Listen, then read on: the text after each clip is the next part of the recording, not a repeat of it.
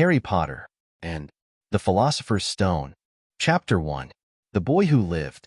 Mr. and Mrs. Dawsley, of number 4, Privet Drive, were proud to say that. They were perfectly normal, thank you very much. They were the last people you'd expect to be involved in anything strange or mysterious, because they just didn't hold with such nonsense. Mr. Dawsley was the director of a firm called Grunnings, which made drills.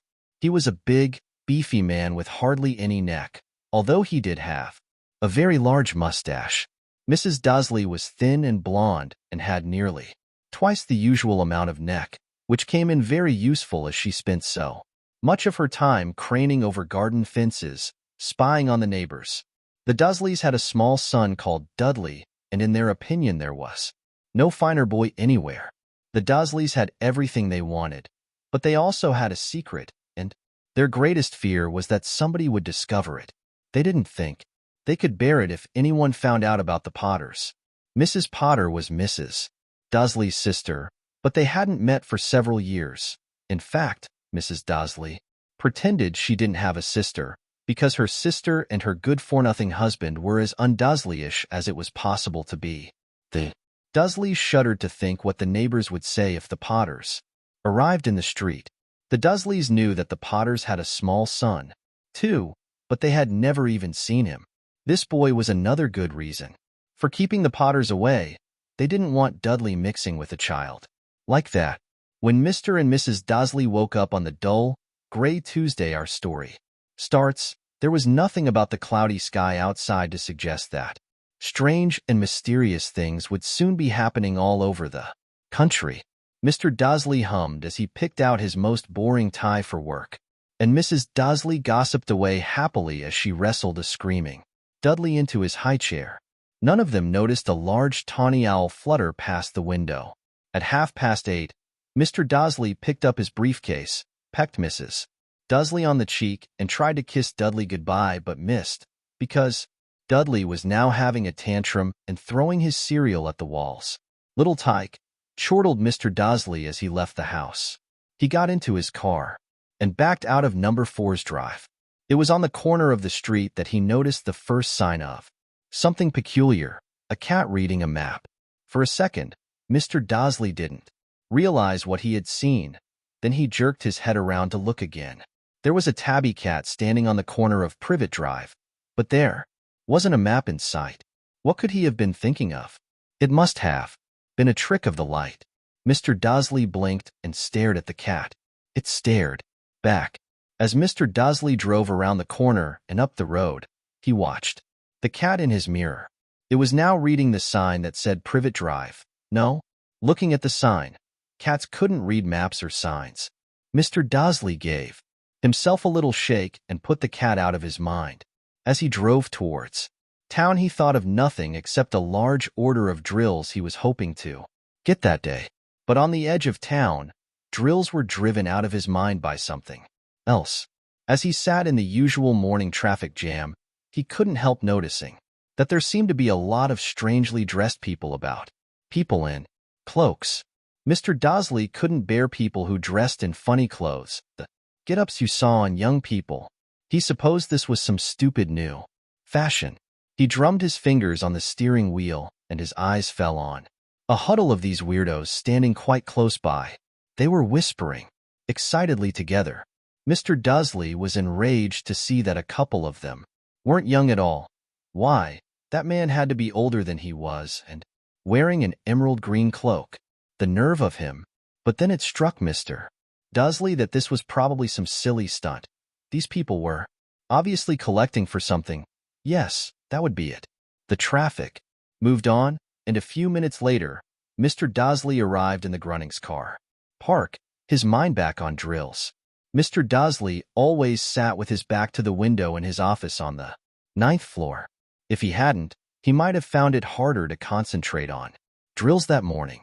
He didn't see the owls swooping past in broad daylight, though people down in the street did. They pointed and gazed open-mouthed as owl after owl sped overhead. Most of them had never seen an owl even at nighttime. Mr. Dawsley, however, had a perfectly normal, owl-free morning. He yelled at 5 different people. He made several important telephone calls and shouted a bit more. He was in a very good mood until lunchtime, when he thought he'd stretch his legs and walk across the road to buy himself a bun from the baker's opposite. He'd forgotten all about the people in cloaks until he passed a group of them next to the baker's. He eyed them angrily as he passed. He didn't know why, but they made him uneasy. This lot were whispering excitedly, too, and he couldn't see a single collecting tin. It was on his way back past them, clutching a large donut in a bag, that he caught a few words of what they were saying. The Potters, that's right, that's what I heard, dash. Yes, their son, Harry, dash. Mr. Dawsley stopped dead. Fear flooded him. He looked back at the whisperers as if he wanted to say something to them, but thought better of it. He dashed back across the road, hurried up to his office, snapped at his secretary not to disturb him, seized his telephone, and had almost finished dialing his home number when he changed his mind. He put the receiver back down and stroked his mustache, thinking, no, he was being stupid. Potter wasn't such an unusual name. He was sure there were lots of people called Potter who had a son called Harry. Come to think of it, he wasn't even sure his nephew was called Harry. He'd never even seen the boy. It might have been Harvey or Harold. There was no point in worrying Mrs. Dawsley. She always got so upset at any mention of her sister. He didn't blame her if he'd had a sister like that, but all the same, those people in cloaks. He found it a lot harder to concentrate on drills that afternoon, and when he left the building at 5 o'clock, he was still so worried that he walked straight into someone just outside the door. Sorry, he grunted, as the tiny old man stumbled and almost fell. It was a few seconds before Mr. Dawsley realized that the man was wearing a violet cloak. He didn't seem at all upset at being almost knocked to the ground. On the contrary, his face split into a wide smile, and he said in a squeaky voice that made passers-by stare, "Don't be sorry, my dear sir, for nothing could upset me today. Rejoice, for you know who is gone at last. Even muggles like yourself should be celebrating this happy day." And the old man hugged Mr. Dawsley around the middle and walked off. Mr. Dawsley stood rooted to the spot. He had been hugged by a complete stranger. He also thought he had been called a muggle, whatever that was. He was rattled. He hurried to his car and set off home, hoping he was imagining things which he had never hoped before, because he didn't approve of imagination. As he pulled into the driveway of number 4, the first thing he saw, and it didn't improve his mood, was the tabby cat he'd spotted that morning. It was now sitting on his garden wall. He was sure it was the same one. It had the same markings around its eyes. "Shoo!" said Mr. Dawsley loudly. The cat didn't move. It just gave him a stern look. Was this normal cat behavior? Mr. Dawsley wondered. Trying to pull himself together, he let himself into the house. He was still determined not to mention anything to his wife. Mrs. Dawsley had had a nice, normal day. She told him over dinner all about Mrs. Next Door's problems with her daughter and how Dudley had learned a new word, shan't. Mr. Dawsley tried to act normally. When Dudley had been put to bed, he went into the living room in time to catch the last report on the evening news. And finally, birdwatchers everywhere have reported that the nation's owls have been behaving very unusually today. Although owls normally hunt at night and are hardly ever seen in daylight, there have been hundreds of sightings of these birds flying in every direction since sunrise. Experts are unable to explain why the owls have suddenly changed their sleeping pattern. The newsreader allowed himself a grin. Most mysterious. And now, over to Jim McGuffin with the weather. Going to be any more showers of owls tonight, Jim? Well, Ted, said the weatherman, I don't know about that, but it's not only the owls that have been acting oddly today. Viewers as far apart as Kent, Yorkshire, and Dundee have been phoning in to tell me that instead of the rain I promised yesterday, they've had a downpour of shooting stars. Perhaps people have been celebrating bonfire night early. It's not until next week, folks. But I can promise a wet night tonight. Mr. Dawsley sat frozen in his armchair. Shooting stars all over Britain? Owls flying by daylight? Mysterious people in cloaks all over the place? And a whisper about the Potters. Mrs. Dawsley came into the living room carrying 2 cups of tea. It was no good. He'd have to say something to her. He cleared his throat nervously. Petunia, dear, you haven't heard from your sister lately, have you? As he had expected, Mrs. Dawsley looked shocked and angry. After all, they normally pretended she didn't have a sister. No, she said sharply. Why? Funny stuff on the news, Mr. Dawsley mumbled. Owls shooting stars. And there were a lot of funny-looking people in town today. So, snapped Mrs. Dawsley. Well, I just thought maybe it was something to do with you. No, her lot. Mrs. Dawsley sipped her tea through pursed lips. Mr. Dawsley wondered whether he dared tell her he'd heard the name Potter. He decided he didn't dare. Instead, he said, as casually as he could, their son. He'd be about Dudley's age now, wouldn't he? I suppose so, said Mrs. Dawsley stiffly. What's his name again? Howard, isn't it? Harry. Nasty, common name, if you ask me. Oh, yes, said Mr. Dawsley, his heart sinking horribly. Yes, I quite agree. He didn't say another word on the subject as they went upstairs to bed. While Mrs. Dawsley was in the bathroom, Mr. Dawsley crept to the bedroom window and peered down into the front garden. The cat was still there. It was staring down Privet Drive as though it was waiting for something. Was he imagining things? Could all this have anything to do with the Potters? If it did, if it got out that they were related to a pair of, well, he didn't think he could bear it. The Dursleys got into bed. Mrs. Dawsley fell asleep quickly, but Mr. Dawsley lay awake, turning it all over in his mind. His last, comforting thought before he fell asleep was that even if the Potters were involved, there was no reason for them to come near him and Mrs. Dawsley. The Potters knew very well what he and Petunia thought about them and their kind. He couldn't see how he and Petunia could get mixed up in anything that might be going on. He yawned and turned over. It couldn't affect them. How very wrong he was. Mr. Dawsley might have been drifting into an uneasy sleep, but the cat on the wall outside was showing no sign of sleepiness. It was sitting as still as a statue, its eyes fixed unblinkingly on the far corner of Privet Drive. It didn't so much as quiver when a car door slammed in the next street, nor when 2 owls swooped overhead. In fact, it was nearly midnight before the cat moved at all. A man appeared on the corner the cat had been watching, appeared so suddenly and silently you'd have thought he'd just popped out of the ground. The cat's tail twitched and its eyes narrowed. Nothing like this man had ever been seen in Privet Drive. He was tall, thin, and very old, judging by the silver of his hair and beard, which were both long enough to tuck into his belt.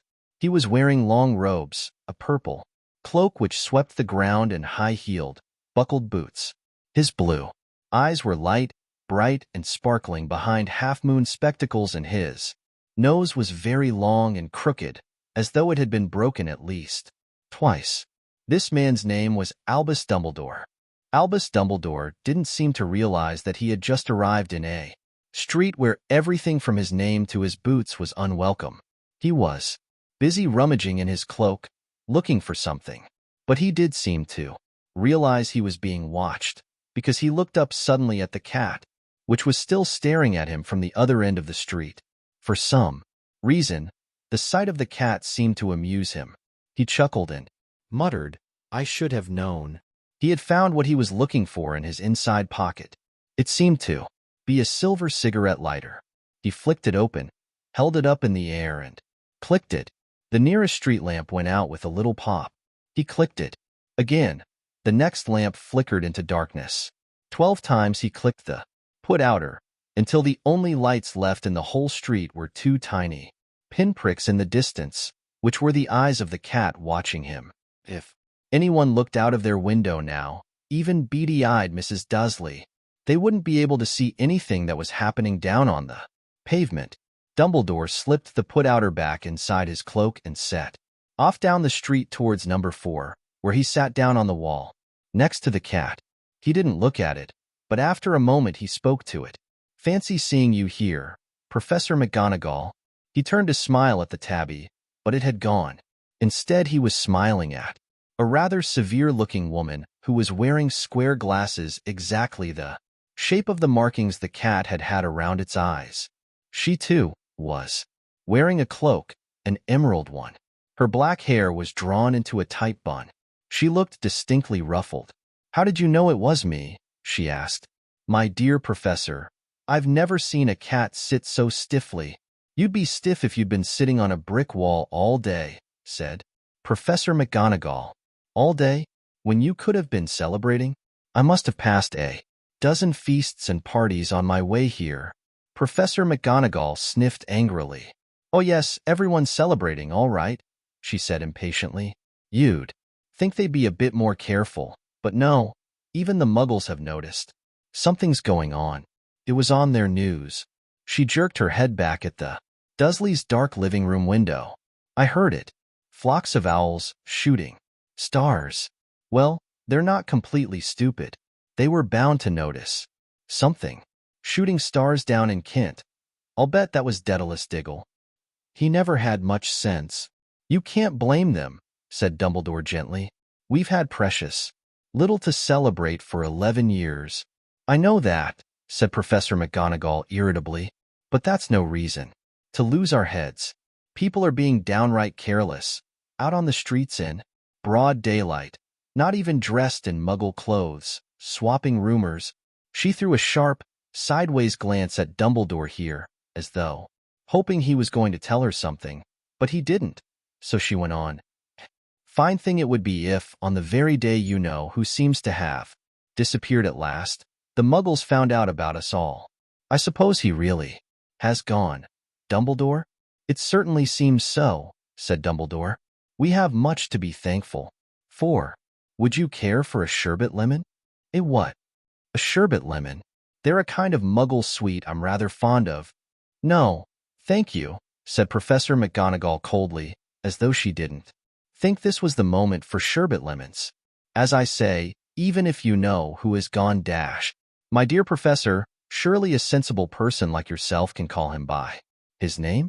All this you-know-who nonsense. For 11 years I have been trying to persuade people to call him by his proper name.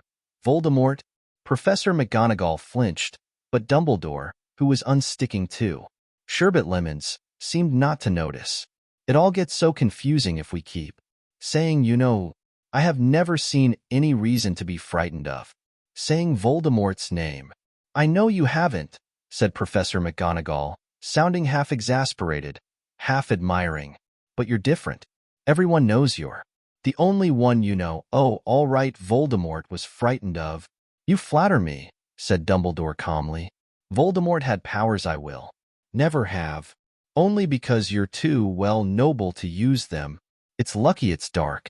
I haven't blushed so much since Madame Pomfrey told me she liked my new earmuffs." Professor McGonagall shot a sharp look at Dumbledore and said, "The owls are nothing to the rumors that are flying around. You know what everyone's saying? About why he's disappeared. About what finally stopped him."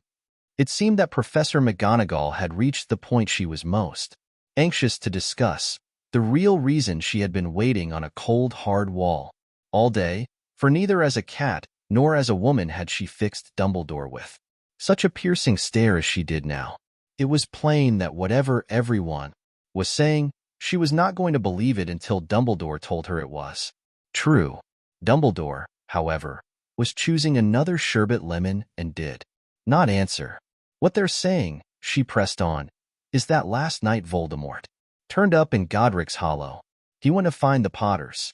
The rumor is that Lily and James Potter that they're dead." Dumbledore bowed his head. Professor McGonagall gasped. "Lily and James? I can't believe it. I didn't want to believe it." "Oh, Albus." Dumbledore reached out and patted her on the shoulder. "I know. I know," he said heavily. Professor McGonagall's voice trembled as she went on. "That's not all. They're saying he tried to kill the Potter's son, Harry. But he couldn't. He couldn't kill that little boy. No one knows why or how, but they're saying that when he couldn't kill Harry Potter, Voldemort's power somehow broke. And that's why he's gone. Dumbledore nodded glumly. It's true, faltered Professor McGonagall. After all he's done, all the people he's killed, he couldn't kill a little boy? It's just astounding. Of all the things to stop him, but how in the name of heaven did Harry survive? We can only guess, said Dumbledore. We may never know. Professor McGonagall pulled out a lace handkerchief and dabbed at her eyes beneath her spectacles.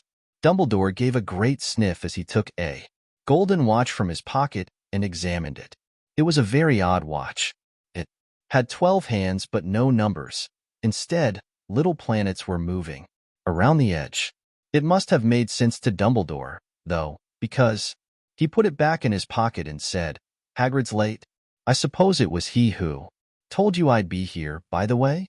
Yes, said Professor McGonagall, and I don't suppose you're going to tell me why you're here of all places. I've come to bring Harry to his aunt and uncle. They're the only family he has left now. You can't mean the people who live here, cried Professor McGonagall, jumping to her feet and pointing at number 4. Dumbledore, you can't. I've been watching them all day. You couldn't find 2 people who are less like us. And they've got this son. I saw him kicking his mother all the way up the street, screaming for sweets. Harry Potter, come and live here. It's the best place for him, said Dumbledore firmly. His aunt and uncle will be able to explain everything to him when he's older. I've written them a letter. A letter? Repeated Professor McGonagall faintly, sitting back down on the wall. Really, Dumbledore, you think you can explain all this in a letter? These people will never understand him. He'll be famous, a legend. I wouldn't be surprised if today was known as Harry Potter Day in future. There will be books written about Harry. Every child in our world will know his name. Exactly, said Dumbledore, looking very seriously over the top of his half-moon glasses. It would be enough to turn any boy's head. Famous. Before he can walk and talk. Famous for something he won't even remember. Can't you see how much better off he'll be, growing up away from all that until he's ready to take it? Professor McGonagall opened her mouth, changed her mind, swallowed, and then said, Yes, you're right, of course. But how is the boy getting here, Dumbledore? She eyed his cloak suddenly as though she thought he might be hiding Harry underneath it. Hagrid's bringing him. You think it wise to trust Hagrid with something as important as this? I would trust Hagrid with my life, said Dumbledore. I'm not saying his heart isn't in the right place, said Professor McGonagall grudgingly, but you can't pretend he's not careless. He does tend to. What was that? A low rumbling sound had broken the silence around them. It grew steadily louder as they looked up and down the street for some sign of a headlight. It swelled to a roar as they both looked up at the sky, and a huge motorbike fell out of the air and landed on the road in front of them. If the motorbike was huge, it was nothing to the man sitting astride it. He was almost twice as tall as a normal man and at least 5 times as wide. He looked simply too big to be allowed, and so wild, long tangles of bushy black hair and beard hid most of his face. He had hands the size of dustbin lids, and his feet in their leather boots were like baby dolphins. In his vast, muscular arms he was holding a bundle of blankets. Hagrid, said Dumbledore, sounding relieved. At last. And where did you get that motorbike? Borrowed it, Professor Dumbledore, sir, said the giant, climbing carefully off the motorbike as he spoke. Young Sirius Black lent it me. I've got him, sir. No problems. Were there? No, sir. House was almost destroyed, but I got him out all right before the muggles started swarming around. He fell asleep as we was flying over Bristol. Dumbledore and Professor McGonagall bent forward over the bundle of blankets. Inside, just visible, was a baby boy, fast asleep. Under a tuft of jet-black hair over his forehead they could see a curiously shaped cut, like a bolt of lightning. Is that where Dash? Whispered Professor McGonagall. Yes, said Dumbledore. He'll have that scar forever. Couldn't you do something about it, Dumbledore? Even if I could, I wouldn't. Scars can come in useful. I have one myself, above my left knee, which is a perfect map of the London Underground. Well, give him here, Hagrid. We'd better get this over with. Dumbledore took Harry in his arms and turned towards the Dursleys' house. Could I say goodbye to him, sir? Asked Hagrid. He bent his great, shaggy head over Harry and gave him what must have been a very scratchy, whiskery kiss. Then, suddenly, Hagrid let out a howl, like a wounded dog. Sure, hissed Professor McGonagall. You'll wake the Muggles. Sorry, sobbed Hagrid, taking out a large spotted handkerchief and burying his face in it. But I can't stand it. Lily and James dead. Poor little Harry off to live with Muggles dash. Yes, it's all very sad. But get a grip on yourself, Hagrid, or we'll be found, Professor McGonagall whispered, patting Hagrid gingerly on the arm as Dumbledore stepped over the low garden wall and walked to the front door. He laid Harry gently on the doorstep, took a letter out of his cloak, tucked it inside Harry's blankets, and then came back to the other two. For a full minute, the three of them stood and looked at the little bundle. Hagrid's shoulders shook. Professor McGonagall blinked furiously, and the twinkling light that usually shone from Dumbledore's eyes seemed to have gone out. Well, said Dumbledore finally, that's that. We've no business staying here. We may as well go and join the celebrations. Yeah, said Hagrid in a very muffled voice. I'd best get this bike away. Good night, Professor McGonagall. Professor Dumbledore, sir. Wiping his streaming eyes on his jacket sleeve, Hagrid swung himself on to the motorbike and kicked the engine into life. With a roar it rose into the air and off into the night. I shall see you soon, I expect, Professor McGonagall, said Dumbledore, nodding to her. Professor McGonagall blew her nose in reply. Dumbledore turned and walked back down the street. On the corner he stopped and took out the silver put-outer. He clicked it once and 12 balls of light sped back to their street lamps so that Privet Drive glowed suddenly orange, and he could make out a tabby cat slinking around the corner at the other end of the street. He could just see the bundle of blankets on the step of number 4.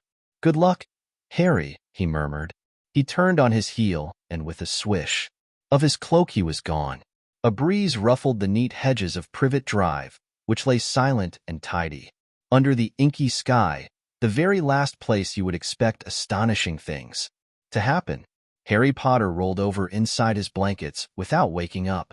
One small hand closed on the letter beside him, and he slept on, not knowing he was special, not knowing he was famous, not knowing he would be woken in a few hours' time by Mrs. Dursley's scream as she opened the front door to put out the milk bottles, nor that he would spend the next few weeks being prodded and pinched by his cousin Dudley.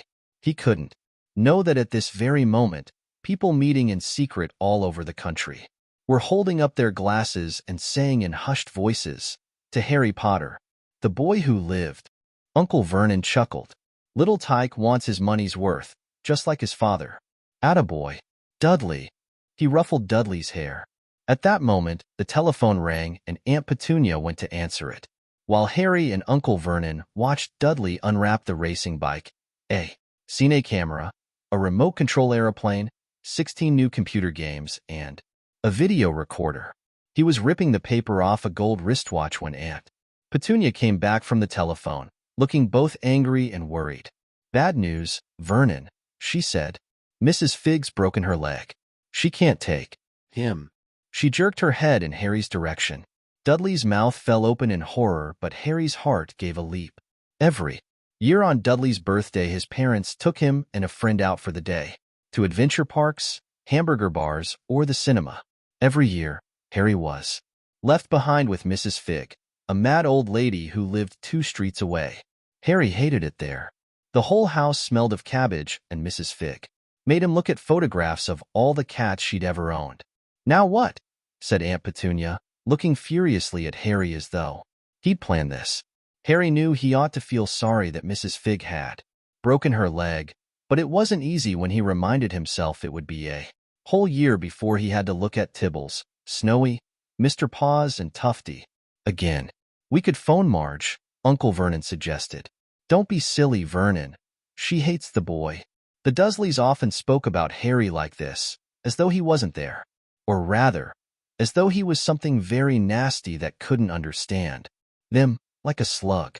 What about what's her name, your friend, Yvonne? On holiday in Majorca, snapped Aunt Petunia.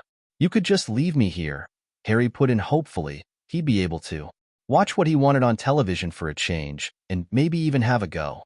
On Dudley's computer, Aunt Petunia looked as though she'd just swallowed a lemon. And come back and find the house in ruins, she snarled. I won't blow up the house, said Harry, but they weren't listening. I suppose we could take him to the zoo, said Aunt Petunia slowly, and leave him in the car. That car's new. He's not sitting in it alone. Dudley began to cry loudly. In fact, he wasn't really crying. It had been years since he'd really cried. But he knew that if he screwed up his face and wailed, his mother would give him anything he wanted. Dinky Duddydums, don't cry. Mummy won't let him spoil your special day, she cried, flinging her arms around him. I don't want him, Teddy, to come. Dudley yelled between huge, pretend sobs. He always spoils everything. He shot Harry a nasty grin through the gap in his mother's arms. Just then, the doorbell rang. Oh, good Lord. They're here, said Aunt Petunia frantically, and a moment later, Dudley's best friend, Piers Polkiss, walked in with his mother. Piers was a scrawny boy with a face like a rat. He was usually the one who held people's arms behind their backs while Dudley hit them. Dudley stopped pretending to cry at once. Half an hour later, Harry, who couldn't believe his luck, was sitting in the back of the Dursleys' car with Piers and Dudley on the way to the zoo for the first time in his life. His aunt and uncle hadn't been able to think of anything else to do with him, but before they'd left, Uncle Vernon had taken Harry aside. I'm warning you, he had said, putting his large purple face right up close to Harry's. I'm warning you now, boy, any funny business, anything at all, and you'll be in that cupboard from now until Christmas. I'm not going to do anything, said Harry, honestly. But Uncle Vernon didn't believe him. No one ever did. The problem was, strange things often happened around Harry, and it was just no good telling the Dursleys he didn't make them happen. Once, Aunt Petunia, tired of Harry coming back from the barber's, looking as though he hadn't been at all, had taken a pair of kitchen scissors and cut his hair so short he was almost bald except for his fringe, which she left to hide that horrible scar. Dudley had laughed himself silly at Harry, who spent a sleepless night imagining school the next day, where he was already laughed at for his baggy clothes and sellotaped glasses. Next morning, however, he had got up to find his hair exactly as it had been before Aunt Petunia had sheared it off. He had been given a week in his cupboard for this, even though he had tried to explain that he couldn't explain how it had grown back so quickly. Another time, Aunt Petunia had been trying to force him into a revolting old jumper of Dudley's, brown with orange baubles.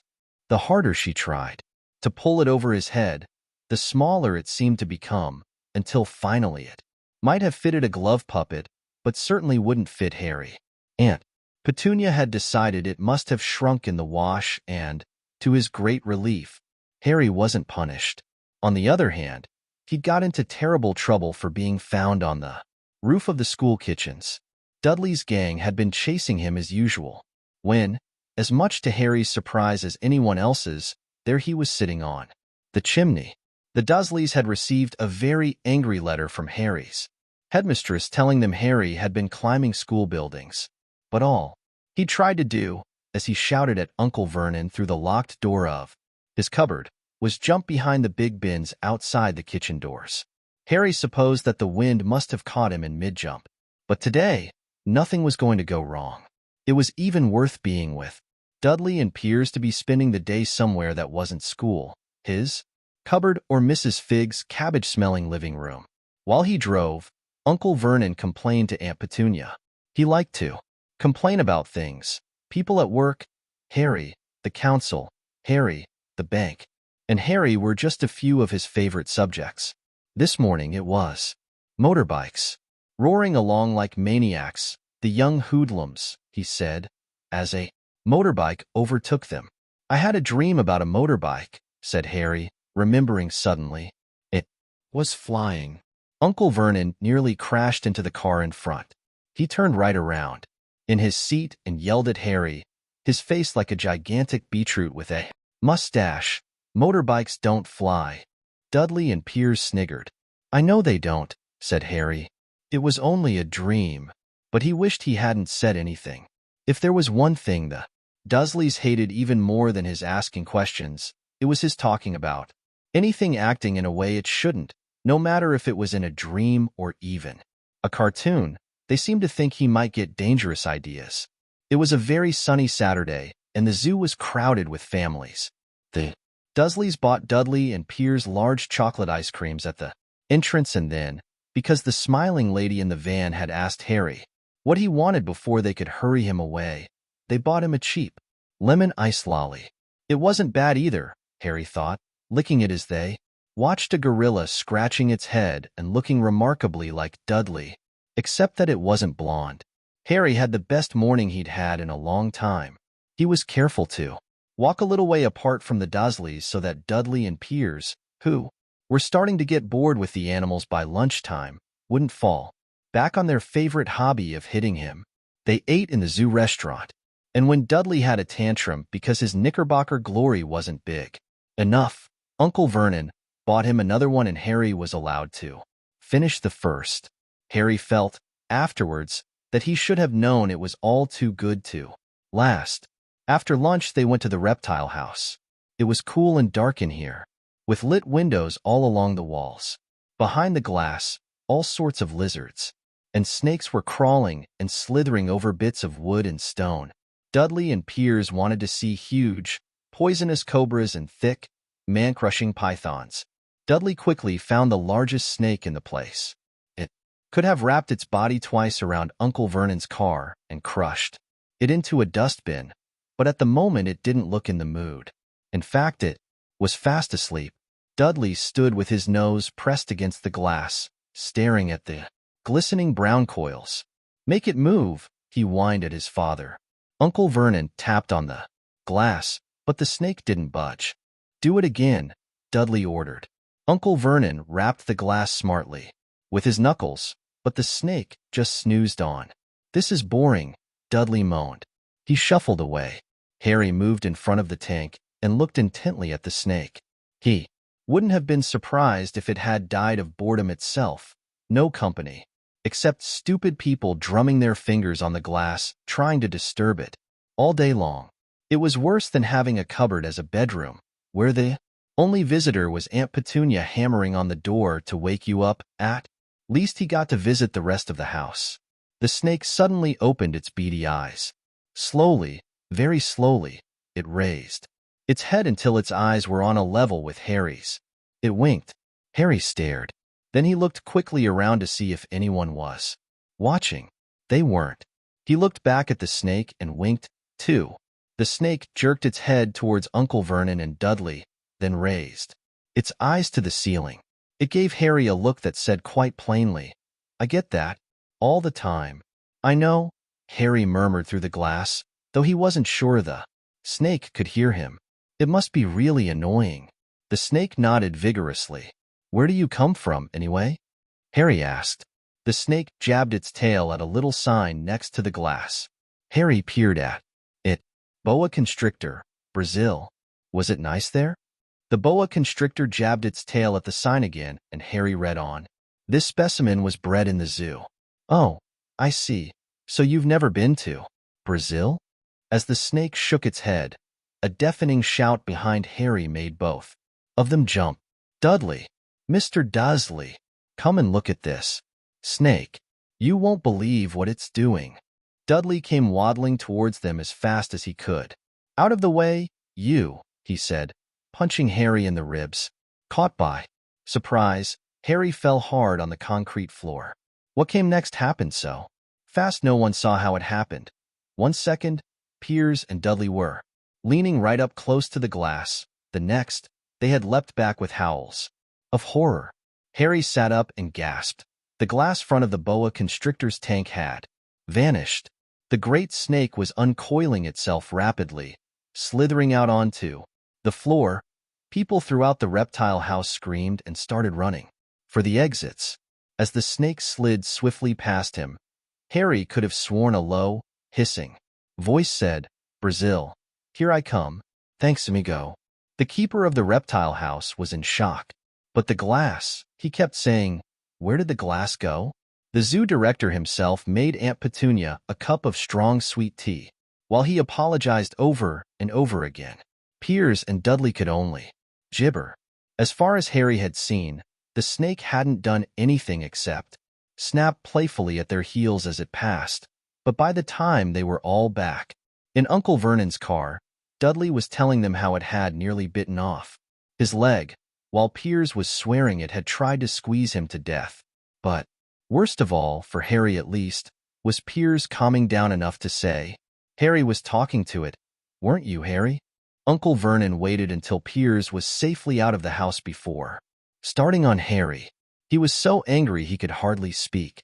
He managed to say, "Go, cupboard, stay, no meals," before he collapsed into a chair, and Aunt Petunia had to run and get him a large brandy. Harry lay in his dark cupboard much later, wishing he had a watch.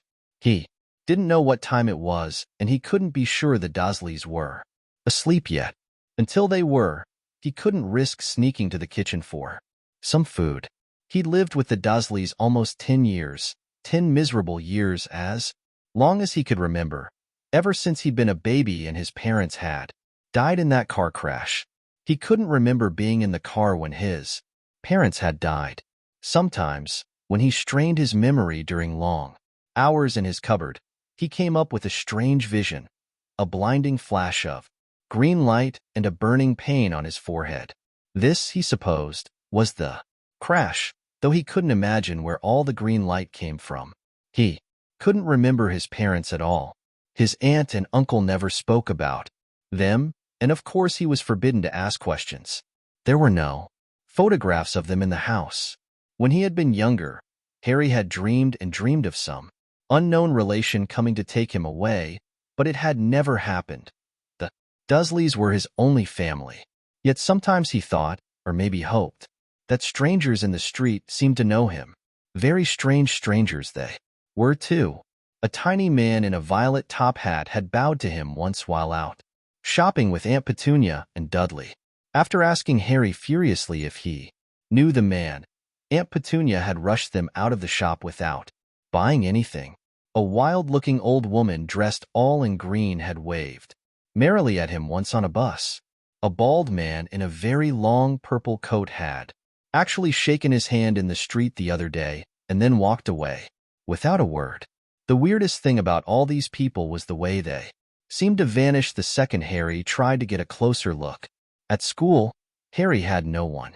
Everybody knew that Dudley's gang hated that odd Harry Potter in his baggy old clothes and broken glasses, and nobody liked to disagree with Dudley's gang. Chapter 3. The Letters from No One. The escape of the Brazilian boa constrictor earned Harry his longest ever punishment. By the time he was allowed out of his cupboard again, the summer holidays had started and Dudley had already broken his new cinecamera, crashed his remote control aeroplane, and, first time on his racing bike, knocked down old Mrs. Figg as she crossed Privet Drive on her crutches.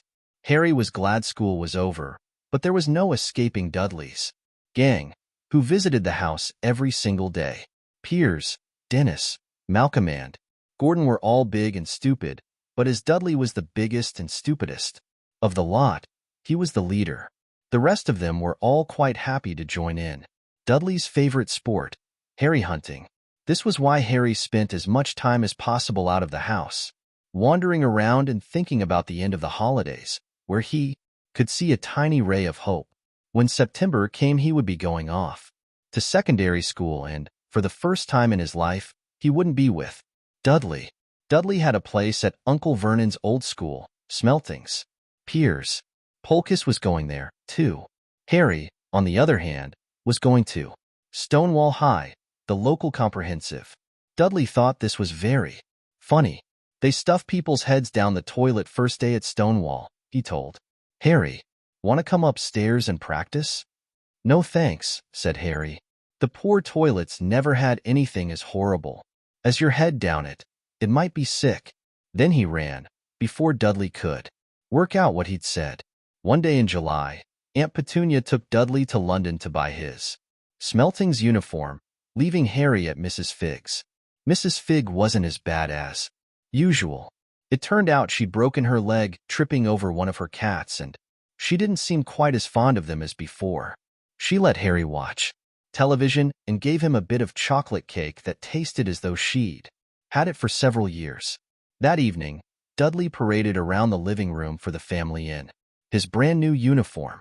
Smelting's boys wore maroon tailcoats, orange knickerbockers, and flat straw hats called boaters. They also carried knobbly sticks, used for hitting each other while the teachers weren't looking. This was supposed to be good training for later life. As he looked at Dudley in his new knickerbockers, Uncle Vernon said gruffly that it was the proudest moment of his life. Aunt Petunia burst into tears and said she couldn't believe it was her ickle Dudleykins. He looked so handsome and grown up. Harry didn't trust himself to speak. He thought 2 of his ribs might already have cracked from trying not to laugh. There was a horrible smell in the kitchen next morning when Harry went in for breakfast. It seemed to be coming from a large metal tub in the sink. He went to have a look. The tub was full of what looked like dirty rags, swimming in gray water. "What's this?" he asked Aunt Petunia. Her lips tightened as they always did if he dared to ask a question. "Your new school uniform," she said. Harry looked in the bowl again. "Oh," he said. "I didn't realize it had to be so wet." "Don't be stupid," snapped Aunt Petunia. "I'm dyeing some of Dudley's old things gray for you. It'll look just like everyone else's when I've finished." Harry seriously doubted this, but thought it best not to argue. He sat down at the table and tried not to think about how he was going to look on his first day at Stonewall High, like he was wearing bits of old elephant skin, probably. Dudley and Uncle Vernon came in, both with wrinkled noses because of the smell from Harry's new uniform. Uncle Vernon opened his newspaper, as usual, and Dudley banged his smelting stick, which he carried everywhere, on the table. They heard the click of the letterbox and flop of letters on the doormat. "Get the post, Dudley," said Uncle Vernon from behind his paper. "Make Harry get it. Get the post, Harry. Make Dudley get it. Poke him with your smelting stick, Dudley." Harry dodged the smelting stick and went to get the post. 3 things lay on the doormat. A postcard from Uncle Vernon's sister Marge, who was holidaying on the Isle of Wight, a brown envelope that looked like a bill, and a letter for Harry. Harry picked it up and stared at it, his heart twanging like a giant elastic band. No one, ever, in his whole life, had written to him. Who would? He had no friends, no other relatives. He didn't belong to the library, so he'd never even got rude notes asking for books back. Yet here it was, a letter, addressed so plainly there could be no mistake. Mr. H. Potter, the cupboard under the stairs. 4 Privet Drive, Little Whinging, Surrey. The envelope was thick and heavy, made of yellowish parchment, and the address was written in emerald green ink. There was no stamp. Turning the envelope over, his hand trembling, Harry saw a purple wax seal bearing a coat of arms, a lion, an eagle, a badger, and a snake, surrounding a large letter H. "Hurry up, boy," shouted Uncle Vernon from the kitchen. "What are you doing? Checking for letter bombs?" He chuckled at his own joke. Harry went back to the kitchen, still staring at his letter. He handed Uncle Vernon the bill and the postcard, sat down, and slowly began to open the yellow envelope. Uncle Vernon ripped open the bill, snorted in disgust, and flipped over the postcard. "Marge is ill," he informed Aunt Petunia. "Ate a funny whelk." "Dad," said Dudley suddenly. "Dad, Harry's got something." Harry was on the point of unfolding his letter, which was written on the same heavy parchment as the envelope, when it was jerked sharply out of his hand by Uncle Vernon. "That's mine," said Harry, trying to snatch it back. "Who'd be writing to you?" sneered Uncle Vernon, shaking the letter. open with one hand and glancing at it. His face went from red to green, faster than a set of traffic lights. And it didn't stop there. Within seconds it was the grayish white of old porridge. P.P. Petunia, he gasped. Dudley tried to grab the letter to read it, but Uncle Vernon held it high, out of his reach. Aunt Petunia took it curiously and read the first line. For a moment it looked as though she might faint. She clutched her throat and made a choking noise. Vernon. Oh my goodness, Vernon. They stared at each other, seeming to have forgotten that Harry and Dudley were still in the room. Dudley wasn't used to being ignored. He gave his father a sharp tap on the head with his smelting stick. I want to read that letter, he said loudly. I want to read it, said Harry furiously, as it's mine. Get out, both of you, croaked Uncle Vernon, stuffing the letter back inside its envelope. Harry didn't move. I want my letter, he shouted. Let me see it, demanded Dudley. Out, roared Uncle Vernon, and he took both Harry and Dudley by the scruffs of their necks and threw them into the hall, slamming the kitchen door behind them. Harry and Dudley promptly had a furious but silent fight over who would listen at the keyhole. Dudley won, so Harry, his glasses dangling from one ear, lay flat on his stomach to listen at the crack between door and floor. Vernon, Aunt Petunia was saying in a quivering voice, look at the address. How could they possibly know where he sleeps? You don't think they're watching the house? Watching, spying, might be following us, muttered Uncle Vernon, wildly.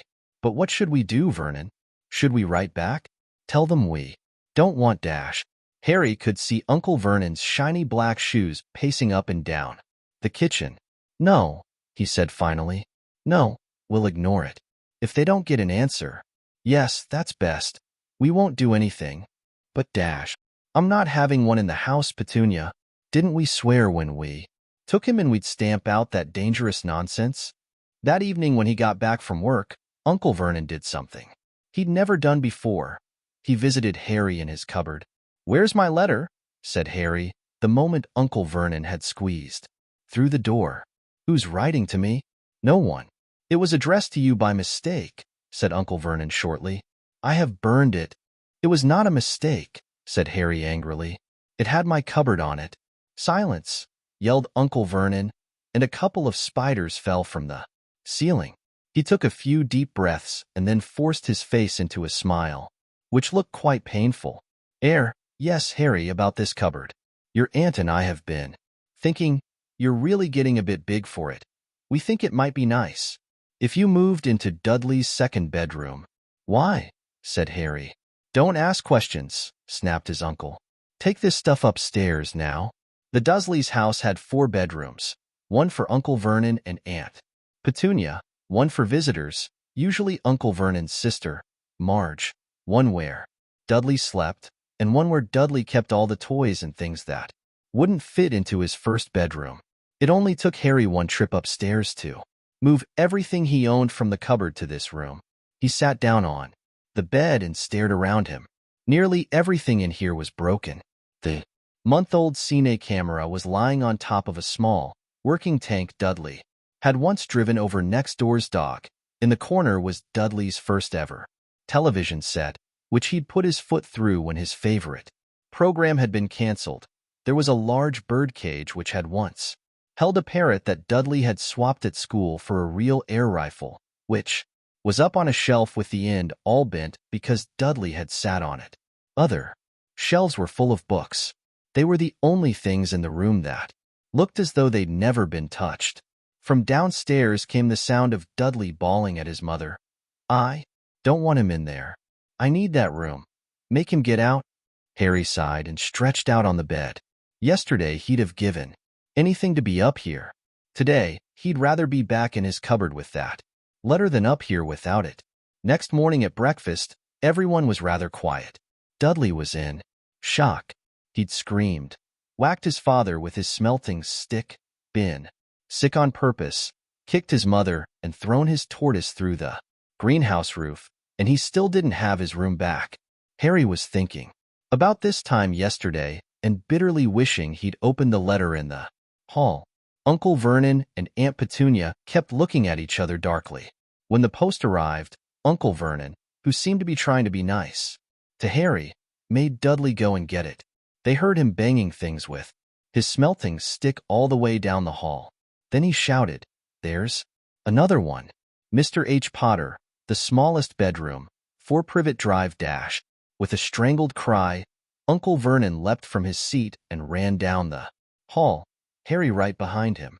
Uncle Vernon had to wrestle Dudley to the ground to get the letter from him, which was made difficult by the fact that Harry had grabbed Uncle Vernon around the neck from behind. After a minute of confused fighting, in which everyone got hit a lot by the smelting stick, Uncle Vernon straightened up, gasping for breath, with Harry's letter clutched in his hand. "Go to your cupboard. I mean your bedroom," he wheezed at Harry. "Dudley, go, just go." Harry walked round and round his new room. Someone knew he had moved out of his cupboard, and they seemed to know he hadn't received his first letter. Surely that meant they'd try again? And this time he'd make sure. They didn't fail. He had a plan. Asterisk. The repaired alarm clock rang at 6 o'clock the next morning. Harry turned it off quickly and dressed silently. He mustn't wake the Dursleys. He stole downstairs without turning on any of the lights. He was going to wait for the postman on the corner of Privet Drive and get the letters for number 4 first. His heart hammered as he crept across the dark hall towards the front door. Aerf! Harry leapt into the air. He'd trodden on something big and squashy on the doormat, something alive. Lights clicked on upstairs, and to his horror Harry realized that the big, squashy something had been his uncle's face. Uncle Vernon had been lying at the foot of the front door in a sleeping bag, clearly making sure that Harry didn't do exactly what he'd been trying to do. He shouted at Harry for about half an hour and then told him to go and make a cup of tea. Harry shuffled miserably off into the kitchen, and by the time he got back, the post had arrived, right into Uncle Vernon's lap. Harry could see 3 letters, addressed in green ink. "I want dash," he began, but Uncle Vernon was tearing the letters into pieces before his eyes. Uncle Vernon didn't go to work that day. He stayed at home and nailed up the letterbox. "See," he explained to Aunt Petunia through a mouthful of nails, "if they can't deliver them, they'll just give up." "I'm not sure that'll work, Vernon." "Oh, these people's minds work in strange ways, Petunia. They're not like you and me," said Uncle Vernon, trying to knock in a nail with the piece of fruitcake Aunt Petunia had just brought him. Asterisk. On Friday, no fewer than 12 letters arrived for Harry. As they couldn't go through the letterbox, they had been pushed under the door, slotted through the sides, and a few even forced through the small window in the downstairs toilet. Uncle Vernon stayed at home again. After burning all the letters, he got out a hammer and nails and boarded up the cracks around the front and back doors so no one could go out. He hummed Tiptoe Through the Tulips as he worked and jumped at small noises. Asterisk. On Saturday, things began to get out of hand. 24 letters to Harry found their way into the house, rolled up and hidden inside each of the 2 dozen eggs that their very confused milkman had handed Aunt Petunia through the living room window. While Uncle Vernon made furious telephone calls to the post office and the dairy trying to find someone to complain to, Aunt Petunia shredded the letters in her food mixer. "Who on earth wants to talk to you this badly?" Dudley asked Harry in amazement. Asterisk. On Sunday morning, Uncle Vernon sat down at the breakfast table looking tired and rather ill, but happy. No post on Sundays, he reminded them happily as he spread marmalade on his newspapers. "No damn letters today, dash." Something came whizzing down the kitchen chimney as he spoke and caught him sharply on the back of the head. Next moment, 30 or 40 letters came pelting out of the fireplace like bullets. The Dursleys ducked, but Harry leapt into the air trying to catch one. "Out! Out!" Uncle Vernon seized Harry around the waist and threw him into the hall. When Aunt Petunia and Dudley had run out with their arms over their faces, Uncle Vernon slammed the door shut. They could hear the letters still streaming into the room, bouncing off the walls and floor. "That does it," said Uncle Vernon, trying to speak calmly but pulling great tufts out of his mustache at the same time. I want you all back here. In 5 minutes, ready to leave. We're going away. Just pack some clothes. No arguments. He looked so dangerous with half his mustache missing that no one dared argue. 10 minutes later, they had wrenched their way through the boarded-up doors and were in the car, speeding towards the motorway. Dudley was sniffling in the back seat. His father had hit him round the head for holding them up while he tried to pack his television, video, and computer in his sports bag. They drove, and they drove. Even Aunt Petunia didn't dare ask where they were going. Every now and then Uncle Vernon would take a sharp turning and drive in the opposite direction for a while. Shake him off, he would mutter whenever he did this. They didn't stop to eat or drink all day. By nightfall, Dudley was howling. He'd never had such a bad day in his life. He was hungry. He'd missed 5 television programs he'd wanted to see, and he'd never gone so long without blowing up an alien on his computer.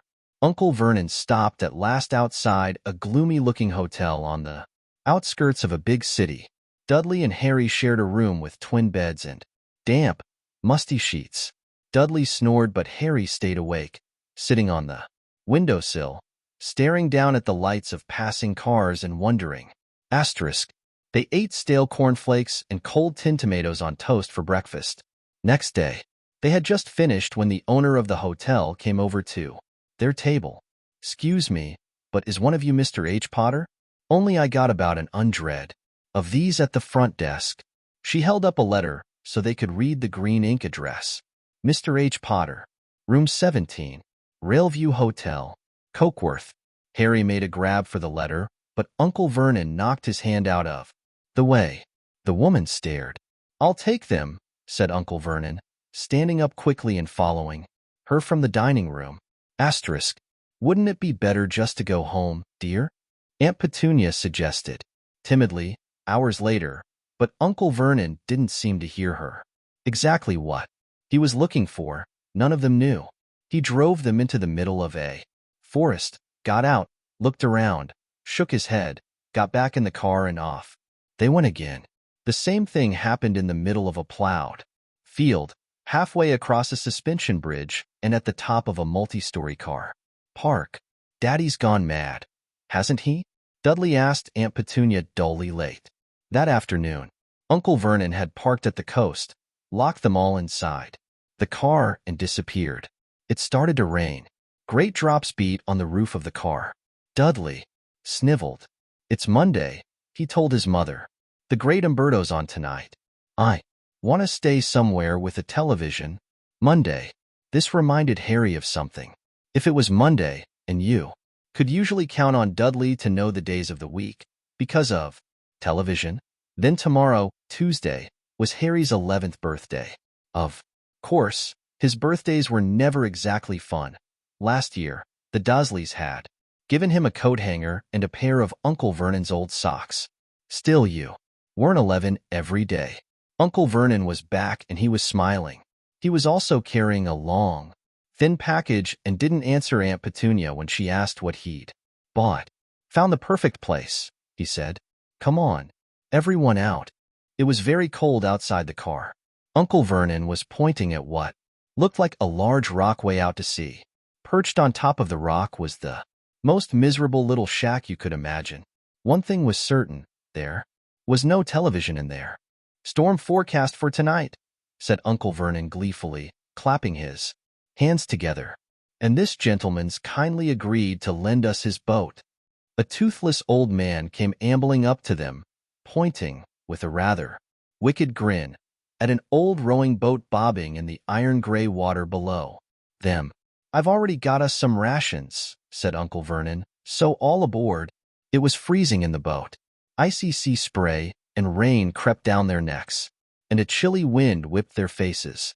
After what seemed like hours, they reached the rock, where Uncle Vernon, slipping and sliding, led the way to the broken-down house. The inside was horrible. It smelled strongly of seaweed. The wind whistled through the gaps in the wooden walls, and the fireplace was damp and empty. There were only 2 rooms. Uncle Vernon's rations turned out to be a packet of crisps each and 4 bananas. He tried to start a fire, but the empty crisp packets just smoked and shriveled up. Could do with some of those letters now, eh? He said cheerfully. He was in a very good mood. Obviously, he thought nobody stood a chance of reaching them here in a storm to deliver post. Harry privately agreed, though the thought didn't cheer him up at all. As night fell, the promised storm blew up around them. Spray from the high waves splattered the walls of the hut, and a fierce wind rattled the filthy windows. Aunt Petunia found a few moldy blankets in the second room and made up a bed for Dudley on the moth-eaten sofa. She and Uncle Vernon went off to the lumpy bed next door, and Harry was left to find the softest bit of floor he could and to curl up under the thinnest, most ragged blanket. The storm raged more and more ferociously as the night went on. Harry couldn't sleep. He shivered and turned over, trying to get comfortable, his stomach rumbling with hunger. Dudley's snores were drowned by the low rolls of thunder that started near midnight.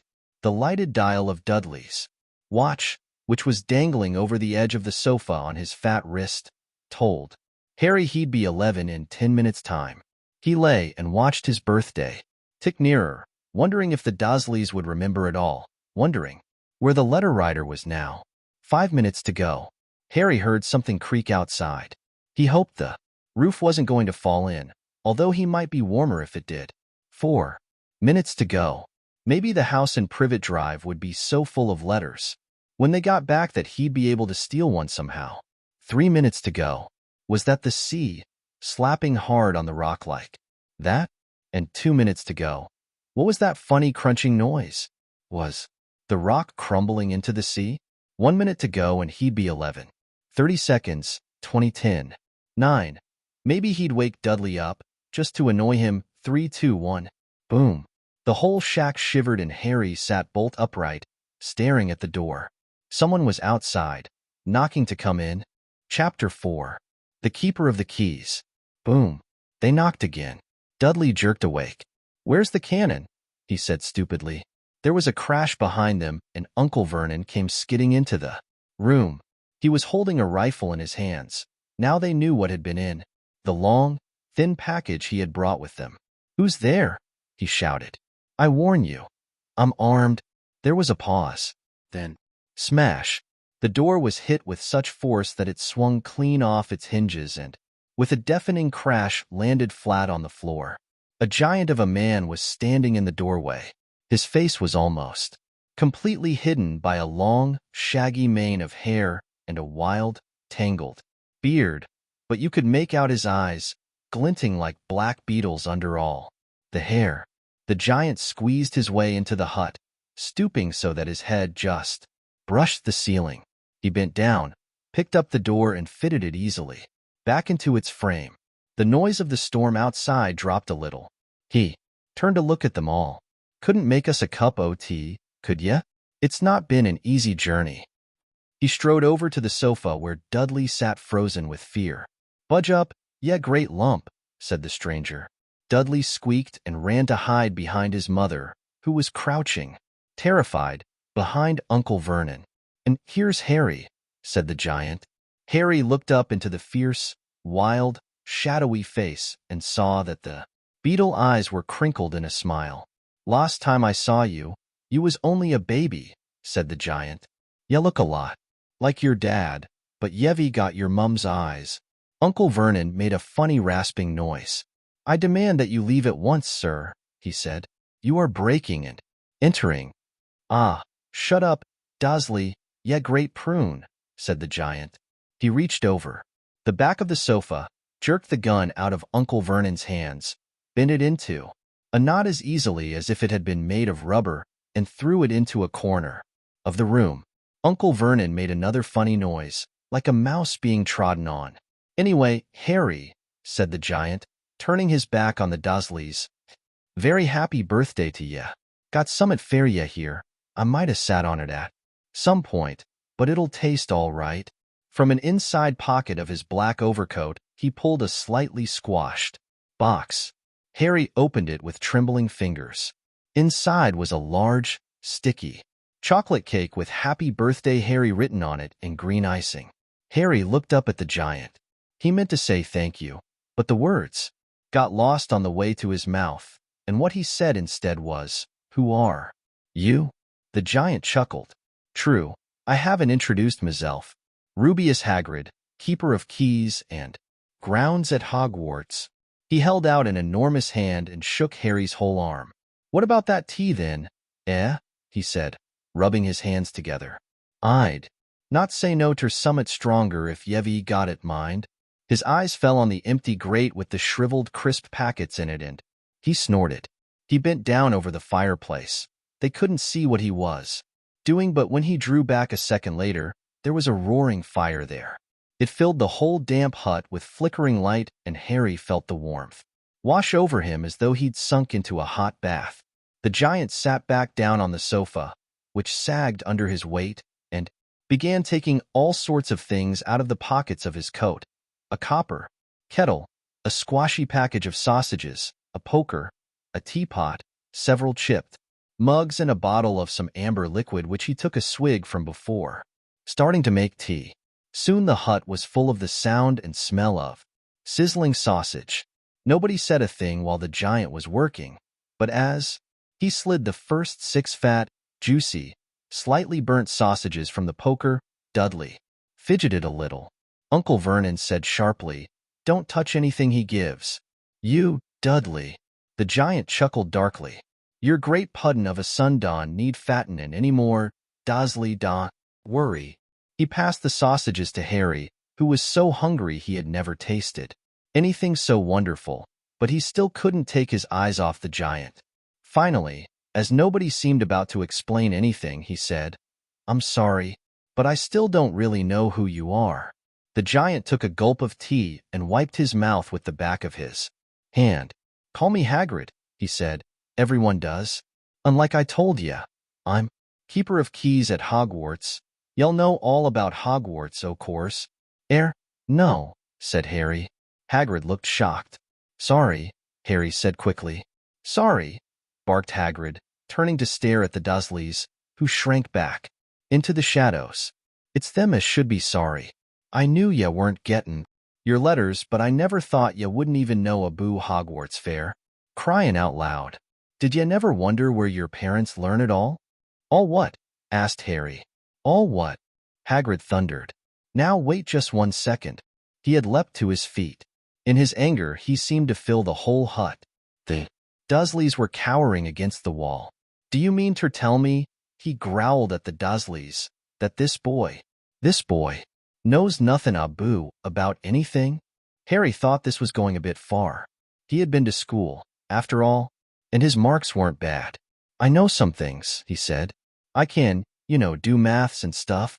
But Hagrid simply waved his hand and said, "About our world. I mean, your world. My world. Your parents' world." "What world?" Hagrid looked as if he was about to explode. "Dursley," he boomed. Uncle Vernon, who had gone very pale, whispered something that sounded like Mimblewimble. Hagrid stared wildly at Harry. "But you must know about your mum and dad," he said. "I mean they're famous. You're famous." "What? My mum and dad weren't famous, were they?" "You don't know. You don't know." Hagrid ran his fingers through his hair, fixing Harry with a bewildered stare. "You don't know what ye are," he said finally. Uncle Vernon suddenly found his voice. "Stop," he commanded. "Stop right there, sir. I forbid you to tell the boy anything." A braver man than Vernon Dursley would have quailed under the furious look Hagrid now gave him. When Hagrid spoke, his every syllable trembled with rage. "You never told him? Never told him what was in the letter Dumbledore left Fairham? I was there. I saw Dumbledore leave it, Dursley. And you've kept it from him all these years?" "Kept what from me?" said Harry eagerly. "Stop. I forbid you," yelled Uncle Vernon in panic. Aunt Petunia gave a gasp of horror. "Ah, go boil your heads, both of ye," said Hagrid. "Harry, you're a wizard." There was silence inside the hut. Only the sea and the whistling wind could be heard. "I'm a what?" gasped Harry. "A wizard, o' course," said Hagrid, sitting back down on the sofa, which groaned and sank even lower. And a thumpin' good un, I'd say, once ye've been trained up a bit. With a mum and dad like yours, what else would ye be? And I reckon it's boo time ye read your letter. Harry stretched out his hand at last to take the yellowish envelope, addressed in emerald green to Mr. H. Potter, the floor, hut on the rock, the sea. He pulled out the letter and read, Hogwarts School of Witchcraft and Wizardry. Headmaster, Albus Dumbledore. Order of Merlin, First Class, Grand Source. CHF Warlock, Supreme. Mugwump, International Confeed of Wizards. Dear Mr. Potter, we are pleased to inform you that you have a place at Hogwarts School of Witchcraft and Wizardry. Please find enclosed a list of all necessary books and equipment. Term begins on September 1st. We await your owl by no later than July 31st. Yours sincerely, Minerva McGonagall, Deputy Headmistress. Questions exploded inside Harry's head like fireworks, and he couldn't decide which to ask first. After a few minutes he stammered, What does it mean? They await my owl? Galloping Gorgons. That reminds me, said Hagrid, clapping a hand to his forehead with enough force to knock over a cart horse, and from yet another pocket inside his overcoat he pulled an owl, a real, live, rather ruffled-looking owl, a long quill and a roll of parchment. With his tongue between his teeth he scribbled a note which Harry could read upside down. Dear Mr. Dumbledore, given Harry his letter, taking him to buy his things tomorrow. Weather's horrible. Hope you're well. Hagrid. Hagrid rolled up the note, gave it to the owl, which clamped it in its beak, went to the door and threw the owl out into the storm. Then he came back and sat down as though this was as normal as talking on the telephone. Harry realized his mouth was open and closed it quickly. Where was I? Said Hagrid, but at that moment, Uncle Vernon, still ashen-faced but looking very angry, moved into the firelight. He's not going, he said. Hagrid grunted. I'd like to see a great muggle like you stop him, he said. A what? Said Harry, interested. A muggle, said Hagrid. It's what we call non-magic folk like them. And it's your bad luck you grew up in a family the biggest muggles I ever laid eyes on. We swore when we took him in we'd put a stop to that rubbish, said Uncle Vernon. Swore we'd stamp it out of him. Wizard indeed. You knew? Said Harry. You knew I'm a wizard? Knew, shrieked Aunt Petunia suddenly. Knew. Of course we knew. How could you not be, my drat sister being what she was? Oh, she got a letter just like that and disappeared off to that school, and came home every holiday with her pockets full of frog spawn, turning teacups into rats. I was the only one who saw her for what she was, a freak. But for my mother and father, oh no, it was Lily this and Lily that they were proud of. Having a witch in the family. She stopped to draw a deep breath and then went ranting on. It seemed she had been wanting to say all this for years. Then she met that Potter at school, and they left and got married and had you, and of course I knew you'd be just the same, just as strange, just as abnormal, and then, if you please, she went and got herself blown up and we got landed with you. Harry had gone very white. As soon as he found his voice he said, Blown up? You told me they died in a car crash. See our crash, roared Hagrid, jumping up so angrily that the Dursleys scuttled back to their corner. How could a car crash kill Lily and James Potter? It's an outrage. A scandal. Harry Potter not knowing his own story, when every kid in our world knows his name. But why? What happened? Harry asked urgently. The anger faded from Hagrid's face. He looked suddenly anxious. I never expected this, he said, in a low, worried voice. I had no idea. When Dumbledore told me there might be trouble getting hold of ya, how much ya didn't know. Harry, I don't know if I'm the right person to tell ya, but someone's gotta. Ya can't go off to Hogwarts not knowing, He threw a dirty look at the Dursleys. Well, it's best ya know as much as I can tell ya, mind. I can't tell ya everything. It's a great mystery, parts of it. He sat down, stared into the fire for a few seconds, and then said, It begins, I suppose, with a person called, but it's incredible ya don't know his name. Everyone in our world knows Dash. Who? Well, I don't like saying the name if I can help it. No one does. Why not? Ghoulpin gargoyles, Harry, people are still scared. Blimey, this is difficult. See, there was this wizard who went bad. As bad as you could go. Worse. Worse than worse. His name was. Hagrid gulped, but no words came out. Could you write it down? Harry suggested. Nah, can't spell it. All right, Voldemort. Hagrid shuddered. Don, make me say it again. Anyway, this wizard, about 20 years ago. Now, started looking fair followers. Got him, too. Some were afraid. Some just wanted a bit o' his power, 'cause he was getting himself power, all. Right. Dark days, Harry. Didn't know who to trust, didn't dare get friendly. With strange wizards or witches. Terrible things happened. He was Taki. Over. Course, some stood up to him. He killed him. Horribly. 1-0. The only safe places left was Hogwarts. Reckon Dumbledore's the only one. You know who was afraid of. Didn't dare try talking the school, not just. Then, anyway. Now, your mum and dad were as good a witch and wizard as I ever knew. Head boy and girl at Hogwarts in their day. Suppose the mystery is why. You know who never tried to get M on his side before, probably knew. They were too close to Dumbledore to want anything to do with the dark side. Maybe he thought he could persuade him. Maybe he just wanted him out of the way. All anyone knows is, he turned up in the village where you was all living on Halloween 10 years ago. You was just a year old. He came to your house and Hagrid suddenly pulled out a very dirty, spotted handkerchief and blew his nose with a sound like a foghorn. Sorry, he said, but it's that sad, knew your mum and dad and nicer people ya couldn't find anyway. You know who killed him. And then, and this is the real mystery of the thing, he tried to kill you, too. Wanted to make a clean job of it, I suppose. Or maybe he just liked killing by then, but he couldn't do it. Never. Wondered how you got that mark on your forehead? That was no ordinary cut. That's what ya get when a powerful, evil curse touches ya. Took care of your mum and dad in your house even, but it didn't work on you. That's why you're famous, Harry. No one ever lived after he decided to kill M. No one except you.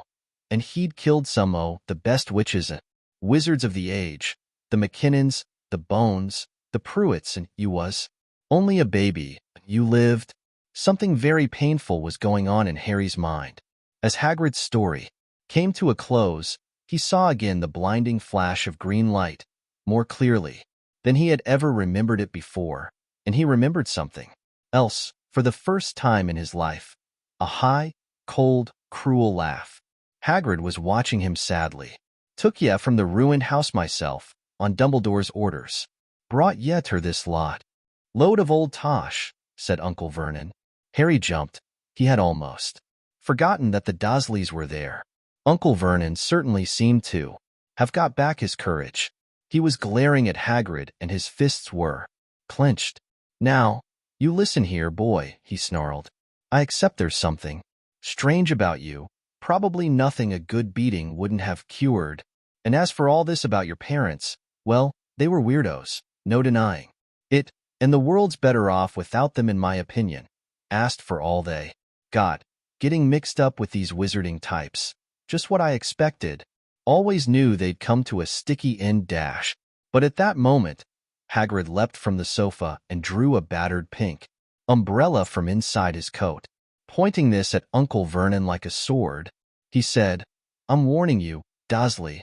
I'm warning you one more word. In danger of being speared on the end of an umbrella by a bearded giant. Uncle Vernon's courage failed again. He flattened himself against the wall and fell silent. That's better, said Hagrid, breathing heavily and sitting back down on the sofa, which this time sagged right down to the floor. Harry, meanwhile, still had questions to ask, hundreds of them. But what happened to Vol, sorry? I mean, you know who? Good question, Harry. Disappeared. Vanished. Same night he tried to kill you. Makes you even more famous. That's the biggest mystery. See, he was getting more and more powerful. Why'd he go? Some say he died. Codswallop, in my opinion. Dunno if he had enough human left in him to die.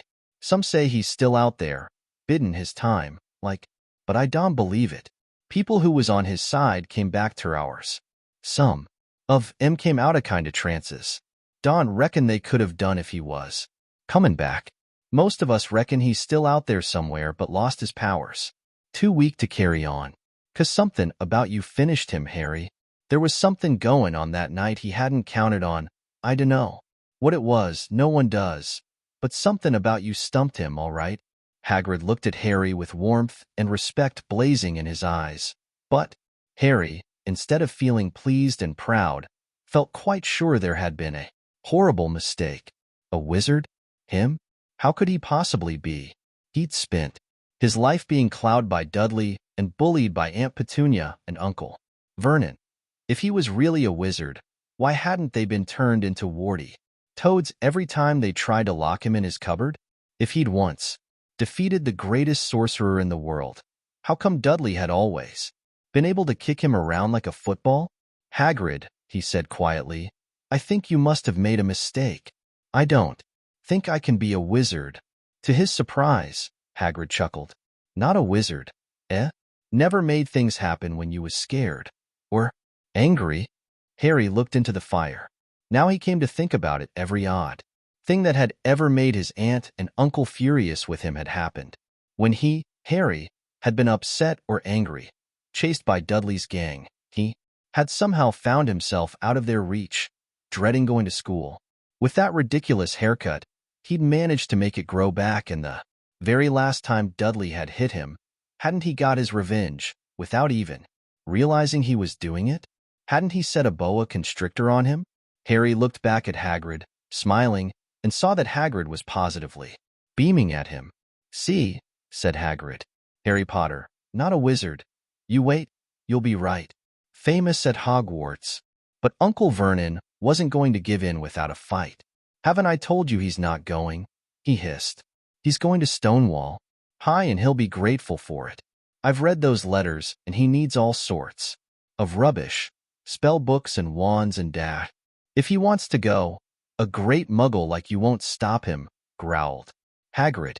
Stop Lillian, James Potter's son, going to Hogwarts. You're mad. His name's been down ever since he was born. He's off to the finest school of witchcraft and wizardry in the world. 7 years there, and he won't know himself. He'll be with youngsters of his own sort, fair a change, and he'll be under the greatest headmaster Hogwarts ever had, Albus Dumbledore. I am not paying for some crackpot old fool to teach him magic tricks, yelled Uncle Vernon. But he had finally gone too far. Hagrid seized his umbrella and whirled it over his head. Never dash, he thundered. Insult Albus Dumbledore in front of me. He brought the umbrella swishing down through the air to point at Dudley. There was a flash of violet light, a sound like a firecracker, a sharp squeal, and next second, Dudley was dancing on the spot with his hands clasped over his fat bottom, howling in pain. When he turned his back on them, Harry saw a curly pig's tail poking through a hole in his trousers. Uncle Vernon roared, pulling Aunt Petunia and Dudley into the other room. He cast one last terrified look at Hagrid and slammed the door behind them. Hagrid looked down at his umbrella and stroked his beard. Shouldn't ha' lost me temper, he said ruefully, but it didn't work anyway. Meant ter turn him into a pig, but I suppose he was so much like a pig. Anyway, there wasn't much left ter do. He cast a sideways look at Harry under his bushy eyebrows. Be grateful if ye didn't mention that ter anyone at Hogwarts, he said. I'm, not supposed ter do magic, strictly speakin'. I was allowed ter do a bit ter follow yan, get your letters to yan, stuff. One o' the reasons I was so keen ter take on the job dash. Why aren't you supposed to do magic? Asked Harry. Oh, well, I was at Hogwarts myself, but I, got expelled, ter tell ya the truth. In me 3rd year, they snapped me wand in half and everything. But Dumbledore let me stay on as gamekeeper. Great man, Dumbledore. Why were you expelled? It's gettin' late, and we've got lots ter do tomorrow, said Hagrid loudly. Gotta get up ter town. Get all your books and that." He took off his thick black coat and threw it to Harry. "You can kip under that," he said. "Don't mind if it wriggles a bit. I think I still got a couple o' dormice in one o' the pockets." Chapter 5. Diagon Alley. Harry woke early the next morning. Although he could tell it was daylight, he kept his eyes shut tight. It was a dream, he told himself firmly. "I dreamed a giant called Hagrid came to tell me I was going to a school for wizards. When I opened my eyes, I'll be at home in my cupboard." There was suddenly a loud tapping noise. "And there's Aunt Petunia knocking on the door," Harry thought, his heart sinking. But he still didn't open his eyes. It had been such a good dream. Tap, tap, tap. "All right," Harry mumbled. "I'm getting up." He sat up and Hagrid's heavy coat fell off him. The hut was full of sunlight. The storm was over. Hagrid himself was asleep on the collapsed sofa, and there was an owl rapping its claw on the window, a newspaper held in its beak. Harry scrambled to his feet, so happy he felt as though a large balloon was swelling inside him. He went straight to the window and jerked it open. The owl swooped in and dropped the newspaper on top of Hagrid, who didn't wake up.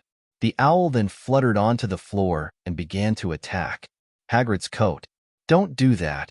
Harry tried to wave the owl out of the way, but it snapped its beak fiercely at him and carried on savaging the coat.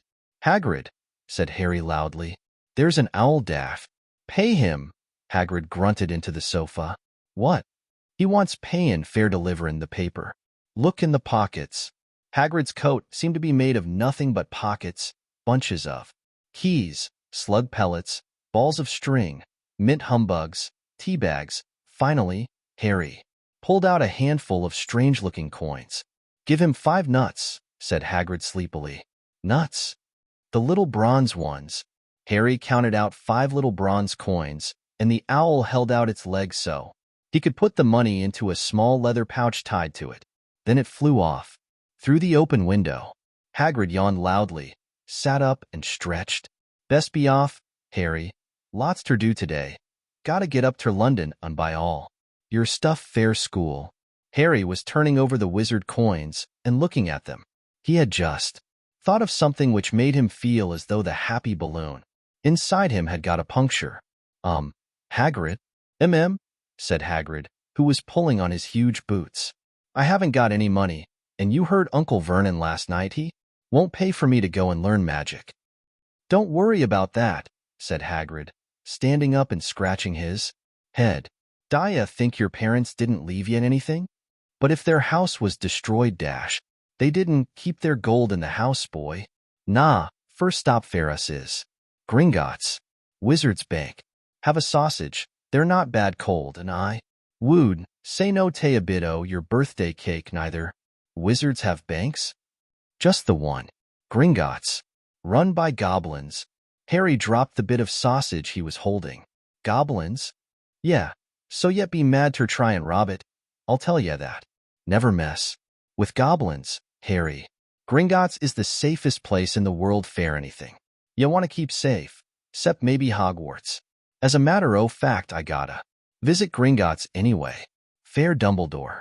Hogwarts business." Hagrid drew himself up proudly. "He usually gets me ter do important stuff for him. Fetchin' you gettin' things from Gringotts. Knows he can trust me, see? Got everything? Come on, then." Harry followed Hagrid out onto the rock. The sky was quite clear now, and the sea gleamed in the sunlight. The boat Uncle Vernon had hired was still there, with a lot of water in the bottom after the storm. "How did you get here?"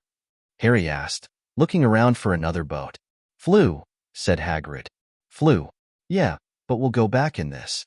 Not as posed to use magic now I've got ya."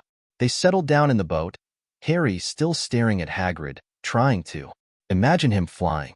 "Seems a shame to row, though," said Hagrid, giving Harry another of his sideways looks. "If I was ter speed things up a bit, would ye mind not mentionin' it at Hogwarts?" "Of course not," said Harry, eager to see more magic. Hagrid pulled out the pink umbrella again, tapped it twice on the side of the boat, and they sped off towards land. "Why would you be mad to try and rob Gringotts?" Harry asked. Spells, enchantments, said Hagrid, unfolding his newspaper as he spoke. They say there's Dragon's Garden, the high-security vaults, and then you gotta find your way. Gringotts is hundreds of miles under London. See, deep under the underground. Yet die of hunger trying to get out, even if yet'd manage to get your hands on summit. Harry sat and thought about this while Hagrid read his newspaper. Daily Prophet. Harry had learnt from Uncle Vernon that people liked to be left alone while they did this, but it was very difficult. He'd never had so many questions in his life.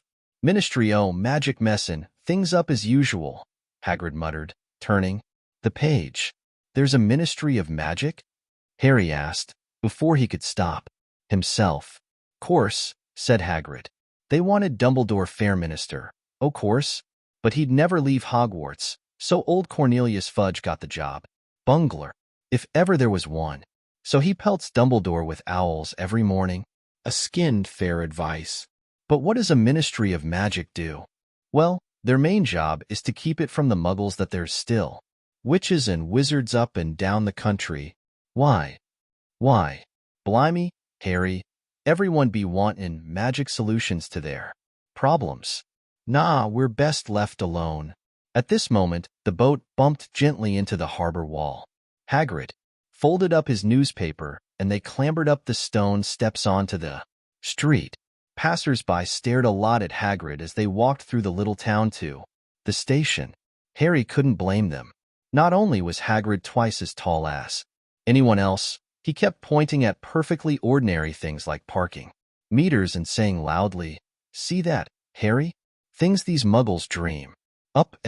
Hagrid, said Harry, panting a bit as he ran to keep up. Did you say there are dragons at Gringotts? Well, so they say, said Hagrid. Crikey, I'd like a dragon. You'd like one? Wanted one ever since I was a kid. Here we go. They had reached the station. There was a train to London in 5 minutes' time. Hagrid, who didn't understand muggle money, as he called it, gave the notes to Harry so he could buy their tickets. People stared more than ever on the train. Hagrid took up 2 seats and sat knitting what looked like a canary yellow circus tent. Still got your letter, Harry? He asked as he counted stitches. Harry took the parchment envelope out of his pocket. Good, said Hagrid. There's a list there of everything you need. Harry unfolded a second piece of paper he hadn't noticed the night before. And read. Hogwarts School of Witchcraft and Wizardry. Uniform.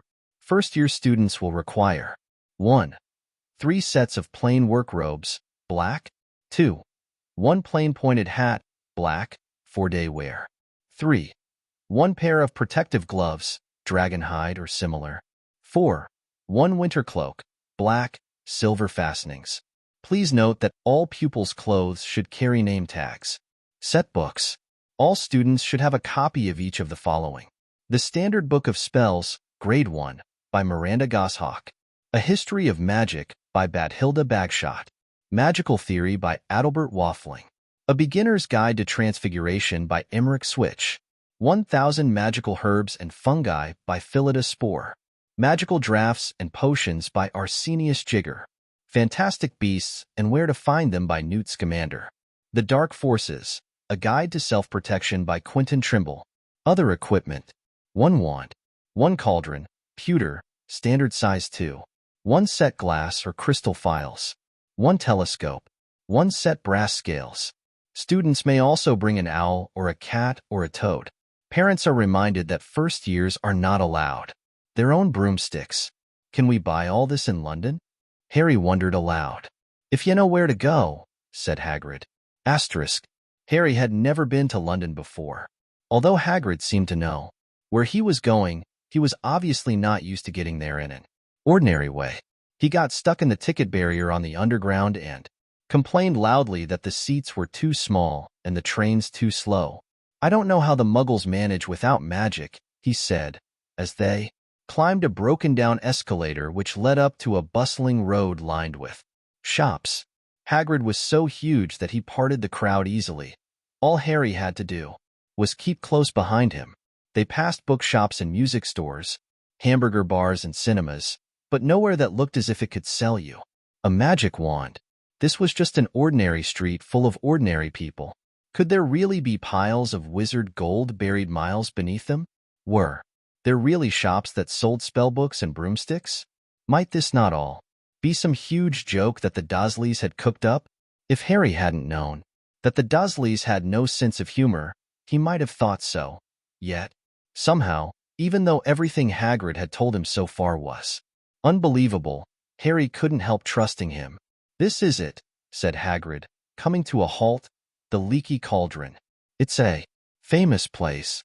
It was a tiny, grubby-looking pub. If Hagrid hadn't pointed it out, Harry wouldn't have noticed it was there. The people hurrying by didn't glance at it. Their eyes slid from the big bookshop on one side to the record shop on the other, as if they couldn't see the Leaky Cauldron at all. In fact, Harry had the most peculiar feeling that only he and Hagrid could see it. Before he could mention this, Hagrid had steered him inside. For a famous place, it was very dark and shabby. A few old women were sitting in a corner, drinking tiny glasses of sherry. One of them was smoking a long pipe. A little man in a top hat was talking to the old barman, who was quite bald and looked like a gummy walnut. The low buzz of chatter stopped when they walked in. Everyone seemed to know Hagrid. They waved and smiled at him, and the barman reached for a glass, saying, "The usual, Hagrid." "Can't, Tom. I'm on Hogwarts business," said Hagrid, clapping his great hand on Harry's shoulder and making Harry's knees buckle. "Good Lord," said the barman, peering at Harry. Can this be Dash?" The Leaky Cauldron had suddenly gone completely still and silent. "Bless my soul," whispered the old barman. "Harry Potter, what an honor." He hurried out from behind the bar, rushed towards Harry and seized his hand, tears in his eyes. "Welcome back, Mr. Potter. Welcome back." Harry didn't know what to say. Everyone was looking at him. The old woman with the pipe was puffing on it without realizing it had gone out. Hagrid was beaming. Then there was a great scraping of chairs, and next moment Harry found himself shaking hands with everyone in the Leaky Cauldron. "Doris Crockford, Mr. Potter. Can't believe I'm meeting you at last. So proud, Mr. Potter. I'm just so proud. Always wanted to shake your hand. I'm all of a flutter. Delighted, Mr. Potter. Just can't tell you." "Diggle's the name. Daedalus." "Diggle. I've seen you before," said Harry, as Daedalus Diggle's top hat fell off in his excitement.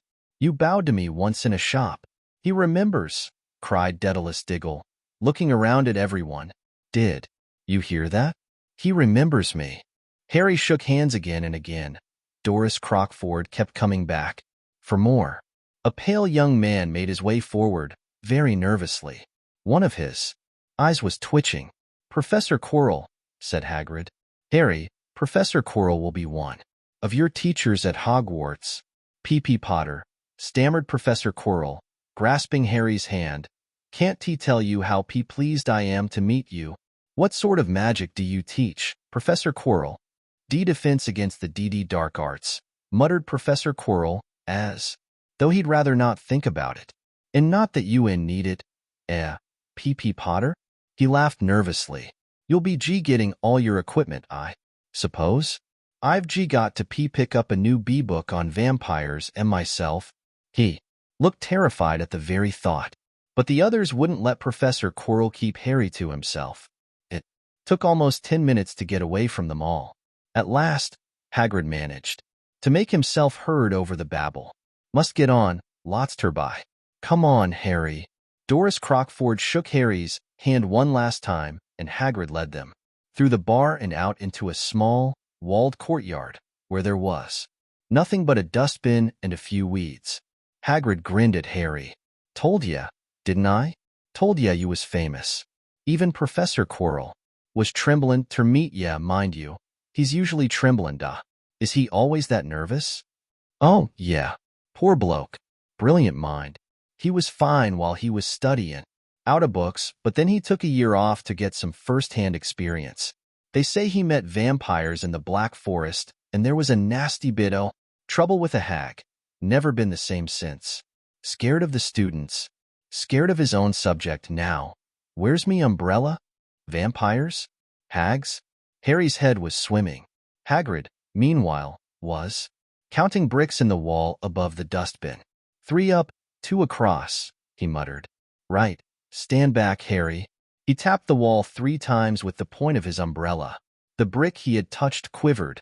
It wriggled. In the middle, a small hole appeared. It grew wider and wider. A second later they were facing an archway large enough even for Hagrid, an archway onto a cobbled street, which twisted and turned out of sight. Welcome, said Hagrid, to Diagon Alley. He grinned at Harry's amazement. They stepped through the archway. Harry looked quickly over his shoulder and saw the archway shrink, instantly back into solid wall. The sun shone brightly on a stack of cauldrons outside the nearest shop. Cauldrons, all sizes, copper, brass, pewter, silver, self-stirring, collapsible, set a sign hanging over them. Yeah, you'll be needin' one, said Hagrid, but we gotta get your money first. Harry wished he had about 8 more eyes. He turned his head in every direction as they walked up the street, trying to look at everything at once. The shops, the things outside them, the people doing their shopping. A plump woman outside an apothecary's was shaking her head as they passed, saying, "Dragon liver, 16 sickles an ounce, they're mad." A low, soft hooting came from a dark shop with a sign saying Elops, Owl Emporium, Tawny, Screech, Barn, Brown and Snowy. Several boys of about Harry's age had their noses pressed against a window with broomsticks in it. Look, Harry heard one of them say, the new Nimbus. 2000, fastest ever dash. There were shops selling robes, shops selling telescopes and strange silver instruments Harry had never seen before, windows stacked with barrels of bat spleens and eel's eyes, tottering, piles of spellbooks, quills and rolls of parchment, potion bottles, globes of the moon. Gringotts, said Hagrid. They had reached a snowy white building which towered over the other little shops. Standing beside its burnished bronze doors, wearing a uniform of scarlet and gold, was, yeah, that's a goblin, said Hagrid quietly as they walked up the white stone steps towards him. The goblin was about a head shorter than Harry. He had a swarthy, clever face, a pointed beard and, Harry noticed, very long fingers and feet. He bowed as they walked inside. Now they were facing a second pair of doors, silver this time, with words engraved upon them. Enter, stranger, but take heed of what awaits the sin of greed. For those who take, but do not earn, must pay most dearly in their turn. So if you seek beneath our floors a treasure that was never yours, thief, you have been warned, beware of finding more than treasure there. Like I said, yet be mad to try and rob it, said Hagrid. A pair of goblins bowed them through the silver doors, and they were in a vast marble hall. About 100 more goblins were sitting on high stools, behind a long counter, scribbling in large ledgers, weighing coins on brass scales, examining precious stones through eyeglasses. There were too many doors to count leading off the hall, and yet more goblins were showing people in and out of these. Hagrid and Harry made for the counter. Morning, said Hagrid to a free goblin. We've come to take some money out of Mr. Harry Potter's safe. You have his key, sir? Got it here somewhere, said Hagrid, and he started emptying his pockets onto the counter, scattering a handful of moldy dog biscuits over the goblin's book of numbers. The goblin wrinkled his nose. Harry watched the goblin on their right weighing a pile of rubies as big as glowing coals. Got it, said Hagrid at last, holding up a tiny golden key. The goblin looked at it closely. That seems to be in order. And I've also got a letter here from Professor Dumbledore, said Hagrid, importantly, throwing out his chest. It's about the you-know-what in Vault 713. The goblin read the letter carefully. Very well, he said, handing it back to Hagrid. I will have someone take you down to both vaults. Griphook. Griphook was yet another goblin. Once Hagrid had crammed all the dog biscuits back inside his pockets, he and Harry followed Griphook towards one of the doors leading off the hall. What's the you-know in Vault 713? Harry asked, Can't tell ya that, said Hagrid mysteriously. Very secret. Hogwarts. Business. Dumbledore's trusted me. More in my job's worth ter tell ya. That. Griphook held the door open for them. Harry, who had expected more, marble, was surprised. They were in a narrow stone passageway lit with flaming torches. It sloped steeply downwards, and there were little railway tracks on the floor. Griphook whistled, and a small cart came hurtling up the tracks towards them.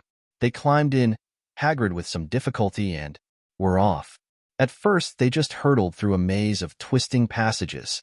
Harry tried to remember left, right, left, middle fork, right, left, but it was impossible. The rattling cart seemed to know its own way, because Griphook wasn't steering. Harry's eyes stung as the cold air rushed past them, but he kept them wide open. Once, he thought he saw a burst of fire at the end of a passage, and twisted around to see if it was a dragon, but too late. They plunged even deeper, passing an underground lake where huge stalactites and stalagmites grew from the ceiling and floor. I never know, Harry called to Hagrid over the noise of the cart. What's the difference between a stalagmite and a stalactite? Stalagmite's got an M in it, said Hagrid. And Don asked me questions. Just now, I think I'm gonna be sick. He did look very green, and when the cart stopped at last beside a small door in the passage wall, Hagrid got out and had to lean against the wall to stop his knees trembling. Griphook unlocked the door. A lot of green smoke came billowing out, and as it cleared, Harry gasped. Inside were mounds of gold coins, columns of silver, heaps of little bronze nuts. All yours, smiled Hagrid. All Harry's. It was incredible. The Dursleys couldn't have known about this, or they'd have had it from him faster than blinking. How often had they complained how much Harry cost them to keep? And all the time there had been a small fortune belonging to him, buried deep under London. Hagrid helped Harry pile some of it into a bag. The gold ones are galleons, he explained. 17 silver sickles to a galleon and 29 nuts to a sickle. It's easy enough. Write that. Should be enough fare a couple o' terms. We'll keep the rest safe for ya. He turned to Griphook. Vault 713 now, please, and can we go more slowly? One speed only, said Griphook. They were going even deeper now and gathering speed. The air became colder and colder as they hurtled round tight corners. They went rattling over an underground ravine, and Harry leant over the side to try and see what was down at the dark bottom, but Hagrid groaned and pulled him back by the scruff of his neck. Vault 713 had no keyhole. Stand back, said Griphook importantly. He stroked the door gently with one of his long fingers, and it simply melted away. If anyone but a Gringotts goblin tried that, they'd be sucked through the door and trapped in there, said Griphook. How often do you check to see if anyone's inside? Harry asked. About once every 10 years, said Griphook, with a rather nasty grin. Something really extraordinary had to be inside this top-security vault. Harry was sure, and he leant forward eagerly, expecting to see fabulous jewels at the very least, but at first he thought it was empty. Then he noticed a grubby little package wrapped up in brown paper lying on the floor. Hagrid picked it up and tucked it deep inside his coat. Harry longed to know what it was, but knew better than to ask. Come on, back in this infernal cart, and don't talk to me on the way back. It's best if I keep me mouth shut, said Hagrid. Asterisk. One wild cart ride later, they stood blinking in the sunlight outside. Gringotts. Harry didn't know where to run first now that he had a bag full of money. He didn't have to know how many galleons there were to a pound to know that he was holding more money than he'd had in his whole life. More money than even Dudley had ever had. Might as well get your uniform, said Hagrid, nodding towards Madame Malkin's robes for all occasions. Listen, Harry, would ye mind if I slipped off fair a pick-me-up in the leaky cauldron? I hate them Gringotts carts. He did still look a bit sick, so Harry entered Madame Malkin's shop, alone, feeling nervous. Madame Malkin was a squat, smiling witch dressed all in mauve. Hogwarts, dear, she said, when Harry started to speak. Got the lot here. Another young man being fitted up just now. In fact, in the back of the shop, a boy with a pale, pointed face was standing on a footstool while a second, which pinned up his long black robes. Madam. Malkin stood Harry on a stool next to him, slipped a long robe over his head and began to pin it to the right length. "Hello," said the boy. "Hogwarts too?" "Yes," said Harry. "My father's next door buying my books and mother's up the street. Looking at wands," said the boy. He had a bored, drawling voice. "Then I'm going to drag them off to look at racing brooms. I don't see why first years can't have their own. I think I'll bully father into getting me one and I'll smuggle it in somehow." Harry was strongly reminded of Dudley. "Have you got your own broom?" the boy went on. "No," said Harry. "Play Quidditch at all?" "No," Harry said again, wondering what on earth Quidditch could be. "I do. Father says it's a crime if I'm not picked to play for my house, and I must say, I agree. Know what house you'll be in yet?" "No," said Harry, feeling more stupid by the minute. "Well, no one really knows until they get there, do they? But I know I'll be in Slytherin. All our family have been. Imagine being in Hufflepuff, I think. I'd leave, wouldn't you?" Said Harry, wishing he could say something a bit more interesting. "I say, look at that man," said the boy suddenly, nodding towards the front window. Hagrid was standing there, grinning at Harry and pointing at two large ice creams to show he couldn't come in. "That's Hagrid," said Harry, pleased to know something the boy didn't. "He works at Hogwarts." "Oh," said the boy, "I've heard of him. He's a sort of servant, isn't he?" "He's the gamekeeper," said Harry. He was liking the boy less and less every second. "Yes, exactly. I heard he's a sort of savage, lives in a hut in the school grounds, and every now and then he gets drunk, tries to do magic and ends up setting fire to his bed." "I think he's brilliant," said Harry coldly. "Do you?" said the boy, with a slight sneer. "Why is he with you? Where are your parents?" "They're dead," said Harry shortly. He didn't feel much like going into the matter with this boy. "Oh, sorry," said the other, not sounding sorry at all. "But they were our kind, weren't they? They were a witch and wizard, if that's what you mean. I really don't think they should let the other sort in, do you? They're just not the same. They've never been brought up to know our ways.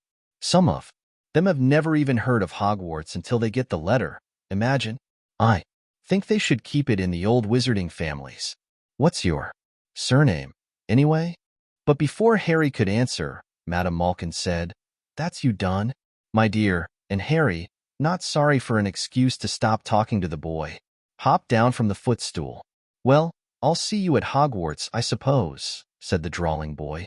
Harry was rather quiet as he ate the ice cream Hagrid had bought him, chocolate and raspberry with chopped nuts. "What's up?" said Hagrid. "Nothing," Harry lied. "They stopped to buy parchment and quills." Harry cheered up a bit when he found a bottle of ink that changed color as you wrote. When they had left the shop, he said, "Hagrid, what's Quidditch?" "Blimey, Harry, I keep forgetting how little you know, not knowing about Quidditch." "Don't make me feel worse," said Harry. He told Hagrid about the pale boy in Madame Malkin's, and he said people from Muggle families shouldn't even be allowed in. "That you're not from a Muggle family. If he'd known who ye were," he's grown up knowing your name if his parents are wizardin folk. "You saw him in the leaky cauldron. Anyway, what does he know about it? Some o' the best I ever saw were the only ones with magic in 'em in a long line o' muggles. Look at your mum. Look what she had fair a sister." "So what is Quidditch?" "It's our sport. Wizard sport. It's like football in the Muggle world. Everyone follows Quidditch, played up in the air on broomsticks, and there's 4 balls. Sorta hard to explain the rules. And what are Slytherin and Hufflepuff?" "Schoolhouses. There's 4. Everyone says Hufflepuff are a lot o' duffers, but dash. I bet I'm in Hufflepuff," said Harry gloomily. "Better Hufflepuff than Slytherin," said Hagrid darkly. "There's not a single witch or wizard who went bad who wasn't in Slytherin. You know who was one. Vol, sorry. You know who was at Hogwarts?" "Years and years ago," said Hagrid. They bought Harry's schoolbooks in a shop called Flourish and Blots, where the shelves were stacked to the ceiling with books as large as paving, stones bound in leather, books the size of postage stamps in covers of silk, books full of peculiar symbols, and a few books with nothing in them at all. Even Dudley, who never read anything, would have been wild to get his hands on some of these. Hagrid almost had to drag Harry away from curses and counter-curses, bewitch your friends, and befuddle your enemies. With the latest revenges, hair loss, jelly legs, tongue-tying, and much, much more, by Professor Vindictus Viridian. I was trying to find out how to curse Dudley. I'm not saying that's not a good idea, but you're not to use magic in the Muggle world except in very special circumstances, said Hagrid. Anyway, ya couldn't work any of them curses yet. You'll need a lot more study before ya get to that level. Hagrid wouldn't let Harry buy a solid gold cauldron, either, it says. Pewter on your list, but they got a nice set of scales for weighing potion, ingredients, and a collapsible brass telescope. Then they visited the apothecary's, which was fascinating enough to make up for its horrible smell, a mixture of bad eggs and rotted cabbages. Barrels of slimy stuff stood on the floor, jars of herbs, dried roots, and bright powders lined the walls, bundles of feathers, strings of fangs, and snarled claws hung from the ceiling. While Hagrid asked the man behind the counter for a supply of some basic potion ingredients for Harry, Harry himself examined silver unicorn horns at 21 galleons each and minuscule, glittery black beetle eyes, 5 nuts a scoop. Outside the apothecary's, Hagrid checked Harry's list again. Just your one left, oh yeah, and I still haven't got ya a birthday present. Harry felt himself go red. You don't have to, Dash. I know I don't have to. Tell ya what, I'll get your animal. Not a toad.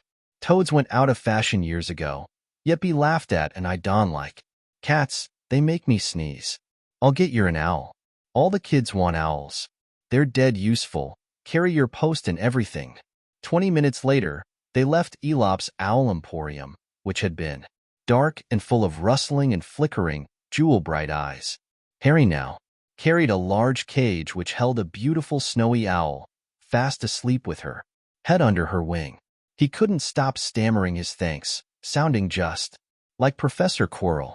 Don't mention it, said Hagrid gruffly. Don't expect you've had a lot of presents from them Dursleys. Just Ollivanders left now, only place fair. Wands, Ollivanders, and yet gotta have the best wand, a magic wand. This was what Harry had been really looking forward to. The last shop was narrow and shabby, peeling gold letters over the door. Read Ollivanders, makers of fine wands since 382 BC. A single wand lay on a faded purple cushion in the dusty window. A tinkling bell rang somewhere in the depths of the shop as they stepped inside. It was a tiny place, empty except for a single spindly chair which Hagrid sat on to wait. Harry felt strangely as though he had entered a very strict library. He swallowed a lot of new questions which had just occurred to him and looked instead at the thousands of narrow boxes piled neatly right up to the ceiling. For some reason, the back of his neck prickled. The very dust and silence in here seemed to tingle with some secret magic. Good afternoon, said a soft voice. Harry jumped. Hagrid must have jumped, too, because there was a loud crunching noise and he got quickly off the spindly chair. An old man was standing before them, his wide, pale eyes shining like moons through the gloom of the shop. Hello, said Harry awkwardly. Ah, yes, said the man. Yes, yes. I thought I'd be seeing you soon. Harry Potter. It wasn't a question. You have your mother's eyes. It seems only yesterday she was in here herself, buying her first wand, 10¼ inches long, swishy, made of willow. Nice wand for charm work. Mr. Ollivander moved closer to Harry. Harry wished he would blink. Those silvery eyes were a bit creepy. Your father, on the other hand, favored a mahogany wand. 11 inches. Pliable. A little more power and excellent for transfiguration. Well, I say your father favored it. It's really the wand that chooses the Wizard of first. Mr. Ollivander had come so close that he and Harry were almost nose to nose. Harry could see himself reflected in those misty eyes. And that's where Mr. Ollivander touched the lightning scar on Harry's forehead with a long, white finger. "I'm sorry to say I sold the wand that did it," he said softly. 13.5 inches. You. Powerful wand, very powerful, and in the wrong hands. Well, if I'd known what that wand was going out into the world to do. He shook his head and then, to Harry's relief, spotted Hagrid. Rubeus. Rubeus Hagrid. How nice to see you again. Oak. 16 inches, rather bendy, wasn't it? It was, sir. Yes, said Hagrid. Good wand, that one. But I suppose they snapped it in half when you got expelled, said Mr. Ollivander, suddenly stern. Yes, they did. Yes, said Hagrid, shuffling his feet. I've still got the pieces, though, he added brightly. But you don't use them, said Mr. Ollivander sharply. Oh, no, sir, said Hagrid quickly. Harry noticed he gripped his pink umbrella very tightly as he spoke. Said Mr. Ollivander, giving Hagrid a piercing look. Well now, Mr. Potter, let me see. He pulled a long tape measure with silver markings out of his pocket. Which is your wand arm? Well, I'm right-handed, said Harry. Hold out your arm. That's it. He measured Harry from shoulder to finger, then wrist to elbow, shoulder to floor, knee to armpit, and round his head. As he measured, he said, Every Ollivander wand has a core of a powerful magical substance, Mr. Potter. We use unicorn hairs, phoenix tail, feathers, and the heartstrings of dragons. No two Ollivander wands are the same, just as no two unicorns, dragons, or phoenixes are quite the same. And of course, you will never get such good results with another wizard's wand. Harry suddenly realized that the tape measure, which was measuring between his nostrils, was doing this on its own. Mr. Ollivander was flitting around the shelves, taking down boxes. That will do, he said, and the tape measure crumpled into a heap on the floor. Right then, Mr. Potter. Try this one. Beechwood and dragon. Heartstring. 9 inches. Nice and flexible. Just take it and give it a wave. Harry took the wand and, feeling foolish, waved it around a bit, but Mr. Ollivander snatched it out of his hand almost at once. Maple and phoenix feather. 7 inches. Quite whippy. Try, Daff. Harry tried. But he had hardly raised the wand when it, too, was snatched back by Mr. Ollivander. No. Here, ebony and unicorn hair, 8.5 inches, springy. Go on, try it out. Harry tried and tried. He had no idea what Mr. Ollivander was waiting for. The pile of tried wands was mounting higher and higher on the spindly chair, but the more wands Mr. Ollivander pulled from the shelves, happier he seemed to become. Tricky customer, eh? Not to worry, we'll find the perfect match here. Somewhere, I wonder now. Yes, why not? Unusual combination, holly and phoenix feather, 11 inches, nice and supple. Harry took the wand. He felt a sudden warmth in his fingers.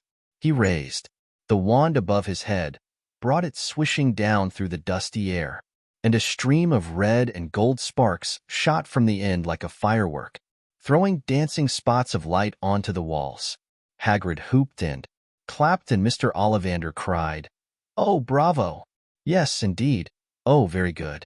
Well, how curious. How very curious." He put Harry's wand back into its box and wrapped it in brown paper, still muttering, "Curious. Sorry," said Harry, "but what's curious?" Mr. Ollivander fixed Harry with his pale stare. "I remember every wand I've ever sold, Mr. Potter. Every single wand. It so happens that the phoenix whose tail feather is in your wand gave another feather, just one other. It is very curious indeed that you should be destined for this wand when its brother gave you that scar." Harry swallowed. "Yes, 13.5 inches.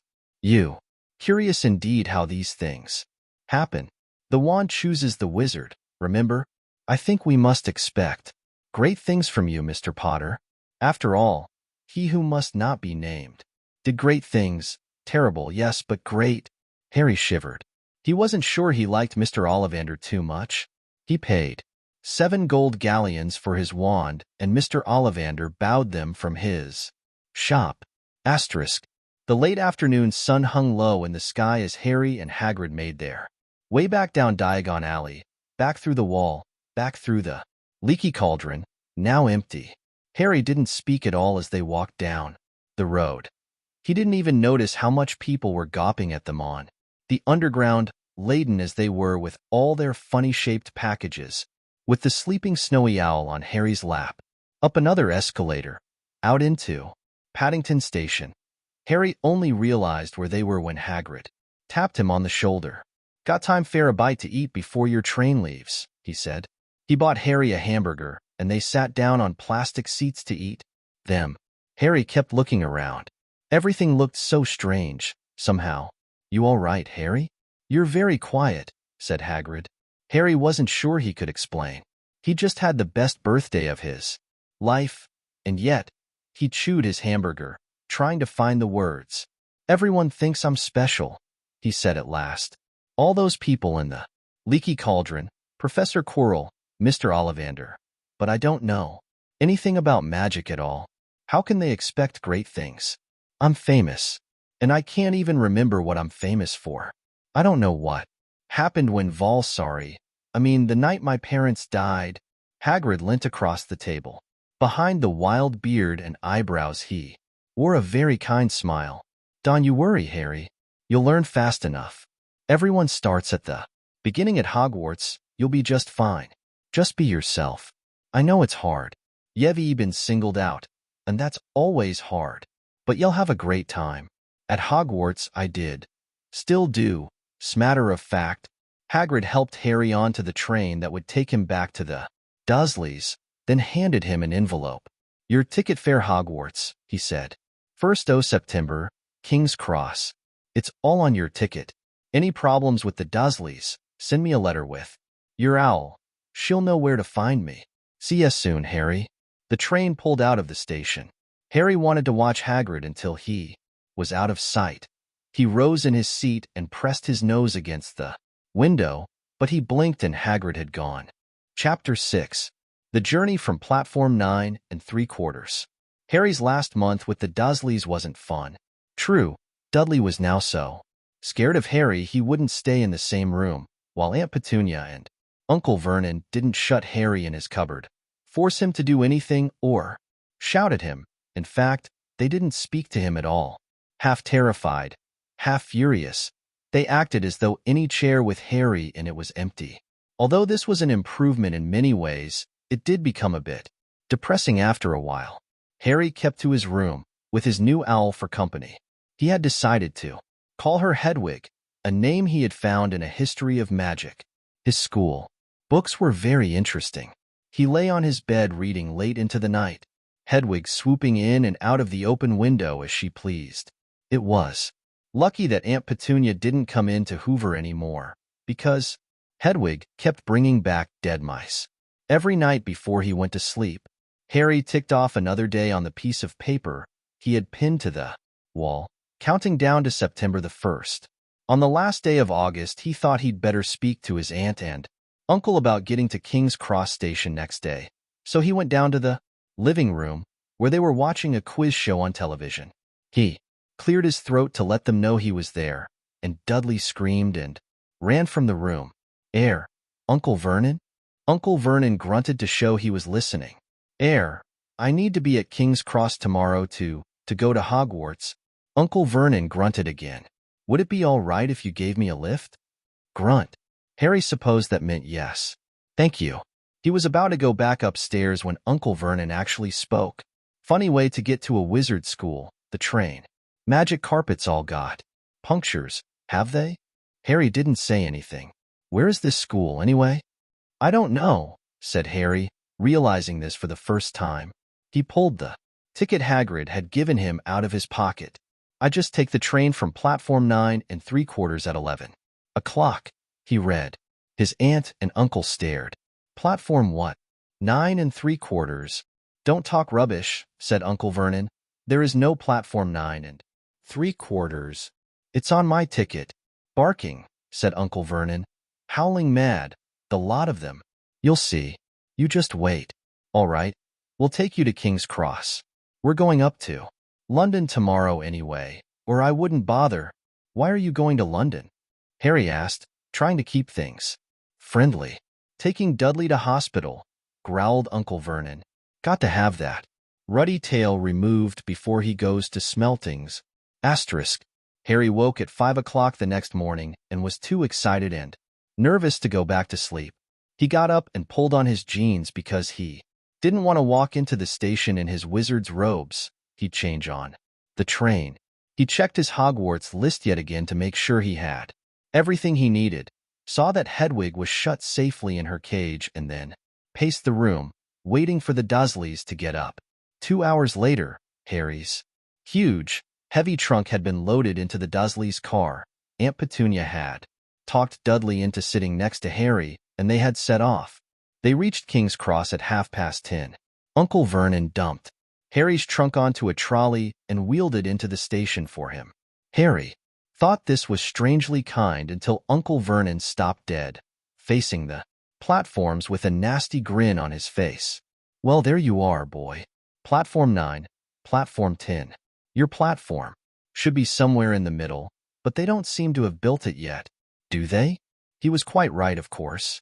There was a big plastic number 9 over one platform and a big plastic number 10 over the one next to it, and in the middle, nothing at all. Have a good term, said Uncle Vernon with an even nastier smile. He left without another word. Harry turned and saw the Dursleys drive away. All three of them were laughing. Harry's mouth went rather dry. What on earth was he going to do? He was starting to attract a lot of funny looks. Because of Hedwig, he'd have to ask someone. He stopped a passing guard, but didn't dare mention platform 9 3/4. The guard had never heard of Hogwarts, and when Harry couldn't even tell him what part of the country it was in, he started to get annoyed, as though Harry was being stupid on purpose. Getting desperate, Harry asked for the train that left at 11 o'clock, but the guard said there wasn't one. In the end, the guard strode away, muttering about time wasters. Harry was now trying hard not to panic. According to the large clock over the arrivals board, he had 10 minutes left to get on the train to Hogwarts, and he had no idea how to do it. He was stranded in the middle of a station, with a trunk he could hardly lift, a pocket full of wizard money, and a large owl. Hagrid must have forgotten to tell him something you had to do, like tapping the third brick on the left to get into Diagon Alley. He wondered if he should get out his wand and start tapping the ticket box between platforms 9 and 10. At that moment, a group of people passed just behind him, and he caught a few words of what they were saying. Packed with muggles, of course. Harry swung round. The speaker was a plump woman who was talking to for boys, all with flaming red hair. Each of them was pushing a trunk like Harry's in front of him, and they had an owl. Heart hammering, Harry pushed his trolley after them. They stopped, and so did he, just near enough to hear what they were saying. Now, what's the platform number? Said the boy's mother. 9 3/4, piped a small girl, also red-headed, who was holding her hand. Mom, can't I go? You're not old enough, Ginny. Now be quiet. All right, Percy, you go first. What looked like the oldest boy marched towards platforms 9 and 10. Harry watched, careful not to blink in case he missed it, but just as the boy reached the divide between the two platforms, a large crowd of tourists came swarming in front of him, and by the time the last rucksack had cleared away, the boy had vanished. Fred, you next, the plump woman said. I'm not Fred, I'm George, said the boy. Honestly, woman, call yourself our mother? Can't you tell I'm George? Sorry, George, dear. Only joking. I am Fred, said the boy, and off he went. His twin called after him to hurry up, and he must have done, because a second later, he had gone. But how had he done it? Now the third brother was walking briskly towards the ticket barrier. He was almost there, and then, quite suddenly, he wasn't anywhere. There was nothing else for it. Excuse me, Harry said to the plump woman. "Hello, dear," she said. "First time at Hogwarts?" Ron's new, too. She pointed at the last and youngest of her sons. He was tall, thin, and gangling, with freckles, big hands and feet, and a long nose. "Yes," said Harry. The thing is, I don't know how to dash. How to get onto the platform," she said kindly, and Harry nodded. "Not to worry," she said. "All you have to do is walk straight at the barrier. Between platforms 9 and 10. Don't stop and don't be scared you'll crash. Into it, that's very important. Best do it at a bit of a run if you're nervous. Go on, go now before Ron." Okay," said Harry. He pushed his trolley round and stared at the barrier. It looked very solid. He started to walk towards it. People jostled him on their way to platforms 9 and 10. Harry walked more quickly. He was going to smash right into that ticket box and then he'd be in trouble. Leaning forward on his trolley, he broke into a heavy run. The barrier was coming nearer and nearer. He wouldn't be able to stop. The trolley was out of control. He was a foot away. He closed his eyes, ready for the crash. It didn't come. He kept on running. He opened his eyes. A scarlet steam engine was waiting next to a platform packed with people. A sign overhead said Hogwarts Express, 11 o'clock. Harry looked behind him and saw a wrought iron archway where the ticket box had been, with the words Platform 9 and 3/4 on it. He had done it. Smoke from the engine drifted over the heads of the chattering crowd, while cats of every color wound here and there between their legs. Owls hooted to each other in a disgruntled sort of way over the babble and the scraping of heavy trunks. The first few carriages were already packed with students, some hanging out of the window to talk to their families, some fighting over seats. Harry pushed his trolley off down the platform in search of an empty seat. He passed a round-faced boy who was saying, "Gran, I've lost my toad again." "Oh, Neville," he heard the old woman sigh. A boy with dreadlocks was surrounded by a small crowd. "Give us a look, Lee, go on." The boy lifted the lid of a box in his arms, and the people around him shrieked and yelled as something inside poked out a long, hairy leg. Harry pressed on through the crowd until he found an empty compartment near the end of the train.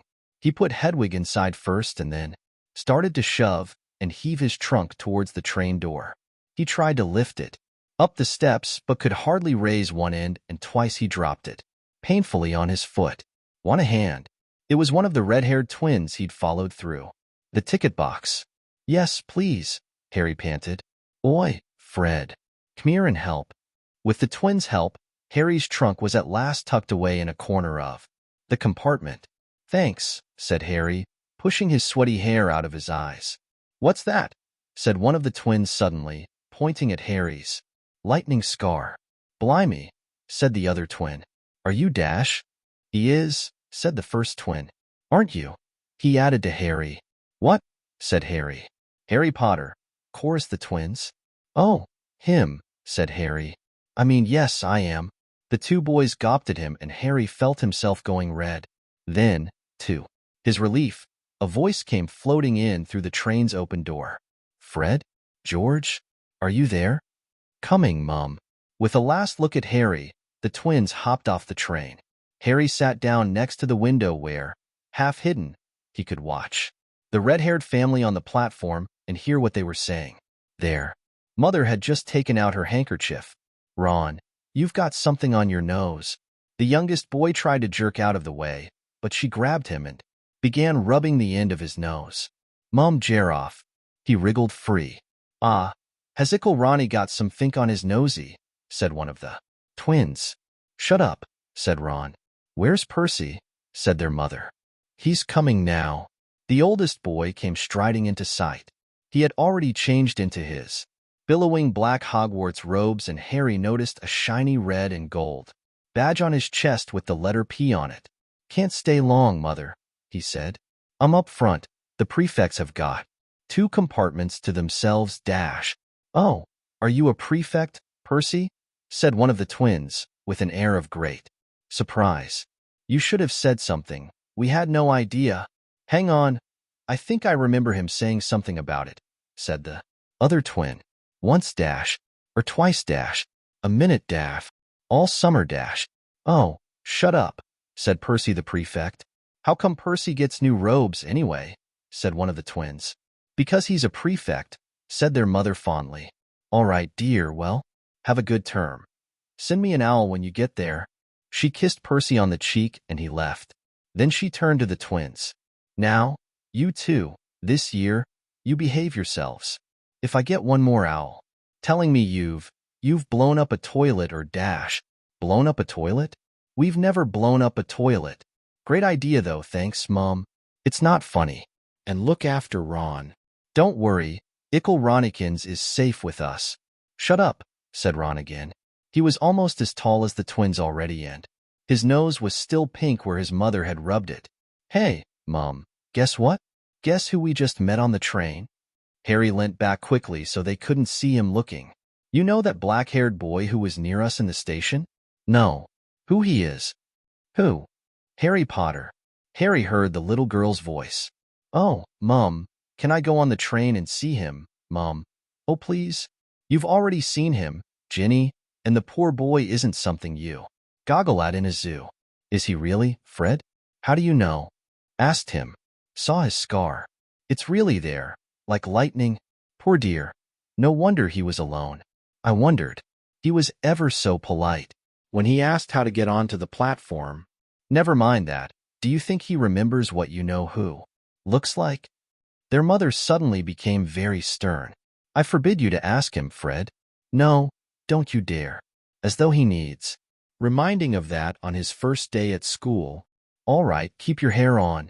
A whistle sounded. Hurry up, their mother said, and the three boys clambered onto the train. They leant out of the window for her to kiss them goodbye, and their younger sister began to cry. Don't, Ginny. We'll send you loads of owls. We'll send you a Hogwarts toilet seat. George. Only joking, Mom. The train began to move. Harry saw the boy's mother waving and their sister, half laughing, half crying, running to keep up with the train until it gathered too much speed. Then she fell back and waved. Harry watched the girl and her mother disappear as the train rounded the corner. Houses flashed past the window. Harry felt a great leap of excitement. He didn't know what he was going to, but it had to be better than what he was leaving behind. The door of the compartment slid open and the youngest red-headed boy came in. Anyone sitting there? He asked, pointing at the seat opposite Harry. Everywhere else is full. Harry shook his head and the boy sat down. He glanced at Harry and then looked quickly out of the window, pretending he hadn't looked. Harry saw. He still had a black mark on his nose. Hey, Ron. The twins were back. Listen, we're going down the middle of the train. Lee Jordan's got a giant tarantula down there. Right, mumbled Ron. Harry, said the other twin. Did we introduce ourselves? Fred and George Weasley. And this is Ron, our brother. See you later, then. Bye, said Harry and Ron. The twins slid the compartment door shut. Behind them. Are you really Harry Potter? Ron blurted out. Harry nodded. Oh, well, I thought it might be one of Fred and George's jokes, said Ron. And have you really got, you know? He pointed at Harry's forehead. Harry pulled back his fringe to show the lightning scar. Ron stared. So that's where you know who dash? Yes, said Harry, but I can't remember it. Nothing, said Ron eagerly. Well, I remember a lot of green light, but nothing else. Wow, said Ron. He sat and stared at Harry for a few moments. Then, as though he had suddenly realized what he was doing, he looked quickly out of the window again. Are all your family wizards? Asked Harry, who found Ron just as interesting as Ron found him. Yes, I think so, said Ron. I think Mum's got a second cousin who's an accountant, but we never talk about him. So you must know loads of magic already. The Weasleys were clearly one of those old wizarding families the pale boy in Diagon Alley had talked about. I heard you want to live with Muggles, said Ron. What are they like? Horrible. Well, not all of them. My aunt and uncle and cousin are, though. Wish I'd had 3 wizard brothers. 5, said Ron. For some reason, he was looking gloomy. I'm the 6th in our family to go to Hogwarts. You could say I've got a lot to live up to. Bill and Charlie have already left. Bill was head boy and Charlie was captain of Quidditch. Now Percy's a prefect.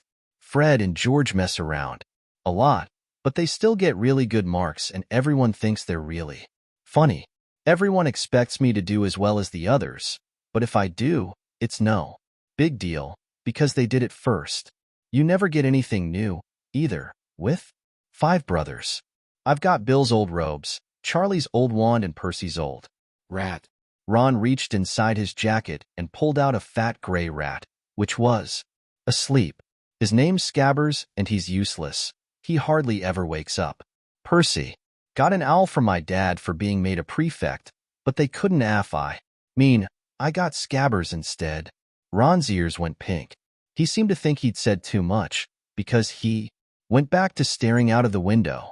Harry didn't think there was anything wrong with not being able to afford an owl. After all, he'd never had any money in his life until a month ago, and he told Ron so, all about having to wear Dudley's old clothes and never getting proper birthday presents. This seemed to cheer Ron up, and until Hagrid told me, I didn't know anything about being a wizard or about my parents or Voldemort dash. Ron gasped. What? Said Harry. You said you know whose name, said Ron, sounding both shocked and impressed. I'd have thought you, of all people, I'm not trying to be brave or anything, saying the name, said Harry. I just never knew you shouldn't. See what I mean? I've got loads to learn. I bet, he added, voicing for the first time something that had been worrying him a lot lately. I bet I'm the worst in the class. You won't be. There's loads of people who come from Muggle families, and they learn quick enough. While they had been talking, the train had carried them out of London. Now they were speeding past fields full of cows and sheep. They were quiet, for a time, watching the fields and lanes flick past. Around 12:30 there was a great clattering outside in the corridor, and a smiling, dimpled woman slid back their door and said, "Anything off the trolley, dears?" Harry, who hadn't had any breakfast, leapt to his feet, but Ron's ears went pink again, and he muttered that he'd brought sandwiches. Harry went out into the corridor. He had never had any money for sweets with the Dursleys, and now that he had pockets rattling with gold and silver, he was ready to buy as many Mars bars as he could carry, but the woman didn't have Mars bars. What she did have were Bertie Bott's every flavor beans, Drooble's best, blowing gum, chocolate frogs, pumpkin pasties, cauldron cakes, licorice wands, and a number of other strange things Harry had never seen in his life. Not wanting to miss anything, he got some of everything and paid the woman 11 silver sickles and 7 bronze nuts.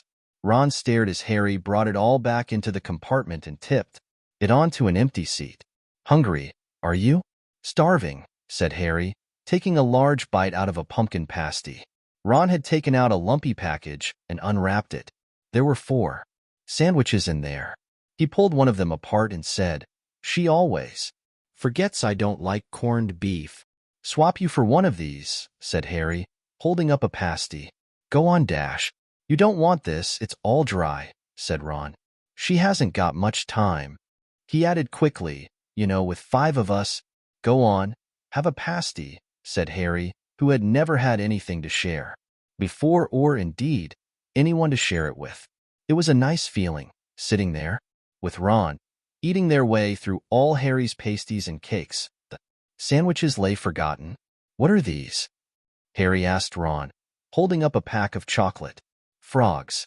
They're not really frogs, are they?" He was starting to feel that nothing would surprise him. "No," said Ron. "But see what the card is. I'm missing Agrippa." "What?"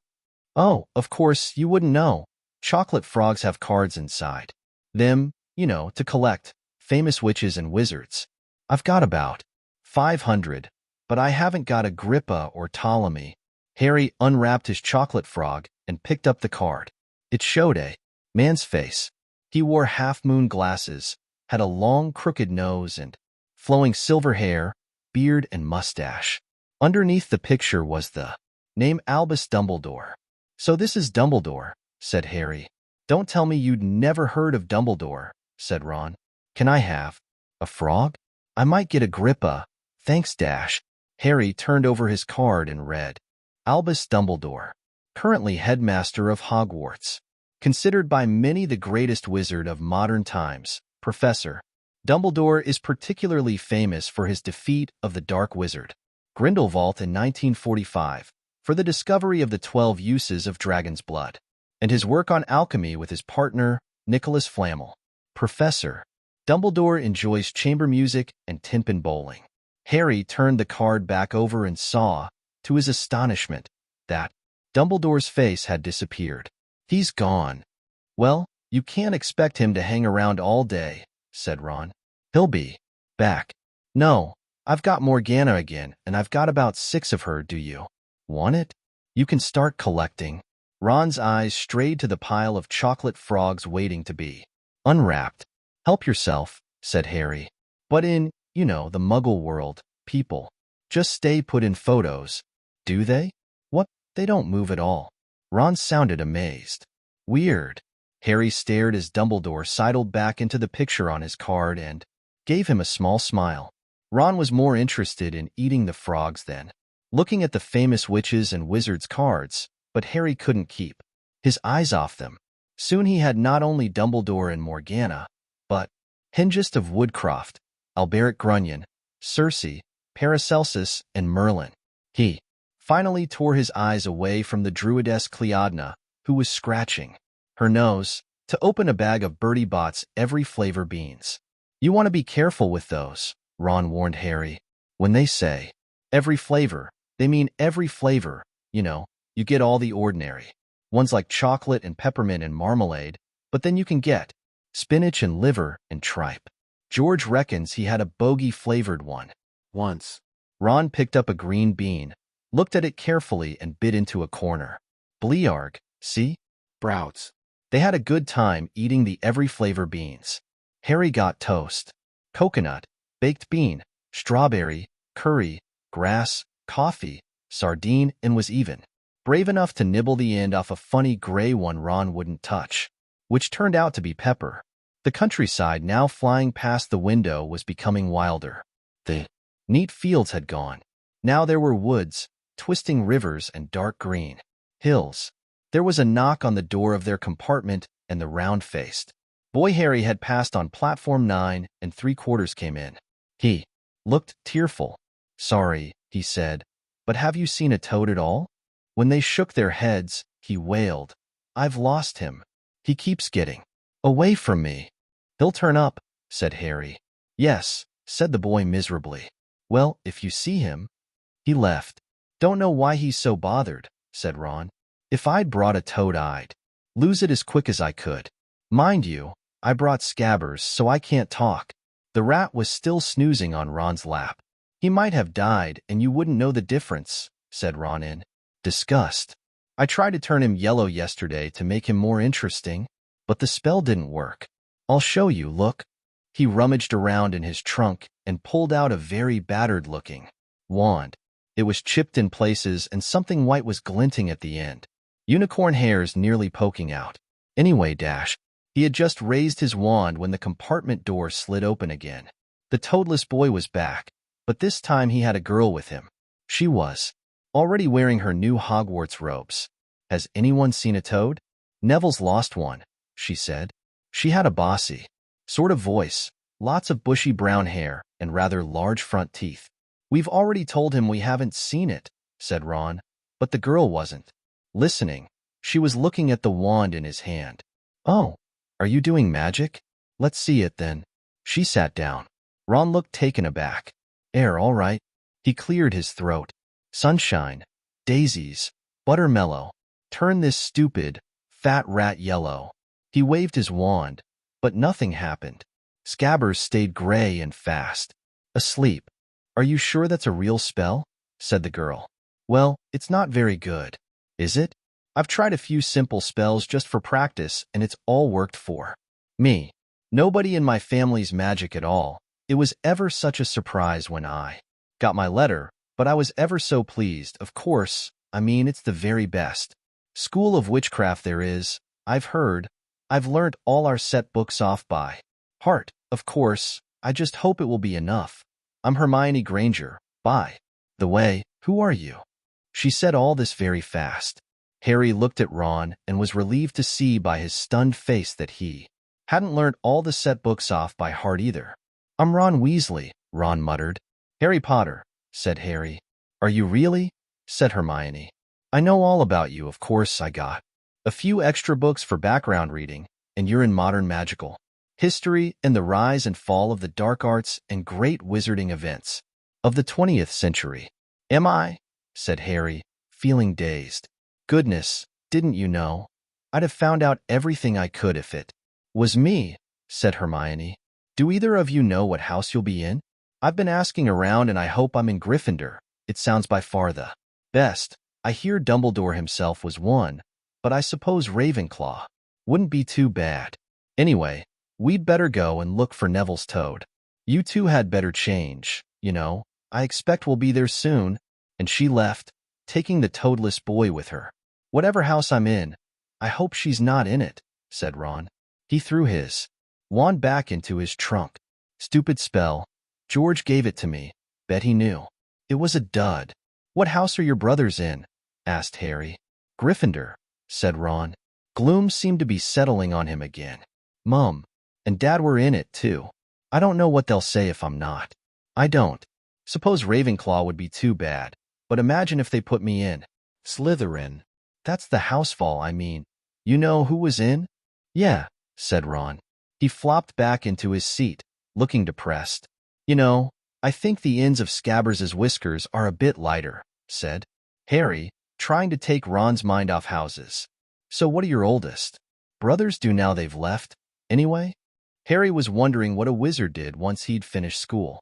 Charlie's in Romania studying dragons and Bill's in Africa doing something for Gringotts, said Ron. Did you hear about Gringotts? It's been all over the Daily Prophet, but I don't suppose you get that with the Muggles. Someone tried to rob a high-security vault. Harry stared. Really? What happened to them? Nothing, that's why it's such big news. They haven't been caught. My dad says it must have been a powerful dark wizard to get round Gringotts.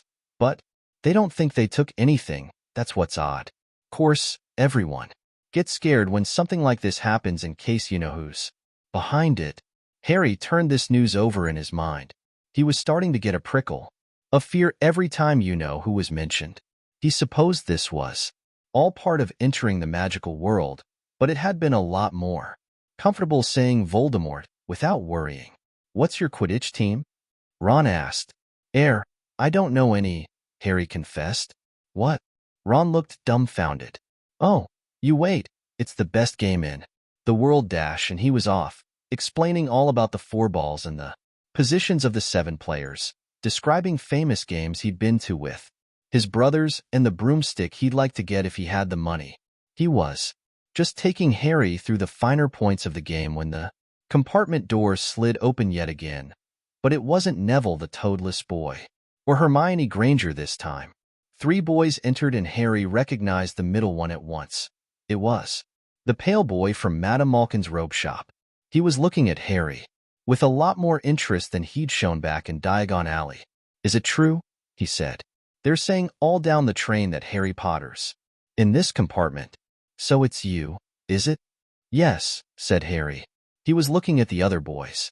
Both of them were thick-set and looked extremely mean, standing either side of the pale boy. They looked like bodyguards. Oh, this is Crabbe and this is Goyle, said the pale boy carelessly, noticing where Harry was looking. And my name's Malfoy, Draco. Malfoy. Ron gave a slight cough, which might have been hiding a snigger. Draco. Malfoy looked at him. Think my name's funny, do you? No need to ask who you are. My father told me all the Weasleys have red hair, freckles, and more children than they can afford. He turned back to Harry.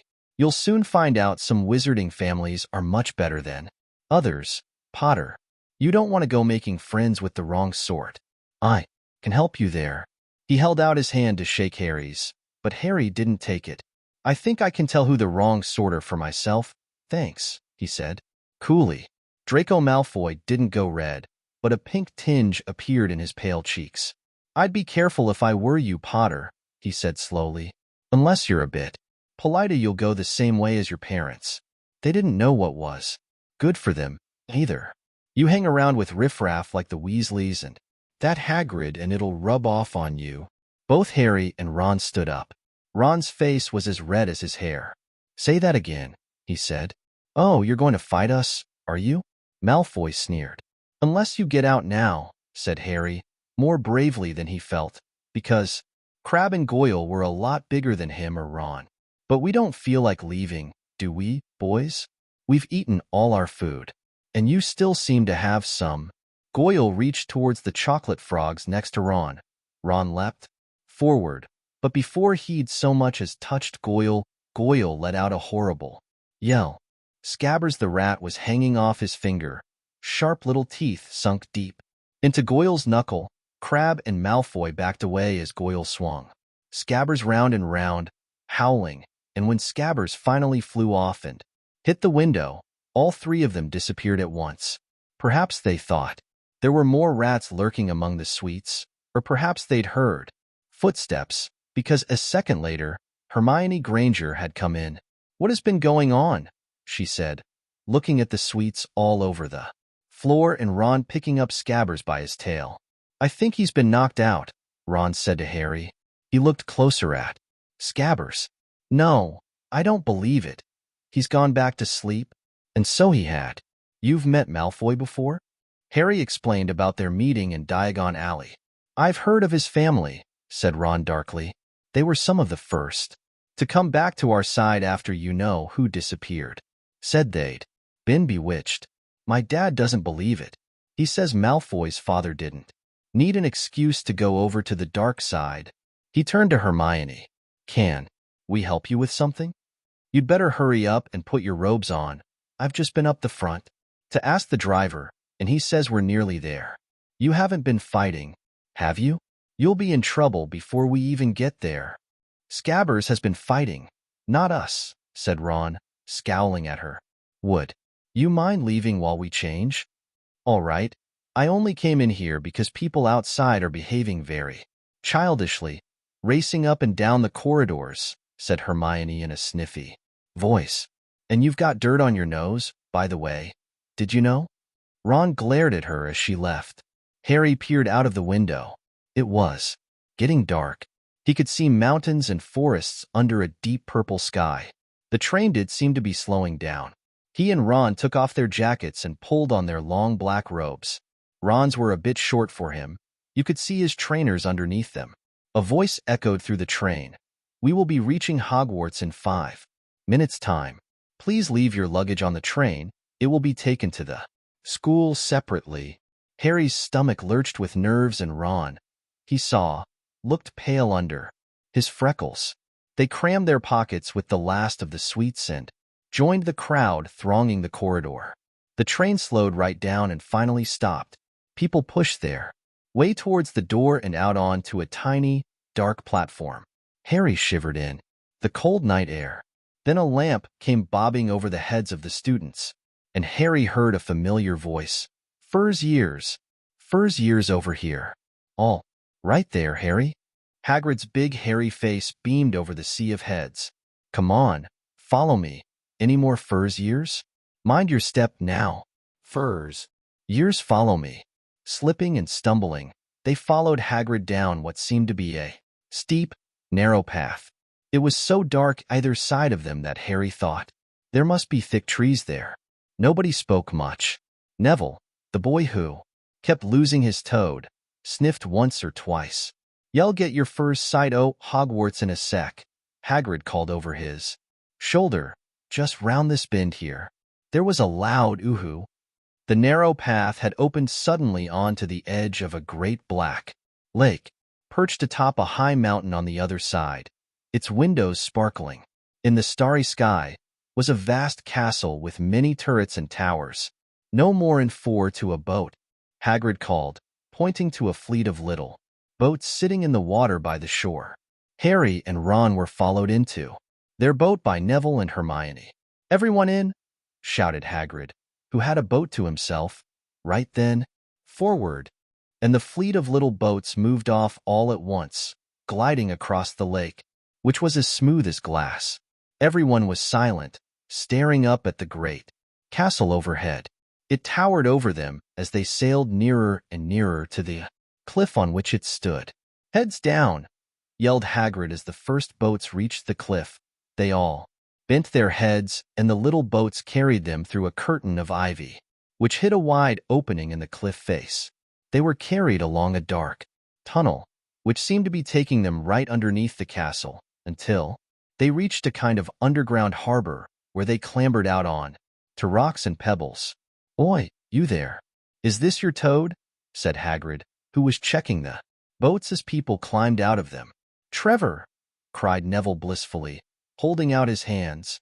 Then they clambered up a passageway in the rock after Hagrid's lamp, coming out at last onto smooth, damp grass right in the shadow of the castle. They walked up a flight of stone steps and crowded around the huge oak front door. "Everyone here? You there? Still got your toad?" Hagrid raised a gigantic fist and knocked 3 times on the castle door. Chapter 7. The Sorting Hat. The door swung open at once. A tall, black-haired witch in emerald green robes stood there. She had a very stern face, and Harry's first thought was that this was not someone to cross. "The Furziers, Professor McGonagall," said Hagrid. "Thank you, Hagrid.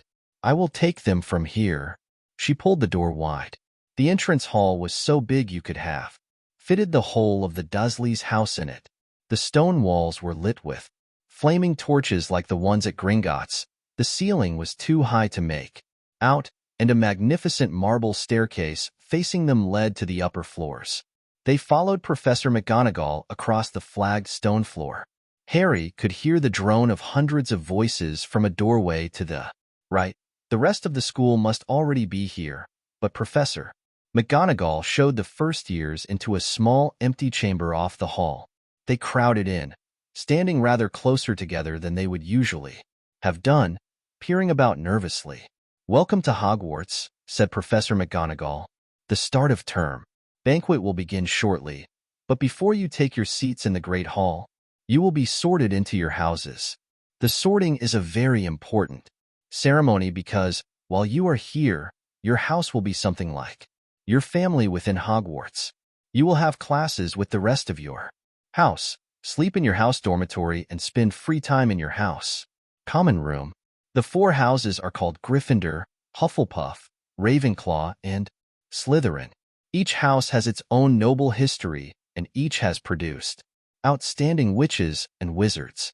While you are at Hogwarts, your triumphs will earn your house points, while any rule-breaking will lose house points. At the end of the year, the house with the most points is awarded the House Cup, a great honor. I hope each of you will be a credit to whichever house becomes yours.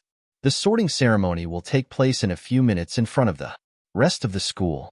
I suggest you all smarten yourselves up as much as you can while you are waiting." Her eyes lingered for a moment on Neville's cloak, which was fastened under his left ear, and on Ron's smudged nose. Harry nervously tried to flatten his hair. "I shall return when we are ready for you," said Professor McGonagall. "Please wait quietly." She left the chamber. Harry swallowed. "How exactly do they sort us into houses?" he asked Ron. "Some sort of test, I think. Fred said it hurts a lot, but I think he was joking." Harry's heart gave a horrible jolt. A test? In front of the whole school? But he didn't know any magic yet. What on earth would he have to do? He hadn't expected something like this the moment they arrived. He looked around anxiously and saw that everyone else looked terrified too. No one was talking much except Hermione Granger, who was whispering very fast about all the spells she'd learnt and wondering which one she'd need. Harry tried hard not to listen to her. He'd never been more nervous, never. Not even when he'd had to take a school report home to the Dursleys saying that he'd somehow turned his teacher's wig blue. He kept his eyes fixed on the door. Any second now, Professor McGonagall would come back and lead him to his doom. Then something happened which made him jump about a foot in the air. Several people behind him screamed, "What the dash?" He gasped. So did the people around him. About 20 ghosts had just streamed through the back wall, pearly white and slightly transparent. They glided across the room talking to each other and hardly glancing at the first years. They seemed to be arguing. What looked like a fat little monk was saying, "Forgive and forget, I say. We ought to give him a second chance dash. My dear friar, haven't we given Peeves all the chances he deserves? He gives us all a bad name, and he's not really even a ghost, I say. What are you all doing here?" A ghost wearing a ruff and tights had suddenly noticed the first years. Nobody answered. "New students," said the fat friar, smiling around at them. "About to be sorted, I suppose?" A few people nodded mutely. "Hope to see you in Hufflepuff," said the friar. "My old house, you know." "Move along now," said a sharp voice. "The sorting ceremony's about to start." Professor McGonagall had returned. One by one, the ghosts floated away through the opposite wall. "Now, form a line," Professor McGonagall told the first years, and "follow me." Feeling oddly as though his legs had turned to lead, Harry got into line, behind a boy with sandy hair, with Ron behind him, and they walked out of the chamber, back across the hall, and through a pair of double doors into the Great Hall. Harry had never even imagined such a strange and splendid place. It was lit by thousands and thousands of candles which were floating in midair over 4 long tables where the rest of the students were sitting. These tables were laid with glittering golden plates and goblets. At the top of the hall was another long table where the teachers were sitting. Professor McGonagall led the first years up here so that they came to a halt in a line, facing the other students, with the teachers behind them. The hundreds of faces staring at them looked like pale lanterns in the flickering candlelight. Dotted here and there among the students, the ghosts shone misty silver. Mainly to avoid all the staring eyes, Harry looked upwards and saw a velvety black ceiling dotted with stars. He heard Hermione whisper, "It's bewitched to look like the sky outside. I read about it in Hogwarts history." It was hard to believe there was a ceiling there at all, and that the great hall didn't simply open onto the heavens. Harry quickly looked down again as Professor McGonagall silently placed a 4-legged stool in front of the first years. On top of the stool she put a pointed wizard's hat. This hat was patched and frayed and extremely dirty. Aunt Petunia wouldn't have let it in the house. Maybe they had to try and get a rabbit out of it, Harry thought wildly. That seemed the sort of thing. Noticing that everyone in the hall was now staring at the hat, he stared at it too. For a few seconds, there was complete silence. Then the hat twitched. A rip near the brim opened wide like a mouth, and the hat began to sing. "Oh, you may not think I'm pretty, but don't judge on what you see. I'll eat myself if you can find a smarter hat than me. You can keep your bowlers black, your top hats sleek and tall, for I'm the Hogwarts sorting hat, and I can cap them all. There's nothing hidden in your head. The sorting hat can't see, so try me on and I will tell you where you ought to be. You might belong in Gryffindor, where dwell the brave at heart. Their daring, nerve, and chivalry set Gryffindors apart. You might belong in Hufflepuff, where they are just and loyal.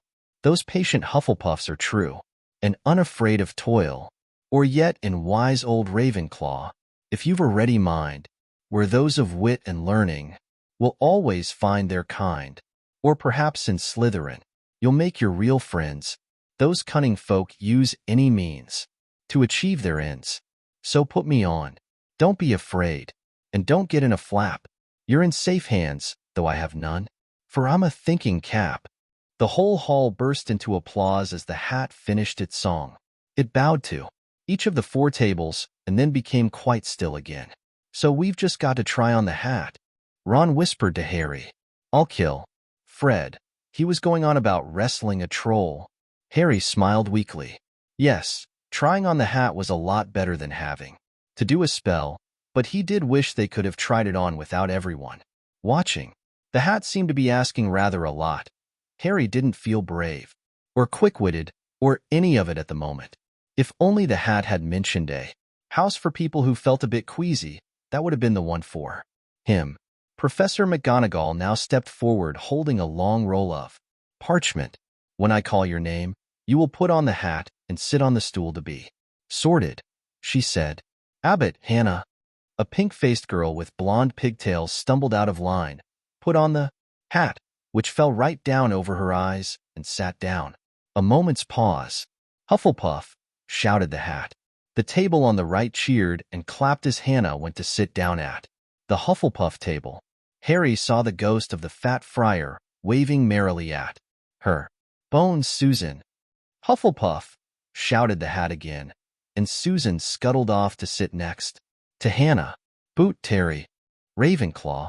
The table second from the left clapped this time. Several Ravenclaws stood up to shake hands with Terry as he joined them.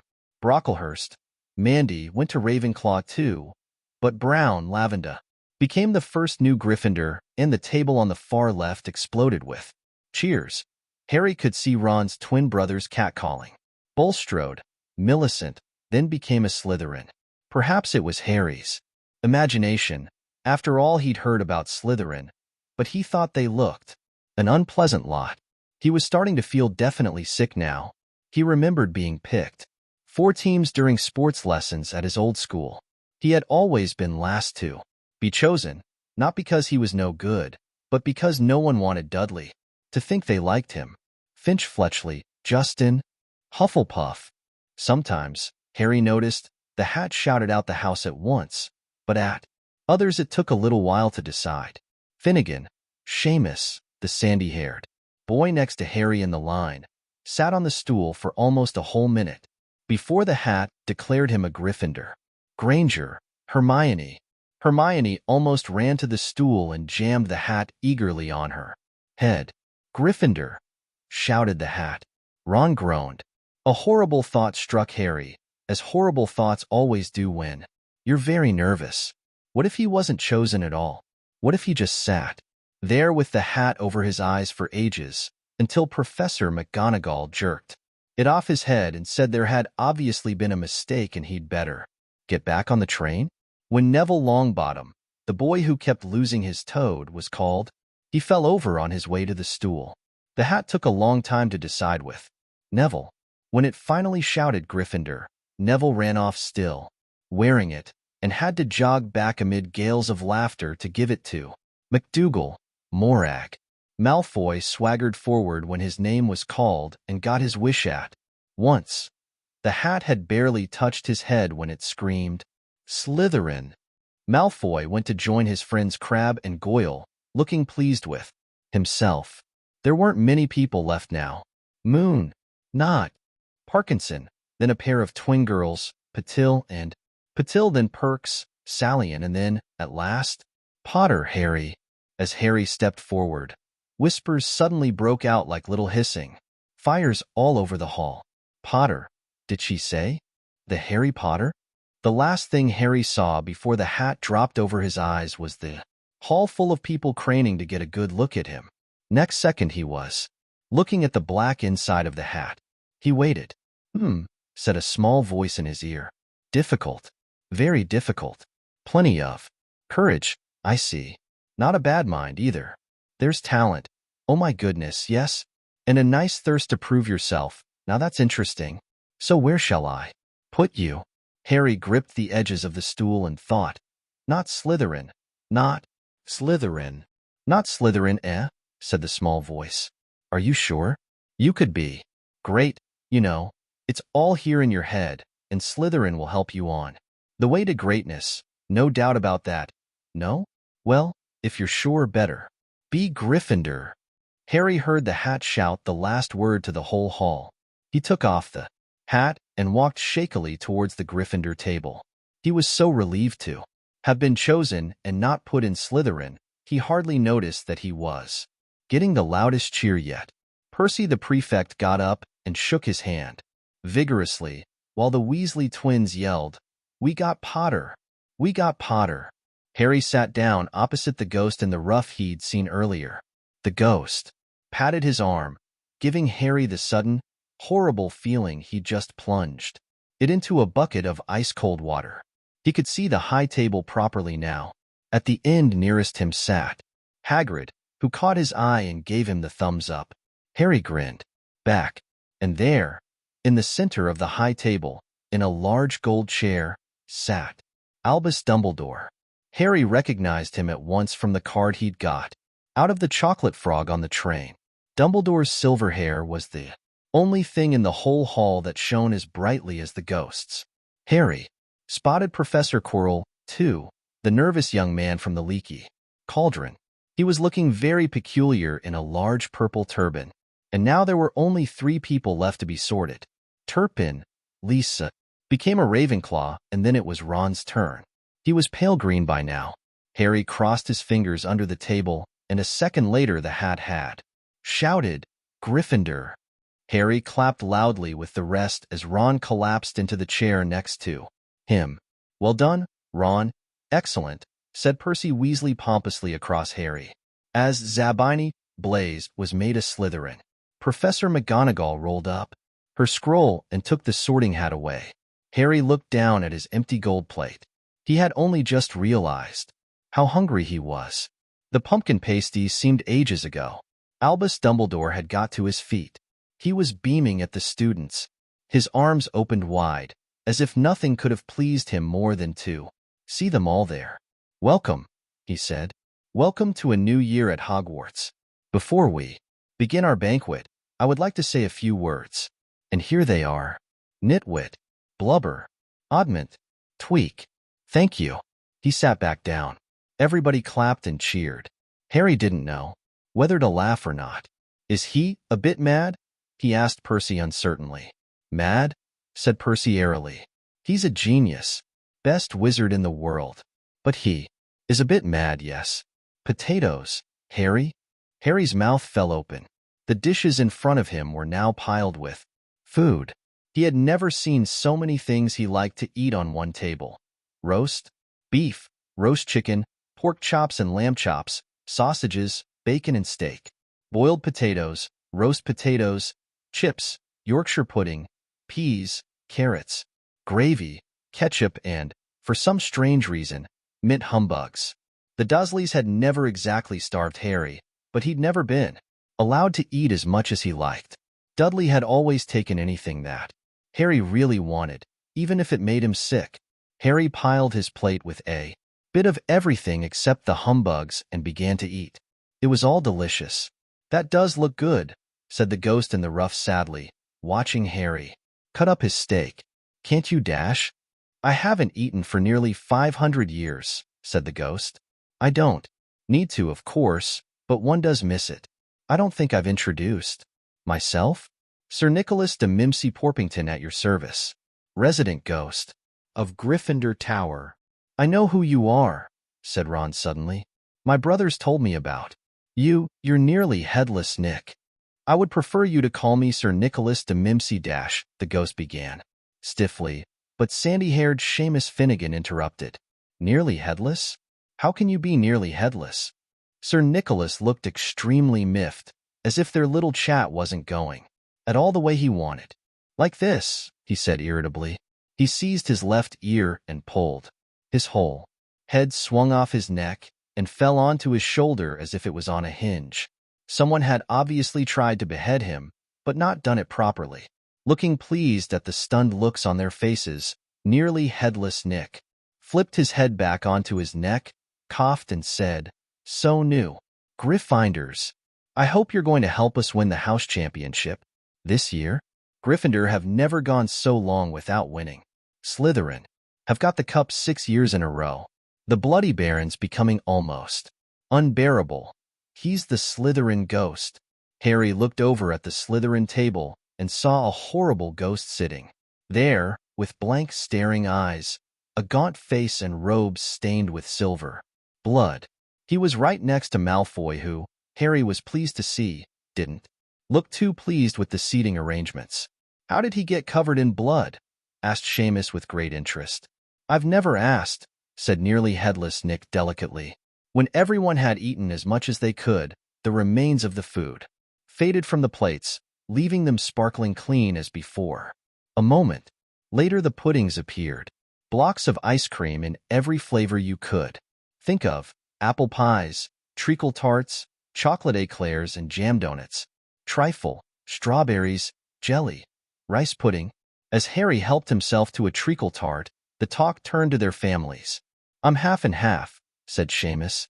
Me dad's a muggle. Ma'am didn't tell him she was a witch till after they were married. Bit of a nasty shock for him. The others laughed. What about you, Neville? Said Ron. Well, my gran brought me up and she's a witch, said Neville. But the family thought I was all muggle for ages.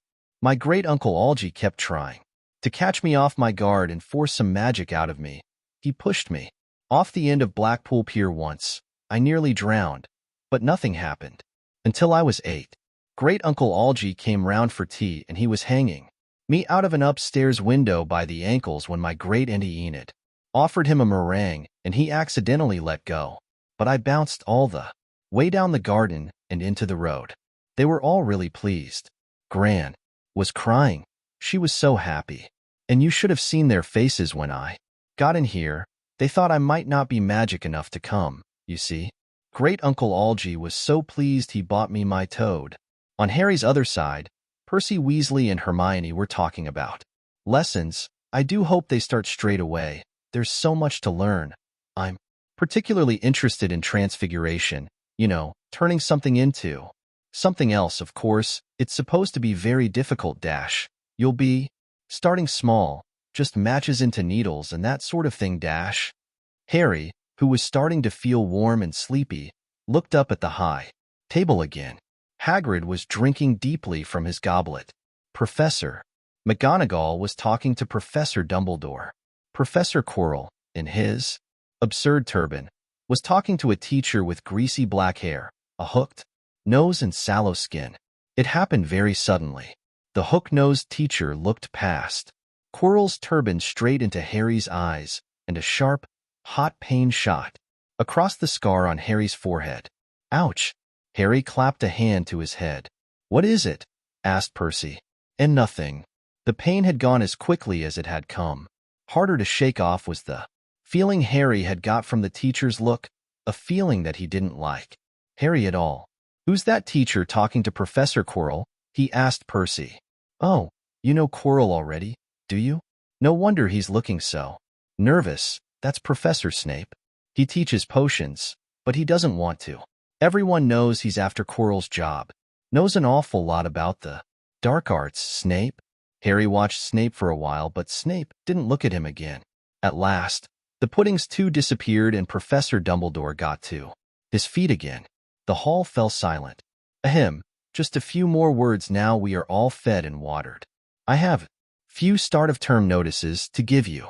First years should note that the forest in the grounds is forbidden to all pupils, and a few of our older students would do well to remember that as well. Dumbledore's twinkling eyes flashed in the direction of the Weasley twins. I have also been asked by Mr. Filch, the caretaker, to remind you all that no magic should be used between classes in the corridors. Quidditch trials will be held in the second week of term.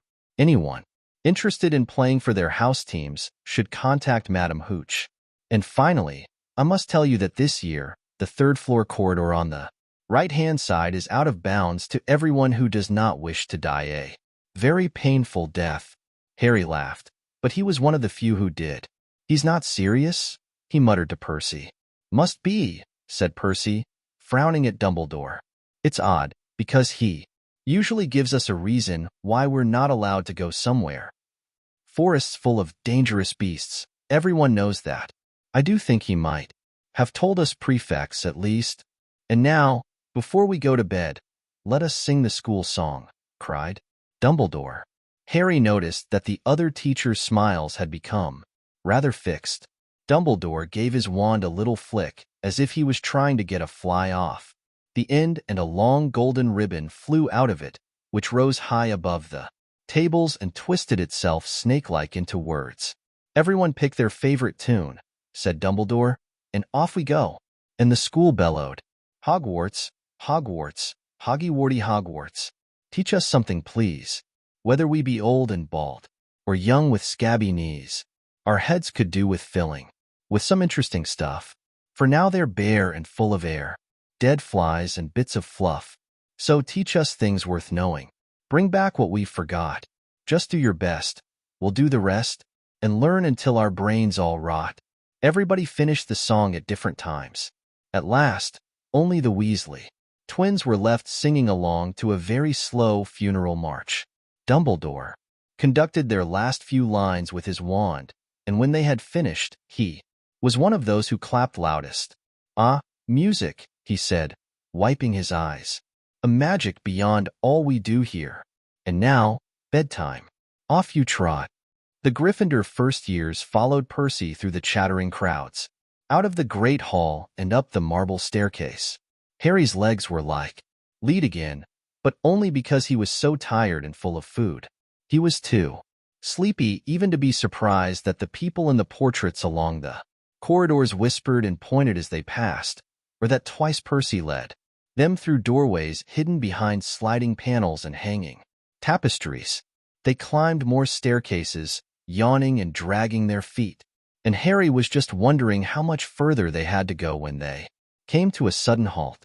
A bundle of walking sticks was floating in midair ahead of them, and as Percy took a step towards them, they started throwing themselves at him. "Peeves," Percy whispered to the first years. "A poltergeist." He raised his voice. "Peeves, show yourself." A loud, rude sound, like the air being let out of a balloon, answered. "Do you want me to go to the Bloody Baron?" There was a pop, and a little man with wicked dark eyes and a wide mouth appeared, floating cross-legged in the air, clutching the walking sticks. "Ooh-hoo," he said, with an evil cackle. "Ickle first eyes. What fun." He swooped suddenly at them. They all ducked. "Go away, Peeves, or the Baron'll hear about this. I mean it," barked Percy. Peeves stuck out his tongue and vanished, dropping the walking sticks on Neville's head. They heard him zooming away, rattling coats of armor as he passed. "You want to watch out for Peeves," said Percy, as they set off again. "The Bloody Baron's the only one who can control him. He won't even listen to us prefects." Here we are. At the very end of the corridor hung a portrait of a very fat woman in a pink silk dress. "Password," she said. "Caput Draconis," said Percy, and the portrait swung forward to reveal a round hole in the wall. They all scrambled through it. Neville needed a leg up, and found themselves in the Gryffindor common room, a cozy, round room full of squashy armchairs. Percy directed the girls through one door to their dormitory and the boys through another. At the top of a spiral staircase, they were obviously in one of the towers. They found their beds at last. 5 four-posters hung with deep red velvet curtains. Their trunks had already been brought up. Too tired to talk much, they pulled on their pajamas and fell into bed. "Great food, isn't it?" Ron muttered to Harry through the hangings. "Get off, Scabbers. He's chewing my sheets." Harry was going to ask Ron if he'd had any of the treacle tart, but he fell asleep almost at once. Perhaps Harry had eaten a bit too much, because he had a very strange dream. He was wearing Professor Quirrell's turban, which kept talking to him, telling him he must transfer to Slytherin at once, because it was his destiny. Harry told the turban he didn't want to be in Slytherin. It got heavier and heavier. He tried to pull it off, but it tightened painfully, and there was Malfoy, laughing at him as he struggled with it. Then Malfoy turned into the hook-nosed teacher, Snape, whose laugh became high and cold. There was a burst of green light, and Harry woke, sweating and shaking. He rolled over and fell asleep again, and when he woke next day, he didn't remember the dream at all. Chapter 8. The Potions Master. There, look. Where? Next to the tall kid with the red hair. Wearing the glasses? Did you see his face? Did you see his scar? Whispers followed Harry from the moment he left his dormitory next day. People queuing outside classrooms stood on tiptoe to get a look at him, or doubled back to pass him in the corridors again, staring. Harry wished they wouldn't, because he was trying to concentrate on finding his way to classes. There were 142 staircases at Hogwarts, wide, sweeping ones, narrow, rickety ones, some that led somewhere different on a Friday, some with a vanishing step halfway up that you had to remember to jump. Then there were doors that wouldn't open unless you asked politely or tickled them in exactly the right place, and doors that weren't really doors at all, but solid walls just pretending. It was also very hard to remember where anything was, because it all seemed to move around a lot. The people in the portraits kept going to visit each other, and Harry was sure the coats of armor could walk. The ghosts didn't help, either. It was always a nasty shock when one of them glided suddenly through a door you were trying to open. Nearly. Headless Nick was always happy to point new Gryffindors in the right direction, but Peeves the poltergeist was worth 2 locked doors and a trick staircase if you met him when you were late for class. He would drop waste paper baskets on your head, pull rugs from under your feet, pelt you with bits of chalk, or sneak up behind you, invisible, grab your nose and screech, "Got your conch." Even worse than Peeves, if that was possible, was the caretaker, Argus Filch. Harry and Ron managed to get on the wrong side of him on their very first morning. Filch found them trying to force their way through a door, which unluckily turned out to be the entrance to the out-of-bounds corridor. On the 3rd floor, he wouldn't believe they were lost, was sure they were trying to break into it on purpose, and was threatening to lock them in the dungeons when they were rescued by Professor Quirrell, who was passing. Filch owned a cat called Mrs. Norris, a scrawny, dust-colored creature with bulging, lamp-like eyes just like Filch's. She patrolled the corridors alone, break a rule in front of her, put just one toe out of line, and she'd whisk off for Filch, who'd appear, wheezing, 2 seconds later. Filch knew the secret passageways of the school better than anyone, except perhaps the Weasley twins, and could pop up as suddenly as any of the ghosts. The students all hated him, and it was the dearest ambition of many to give Mrs. Norris a good kick. And then, once you had managed to find them, there were the lessons themselves. There was a lot more to magic, as Harry quickly found out, than waving your wand and saying a few funny words. They had to study the night skies through their telescopes every Wednesday at midnight and learn the names of different stars and the movements of the planets. 3 times a week they went out to the greenhouses behind the castle to study herbology with a dumpy little witch called Professor Sprout, where they learned how to take care of all the strange plants and fungi and found out what they were used for. Easily the most boring lesson was History of Magic, which was the only class taught by a ghost. Professor Binns had been very old indeed when he had fallen asleep in front of the staff room fire and got up next morning to teach, leaving his body behind him.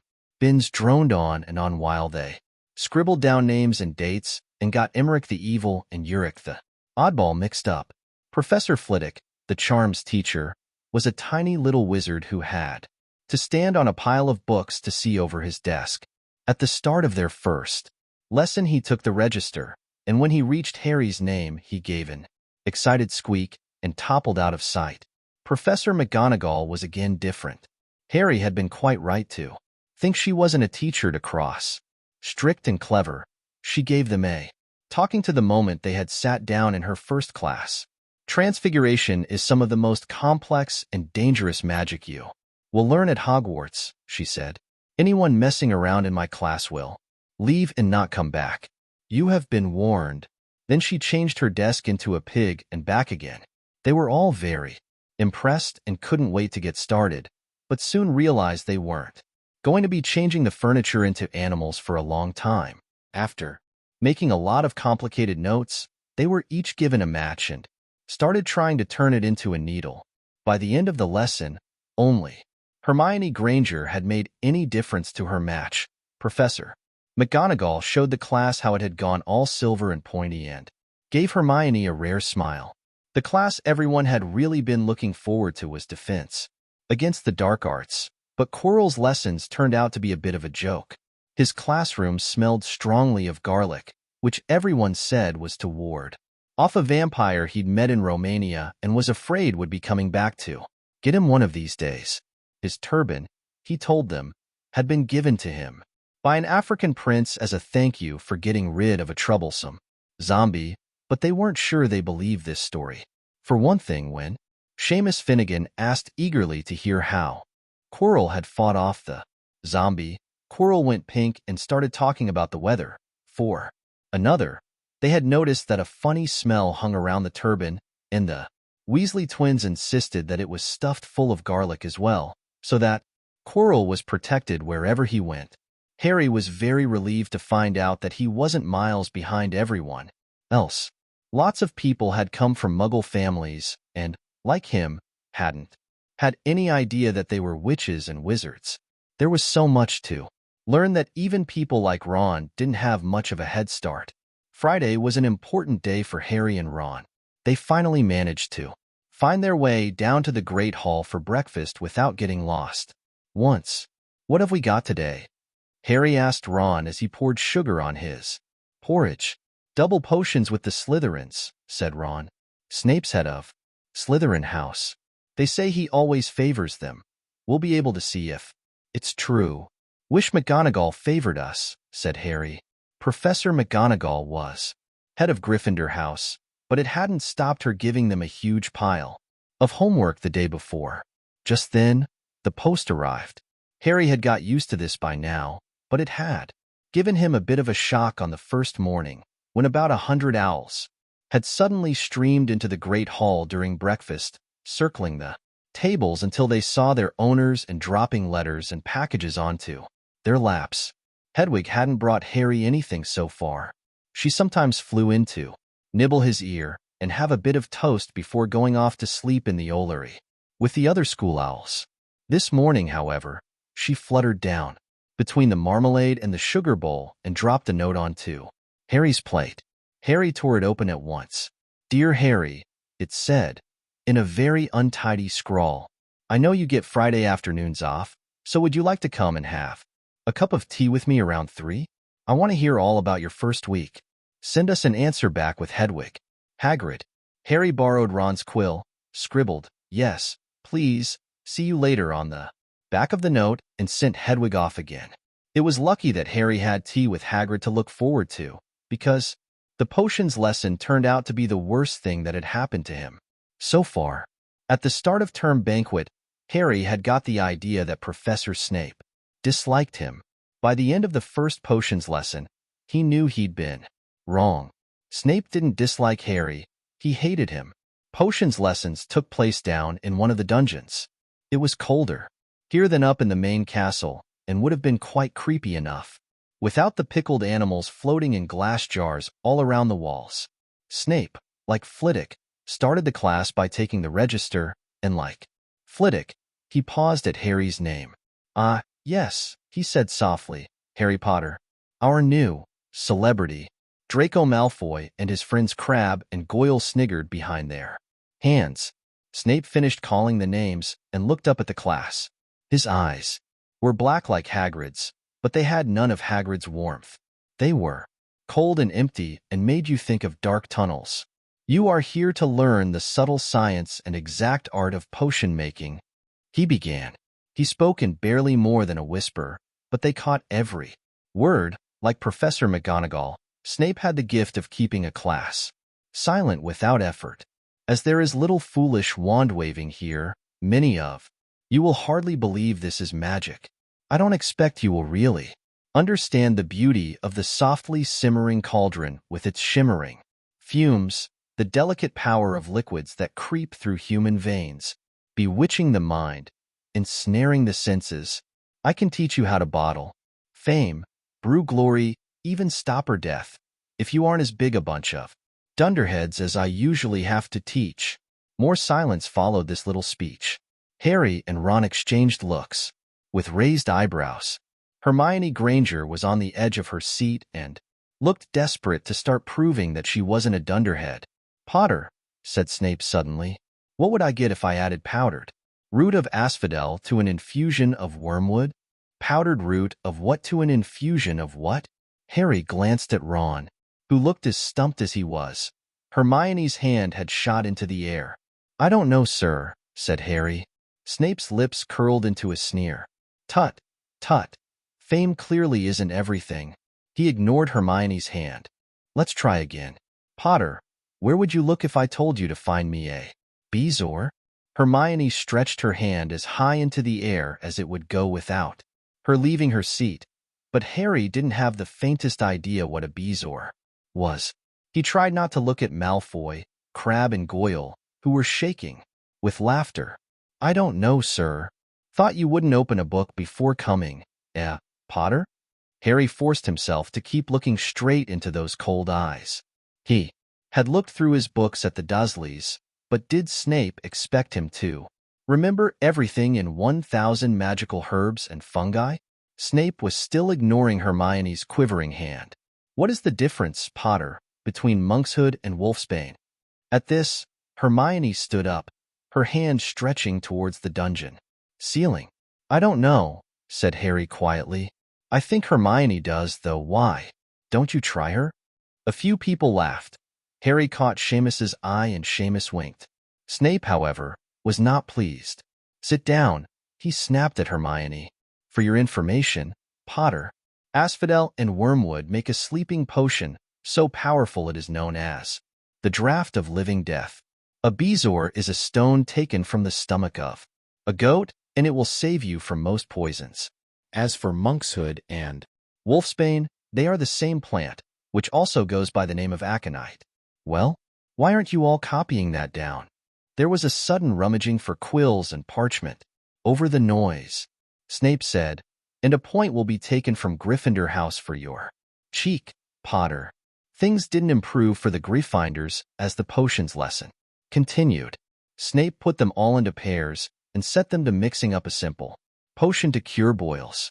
He swept around in his long black cloak, watching them weigh dried nettles and crush snake fangs, criticizing almost everyone, except Malfoy, whom he seemed to like.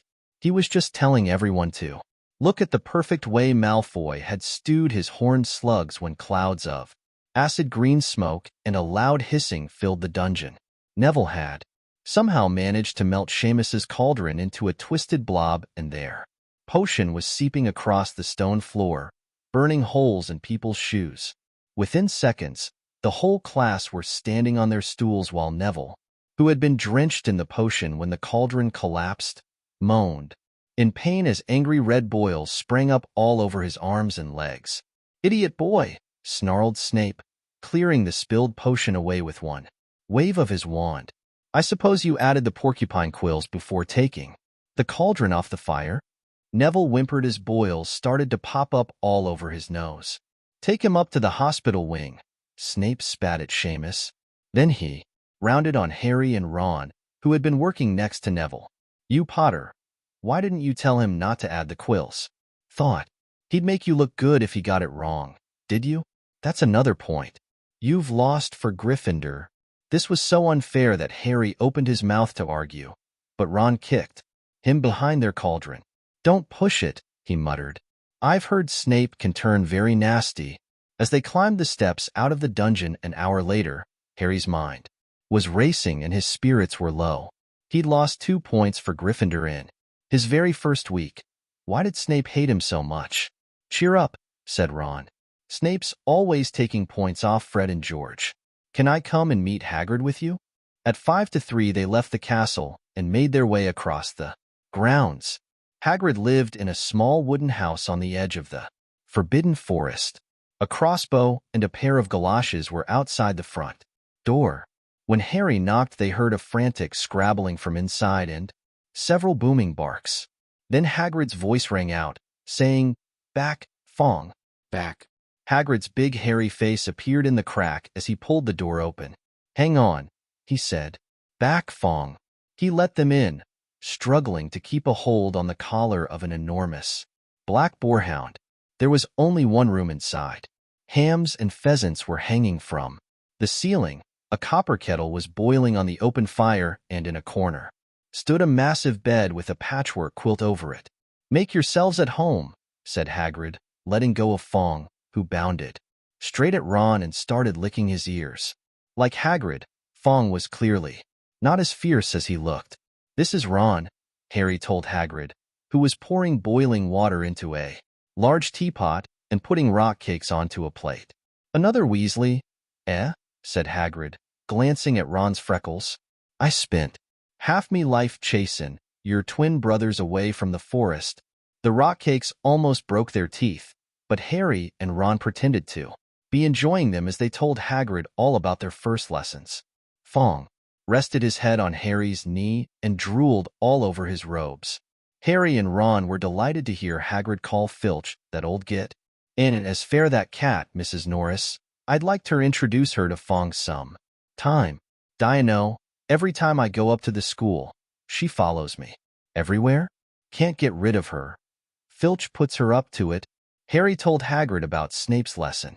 Hagrid, like Ron, told Harry not to worry about it, that Snape liked hardly any of the students. But he seemed to really hate me. Rubbish, said Hagrid. Why should he? Yet Harry couldn't help thinking that Hagrid didn't quite meet his eyes. When he said that, how's your brother Charlie? Hagrid asked Ron. I liked him a lot, great. With animals. Harry wondered if Hagrid had changed the subject on purpose. While Ron told Hagrid all about Charlie's work with dragons, Harry picked up a piece of paper that was lying on the table under the tea cozy. It was a cutting from the Daily Prophet. Gringotts break-in latest. Investigations continue into the break-in at Gringotts on July 31st, widely believed to be the work of dark wizards or witches unknown. Gringotts goblins today insisted that nothing had been taken. The vault that was searched had in fact been emptied the same day. But we're not telling you what was in there, so keep your noses out if you know what's good for you, said a Gringotts spokesgoblin this afternoon. Harry remembered Ron telling him on the train that someone had tried to rob Gringotts, but Ron hadn't mentioned the date. Hagrid, said Harry, that Gringotts break-in happened on my birthday. It might have been happening while we were there. There was no doubt about it. Hagrid definitely didn't meet Harry's eyes. This time, he grunted and offered him another rock cake. Harry, read the story again. The vault that was searched had in fact been emptied earlier. That same day, Hagrid had emptied Vault 713, if you could call it emptying, taking out that grubby little package. Had that been what the thieves were looking for?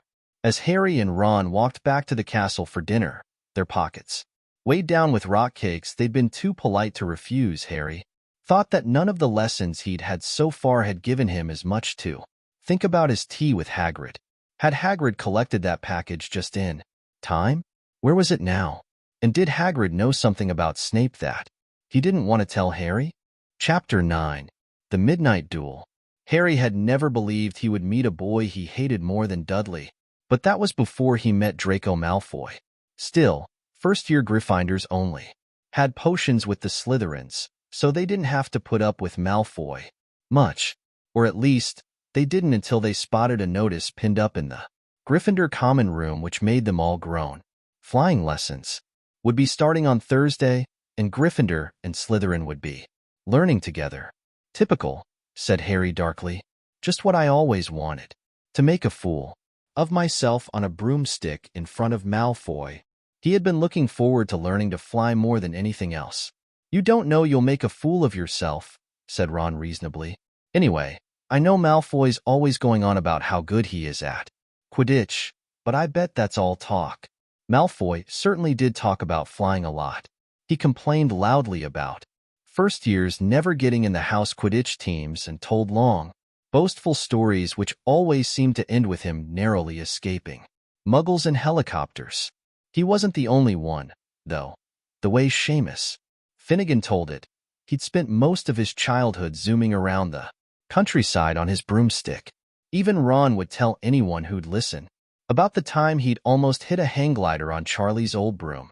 Everyone from wizarding families talked about Quidditch constantly. Ron had already had a big argument with Dean Thomas, who shared their dormitory, about football. Ron couldn't see what was exciting about a game with only one ball where no one was allowed to fly. Harry had caught Ron prodding Dean's poster of West Ham football team, trying to make the players move. Neville had never been on a broomstick in his life, because his grandmother had never let him near one. Privately, Harry felt she'd had good reason, because Neville managed to have an extraordinary number of accidents even with both feet on the ground. Hermione Granger was almost as nervous about flying as Neville was. This was something you couldn't learn by heart out of a book, not that she hadn't tried. At breakfast on Thursday, she bored them all stupid with flying. Tips she'd got out of a library book called Quidditch Through the Ages. Neville was hanging on to her every word, desperate for anything that might help him hang on to his broomstick later, but everybody else was very pleased when Hermione's lecture was interrupted by the arrival of the post. Harry hadn't had a single letter since Hagrid's note, something that Malfoy had been quick to notice, of course. Malfoy's eagle owl was always bringing him packages of sweets from home, which he opened gloatingly at the Slytherin table. A barn owl brought Neville a small package from his grandmother. He opened it excitedly and showed them a glass ball the size of a large marble, which seemed to be full of white smoke. "It's a remembrall," he explained. "Gran knows I forget things. This tells you if there's something you've forgotten to do. Look, you hold it tight like this, and if it turns red—" Oh, his face fell, because the remembrall had suddenly glowed scarlet. "You've forgotten something?" Neville was trying to remember what he'd forgotten when Draco Malfoy, who was passing the Gryffindor table, snatched the remembrall out of his hand. Harry and Ron jumped to their feet.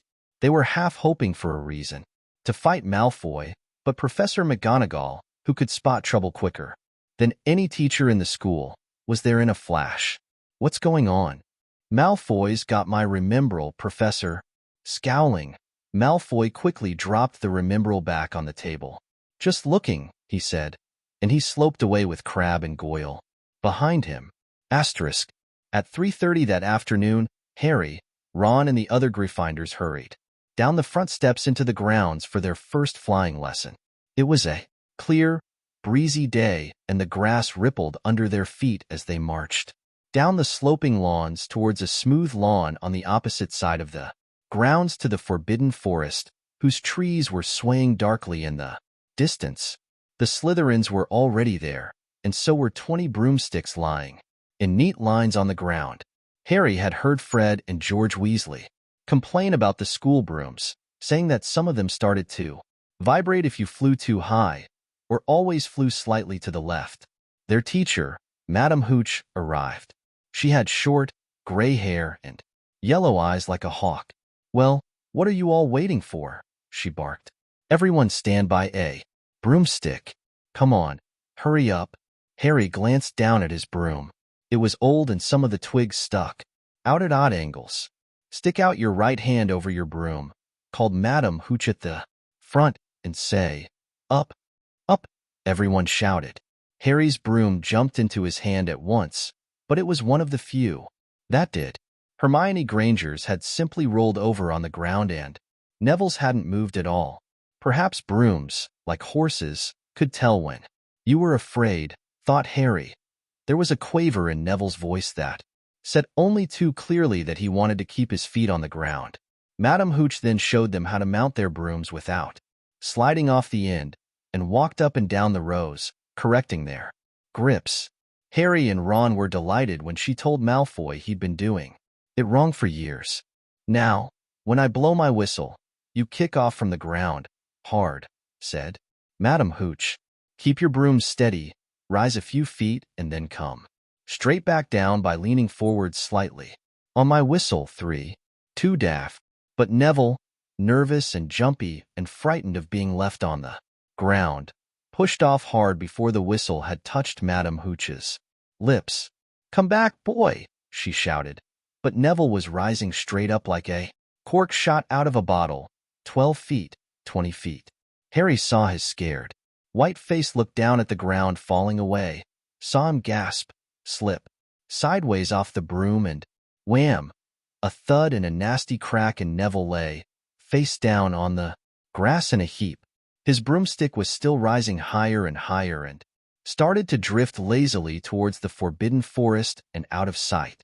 Madame Hooch was bending over Neville, her face as white as his. "Broken wrist," Harry heard her mutter. "Come on, boy. It's all right, up. You get." She turned to the rest of the class. "None of you is to move while I take this boy to the hospital wing. You leave those brooms where they are, or you'll be out of Hogwarts before you can say Quidditch. Come on, dear." Neville, his face tear-streaked, clutching his wrist, hobbled off with Madam Hooch, who had her arm around him. No sooner were they out of earshot than Malfoy burst into laughter. Did you see his face, the great lump? The other Slytherins joined in. Shut up, Malfoy, snapped Parvati Patil. Ooh, sticking up for Longbottom, said Pansy Parkinson, a hard-faced Slytherin girl.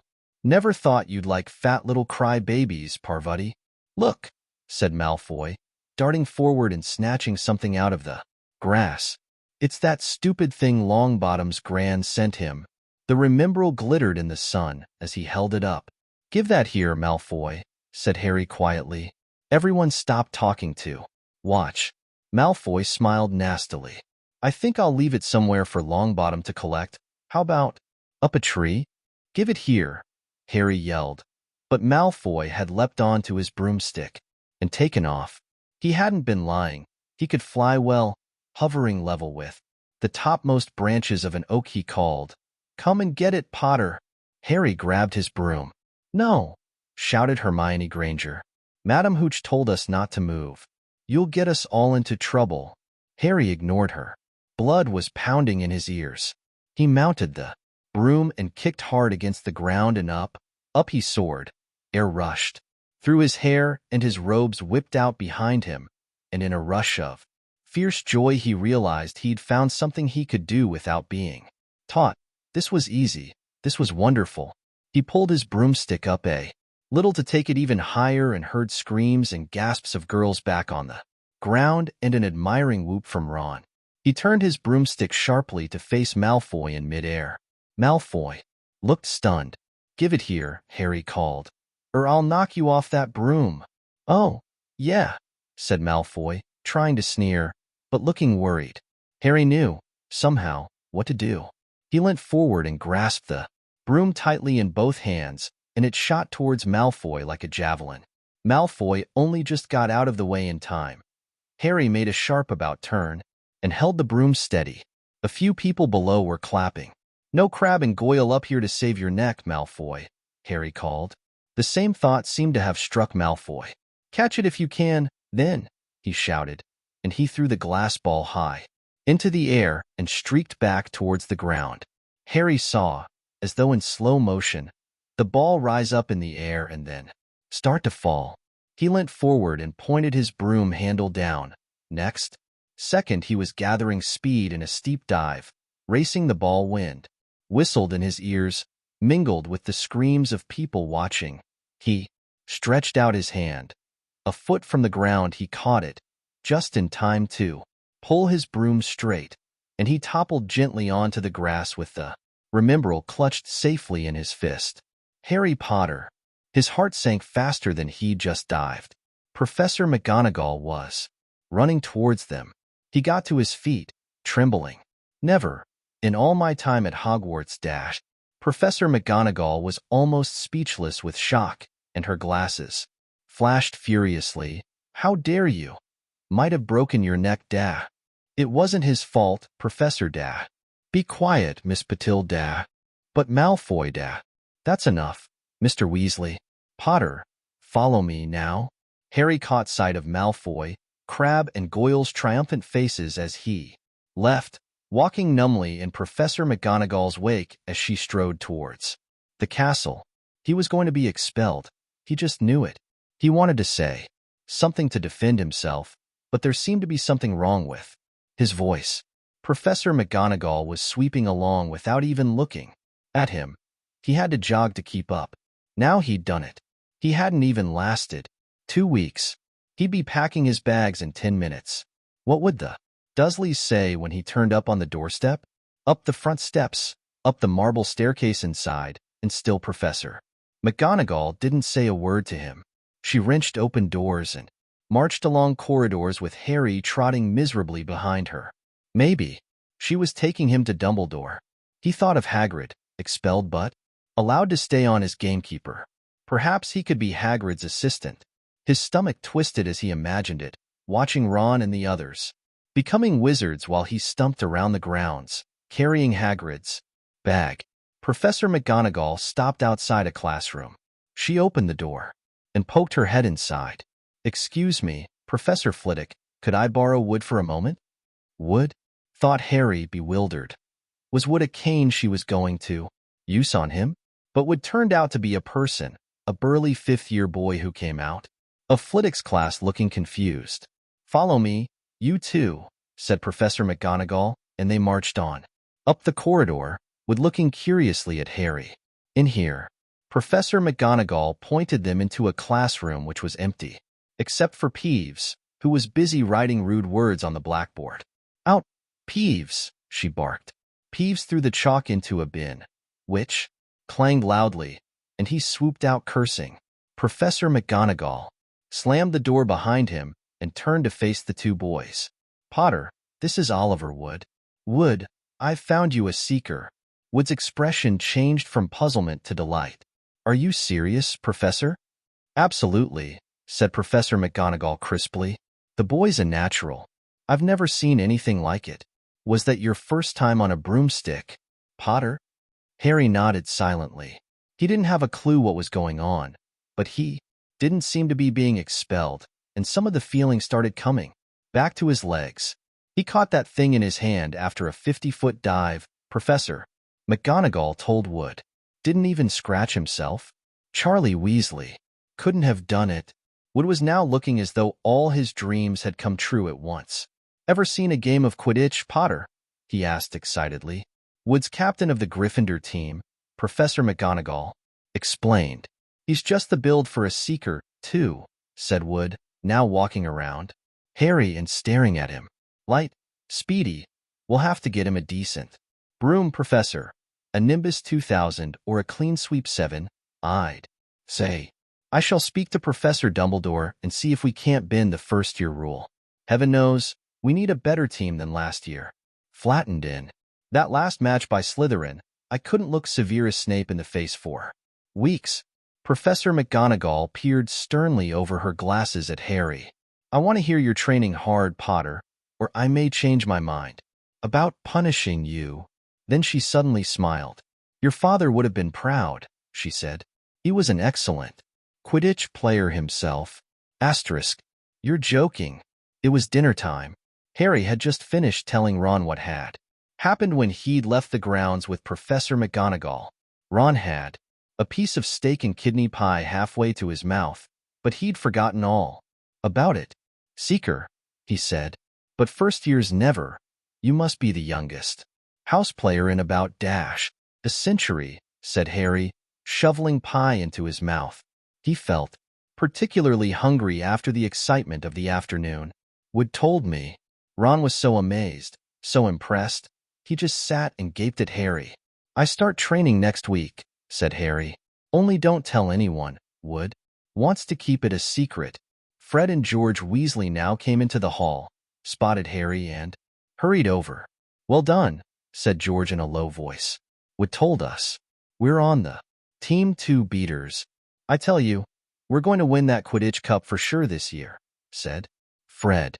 "We haven't won since Charlie left, but this year's team is going to be brilliant." "You must be good, Harry." Wood was almost skipping when he told. "Anyway, we've got to go. Lee Jordan reckons he's found a new secret passageway out of the school. Bet it's that one behind the statue of Gregory the Smarmy that we found in our first week. See you." Fred and George had hardly disappeared when someone far less welcome turned up. Malfoy, flanked by Crabbe and Goyle. "Having a last meal, Potter? When are you getting the train back to the Muggles? You're a lot braver now you're back on the ground and you've got your little friends with you," said Harry coolly. There was of course nothing at all little about Crabbe and Goyle, but as the high table was full of teachers, neither of them could do more than crack their knuckles and scowl. "I'd take you on any time on my own," said Malfoy. "Tonight, if you want. Wizard's duel. Wands only, no contact." "What's the matter? Never heard of a wizard's duel before, I suppose?" "Of course he has," said Ron, wheeling round. "I'm his second." "Who's yours?" Malfoy looked at Crabbe and Goyle, sizing them up. "Crabbe," he said. "Midnight all right? We'll meet you in the trophy room. That's always unlocked." When Malfoy had gone, Ron and Harry looked at each other.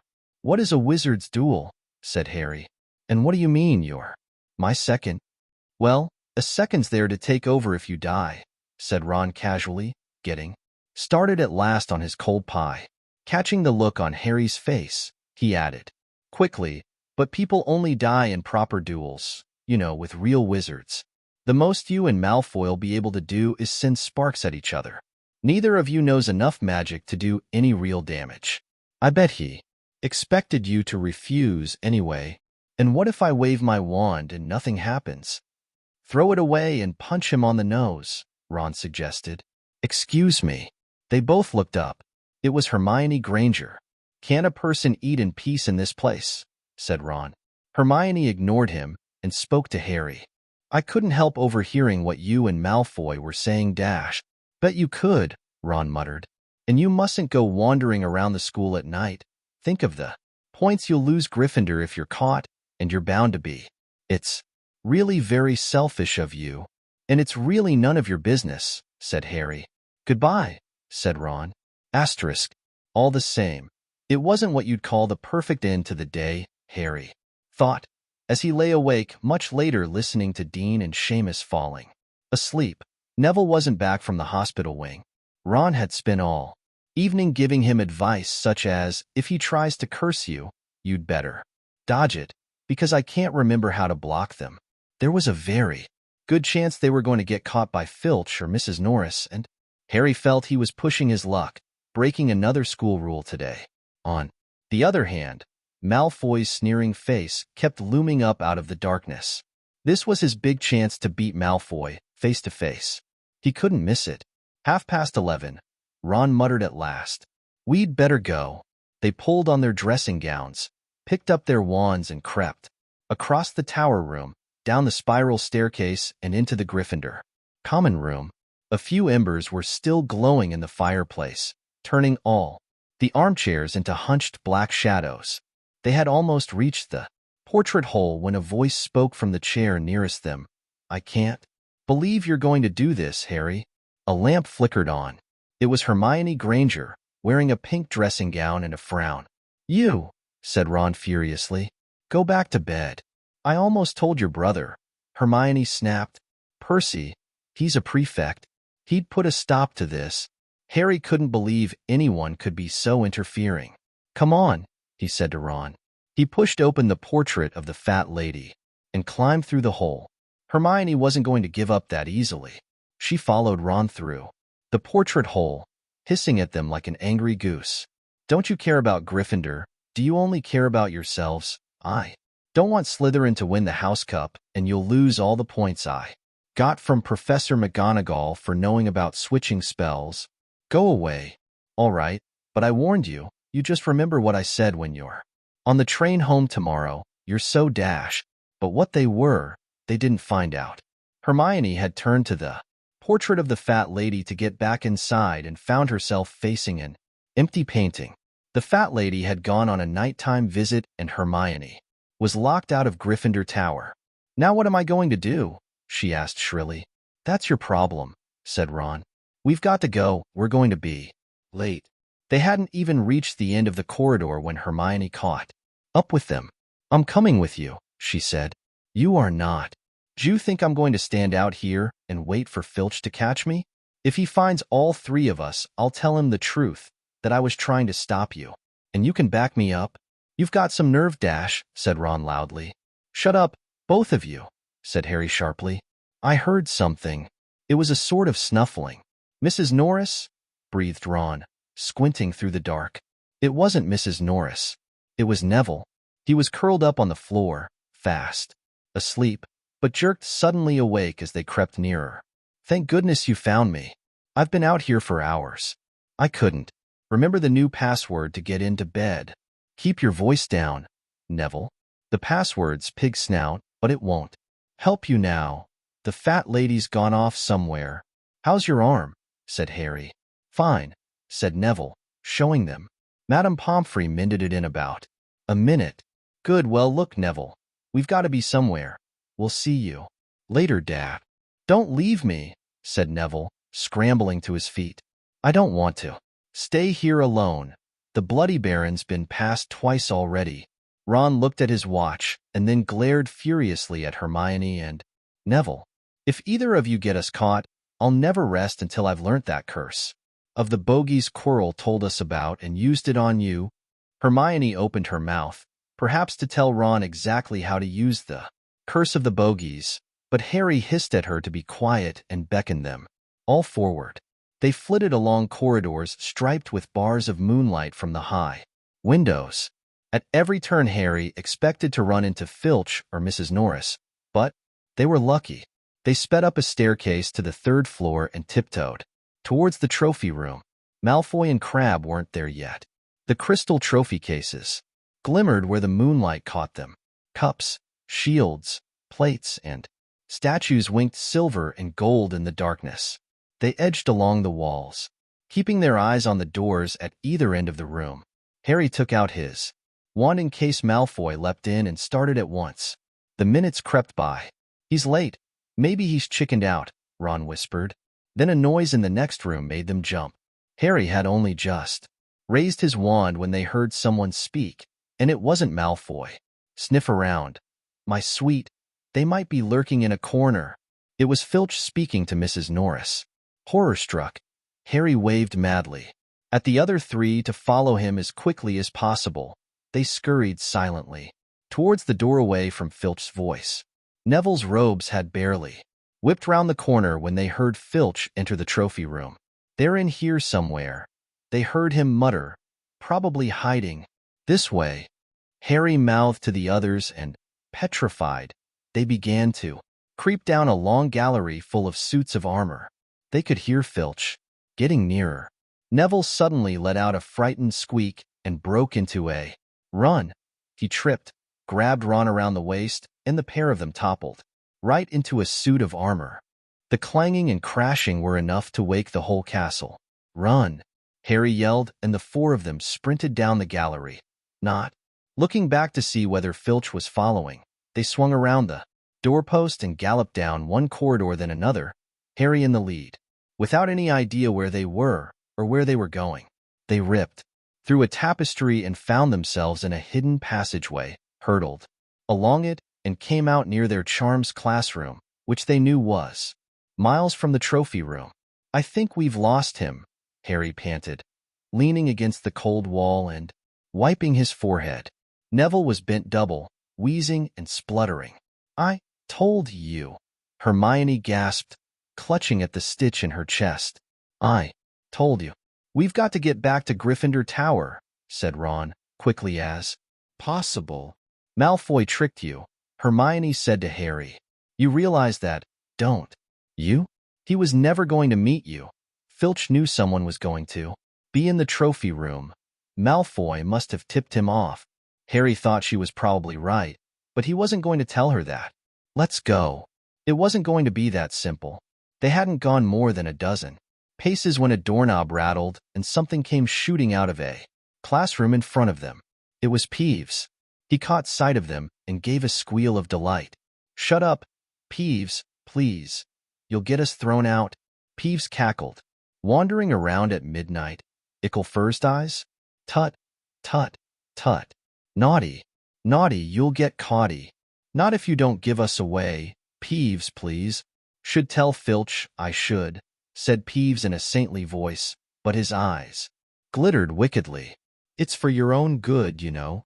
Get out of the way, snapped Ron, taking a swipe at Peeves. This was a big mistake. Students out of bed, Peeves bellowed. Students out of bed down the charms corridor.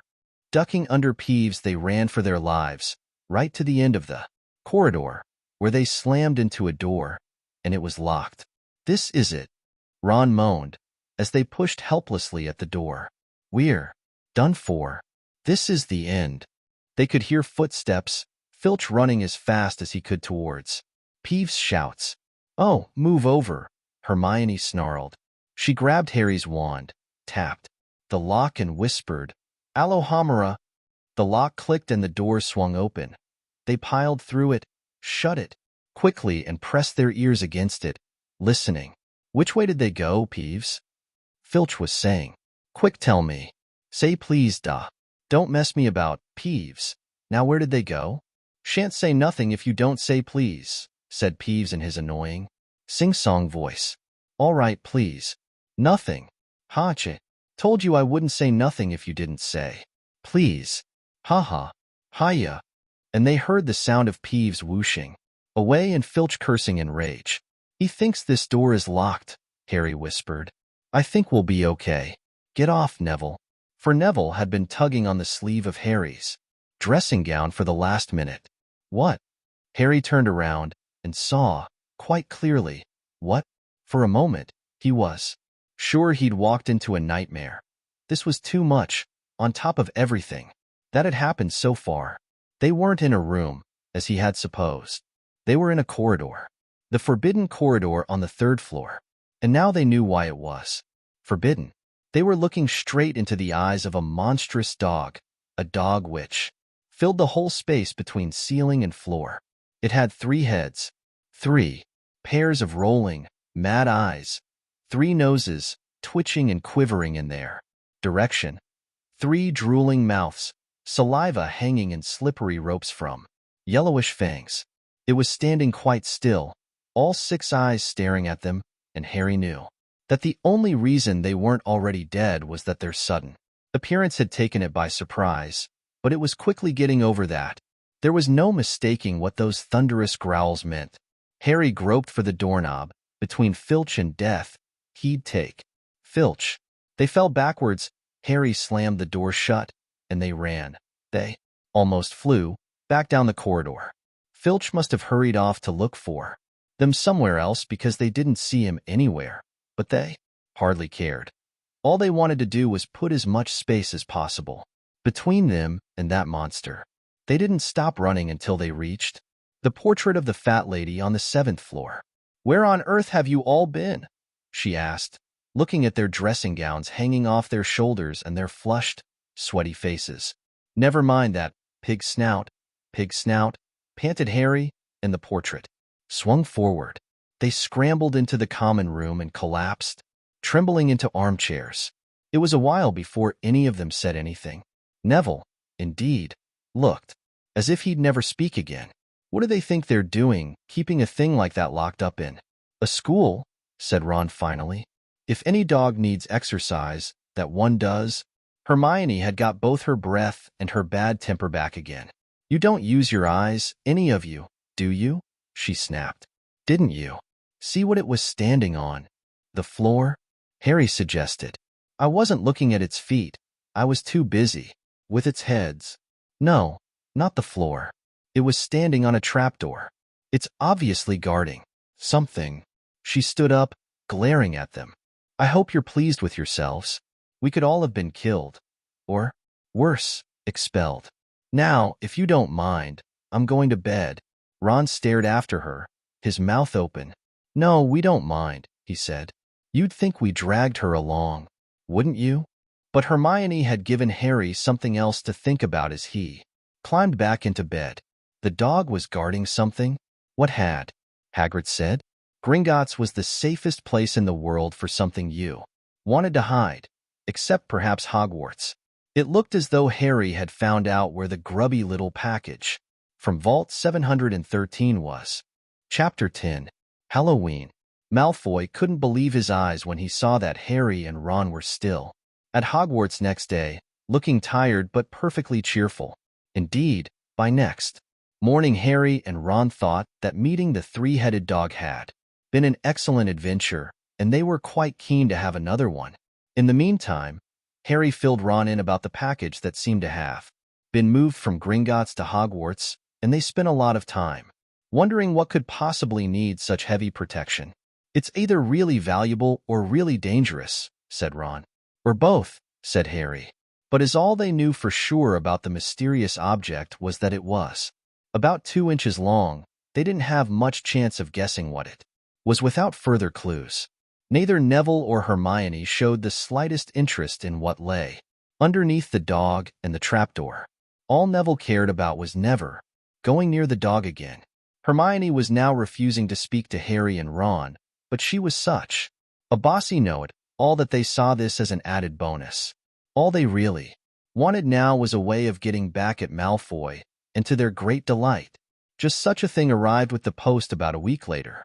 As the owls flooded into the great hall as usual, everyone's attention was caught at once by a long, thin package carried by 6 large screech owls. Harry was just as interested as everyone else to see what was in this large parcel and was amazed when the owls soared down and dropped it right in front of him, knocking his bacon to the floor. They had hardly fluttered out of the way when another owl dropped a letter on top of the parcel. Harry ripped open the letter first, which was lucky because it said, "Do not open the parcel at the table. It contains your new Nimbus 2000, but I don't want everybody knowing you've got a broomstick, or they'll all want one. Oliver will meet you tonight on the Quidditch pitch at 7 o'clock for your first training session. Professor M. McGonagall." Harry had difficulty hiding his glee as he handed the note to Ron to read. "A Nimbus 2000. Ron moaned enviously. "I've never even touched one." They left the hall quickly, wanting to unwrap the broomstick in private before their first lesson, but halfway across the entrance hall they found the way upstairs barred by Crabbe and Goyle. Malfoy seized the package from Harry and felt it. "That's a broomstick," he said, throwing it back to Harry with a mixture of jealousy and spite on his face.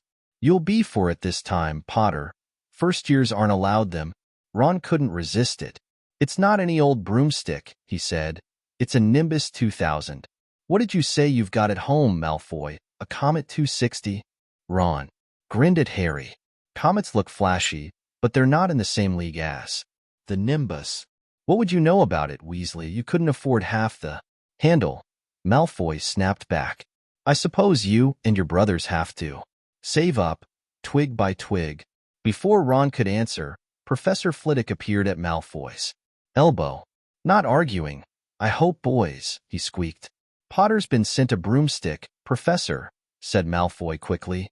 Yes, that's right," said Professor Flitwick, beaming at Harry. "Professor McGonagall told me all about the special circumstances, Potter. And what model is it?" "A Nimbus 2000, sir," said Harry, fighting not to laugh at the look of horror on Malfoy's face. "And it's really thanks to Malfoy here that I've got it," he added. Harry and Ron headed upstairs, smothering their laughter at Malfoy's obvious rage and confusion. "Well, it's true," Harry chortled as they reached the top of the marble staircase. "If he hadn't stolen Neville's Remembrall, I wouldn't be in the team. So I suppose you think that's a reward for breaking rules?" came an angry voice from just behind them. Hermione was stomping up the stairs, looking disapprovingly at the package in Harry's hand. "I thought you weren't speaking to us," said Harry. "Yes, don't stop now," said Ron. "It's doing us so much good." Hermione marched away with her nose in the air. Harry had a lot of trouble keeping his mind on his lessons that day. It kept wandering up to the dormitory, where his new broomstick was lying, under his bed, or straying off to the Quidditch pitch where he'd be learning to play that night. He bolted his dinner that evening without noticing what he was eating, and then rushed upstairs with Ron to unwrap the Nimbus 2000 at last. "Wow," Ron sighed, as the broomstick rolled onto Harry's bedspread. Even Harry, who knew nothing about the different brooms, thought it looked wonderful. Sleek and shiny, with a mahogany handle, it had a long tail of neat, straight twigs and Nimbus 2000 written in gold near the top. As 7 o'clock drew nearer, Harry left the castle and set off towards the Quidditch pitch in the dusk. He'd never been inside the stadium before. Hundreds of seats were raised in stands around the pitch so that the spectators were high enough to see what was going on. At either end of the pitch were 3 golden poles with hoops on the end. They reminded Harry of the little plastic sticks Muggle children blew bubbles through, except that they were 50 feet high. Too eager to fly again to wait for wood, Harry mounted his broomstick and kicked off from the ground. What a feeling! He swooped in and out of the goalposts and then sped up and down the pitch.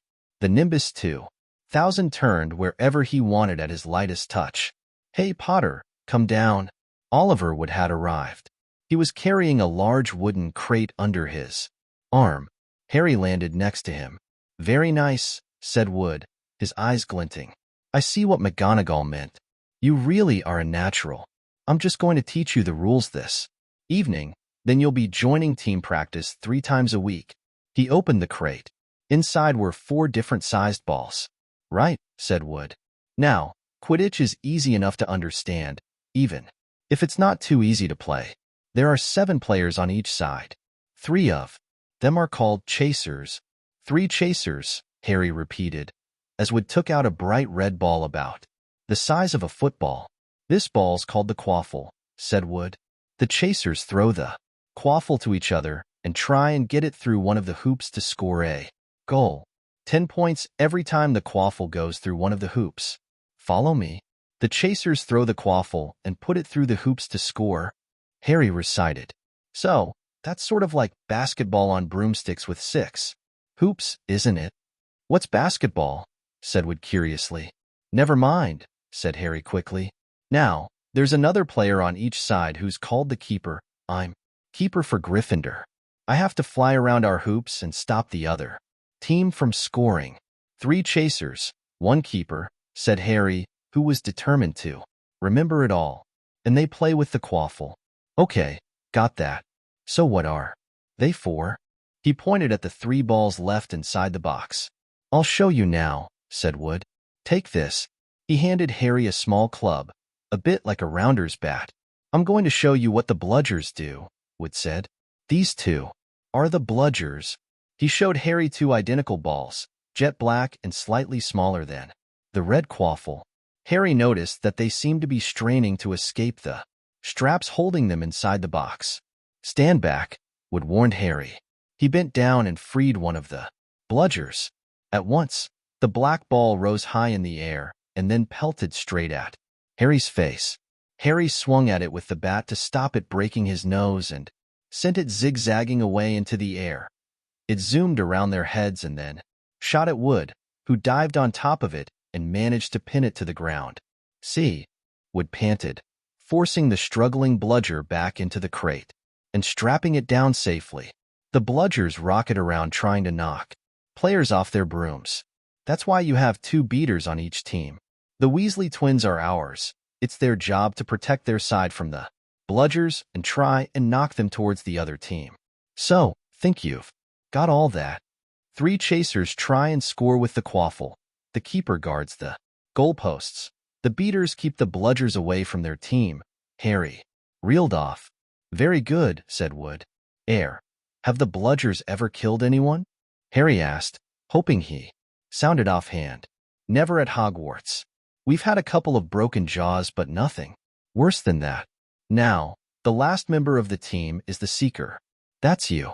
And you don't have to worry about the quaffle or the bludgers dash, unless they crack my head open.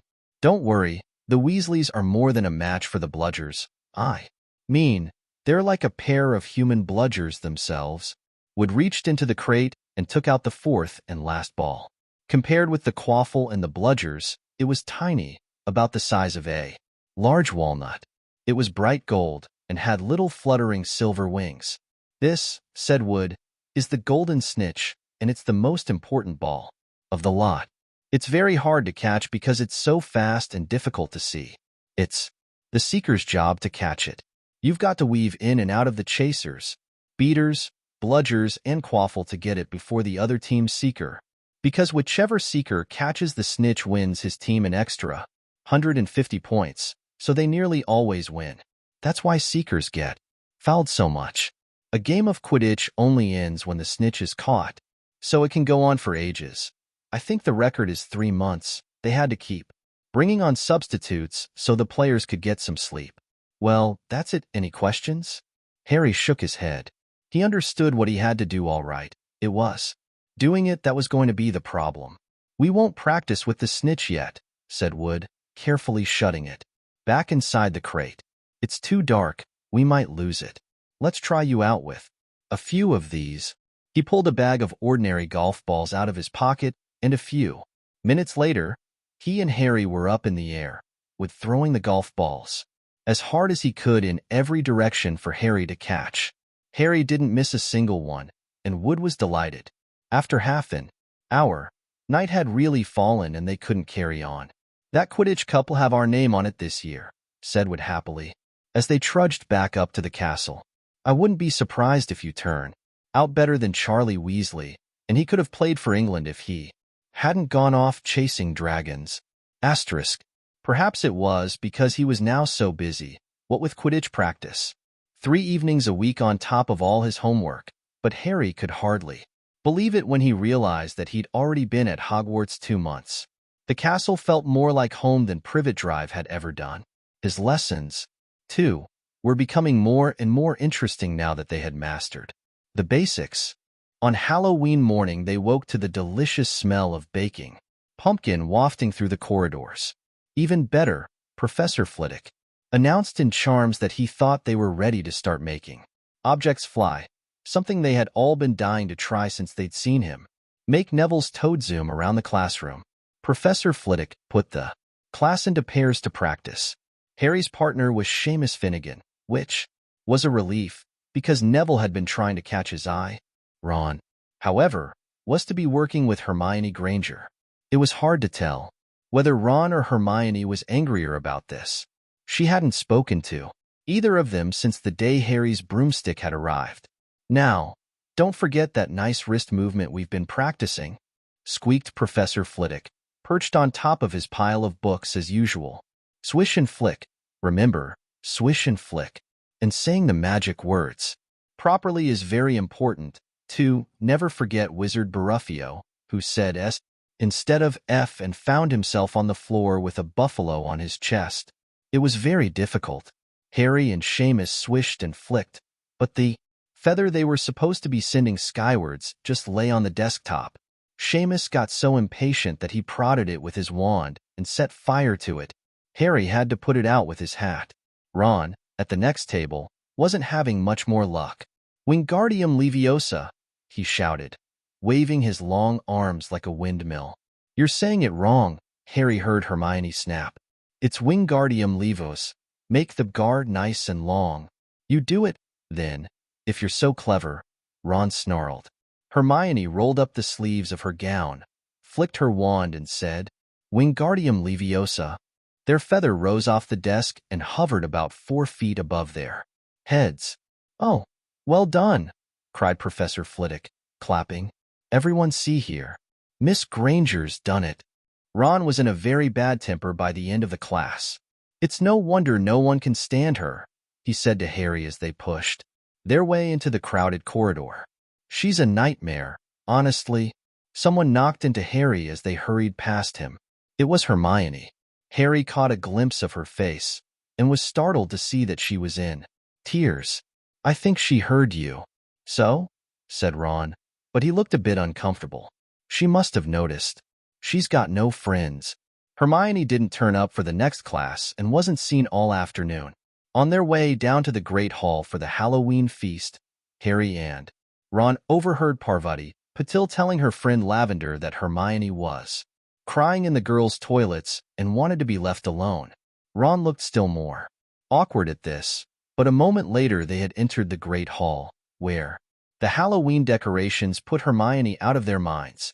1,000 live bats fluttered from the walls and ceiling while 1,000 more swooped over the tables in low black clouds, making the candles and the pumpkins stutter.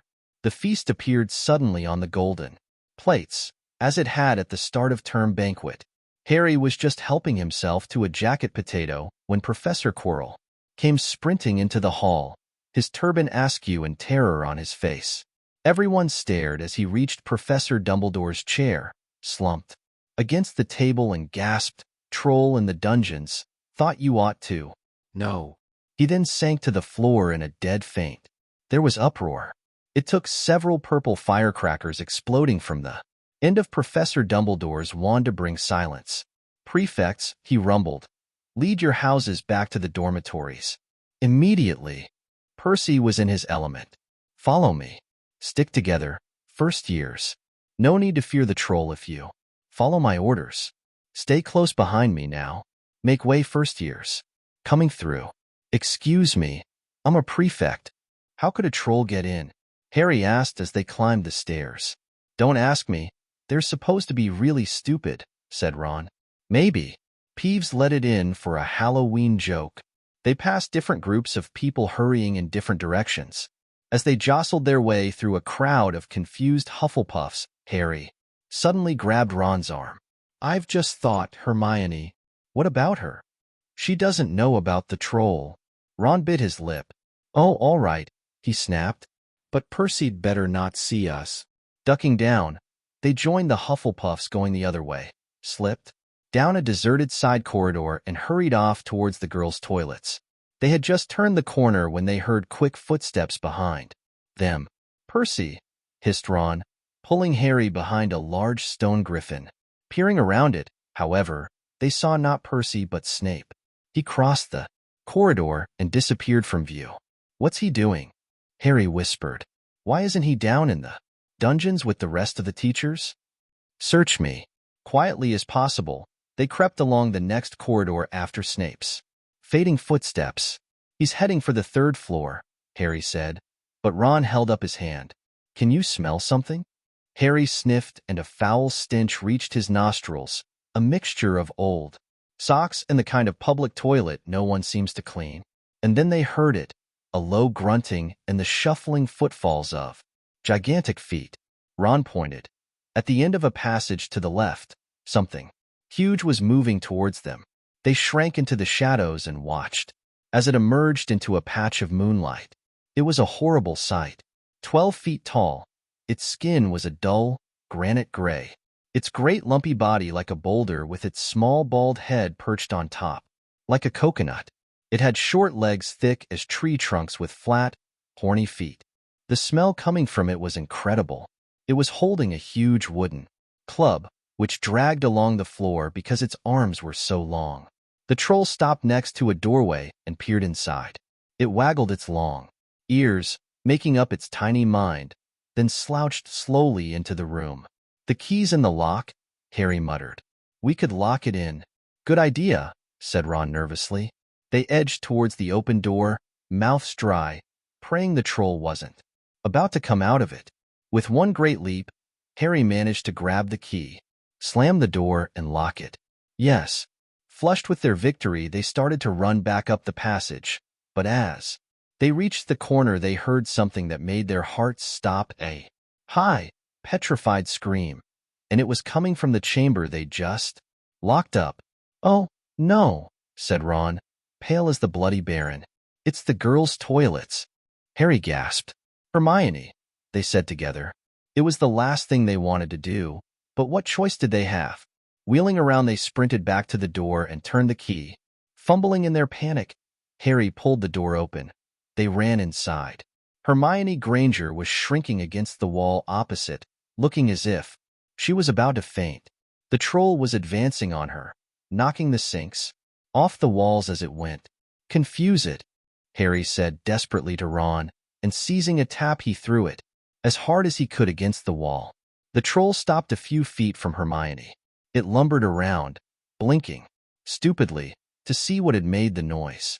Its mean little eyes saw Harry. It hesitated, then made for him instead, lifting its club as it went.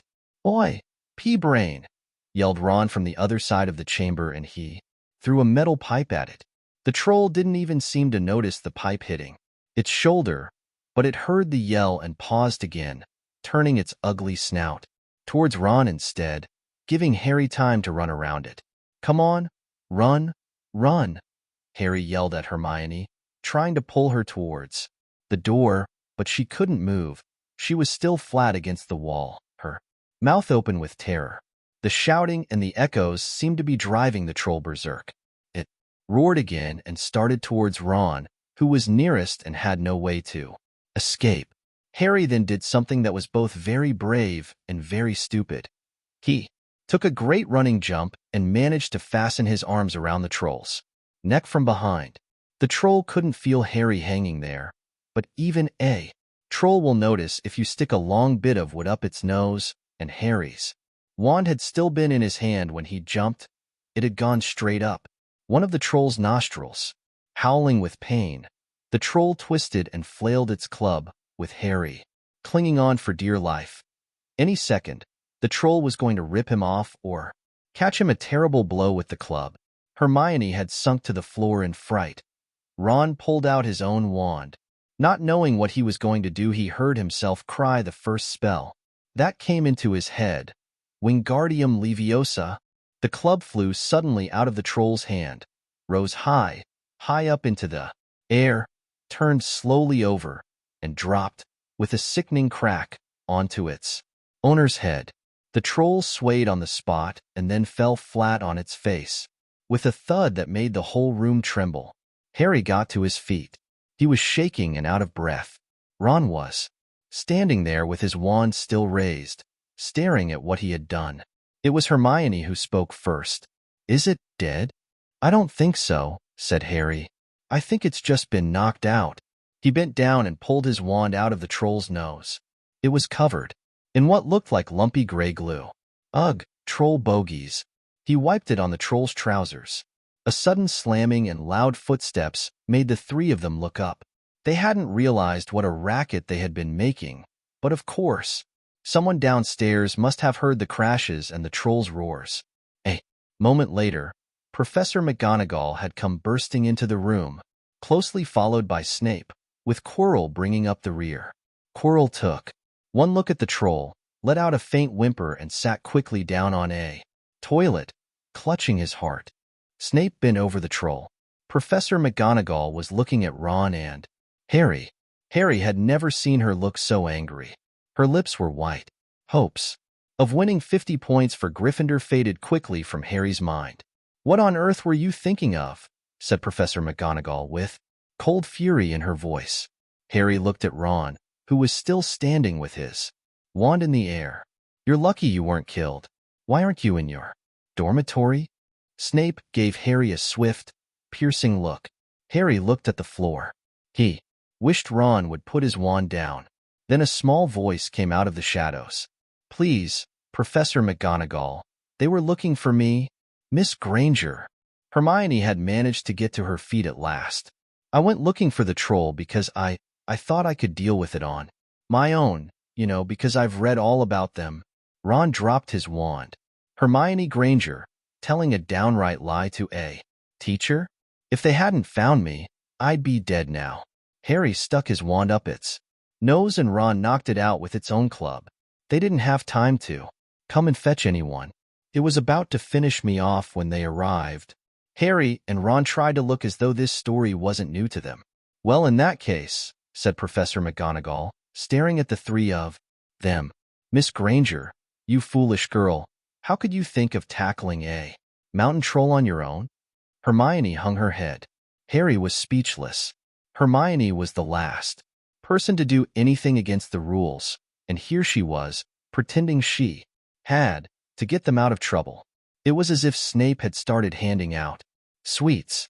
"Miss Granger, 5 points will be taken from Gryffindor for this," said Professor McGonagall. "I'm very disappointed in you. If you're not hurt at all, you'd better get off to Gryffindor Tower. Students are finishing the feast in their houses." Hermione left. Professor McGonagall turned to Harry and Ron. "Well, I still say you were lucky, but not many first years could have taken on a full-grown mountain troll. You each win Gryffindor 5 points. Professor Dumbledore will be informed of this. You may go." They hurried out of the chamber and didn't speak at all until they had climbed 2 floors up. It was a relief to be away from the smell of the troll, quite apart from anything else. "We should have got more than 10 points, Ron grumbled. 5, you mean? Once she's taken off Hermione's. Good of her to get us out of trouble like that," Ron admitted. "Mind you, we did save her. She might not have needed saving if we hadn't locked the thing in with her," Harry reminded him. They had reached the portrait of the fat lady. "Pig snout," they said, and entered. The common room was packed and noisy. Everyone was eating the food that had been sent up. Hermione, however, stood alone by the door, waiting for them. There was a very embarrassed pause. Then, none of them looking at each other, they all said thanks and hurried off to get plates. But from that moment on, Hermione Granger became their friend. There are some things you can't share without ending up liking each other, and knocking out a 12-foot mountain troll is one of them. Chapter 11. Quidditch. As they entered November, the weather turned very cold. The mountains around the school became icy gray, and the lake like chilled steel. Every morning the ground was covered in frost.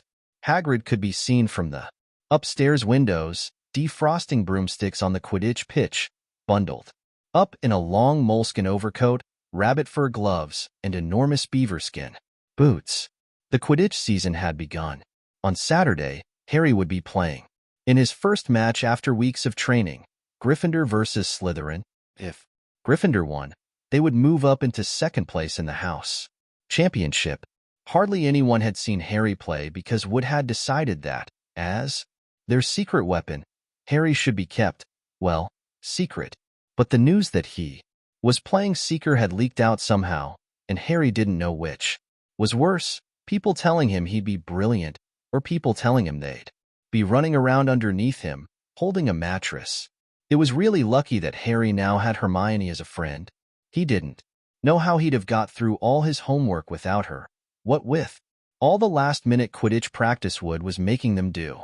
She had also lent him Quidditch Through the Ages, which turned out to be a very interesting read. Harry learnt that there were 700 ways of committing a Quidditch foul, and that all of them had happened during a World Cup match in 1473, that Seekers were usually the smallest and fastest players, and that most serious Quidditch accidents seemed to happen to them, that, although people rarely died playing Quidditch, referees had been known to vanish and turn up months later in the Sahara Desert. Hermione had become a bit more relaxed about breaking rules since Harry and Ron had saved her from the mountain troll, and she was much nicer for it. The day before Harry's first Quidditch match, the three of them were out in the freezing courtyard during break, and she had conjured them up a bright blue fire which could be carried around in a jam jar. They were standing with their backs to it, getting warm, when Snape crossed the yard. Harry noticed at once that Snape was limping. Harry, Ron, and Hermione moved closer together to block the fire from view. They were sure it wouldn't be allowed. Unfortunately, something about their guilty faces caught Snape's eye. He limped over. He hadn't seen the fire, but he seemed to be looking for a reason to tell them off anyway. "What's that you've got there, Potter?" It was Quidditch Through the Ages. Harry showed him. "Library books are not to be taken outside the school," said Snape. "Give it to me." 5 points from Gryffindor. "He's just made that rule up," Harry muttered angrily as Snape limped away. "Wonder what's wrong with his leg?" "Dunno, but I hope it's really hurting him," said Ron bitterly. Asterisk. The Gryffindor common room was very noisy that evening. Harry, Ron, and Hermione sat together next to a window. Hermione was checking Harry and Ron's charms homework for them. She would never let them copy. How will you learn? But by asking her to read it through, they got the right answers anyway. Harry felt restless. He wanted Quidditch Through the Ages back, to take his mind off his nerves about tomorrow. Why should he be afraid of Snape? Getting up, he told Ron and Hermione he was going to ask Snape if he could have it.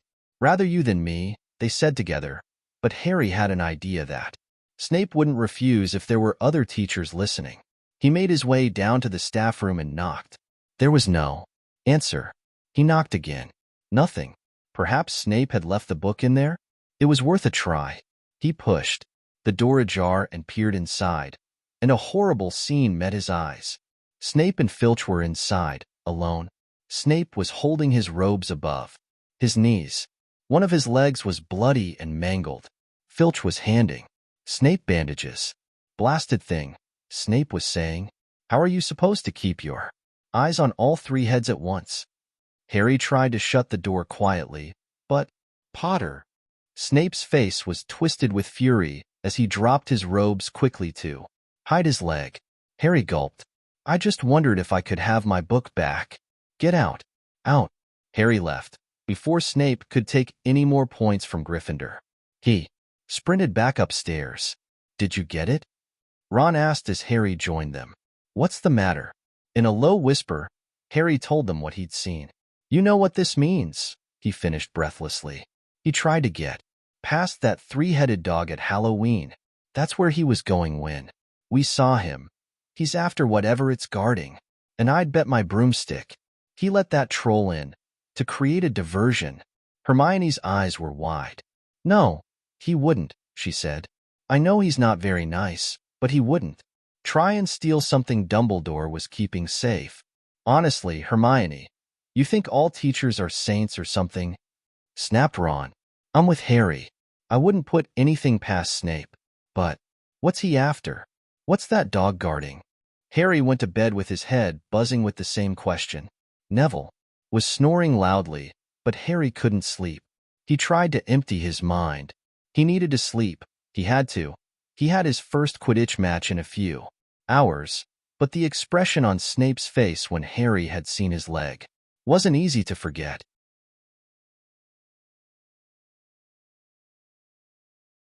The next morning dawned very bright and cold. The great hall was full of the delicious smell of fried sausages and the cheerful chatter of everyone looking forward to a good Quidditch match. You've got to eat some breakfast. I don't want anything. Just a bit of toast, wheedled Hermione. I'm not hungry. Harry felt terrible. In an hour's time, he'd be walking onto the pitch. Harry, you need your strength, said Seamus Finnegan.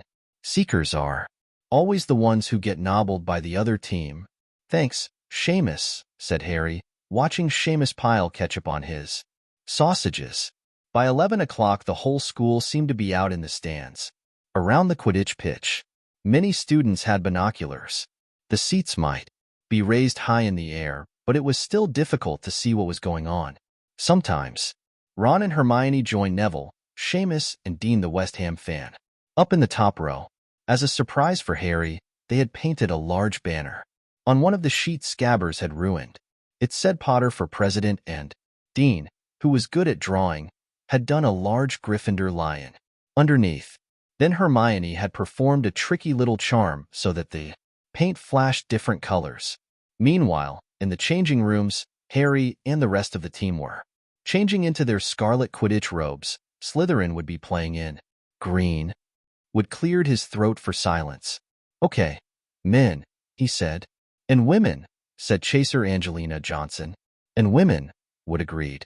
This is it. The big one, said Fred Weasley. The one we've all been waiting for, said George. We know Oliver's speech by heart, Fred told Harry. We were in the team last year.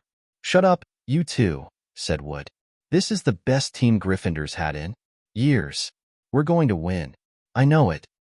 He glared at them all as if to say, or else. Right. It's time. Good luck, all of you. Harry followed Fred and George out of the changing room and, hoping his knees weren't going to give way, walked on to the pitch to loud cheers. Madame Hooch was refereeing. She stood in the middle of the pitch, waiting for the two teams, her broom in her hand. Now, I want a nice fair game. All of you, she said, once they were all gathered around her. Harry noticed that she seemed to be speaking, particularly to the Slytherin captain, Marcus Flint, a fifth year. Harry thought Flint looked as if he had some troll blood in him. Out of the corner of his eye, he saw the fluttering banner high above, flashing Potter for president over the crowd. His heart skipped. He felt braver. Mount your brooms, please. Harry clambered on to his Nimbus 2000. Madame Hooch gave a loud blast on her silver whistle. 15 brooms rose up, high into the air. They were off. And the quaffle is taken immediately by Angelina Johnson of Gryffindor. What an excellent chaser that girl is, and rather attractive, too. That Jordan. Sorry, Professor. The Weasley twins' friend, Lee Jordan, was doing the commentary for the match, closely watched by Professor McGonagall. And she's really belting along up there. A neat pass to Alicia Spinnet. Good find of Oliver Woods. Last year, only a reserve. Back to Johnson and... No. Slytherin have taken the quaffle. Slytherin captain Marcus Flint gains the quaffle and off he goes. Flint flying like an eagle up there. He's going to SC. No. Stopped by an excellent move by Gryffindor keeper Wood and Gryffindor take the quaffle. That's Chaser Katie Bell of Gryffindor there. Nice dive around Flint. Off up the field and OUCH. That must have hurt. Hit in the back of the head by a bludger. Quaffle taken by Slytherin. That's Adrian Pusey speeding off towards the goalposts, but he's blocked by a second bludger, sent his way by Fred or George Weasley, Can't tell which. Nice play by the Gryffindor beater. Anyway, and Johnson back in possession of the quaffle. A clear field ahead and off she goes. She's really flying. Dodges a speeding bludger. The goalposts are ahead. Come on, now. Angelina. Keeper Bletchley dives, misses. Gryffindor score. Gryffindor cheers filled the cold air, with howls and moans from the Slytherins. Budge up there, move along. Hagrid. Ron and Hermione squeeze together to give Hagrid enough space to join them. Been watchin' from me hut, said Hagrid, patting a large pair of binoculars round his neck. But it isn't the same as bein' in the crowd. No. Sign of the snitch yet, eh? Nope, said Ron. Harry hasn't had much to do yet. Kept out of trouble, though that's somethin', said Hagrid, raising his binoculars and peering skywards at the speck that was Harry. Way up above them, Harry was gliding over the game, squinting about for some sign of the snitch. This was part of his and Wood's game plan. Keep out of the way until you catch sight of the snitch, Wood had said. We don't want you attacked before you have to be. When Angelina had scored, Harry had done a couple of loop-de-loops too. Let out his feelings. Now he was back to staring around for the snitch. Once, he caught sight of a flash of gold, but it was just a reflection from one of the Weasley's wristwatches, and once a bludger decided to come pelting his way, more like a cannonball than anything, but Harry dodged it and Fred Weasley came chasing after it. All right there, Harry, he had time to yell as he beat the bludger furiously towards Marcus Flint. Slytherin in possession, Lee Jordan was saying. Chaser Pusey ducks. 2 bludgers, 2 Weasleys and Chaser Bell and speeds towards the wait. A moment, was that the snitch? A murmur ran through the crowd as Adrian Pusey dropped the quaffle, too busy looking over his shoulder at the flash of gold that had passed his left ear. Harry saw it. In a great rush of excitement, he dived downwards after the streak of gold. Slytherin seeker Terence Higgs had seen it too.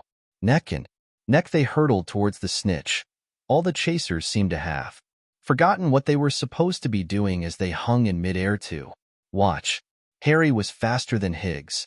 He could see the little round ball, wings, fluttering, darting up ahead. He put on an extra spurt of speed. Wham!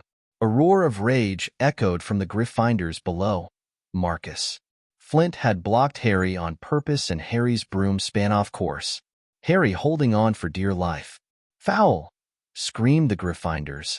Madam Hooch spoke angrily to Flint and then ordered a free shot at the goalposts for Gryffindor.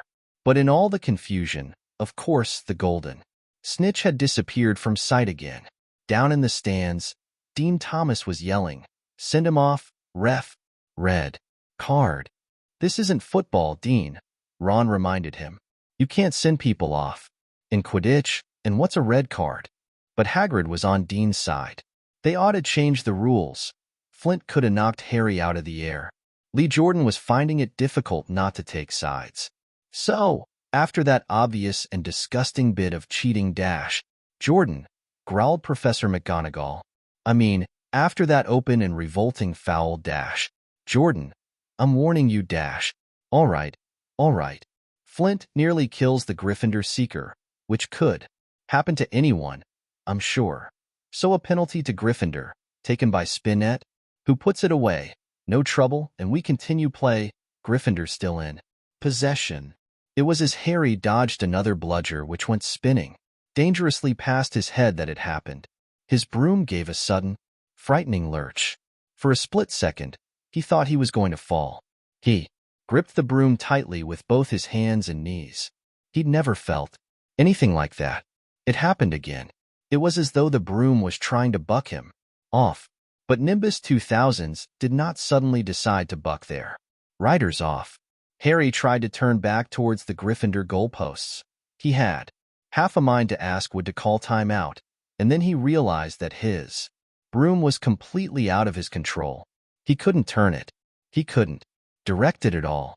It was zigzagging through the air, and every now and then, making violent swishing movements which almost unseated him. Lee was still commentating. Slytherin in possession. Flint with the quaffle. Passes Spinnet. Passes Bell. Hit hard in the face by a bludger. Hope it broke his nose. Only joking. Professor. Slytherin score. Oh no? The Slytherins were cheering. No one seemed to have noticed that. Harry's broom was behaving strangely. It was carrying him slowly higher, away from the game, jerking and twitching as it went. "Dunno what Harry thinks he's doing," Hagrid mumbled. He stared. Through his binoculars. If I didn't know better, I'd say he'd lost control of his broom. But he can't have. Suddenly, people were pointing up at Harry all over the stands. His broom had started to roll over and over, with him only just managing to hold on. Then the whole crowd gasped.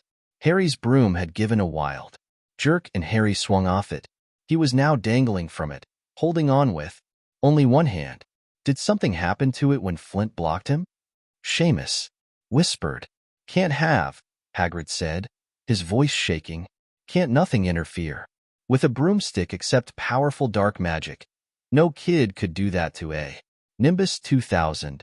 At these words, Hermione seized Hagrid's binoculars, but instead of looking up at Harry, she started looking frantically at the crowd. "What are you doing?" moaned Ron, gray-faced. "I knew it," Hermione gasped. "Snape, look." Ron grabbed the binoculars. Snape was in the middle of the stands, opposite them. He had his eyes fixed on Harry and was muttering nonstop, under his breath. "He's doing something, jinxing the broom," said Hermione. "What should we do?" "Leave it to me." Before Ron could say another word, Hermione had disappeared. Ron turned the binoculars back on Harry. His broom was vibrating so hard, it was almost impossible for him to hang on much longer. The whole crowd were on their feet, watching, terrified, as the Weasleys flew up to try and pull Harry safely onto one of their brooms, but it was no good every time. They got near him, the broom would jump higher still. They dropped lower and circled beneath him, obviously hoping to catch him if he fell. Marcus. Flint seized the quaffle and scored 5 times without anyone noticing. "Come on, Hermione," Ron muttered desperately. Hermione had fought her way across to the stand where Snape stood and was now racing along the row behind him. She didn't even stop to say sorry, as she knocked Professor Quirrell headfirst into the row in front. Reaching Snape, she crouched down, pulled out her wand and whispered a few, chosen words. Bright blue flames shot from her wand onto the hem of Snape's robes. It took perhaps 30 seconds for Snape to realize that he was on fire. A sudden yelp told her she had done her job. Scooping the fire off him into a little jar in her pocket, she scrambled back along the row. Snape would never know what had happened. It was enough. Up in the air, Harry was suddenly able to clamber back on to his broom. "Neville, you can look," Ron said. Neville had been sobbing into Hagrid's jacket for the last 5 minutes. Harry was speeding towards the ground when the crowd saw him clap his hand to his mouth as though he was about to be sick. He hit the pitch on all fours, coughed, and something gold fell into his hand. "I've got the snitch," he shouted, waving it above his head, and the game ended in complete confusion. He didn't catch it. He nearly swallowed it. Flint was still howling. 20 minutes later, but it made no difference. Harry hadn't broken any rules, and Lee Jordan was still happily shouting the result. Gryffindor had won by 170 points to 60. Harry heard none of this, though. He was being made a cup of strong tea back in Hagrid's hut, with Ron and Hermione. "It was Snape," Ron was explaining. "Hermione and I saw him. He was cursing your broomstick, muttering he wouldn't take his eyes off you." "Rubbish," said Hagrid, who hadn't heard a word of what had gone on next to him in the stands. "Why would Snape do something like that?" Harry, Ron and Hermione looked at each other, wondering what to tell him. Harry decided on the truth. "I found out something about him," he told Hagrid. "He tried to get past that 3-headed dog at Halloween. It bit him. We think he was trying to steal whatever it's guarding." Hagrid dropped the teapot. "How do you know about Fluffy?" he said. "Fluffy? Yeah, he's mine. Bought him off a Greek chappie I met in the pub last year. I lent him to Dumbledore to guard the dash." "Yes," said Harry eagerly. Now, don't ask me any more, said Hagrid gruffly. That's top secret. That is. But Snape's trying to steal it. Rubbish, said Hagrid again. Snape's a Hogwarts teacher. He'd do nothing of the sort. So why did he just try and kill Harry? Cried Hermione. The afternoon's events certainly seemed to have changed her mind about Snape. I know a jinx when I see one. Hagrid, I've read all about them. You've got to keep eye contact, and Snape wasn't blinking at all. I saw him. I'm telling ya, you're wrong, said Hagrid hotly. I don't know why Harry's broom acted like that, but Snape would try and kill a student. Now, listen. To me, all three of ya you're meddling in things that don't concern ya. It's dangerous. You forget that dog, and you forget what it's guarding. That's between Professor Dumbledore and Nicholas Flamel da. Aha, said Harry. So there's someone called Nicholas Flamel involved? Is there? Hagrid looked furious with himself. Chapter 12. The Mirror of Erist. Christmas was coming. One morning in mid-December, Hogwarts woke to find itself covered in several feet of snow. The lake froze solid, and the Weasley twins were punished for bewitching several snowballs so that they followed Quirrell around, bouncing off the back of his turban. The few owls that managed to battle their way through the stormy sky to deliver post had to be nursed back to health by Hagrid before they could fly off again. No one could wait for the holidays to start. While the Gryffindor common room and the great hall had roaring fires, the drafty corridors had become icy, and a bitter wind rattled the windows in the classrooms. Worst of all were Professor Snape's classes down in the dungeons, where their breath rose in a mist before them, and they kept as close as possible to their hot cauldrons. I do feel so sorry, said Draco Malfoy, one potions class, for all those people who have to stay at Hogwarts for Christmas because they're not wanted at home. He was looking over at Harry as he spoke. Crabbe and Goyle chuckled. Harry, who was measuring out powdered spine of lionfish, ignored them. Malfoy had been even more unpleasant than usual since the Quidditch match. Disgusted that Slytherin had lost, he had tried to get everyone laughing at how a wide-mouthed tree frog would be replacing Harry as Seeker next. Then he'd realized that nobody found this funny, because they were all so impressed at the way Harry had managed to stay on his bucking broomstick. So Malfoy, jealous and angry, had gone back to taunting Harry about having no proper family. It was true that Harry wasn't going back to Privet Drive for Christmas. Professor McGonagall had come round the week before, making a list of students who would be staying for the holidays, and Harry had signed up at once. He didn't feel sorry for himself at all. This would probably be the best Christmas he'd ever had. Ron and his brothers were staying too, because Mr. and Mrs. Weasley were going to Romania to visit Charlie. When they left the dungeons at the end of potions, they found a large fir tree blocking the corridor ahead. Two enormous feet sticking out at the bottom, and a loud puffing sound told them that Hagrid was behind it. Hi, Hagrid. Want any help? Ron asked, sticking his head through the branches. Nah, I'm all right, thanks, Ron. Would you mind moving out of the way? Came Malfoy's cold drawl from behind them. Are you trying to earn some extra money, Weasley? Hoping to be gamekeeper yourself when you leave Hogwarts, I suppose? That hut of Hagrid's must seem like a palace compared to what your family's used to. Ron dived at Malfoy just as Snape came up the stairs. Weasley. Ron let go of the front of Malfoy's robes.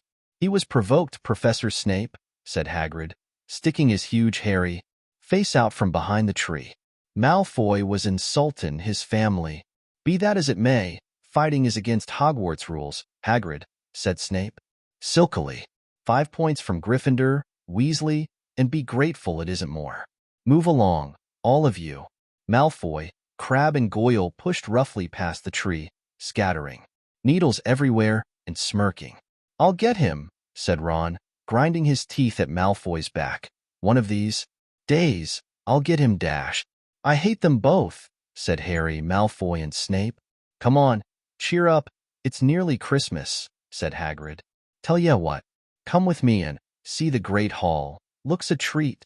So Harry, Ron, and Hermione followed Hagrid and his tree off to the great hall, where Professor McGonagall and Professor Flitwick were busy with the Christmas decorations. Ah, Hagrid, the last tree. Put it in the far corner, would you? The hall looked spectacular. Festoons of holly and mistletoe hung all around the walls, and no fewer than 12 towering Christmas trees stood around the room, some sparkling with tiny icicles, some glittering with hundreds of candles. How many days you got left until your holidays? Hagrid asked. Just one, said Hermione. And that reminds me, Harry, Ron, we've got half an hour before lunch. We should be in the library. Oh yeah, you're right, said Ron, tearing his eyes away from Professor Flitwick, who had golden bubbles blossoming out of his wand and was trailing them over the branches of the new tree. The library? Said Hagrid, following them out of the hall. Just before the holidays? Bit keen, aren't ya? Oh, we're not working, Harry told him brightly. Ever since you mentioned Nicholas Flamel, we've been trying to find out who he is. You what? Hagrid looked shocked. Listen here. I've told ya, drop it. It's nothin' to you what that dog's garden da. We just want to know who Nicholas Flamel is, that's all, said Hermione. Unless you'd like to tell us and save us the trouble? Harry added. We must have been through hundreds of books already, and we can't find him anywhere. Just give us a hint. I know I've read his name somewhere. I'm saying nothin', said Hagrid flatly. Just have to find out for ourselves then, said Ron, and they left Hagrid, looking disgruntled, and hurried off to the library. They had indeed been searching books for Flamel's name ever since Hagrid had let it slip, because how else were they going to find out what Snape was trying to steal?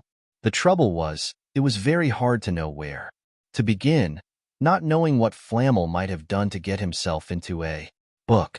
He wasn't in great wizards of the 20th century, or notable magical names of our time. He was missing, too, from important modern magical discoveries and a study of recent developments in wizardry. And then, of course, there was the sheer size of the library. Tens of, thousands of books, thousands of shelves, hundreds of narrow rows. Hermione took out a list of subjects and titles she had decided to search, while Ron strode off down a row of books and started pulling them off the shelves at random. Harry wandered over to the restricted section. He had been wondering for a while if Flamel wasn't somewhere in there. Unfortunately, you needed a specially signed note from one of the teachers to look in any of the restricted books, and he knew he'd never get one. These were the books containing powerful dark magic never taught at Hogwarts and only read by older students studying advanced defense against the dark arts. What are you looking for, boy? Nothing, said Harry. Madame Pants the librarian brandished a feather duster at him. You'd better get out then. Go on out. Wishing he'd been a bit quicker at thinking up some story, Harry left the library. He, Ron, and Hermione had already agreed they'd better not ask Madame Pants where they could find Flamel. They were sure she'd be able to tell them, but they couldn't risk Snape hearing what they were up to. Harry waited outside in the corridor to see if the other two had found anything, but he wasn't very hopeful. They had been looking for a fortnight, after all, but as they only had odd moments between lessons, it wasn't surprising they'd found nothing. What they really needed was a nice long search without Madame Pants breathing down their necks. 5 minutes later, Ron and Hermione joined him, shaking their heads. They went off to lunch. You will keep looking while I'm away, won't you? Said Hermione. And send me an owl if you find anything. And you could ask your parents if they know who Flamel is, said Ron. It'd be safe to ask them. Very safe, as they're both dentists, said Hermione. Asterisk. Once the holidays had started, Ron and Harry were having too good a time to think much about Flamel. They had the dormitory to themselves, and the common room was far emptier than usual, so they were able to get the good armchairs by the fire. They sat by the hour, eating anything they could spear on a toasting fork, bread, crumpets, marshmallows, and plotting ways of getting Malfoy expelled, which were fun to talk about even if they wouldn't work. Ron also started teaching Harry wizard chess. This was exactly like Muggle chess, except that the figures were alive, which made it a lot like directing troops in battle. Ron's set was very old and battered, like everything else he owned. It had once belonged to someone else in his family, in this case, his grandfather. However, old chessmen weren't a drawback at all. Ron knew them so well he never had trouble getting them to do what he wanted. Harry played with chessmen Seamus Finnegan had lent him, and they didn't trust him at all. He wasn't a very good player yet, and they kept shouting different bits of advice at him, which was confusing. Don't send me there. Can't you see his knight? Send him. We can afford to lose him. On Christmas Eve, Harry went to bed looking forward to the next day for the food and the fun, but not expecting any presents at all. When he woke early next morning, however, the first thing he saw was a small pile of packages at the foot of his bed. "Happy Christmas," said Ron sleepily as Harry scrambled out of bed and pulled on his dressing gown. "You too," said Harry. "Will you look at this? I've got some presents." "What did you expect? Turnips," said Ron, turning to his own pile, which was a lot bigger than Harry's. Harry picked up the top parcel. It was wrapped in thick brown paper, and scrawled across it was "To Harry, from Hagrid." Inside was a roughly cut wooden flute. Hagrid had obviously whittled it himself. Harry blew it. Sounded a bit like an owl. A second, very small parcel contained a note. "We received your message and enclose your Christmas present. From Uncle Vernon and Aunt Petunia." Sellotape to the note was a 50-pence piece. "That's friendly," said Harry. Ron was fascinated by the 50-pence. "Weird," he said. "What a shape. This is money?" "You can keep it," said Harry, laughing at how pleased Ron was. "Hagrid, and my aunt and uncle. So who sent these?" "I think I know who that one's from," said Ron, going a bit pink and pointing to a very lumpy parcel. "My mum. I told her you didn't expect any presents, and oh no," he groaned. "She's made you a Weasley jumper." Harry had torn open the parcel to find a thick, hand-knitted sweater in emerald green and a large box of homemade fudge. "Every year she makes us a jumper," said Ron, unwrapping his own, "and mine's always maroon." "That's really nice of her," said Harry, trying the fudge, which was very tasty. His next present also contained sweets, a large box of chocolate frogs. From Hermione. This left only one parcel. Harry picked it up and felt it. It was very light. He unwrapped it. Something fluid and silvery gray went slithering to the floor, where it lay, in gleaming folds. Ron gasped. "I've heard of those," he said in a hushed voice, dropping the box of every flavor beans he'd got from Hermione. "If that's what I think it is, they're really rare and really valuable. What is it?" Harry picked the shining, silvery cloth off the floor. It was strange to the touch, like water woven into material. "It's an invisibility cloak," said Ron, a look of awe on his face. "I'm sure it is. Try it on." Harry threw the cloak around his shoulders, and Ron gave a yell. "It is." "Look down." Harry looked down at his feet, but they had gone. He dashed to the mirror. Sure enough, his reflection looked back at him, just his head suspended in mid-air, his body completely invisible. He pulled the cloak over his head, and his reflection vanished completely. "There's a note," said Ron suddenly. A note fell out of it. Harry pulled off the cloak and seized the letter. Written in narrow, loopy writing he had never seen before were the following words. "Your father left this in my possession before he died. It is time it was returned to you. Use it well. A very Merry Christmas to you." There was no signature. Harry stared at the note. Ron was admiring the cloak. "I'd give anything for one of these," he said. "Anything." "What's the matter?" "Nothing," said Harry. He felt very strange. Who had sent the cloak? Had it really once belonged to his father? Before he could say or think anything else, the dormitory door was flung open and Fred and George Weasley bounded in. Harry stuffed the cloak quickly out of sight. He didn't feel like sharing it with anyone else yet. "Merry Christmas." "Hey, look, Harry's got a Weasley jumper too." Fred and George were wearing blue jumpers, one with a large yellow F on it, the other with a large yellow G. "Harry's is better than ours, though," said Fred, holding up Harry's jumper. "She obviously makes more of an effort if you're not family." Why aren't you wearing yours, Ron? George demanded. Come on, get it on. They're lovely and warm. I hate maroon. Ron moaned half-heartedly as he pulled it over his head. You haven't got a letter on yours, George observed. I suppose she thinks you don't forget your name. But we're not stupid. We know we're called Gred and Forge. What's all this noise?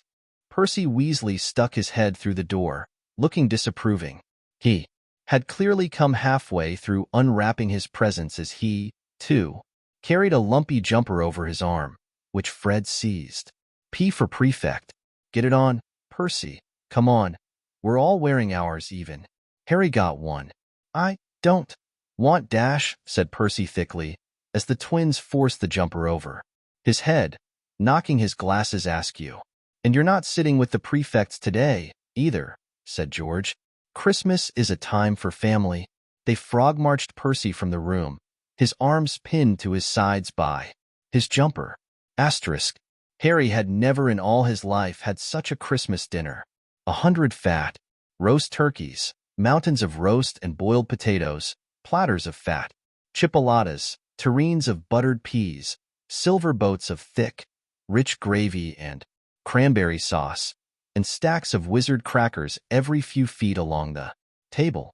These fantastic crackers were nothing like the feeble muggle ones the Dursleys usually bought, with their little plastic toys and their flimsy paper hats.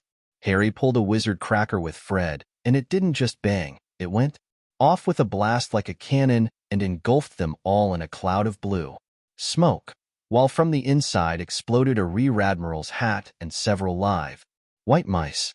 Up on the high table, Dumbledore had swapped his pointed wizard's hat for a flowered bonnet and was chuckling merrily at a joke Professor Flitwick had just read him. Flaming Christmas puddings followed the turkey. Percy nearly broke his teeth on a silver sickle embedded in his slice. Harry watched Hagrid getting redder and redder in the face as he called for more wine, finally kissing Professor McGonagall on the cheek, who, to Harry's amazement, giggled and blushed, her top hat lopsided. When Harry finally left the table, he was laden down with a stack of things out of the crackers, including a pack of non-explodable, luminous balloons, a grow-your-own-warts kit, and his own new wizard chess set. The white mice had disappeared, and Harry had a nasty feeling they were going to end up as Mrs. Norris' Christmas dinner. Harry and the Weasleys spent a happy afternoon having a furious snowball fight in the grounds. Then, cold, wet, and gasping for breath, they returned to the fire in the Gryffindor common room, where Harry broke in his new chess set by losing spectacularly to Ron. He suspected he wouldn't have lost so badly if Percy hadn't tried to help him so much. After a tea of turkey sandwiches, crumpets, trifle, and Christmas cake, everyone felt too full and sleepy to do much before bed except sit and watch Percy chase Fred and George all over Gryffindor Tower because they'd stolen his prefect badge. It had been Harry's best Christmas day ever. Yet something had been nagging at the back of his mind all day. Not until he climbed into bed was he free to think about it. The invisibility cloak and whoever had sent it. Ron, full of turkey and cake and with nothing mysterious to bother him, fell asleep almost as soon as he'd drawn the curtains of his four-poster. Harry leant over the side of his own bed and pulled the cloak out from under it. His father's. This had been his father's. He let the material flow over his hands, smoother than silk, light as air. Use it well, the note had said. He had to try it now. He slipped out of bed and wrapped the cloak around himself. Looking down at his legs, he saw only moonlight and shadows. It was a very funny feeling. Use it well. Suddenly, Harry felt wide awake. The whole of Hogwarts was open to him in this cloak. Excitement flooded through him as he stood there in the dark and silence. He could go anywhere in this, anywhere, and Filch would never know. Ron grunted in his sleep. Should Harry wake him? Something held him back, his father's cloak. He felt that this time, the first time, he wanted to use it alone.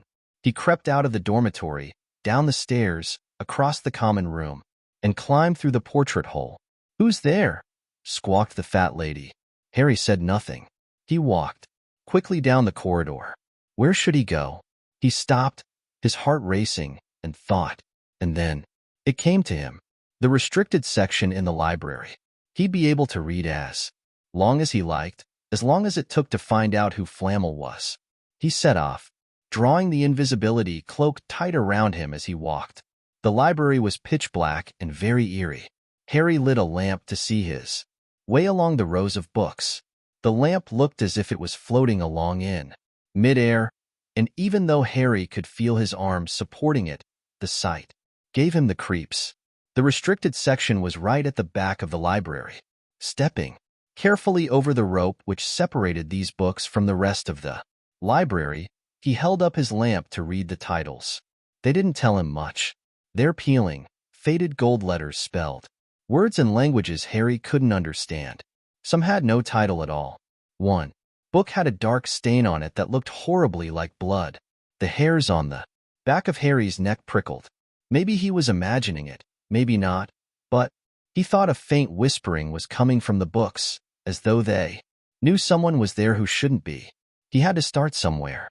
Setting the lamp down carefully on the floor, he looked along the bottom shelf for an interesting-looking book.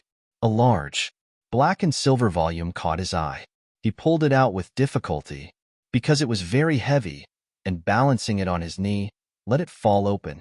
A piercing, blood-curdling shriek split the silence. The book was screaming.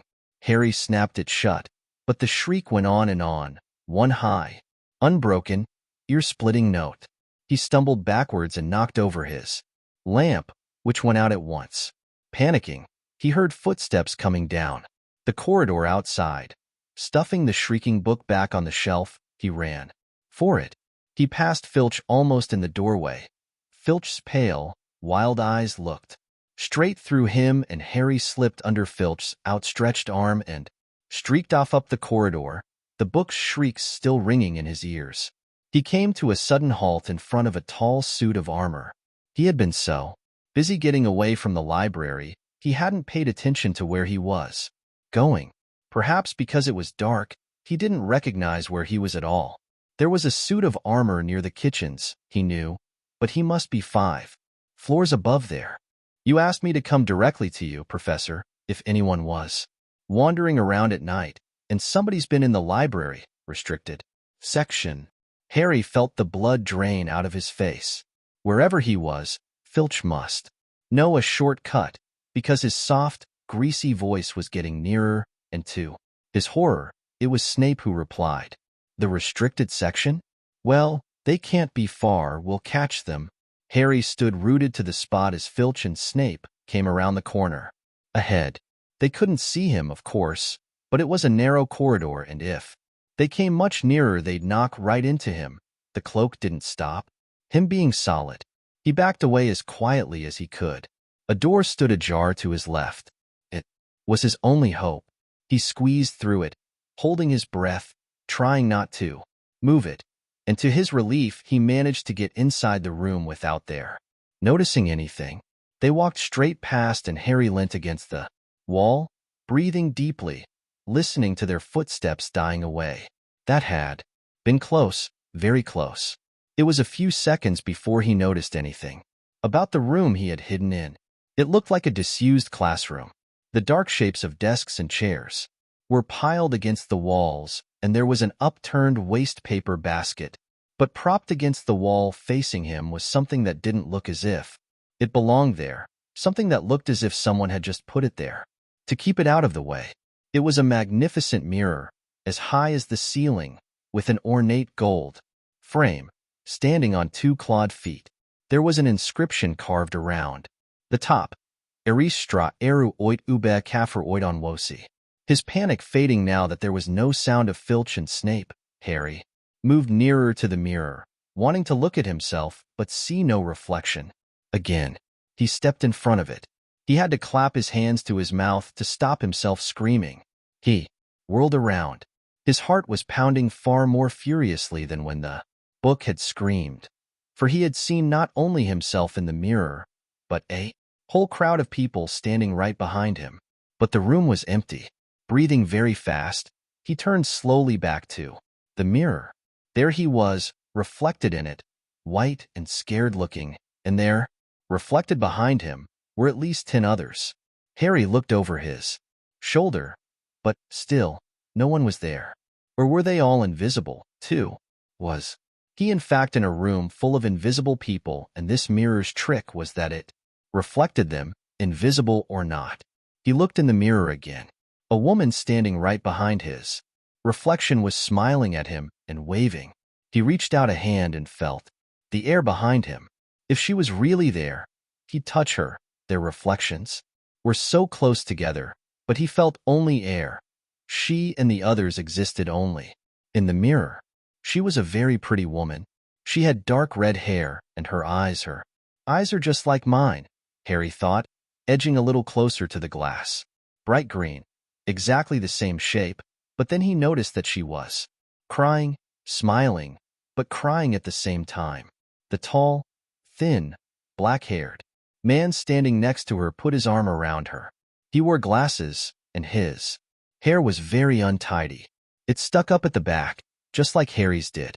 Harry was so close to the mirror now that his nose was nearly touching that of his reflection. "Mom," he whispered. "Dad." They just looked at him, smiling, and slowly, Harry looked into the faces of the other people in the mirror and saw other pairs of green eyes like his, other noses like his, even a little old man who looked as though he had Harry's knobbly knees.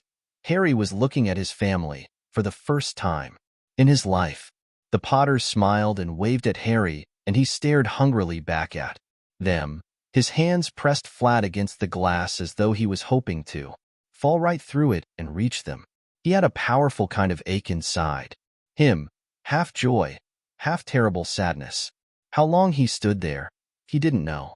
The reflections did not fade, and he looked and looked until a distant noise brought him back to his senses.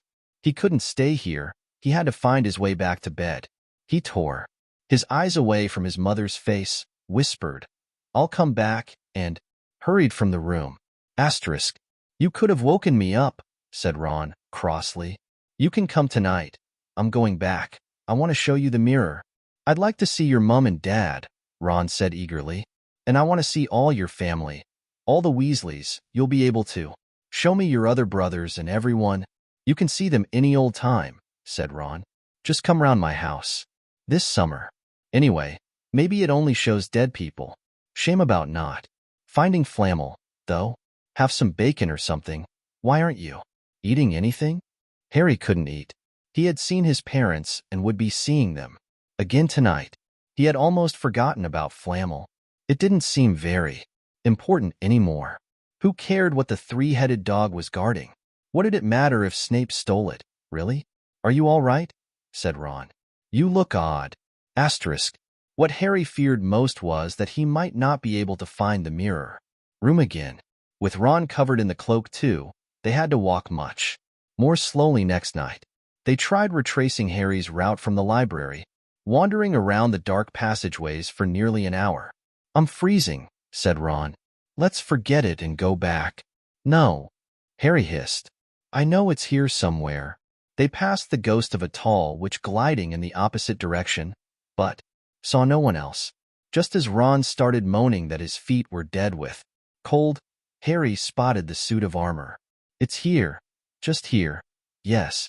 They pushed the door open. Harry dropped the cloak from round his shoulders and ran to the mirror. There they were. His mother and father beamed at the sight of him. See, Harry whispered. I can't see anything. Look at them all. There are loads of them. I can only see you. Look in it properly. Go on. Stand where I am. Harry stepped aside, but with Ron in front of the mirror, he couldn't see his family anymore, just Ron in his paisley pajamas. Ron, though, was staring transfixed at his image. Look at me, he said. Can you see all your family standing around you? No, I'm alone, but I'm different. I look older and I'm head boy. What? I am. I'm wearing the badge like Bill used to, and I'm holding the house cup and the Quidditch cup. I'm Quidditch captain too. Ron tore his eyes away from this splendid sight to look excitedly at Harry. Do you think this mirror shows the future? How can it? All my family are dead. Let me have another look, Dash. You had it to yourself all last night. Give me a bit more time. You're only holding the Quidditch cup. What's interesting about that? I want to see my parents. Don't push me, Dash. A sudden noise outside in the corridor put an end to their discussion. They hadn't realized how loudly they had been talking. Quick! Ron threw the cloak back over them as the luminous eyes of Mrs. Norris came round the door. Ron and Harry stood quite still, both thinking the same thing. Did the cloak work on cats? After what seemed an age, she turned and left. This isn't safe. She might have gone for Filch. I bet she heard us. Come on. And Ron pulled Harry out of the room. Asterisk. The snow still hadn't melted next morning. Want to play chess, Harry? Said Ron. No. Why don't we go down and visit Hagrid? No, you go. I know what you're thinking about, Harry, that mirror. Don't go back. Tonight. Why not? I dunno. I've just got a bad feeling about it, and anyway, you've had too many close shaves already. Filch, Snape and Mrs. Norris are wandering around. So what if they can't see you? What if they walk into you? What if you knock something over? You sound like Hermione. I'm serious, Harry. Don't go. But Harry only had one thought in his head, which was to get back in front of the mirror, and Ron wasn't going to stop him. Asterisk. That third night he found his way more quickly than before. He was walking so fast he knew he was making more noise than was wise, but he didn't meet anyone. And there were his mother and father smiling at him again, and one of his grandfathers nodding happily. Harry sank down to sit on the floor in front of the mirror. There was nothing to stop him staying here all night with his family. Nothing at all. Except. So, back again, Harry? Harry felt as though his insides had turned to ice. He looked behind him. Sitting on one of the desks by the wall was none other than Albus Dumbledore. Harry must have walked straight past him, so desperate to get to the mirror he hadn't noticed him. I didn't see you, sir. Strange how short-sighted being invisible can make you, said Dumbledore, and Harry was relieved to see that he was smiling. So, said Dumbledore, slipping off the desk to sit on the floor with Harry, you, like hundreds before you, have discovered the delights of the Mirror of Erist. I didn't know it was called that, sir, but I expect you've realized by now what it does? Well, it shows me my family, Dash, and it showed your friend Ron himself as head boy. How did you know, Dash? I don't need a cloak to become invisible, said Dumbledore gently. Now, can you think what the Mirror of Erist shows us all? Harry shook his head. Let me explain. The happiest man on earth would be able to use the Mirror of Erist like a normal mirror. That is, he would look into it and see himself exactly as he is. Does that help? Harry thought. Then he said slowly, it shows us what we want, whatever we want. Yes and no, said Dumbledore quietly. It shows us nothing more or less than the deepest, most desperate desire of our hearts. You, who have never known your family, see them standing around you. Ronald Weasley, who has always been overshadowed by his brothers, sees himself standing alone, the best of all of them. However, this mirror will give us neither knowledge or truth. Men have wasted away before it, entranced by what they have seen, or been driven mad, not knowing if what it shows is real or even possible. The mirror will be moved to a new home tomorrow, Harry, and I ask you not to go looking for it again. If you ever do run across it, you will now be prepared. It does not do to dwell on dreams and forget to live. Remember that. Now, why don't you put that admirable cloak back on and get off to bed? Harry stood up. Sir, Professor Dumbledore, can I ask you something? Obviously, you've just done so. Dumbledore smiled. You may ask me. One more thing, however. What do you see when you look in the mirror? I see myself holding a pair of thick, woolen socks. Harry stared. One can never have enough socks, said Dumbledore. Another. Christmas has come and gone, and I didn't get a single pair. People will insist on giving me books. It was only when he was back in bed that it struck Harry that Dumbledore might not have been quite truthful. But then, he thought, as he shoved Scabbers off his pillow. It had been quite a personal question. Chapter 13. Nicholas Flamel. Dumbledore had convinced Harry not to go looking for the Mirror of Erised. Again, and for the rest of the Christmas holidays the invisibility cloak stayed, folded at the bottom of his trunk. Harry wished he could forget what he'd seen in the mirror as easily, but he couldn't. He started having nightmares. Over and over again he dreamed about his parents disappearing in a flash of green light while a high voice cackled with laughter. You see, Dumbledore was right. That mirror could drive you mad, said Ron, when Harry told him about these dreams. Hermione, who came back the day before term started, took a different view of things. She was torn between horror at the idea of Harry being out of bed, roaming the school 3 nights in a row, if Filch had caught you, and disappointment that he hadn't at least found out who Nicholas Flamel was. They had almost given up hope of ever finding Flamel in a library book, even though Harry was still sure he'd read the name somewhere. Once term had started, they were back to skimming through books for 10 minutes. During their breaks, Harry had even less time than the other two, because Quidditch practice had started again. Wood was working the team harder than ever. Even the endless rain that had replaced the snow couldn't dampen his spirits. The Weasleys complained that Wood was becoming a fanatic, but Harry was on Wood's side. If they won their next match against Hufflepuff, they would overtake Slytherin in the House Championship for the first time in 7 years. Quite apart from wanting to win, Harry found that he had fewer nightmares when he was tired out after training. Then, during one particularly wet and muddy practice session, Wood gave the team a bit of bad news. He just got very angry with the Weasleys, who kept dive-bombing each other and pretending to fall off their brooms. "Will you stop messing around?" he yelled. "That's exactly the sort of thing that'll lose us the match. Snape's refereeing this time, and he'll be looking for any excuse to knock points off Gryffindor." George Weasley really did fall off his broom at these words. "Snape's refereeing," he spluttered through a mouthful of mud. "When's he ever refereed a Quidditch match? He's not going to be fair if we might overtake Slytherin." The rest of the team landed next to George to complain, too. "It's not my fault," said Wood. "We've just got to make sure we play a clean game, so Snape hasn't got an excuse to pick on us." Which was all very well, thought Harry, but he had another reason for not wanting Snape near him while he was playing Quidditch. The rest of the team hung back to talk to each other as usual at the end of practice, but Harry headed straight back to the Gryffindor common room, where he found Ron and Hermione playing chess.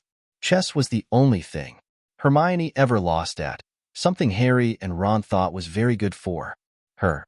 "Don't talk to me for a moment," said Ron when Harry sat down next to him. "I need to concentrate." He caught sight of Harry's face. "What's the matter with you? You look terrible." Speaking quietly so that no one else would hear, Harry told the other two about Snape's sudden, sinister desire to be a Quidditch referee. "Don't play," said Hermione at once. "Say you're ill," said Ron. "Pretend to break your leg," Hermione suggested. "Really break your leg," said Ron. "I can't," said Harry. "There isn't a reserve seeker. If I back out, Gryffindor can't play at all." At that moment Neville toppled into the common room. How he had managed to climb through the portrait hole was anyone's guess, because his legs had been stuck together with what they recognized at once as the leg locker curse. He must have had to bunny hop all the way up to Gryffindor Tower. Everyone fell about laughing except Hermione, who leapt up and performed the counter curse. Neville's legs sprang apart, and he got to his feet, trembling. "What happened?" Hermione asked him, leading him over to sit with Harry and Ron. "Malfoy," said Neville shakily. "I met him outside the library. He said he'd been looking for someone to practice that on. Go to Professor McGonagall." Hermione urged Neville. "Report him." Neville shook his head. "I don't want more trouble," he mumbled. "You've got to stand up to him, Neville," said Ron. "He's used to walking all over people, but that's no reason to lie down in front of him and make it easier. There's no need to tell me I'm not brave enough to be in Gryffindor. Malfoy's already done that." Neville choked. Harry felt in the pocket of his robes and pulled out a chocolate frog, the very last one from the box Hermione had given him for Christmas. He gave it to Neville, who looked as though he might cry. "You're worth 12 of Malfoy," Harry said. "The Sorting Hat chose you. For Gryffindor, didn't it? And where's Malfoy?" In stinking Slytherin. Neville's lips twitched in a weak smile as he unwrapped the frog. "Thanks, Harry. I think I'll go to bed. Do you want the card? You collect them, don't you?" As Neville walked away, Harry looked at the famous wizard card. "Dumbledore again," he said. "He was the first one I ever dash." He gasped. He stared at the back of the card. Then he looked up at Ron and Hermione. "I found him," he whispered. "I found Flammel. I told you I'd read the name somewhere before. I read it on the train coming here. Listen to this. Professor Dumbledore is particularly famous for his defeat of the dark wizard Grindelwald in 1945, for the discovery of the 12 uses of dragon's blood, and his work on alchemy with his partner, Nicholas Flamel." Hermione jumped to her feet. She hadn't looked so excited since they'd got back the marks for their very first piece of homework. "Stay there," she said, and she sprinted up the stairs to the girls' dormitories. Harry and Ron barely had time to exchange mystified looks before she was dashing back, an enormous old book in her arms. "I never thought to look in here," she whispered excitedly. "I got this out of the library weeks ago for a bit of light reading." "Light?" said Ron, but Hermione told him to be quiet until she'd looked something up and started flicking frantically through the pages, muttering to herself. At last she found what she was looking for. "I knew it. I knew it." "Are we allowed to speak yet?" said Ron grumpily. Hermione ignored him. "Nicholas Flamel," she whispered dramatically, "is the only known maker of the Philosopher's Stone." This didn't have quite the effect she'd expected. "The what?" said Harry and Ron. "Oh, honestly, don't you two read? Look, read that there." She pushed the book towards them, and Harry and Ron read. "The ancient study of alchemy is concerned with making the Philosopher's Stone, a legendary substance with astonishing powers. The stone will transform any metal into pure gold. It also produces the elixir of life, which will make the drinker immortal. There have been many reports of the Philosopher's Stone over the centuries, but the only stone currently in existence belongs to Mr. Nicholas Flamel, the noted alchemist and opera lover. Mr. Flamel, who celebrated his 665th birthday last year, enjoys a quiet life in Devon with his wife, Perenelle, 658. "See," said Hermione, when Harry and Ron had finished. "The dog must be guarding Flamel's Philosopher's Stone. I bet he asked Dumbledore to keep it safe for him, because they're friends and he knew someone was after it. That's why he wanted the stone moved out of Gringotts. A stone that makes gold and stops you ever dying," said Harry. "No wonder Snape's after it. Anyone would want it. And no wonder we couldn't find Flamel in that study of recent developments in wizardry," said Ron. "He's not exactly recent if he's 665, is he?" Next morning, in defense against the dark arts, while copying down different ways of treating werewolf bites, Harry and Ron were still discussing what they'd do with a Philosopher's Stone if they had one. It wasn't until Ron said he'd buy his own Quidditch team that Harry remembered about Snape and the coming match. "I'm going to play," he told Ron and Hermione. "If I don't, all the Slytherins will think I'm just too scared to face Snape. I'll show them. It'll really wipe the smiles off their faces if we win. Just as long as we're not wiping you off the pitch," said Hermione. Asterisk. As the match drew nearer, however, Harry became more and more nervous. Whatever he told Ron and Hermione, the rest of the team weren't too calm either. The idea of overtaking Slytherin in the house championship was wonderful. No one had done it for nearly 7 years, but would they be allowed to, with such a biased referee? Harry didn't know whether he was imagining it or not, but he seemed to keep running into Snape wherever he went. At times, he even wondered whether Snape was following him, trying to catch him on his own potions. Lessons were turning into a sort of weekly torture. Snape was so horrible to Harry, could Snape possibly know they'd found out about the Philosopher's Stone? Harry didn't see how he could, yet he sometimes had. The horrible feeling that Snape could read minds. Asterisk. Harry knew, when they wished him good luck outside the changing rooms.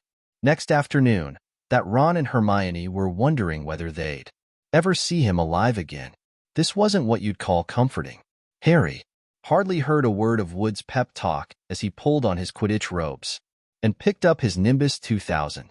Ron and Hermione, meanwhile, had found a place in the stands next to Neville, who couldn't understand why they looked so grim and worried, or why they had both brought their wands to the match.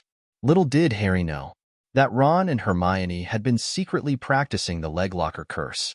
They got the idea from Malfoy using it on Neville and were ready to use it on Snape if he showed any sign of wanting to hurt Harry. Now, don't forget, it's locomotor mortis, Hermione muttered as Ron slipped his wand up his sleeve. I know, Ron snapped. Don't nag. Back in the changing room, Wood had taken Harry aside. Don't want to pressure you, Potter, but if we ever need an early capture of the Snitchets now, finish the game before Snape can favor Hufflepuff. Too much. The whole school's out there, said Fred Weasley, peering out of the door. Even, blimey, Dumbledore's come to watch.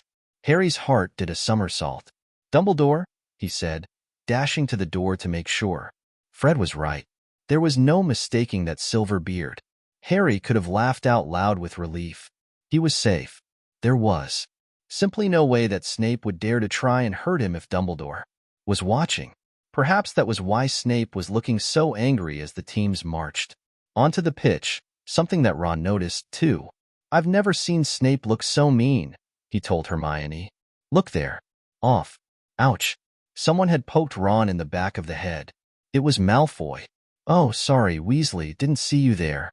Malfoy grinned broadly at Crabbe and Goyle. Wonder how long Potter's going to stay on his broom this time. Anyone? Want to bet? What about you, Weasley? Ron didn't answer.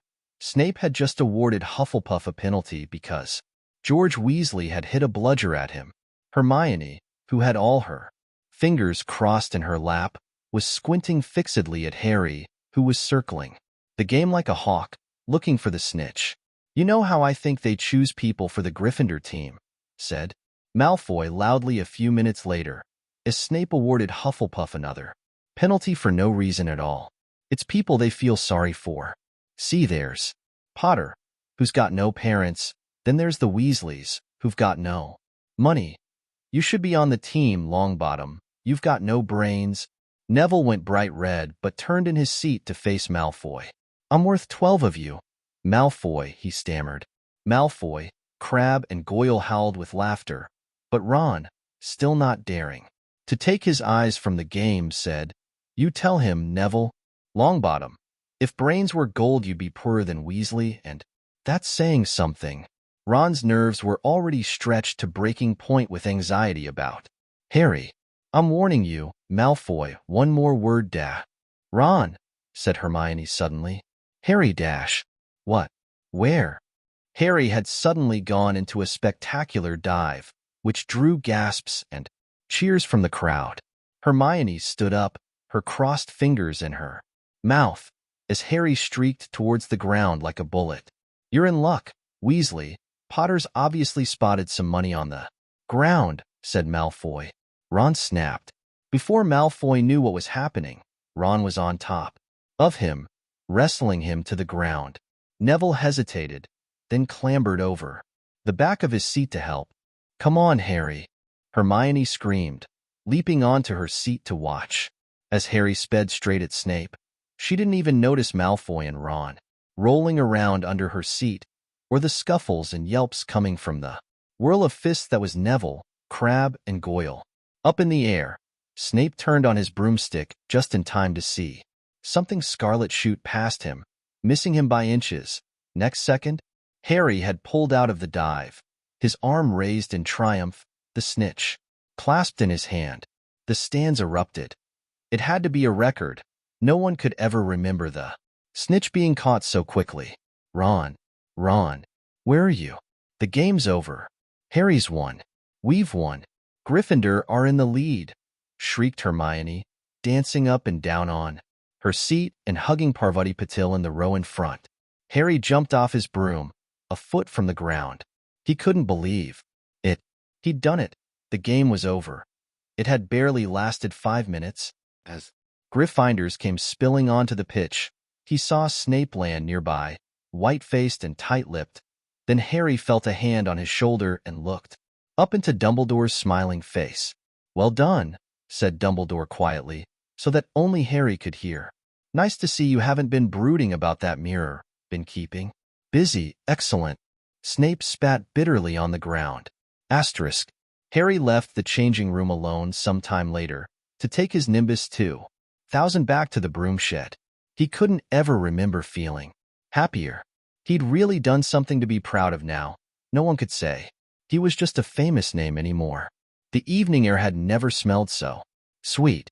He walked over the damp grass, reliving the last hour in his head, which was a happy blur. Gryffindors running to lift him onto their shoulders, Ron and Hermione in the distance, jumping up and down, Ron cheering through a heavy nosebleed. Harry had reached the shed.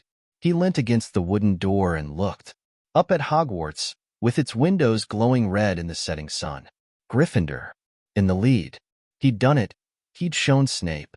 And speaking of Snape, a hooded figure came swiftly down the front steps of the castle. Clearly, not wanting to be seen, it walked as fast as possible towards the forbidden forest. Harry's victory faded from his mind as he watched. He recognized the figure's prowling walk. Snape, sneaking into the forest while everyone else was at dinner. What was going on? Harry jumped back on his Nimbus 2000 and took off. Gliding silently over the castle, he saw Snape enter the forest at a run. He followed. The trees were so thick he couldn't see where Snape had gone. He flew in circles, lower and lower, brushing the top branches of trees until he heard voices. He glided towards them and landed noiselessly in a towering beech tree. He climbed carefully along one of the branches, holding tight to his broomstick, trying to see through the leaves. Below, in a shadowy clearing, stood Snape, but he wasn't alone. Quirrell was there too. Harry couldn't make out the look on his face, but he was stuttering worse than ever. Harry strained to catch what they were saying. "D don't know why you wanted TT to meet here of all places. Severus."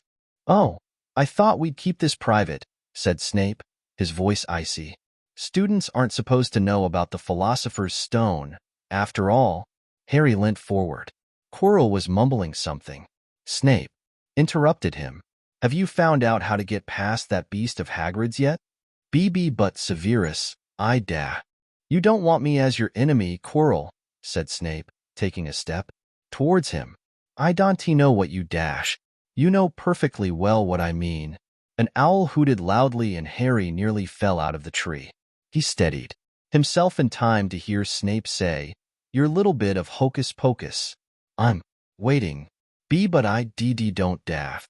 "Very well," Snape cut in. "We'll have another little chat soon, when you've had time to think things over and decided where your loyalties lie." He threw his cloak over his head and strode out of the clearing. It was almost dark now, but Harry could see Quirrell, standing quite still as though he was petrified. Asterisk. "Harry, where have you been?" Hermione squeaked. "We won." "You won." "We won," shouted Ron, thumping Harry on the back. "And I gave Malfoy a black eye and Neville tried to take on Crabbe. And Goyle single-handed. He's still out cold, but Madame Pomfrey says he'll be all right. Talk about showing Slytherin. Everyone's waiting for you in the common room. We're having a party. Fred and George stole some cakes and stuff from the kitchens." "Never mind that now," said Harry breathlessly. "Let's find an empty room. You wait till you hear this." He made sure Peeves wasn't inside before shutting the door behind them. Then he told them what he'd seen and heard. "So we were right. It is the Philosopher's Stone, and Snape's trying to force Quirrell to help him get it. He asked if he knew how to get past Fluffy, and he said something about Quirrell's hocus pocus. I reckon there are other things guarding the stone apart from Fluffy. Loads of enchantments. Probably, and Quirrell would have done some anti-dark art spell which Snape needs to break through Dash. So you mean the stone's only safe as long as Quirrell stands up to Snape? Said Hermione in alarm. It'll be gone by next Tuesday, said Ron. Chapter 14. Norbert the Norwegian Ridgeback. Quirrell, however, must have been braver than they'd thought. In the weeks that followed, he did seem to be getting paler and thinner, but it didn't look as though he'd cracked yet. Every time they passed the third-floor corridor, Harry, Ron, and Hermione would press their ears to the door to check that Fluffy was still growling. Inside, Snape was sweeping about in his usual bad temper, which surely meant that the stone was still safe. Whenever Harry passed Quirrell these days, he gave him an encouraging sort of smile, and Ron had started telling people off for laughing at Quirrell's stutter. Hermione, however, had more on her mind than the Philosopher's Stone. She had started drawing up revision timetables and color-coding all her notes. Harry and Ron wouldn't have minded, but she kept nagging them to do the same. Hermione, the exams are ages away. 10 weeks, Hermione snapped. That's not ages, that's like a second to Nicholas Flamel. But we're not 600 years old, Ron reminded her. Anyway, what are you revising for? You already know it all. What am I revising for? Are you mad? You realize we need to pass these exams to get into the second year? They're very important. I should have started studying a month ago. I don't know what's got into me. Unfortunately, the teacher seemed to be thinking along the same lines as Hermione. They piled so much homework on them that the Easter holidays weren't nearly as much fun as the Christmas ones. It was hard to relax with Hermione next to you reciting the 12 uses of dragon's blood or practicing wand movements. Moaning and yawning, Harry and Ron spent most of their free time in the library with her, trying to get through all their extra work. I'll never remember this, Ron burst out one afternoon, throwing down his quill and looking longingly out of the library window. It was the first really fine day they'd had in months. The sky was a clear, forget-me-not blue, and there was a feeling in the air of summer coming.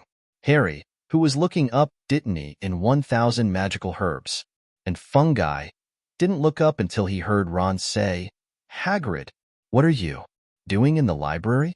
Hagrid shuffled into view, hiding something behind his back.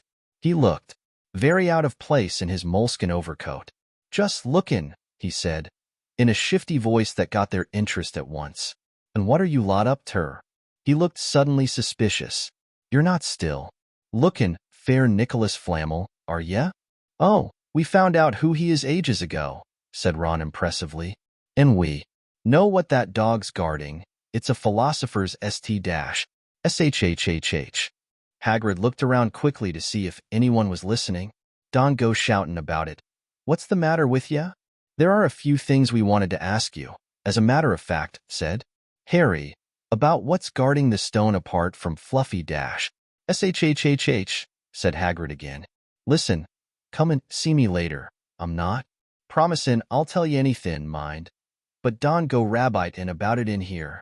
Students aren't supposed to know. They'll think I've told ya da. See you later then, said Harry. Hagrid shuffled off. What was he hiding behind his back? Said Hermione thoughtfully. Do you think it had anything to do with the stone? I'm going to see what section he was in, said Ron, who'd had enough of working. He came back a minute later with a pile of books in his arms and slammed them down on the table. Dragons, he whispered. Hagrid was looking up stuff about dragons. Look at these, dragon species of Great Britain and Ireland, from Egg to Inferno, a dragon keeper's guide. Hagrid's always wanted a dragon. He told me so the first time I ever met him, said Harry. But it's against our laws, said Ron. Dragon breeding was outlawed by the Warlocks Convention of 1709. Everyone knows that. It's hard to stop Muggles noticing us if we're keeping dragons in the back garden. Anyway, you can't tame dragons. It's dangerous. You should see the Burns Charlies. Got off wild ones in Romania. But there aren't wild dragons in Britain, said Harry. Of course there are, said Ron. Common Welsh Green and Hebridean Blacks. The Ministry of Magic has a job hushing them up, I can tell you. Our lot have to keep putting spells on Muggles who've spotted them, too. Make them forget. So what on earth's Hagrid up to? Said Hermione. Asterisk. When they knocked on the door of the gamekeeper's hut an hour later, they were surprised to see that all the curtains were closed. Hagrid called, "Who is it?" before he let them in and then shut the door quickly behind them. It was stiflingly hot inside. Even though it was such a warm day, there was a blazing fire in the grate. Hagrid made them tea and offered them stoat sandwiches, which they refused. So, ya wanted to ask me something? Yes, said Harry. There was no point beating about the bush. We were wondering if you could tell us what's guarding the Philosopher's Stone. Apart from Fluffy, Hagrid frowned at him. "O' course I can't," he said. "Number 1, I don't know myself. Number 2, ye know too much already, so I wouldn't tell ye if I could. That stone's here for a good reason. It was almost stolen out of Gringotts, I suppose ye worked that out and all? Beats me how ye even know Abu. Fluffy. Oh, come on, Hagrid. You might not want to tell us, but you do know. You know everything that goes on round here," said Hermione in a warm, flattering voice. Hagrid's beard twitched, and they could tell he was smiling. "We only wondered who had done the guarding, really," Hermione went on. "We wondered who Dumbledore had trusted enough to help him, apart from you." Hagrid's chest swelled at these last words. Harry and Ron beamed at Hermione. "Well, I don't suppose it could hurt to tell ye that, let's see, borrowed Fluffy from me. Then some the teachers did enchantments. Professor Sprout, Professor Flitwick, Professor McGonagall he ticked them off on his fingers. Professor Quirrell and Dumbledore himself did something. O' course. Hang on, I've forgotten someone. Oh yeah, Professor Snape. Snape? Yeah, you're not still on Abu that, are ya?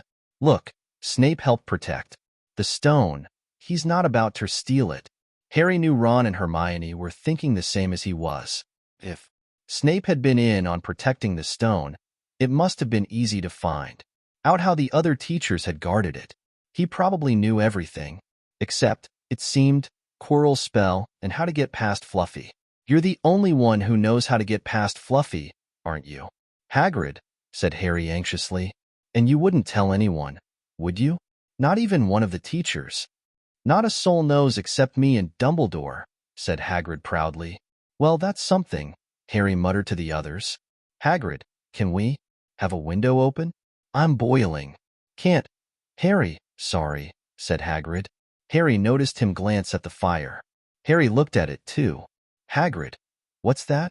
But he already knew what it was. In the very heart of the fire, underneath the kettle, was a huge, black egg. "Ah," said Hagrid, fiddling nervously with his beard. "That's her." "Where did you get it, Hagrid?" said Ron, crouching over the fire to get a closer look at the egg. "It must have cost you a fortune." "Won it," said Hagrid. "Last night, I was down in the village having a few drinks and got into a game o' cards with a stranger. Think he was quite glad to get rid of it, to be honest." "But what are you going to do with it when it's hatched?" said Hermione. "Well, I've been doing some readin'," said Hagrid, pulling a large book from under his pillow. "Got this out of the library dragon breeding for pleasure and profit. It's a bit out of date, o' course, but it's all in here. Keep the egg in the fire, 'cause their mothers breathe on 'em. See, and when it hatches, feed it on a bucket o' brandy mixed with chicken blood every half hour.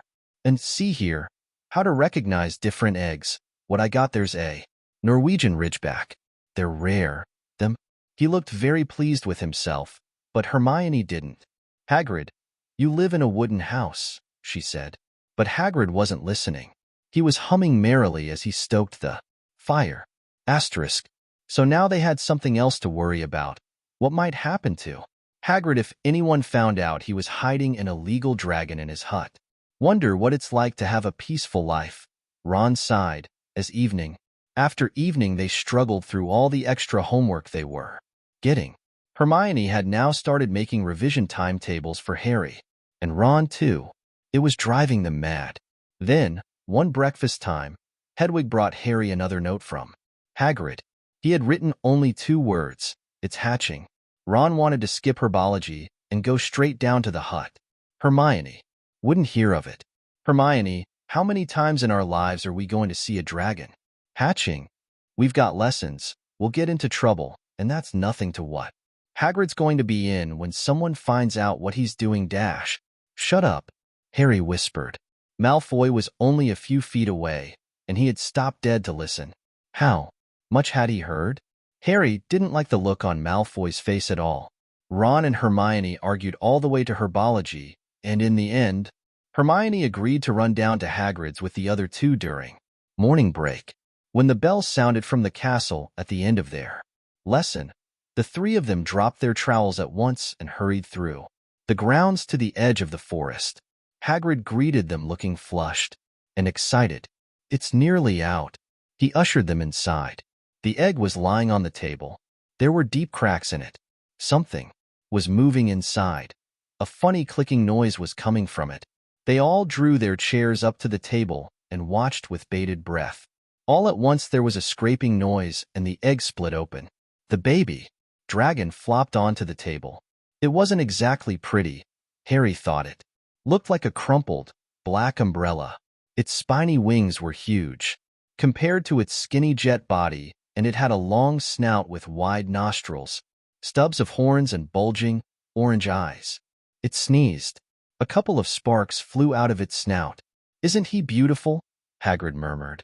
He reached out a hand to stroke the dragon's head. It snapped at his fingers, showing pointed fangs. Bless him, look, he knows his mummy, said Hagrid. Hagrid, said Hermione, how fast do Norwegian ridgebacks grow? Exactly? Hagrid was about to answer when the color suddenly drained from his face. He leapt to his feet and ran to the window. What's the matter? Someone was looking through the gap in the curtains. It's a kid. He's running back up to the school. Harry bolted to the door and looked out. Even at a distance there was no mistaking him. Malfoy had seen the dragon. Something about the smile lurking on Malfoy's face during the next week made Harry, Ron, and Hermione very nervous. They spent most of their free time in Hagrid's darkened hut, trying to reason with him. Just let him go, Harry urged. Set him free. I can't, said Hagrid. He's too little. He'd die. They looked at the dragon. It had grown 3 times in length in just a week. Smoke kept furling out of its nostrils. Hagrid hadn't been doing his gamekeeping duties because the dragon was keeping him so busy. There were empty brandy bottles and chicken feathers all over the floor. I've decided to call him Norbert, said Hagrid, looking at the dragon with misty eyes. He really knows me now. Watch. Norbert. Norbert. Where's Mummy? He's lost his marbles, Ron muttered in Harry's ear. Hagrid, said Harry loudly, give it a fortnight and Norbert's going to be as long as your house. Malfoy could go to Dumbledore at any moment. Hagrid bit his lip. I know I can't keep him forever, but I can't just dump him, I can't. Harry suddenly turned to Ron. Charlie, he said. You're losing it too, said Ron. I'm Ron, remember? No, Charlie, your brother Charlie, in Romania, studying dragons. We could send Norbert to him. Charlie can take care of him, and then put him back in the wild. Brilliant, said Ron. How about it, Hagrid? And in the end, Hagrid agreed that they could send an owl to Charlie to ask him. Asterisk. The following week dragged by. Wednesday night found Hermione and Harry sitting alone in the common room, long after everyone else had gone to bed. The clock on the wall had just chimed midnight when the portrait hole burst open. Ron appeared out of nowhere as he pulled off Harry's invisibility cloak. He had been down at Hagrid's hut, helping him feed Norbert, who was now eating dead rats by the crate. It bit me, he said, showing them his hand, which was wrapped in a bloody handkerchief. I'm not going to be able to hold a quill for a week. I tell you, that dragon's the most horrible animal I've ever met. But the way Hagrid goes on about it, you'd think it was a fluffy little bunny rabbit. When it bit me, he told me off for frightening it. And when I left, he was singing it a lullaby. There was a tap on the dark window. It's Hedwig, said Harry, hurrying to let her in. She'll have Charlie's answer. The three of them put their heads together to read the note. Dear Ron, how are you? Thanks for the letter. I'd be glad to take the Norwegian Ridgeback, but it won't be easy getting him here. I think the best thing will be to send him over with some friends of mine who are coming to visit me next week. Trouble is, they mustn't be seen carrying an illegal dragon. Could you get the Ridgeback up the tallest tower at midnight on Saturday? They can meet you there and take him away while it's still dark. Send me an answer as soon as possible. Love, Charlie. They looked at each other. We've got the invisibility cloak, said Harry. It shouldn't be too difficult. I think the cloak's big enough to cover two of us and Norbert. It was a mark of how bad the last week had been that the other two agreed with him. Anything to get rid of Norbert and Malfoy. Asterisk. There was a hitch. By next morning, Ron's bitten hand had swollen to twice its usual size. He didn't know whether it was safe to go to Madame Pomfrey. Would she recognize a dragon bite? By the afternoon, though, he had no choice. The cut had turned a nasty shade of green. It looked as if Norbert's fangs were poisonous. Harry and Hermione rushed up to the hospital wing at the end of the day to find Ron in a terrible state in bed. It's not just my hand, he whispered, although that feels like it's about to fall off. Malfoy told Madame Pomfrey he wanted to borrow one of my books so he could come and have a good laugh at me. He kept threatening to tell her what really bit me. I've told her it was a dog, but I don't think she believes me. I shouldn't have hit him at the Quidditch match, that's why he's doing this. Harry and Hermione tried to calm Ron down. It'll all be over at midnight on Saturday, said Hermione, but this didn't soothe Ron at all. On the contrary, he sat bolt upright and broke into a sweat. Midnight on Saturday, he said in a hoarse voice. Oh no, I've just remembered. Charlie's letter was in that book Malfoy took. He's going to know we're getting rid of Norbert. Harry and Hermione didn't get a chance to answer. Madame Pomfrey came over at that moment and made them leave, saying Ron needed sleep. Asterisk. It's too late to change the plan now, Harry told Hermione. We haven't got time to send Charlie another owl, and this could be our only chance to get rid of Norbert. We'll have to risk it, and we have got the invisibility cloak. Malfoy doesn't know about that. They found Fong the Boarhound sitting outside with a bandaged tail when they went to tell Hagrid, who opened a window to talk to them. I won't let you in, he puffed. Norbert's at a tricky stage, nothing I can't handle. When they told him about Charlie's letter, his eyes filled with tears, although that might have been because Norbert had just bitten him on the leg. Arg. It's all right. He only got my boot. Just playing. He's only a baby after all. The baby banged its tail on the wall, making the windows rattle. Harry and Hermione walked back to the castle, feeling Saturday couldn't come quickly enough. They would have felt sorry for Hagrid when the time came for him to say goodbye to Norbert if they hadn't been so worried about what they had to do. It was a very dark, cloudy night, and they were a bit late arriving at Hagrid's hut because they'd had to wait for Peeves to get out of their way in the entrance hall, where he'd been playing tennis against the wall. Hagrid had Norbert packed and ready in a large crate. He's got lots o' rats on, some brandy fare the journey, said Hagrid in a muffled voice. And I've packed his teddy bear in case he gets lonely. From inside the crate came ripping noises that sounded to Harry as though Teddy was having his head torn off. Bye-bye, Norbert, Hagrid sobbed, as Harry and Hermione covered the crate with the invisibility cloak and stepped underneath it themselves. Mummy will never forget you. How they managed to get the crate back up to the castle, they never knew. Midnight ticked nearer as they heaved Norbert up the marble staircase in the entrance hall and along the dark corridors. Up another staircase, then another. Even one of Harry's shortcuts didn't make the work much easier. Nearly there, Harry panted as they reached the corridor beneath the tallest tower.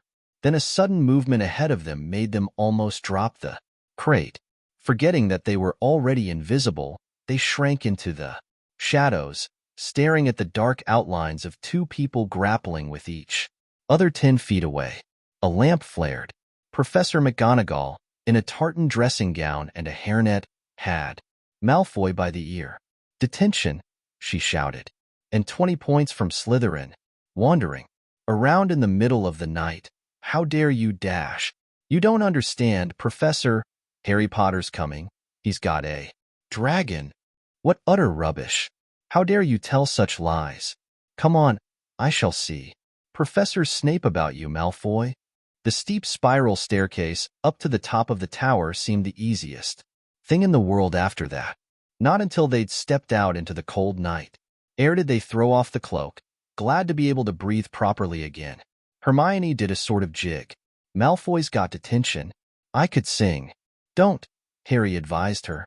Chuckling about Malfoy, they waited, Norbert thrashing about in his crate. About 10 minutes later, for broomsticks came swooping down out of the darkness. Charlie's friends were a cheery lot. They showed Harry and Hermione the harness they'd rigged up so they could suspend Norbert between them. They all helped buckle Norbert safely into it, and then Harry and Hermione shook hands with the others and thanked them very much. At last, Norbert was gone. They slipped back down the spiral staircase, their hearts as light as their hands, now that Norbert was off them. No more dragon, Malfoyan, detention. What could spoil their happiness? The answer to that was waiting at the foot of the stairs. As they stepped into the corridor, Filch's face loomed suddenly out of the darkness.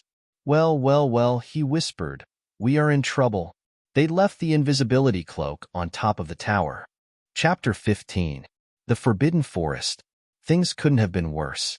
Filch took them down to Professor McGonagall's study on the first floor, where they sat and waited without saying a word to each other.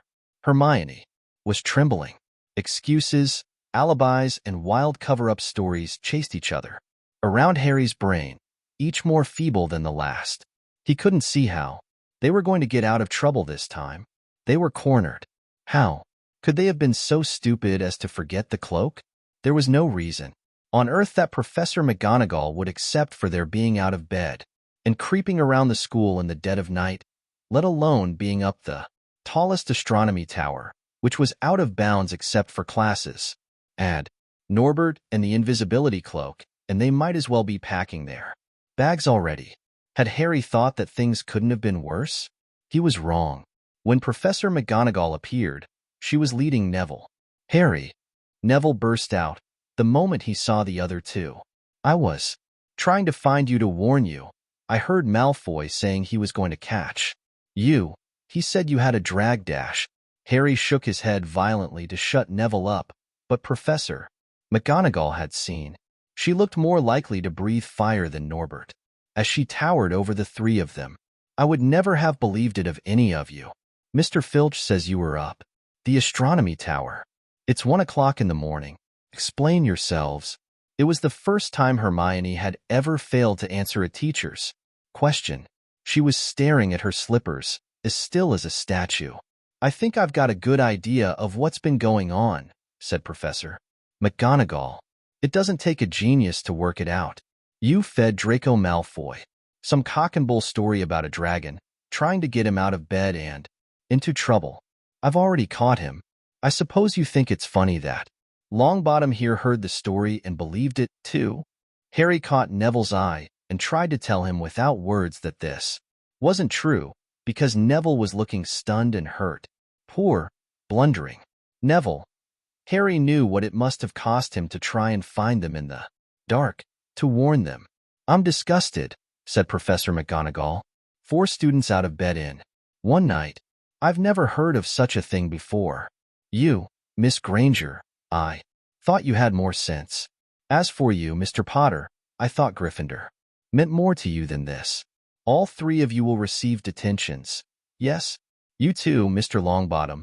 Nothing gives you the right to walk around school at night, especially these days. It's very dangerous, and 50 points will be taken from Gryffindor. 50. Harry gasped. They would lose the lead he'd won in the last Quidditch match. 50 points each, said Professor McGonagall, breathing heavily through her long pointed nose. Professor, please dash. You can't dash. Don't tell me what I can and can't do, Potter. Now get back to bed. All of you. I've never been more ashamed of Gryffindor students. 150 points lost. That put Gryffindor in last place. In one night, they'd ruined any chance Gryffindor had had for the House Cup. Harry felt as though the bottom had dropped out of his stomach. How could they ever make up for this? Harry didn't sleep all night. He could hear Neville sobbing into his pillow for what seemed like hours.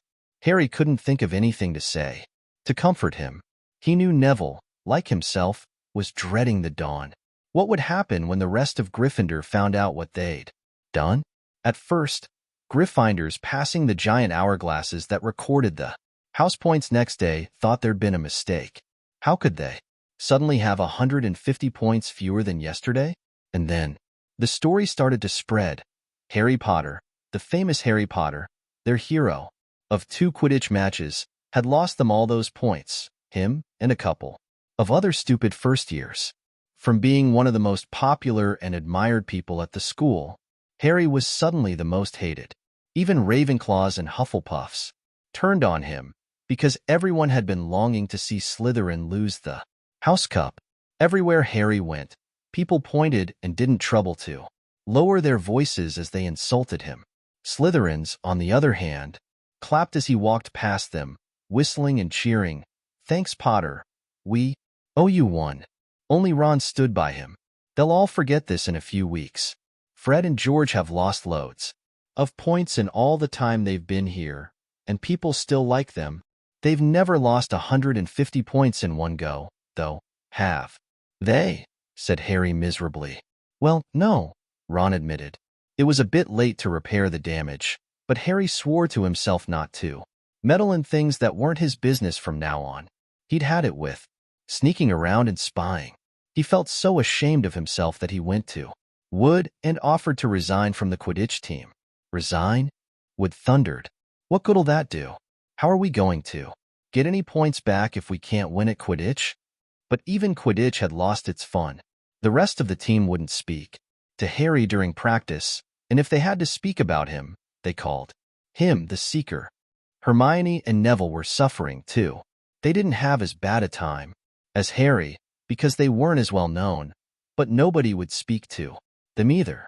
Hermione had stopped drawing attention to herself in class, keeping her head down and working in silence. Harry was almost glad that the exams weren't far away. All the revision he had to do kept his mind off his misery. He, Ron, and Hermione kept to themselves, working late into the night, trying to remember the ingredients in complicated potions, learn charms and spells off by heart, memorize the dates of magical discoveries and goblin rebellions. Then, about a week before the exams were due to start, Harry's new resolution not to interfere in anything that didn't concern him was put to an unexpected test. Walking back from the library on his own one afternoon, he heard somebody whimpering from a classroom up ahead. As he drew closer, he heard Quirrell's voice. "No, no, not again. Please, Dash." It sounded as though someone was threatening him. Harry moved closer.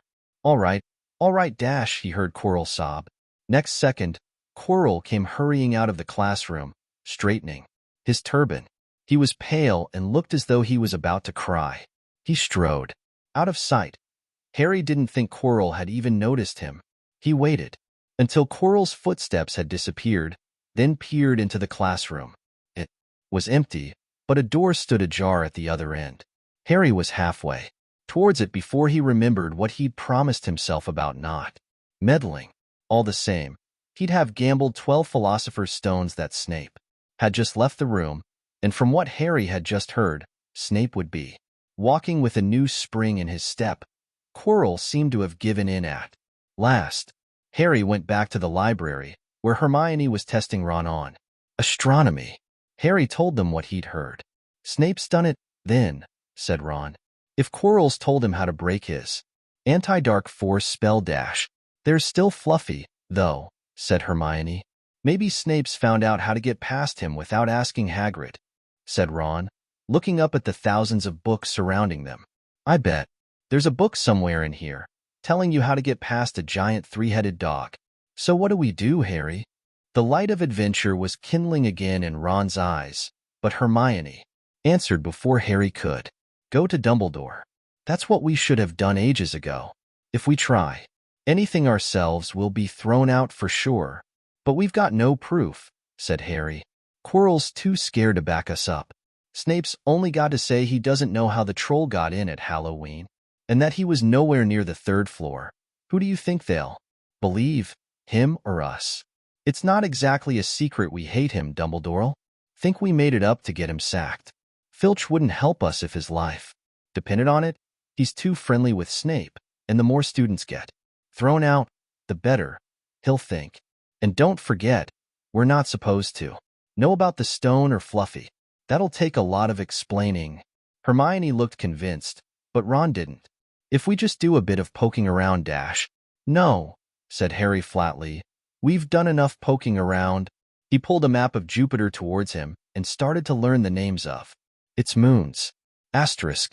The following morning, notes were delivered to Harry, Hermione, and Neville at the breakfast table.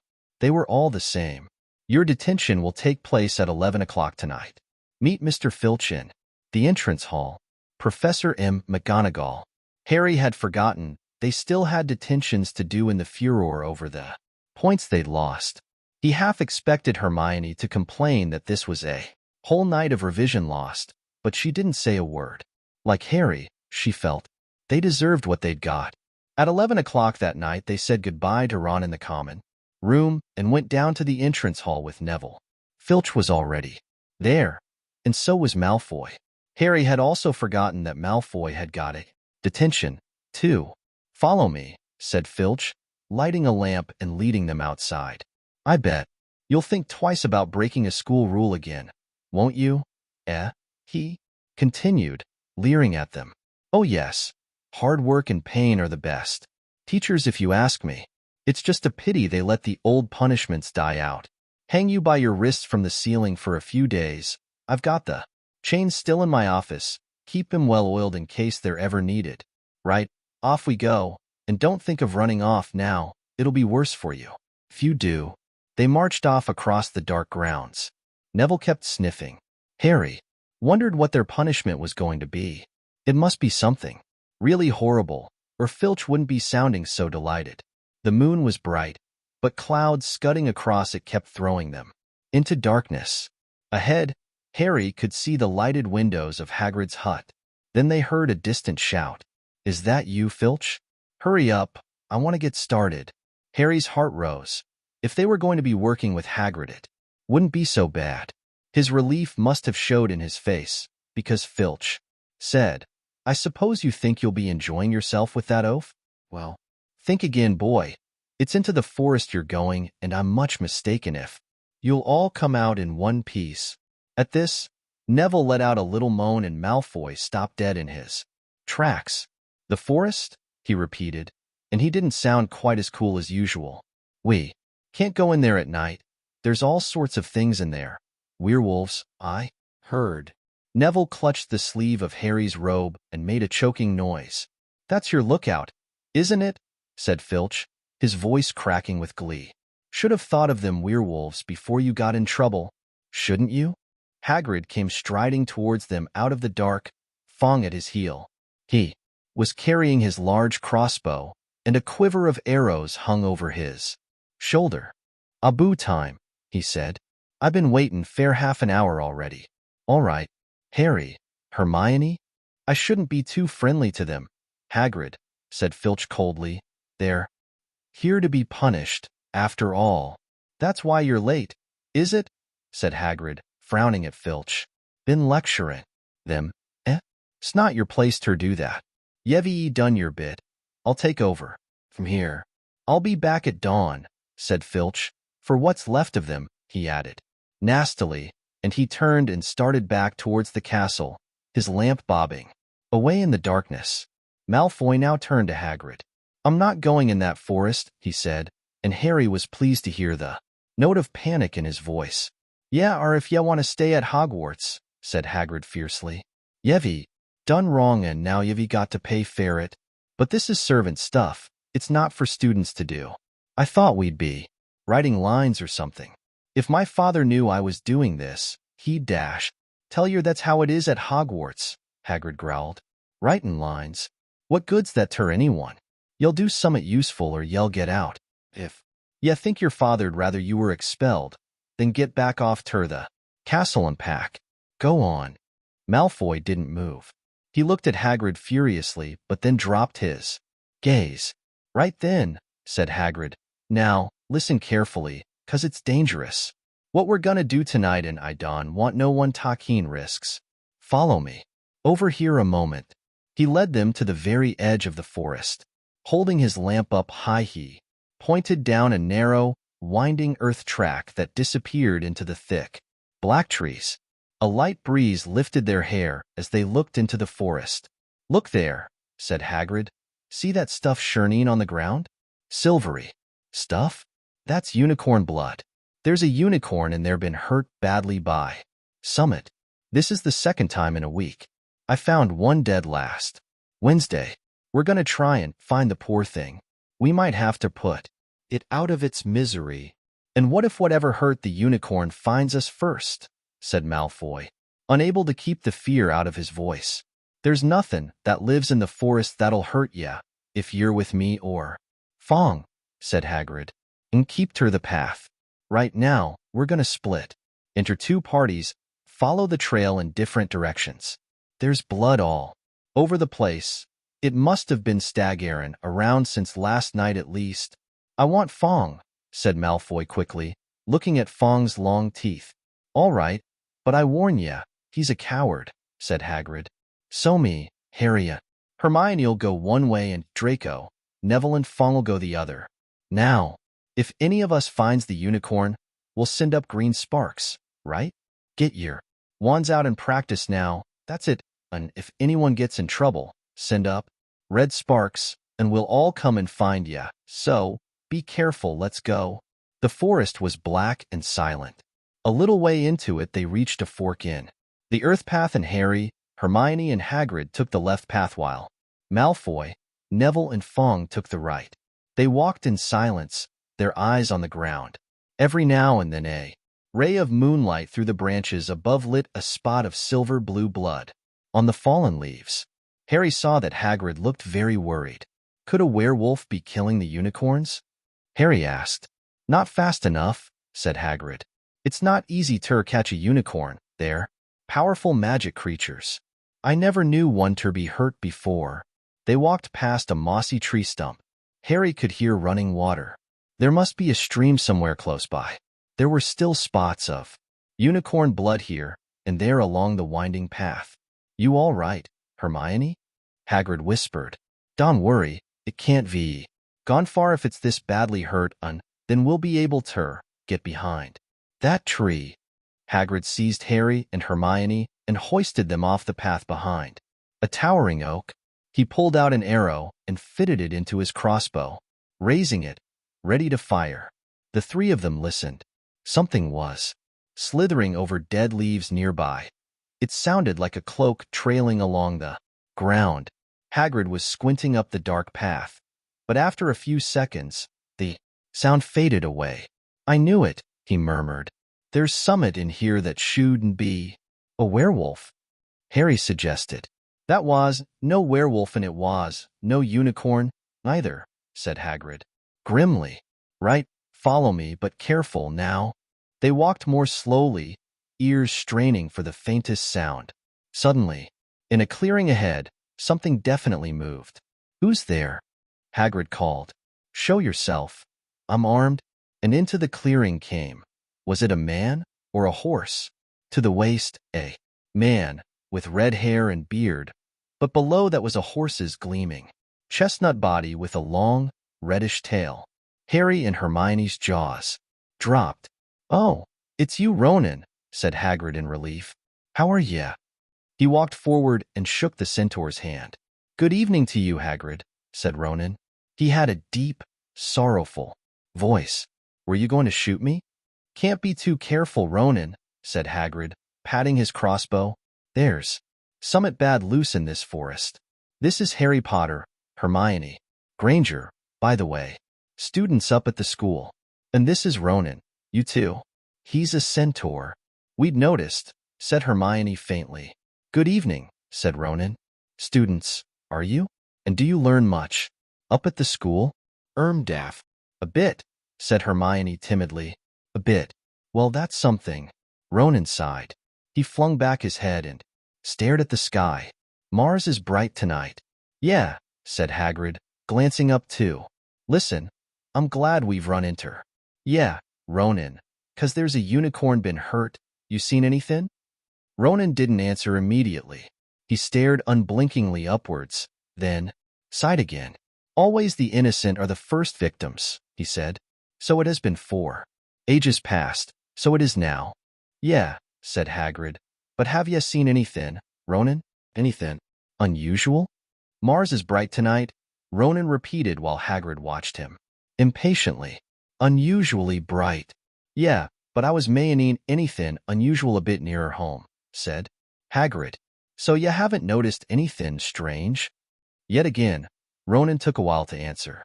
At last, he said, the forest hides many secrets.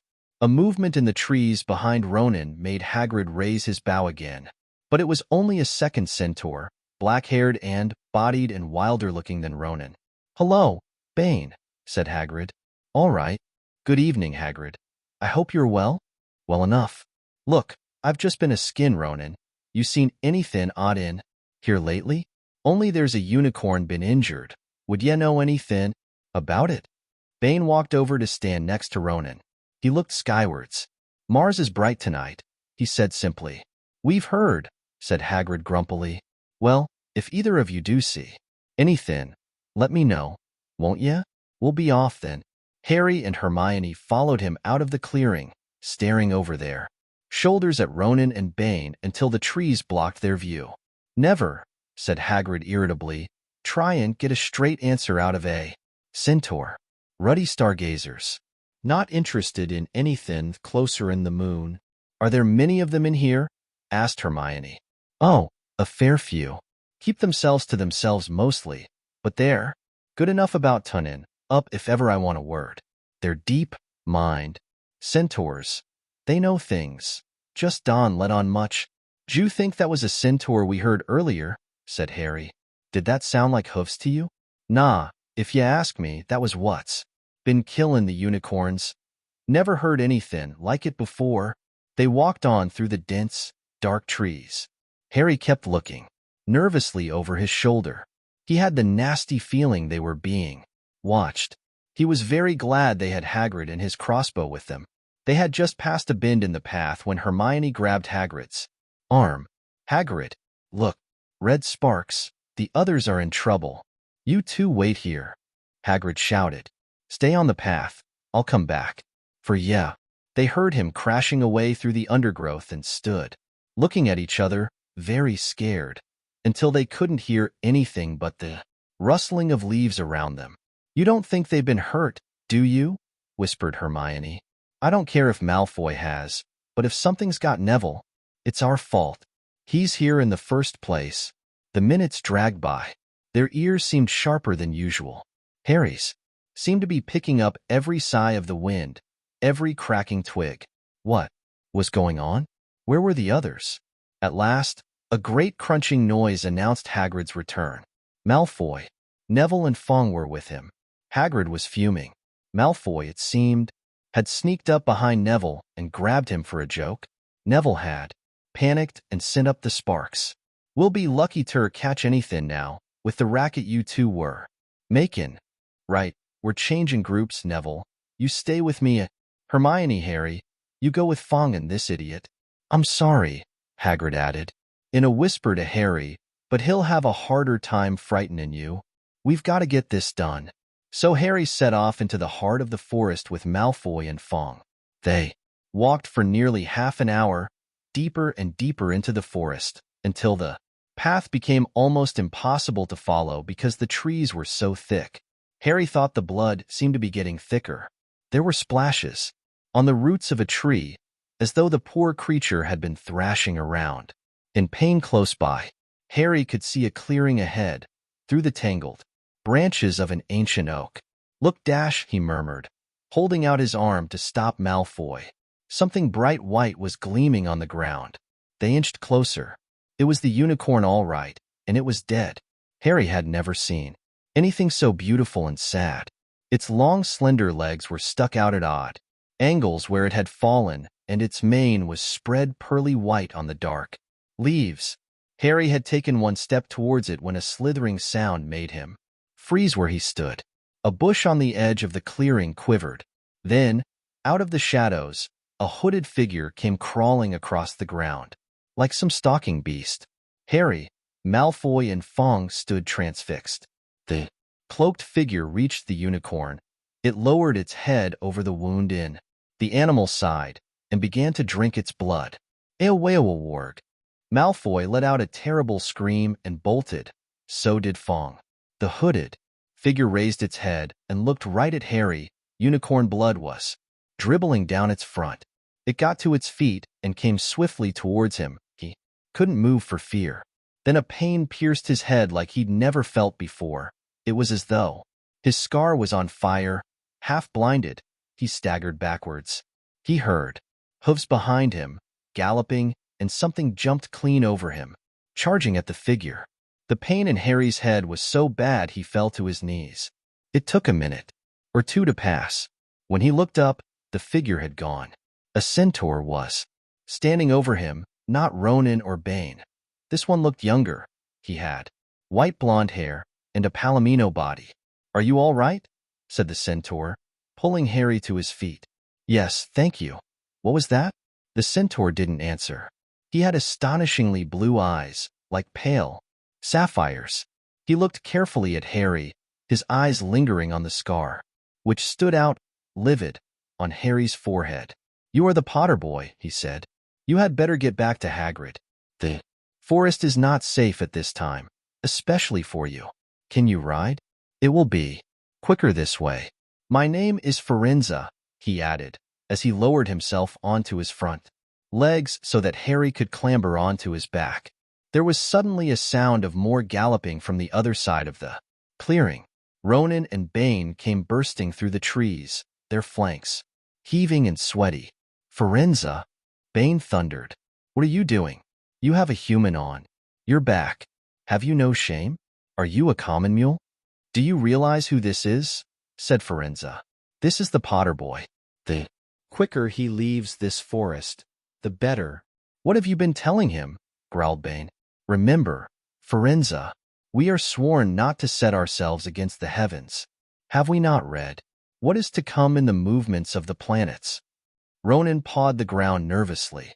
"I'm sure Firenze thought he was acting for the best," he said, in his gloomy voice. Bane kicked his back legs in anger. "For the best? What is that to do with us? Centaurs are concerned with what has been foretold. It is not our business to run around like donkeys after stray humans in our forest."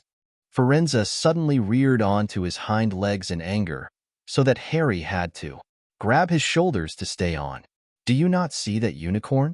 Firenze bellowed at Bane. "Do you not understand why it was killed? Or have the planets not let you in on that secret? I set myself against what is lurking in this forest, Bane. Yes, with humans alongside me if I must." And Firenze whisked around. With Harry clutching on as best he could, they plunged off into the trees, leaving Ronan and Bane behind them. Harry didn't have a clue what was going on. "Why's Bane so angry?" he asked. "What was that thing you saved me from, anyway?" Firenze slowed to a walk, warned Harry to keep his head bowed in case of low-hanging branches, but did not answer Harry's question. They made their way through the trees in silence for so long that Harry thought Firenze didn't want to talk to him anymore. They were passing through a particularly dense patch of trees, however, when Firenze suddenly stopped. "Harry Potter, do you know what unicorn blood is used for?" "No," said Harry, startled by the odd question. "We've only used the horn and tail hair in potions." "That is because it is a monstrous thing to slay a unicorn," said Firenze. "Only one who has nothing to lose and everything to gain would commit such a crime. The blood of a unicorn will keep you alive, even if you are an inch from death, but at a terrible price. You have slain something pure and defenseless to save yourself, and you will have but a half-life, a cursed life. From the moment the blood touches your lips." Harry stared at the back of Firenze's head, which was dappled silver in the moonlight. But who'd be that desperate? He wondered aloud. If you're going to be cursed forever, death's better, isn't it? It is, Forenza agreed, unless all you need is to stay alive long enough to drink something else, something that will bring you back to full strength and power, something that will mean you can never die. Mr. Potter, do you know what is hidden in the school at this very moment? The Philosopher's Stone? Of course, the elixir of life. But I don't understand who dash. Can you think of nobody who has waited many years to return to power, who has clung to life, awaiting their chance? It was as though an iron fist had clenched suddenly around Harry's heart. Over the rustling of the trees, he seemed to hear once more what Hagrid had told him on the night they had met. Some say he died. Codswallop, in my opinion. Dunno if he had enough human left in him to die. Do you mean? Harry croaked. That was Vol Dash. Harry, are you all right? Hermione was running towards them down the path, Hagrid puffing along behind her. I'm fine, said Harry, hardly knowing what he was saying. The unicorn's dead, Hagrid. It's in that clearing back there. This is where I leave you, Forenza murmured as Hagrid hurried off to examine the unicorn. You are safe now. Harry slid off his back. Good luck, Harry Potter, said Forenza. The planets have been read wrongly before now, even by centaurs. I hope this is one of those times. He turned and cantered back into the depths of the forest, leaving Harry shivering behind him. Asterisk. Ron had fallen asleep in the dark common room, waiting for them to return. He shouted something about Quidditch fouls when Harry roughly shook him awake. In a matter of seconds, though, he was wide-eyed as Harry began to tell him and Hermione what had happened in the forest. Harry couldn't sit down. He paced up and down in front of the fire. He was still shaking. Snape wants the stone for Voldemort, and Voldemort's waiting in the forest. And all this time we thought Snape just wanted to get rich. Stop saying the name, said Ron in a terrified whisper, as if he thought Voldemort could hear them. Harry wasn't listening. Forenza saved me, but he shouldn't have done. Bane was furious. He was talking about interfering with what the planets say is going to happen. They must show that Voldemort's coming back. Bane thinks Forenza should have let Voldemort kill me. I suppose that's written in the stars as well. Will you stop saying the name? Ron hissed. So all I've got to wait for now is Snape to steal the stone, Harry went on feverishly. Then Voldemort will be able to come and finish me off. Well, I suppose Bane'll be happy. Hermione looked very frightened, but she had a word of comfort.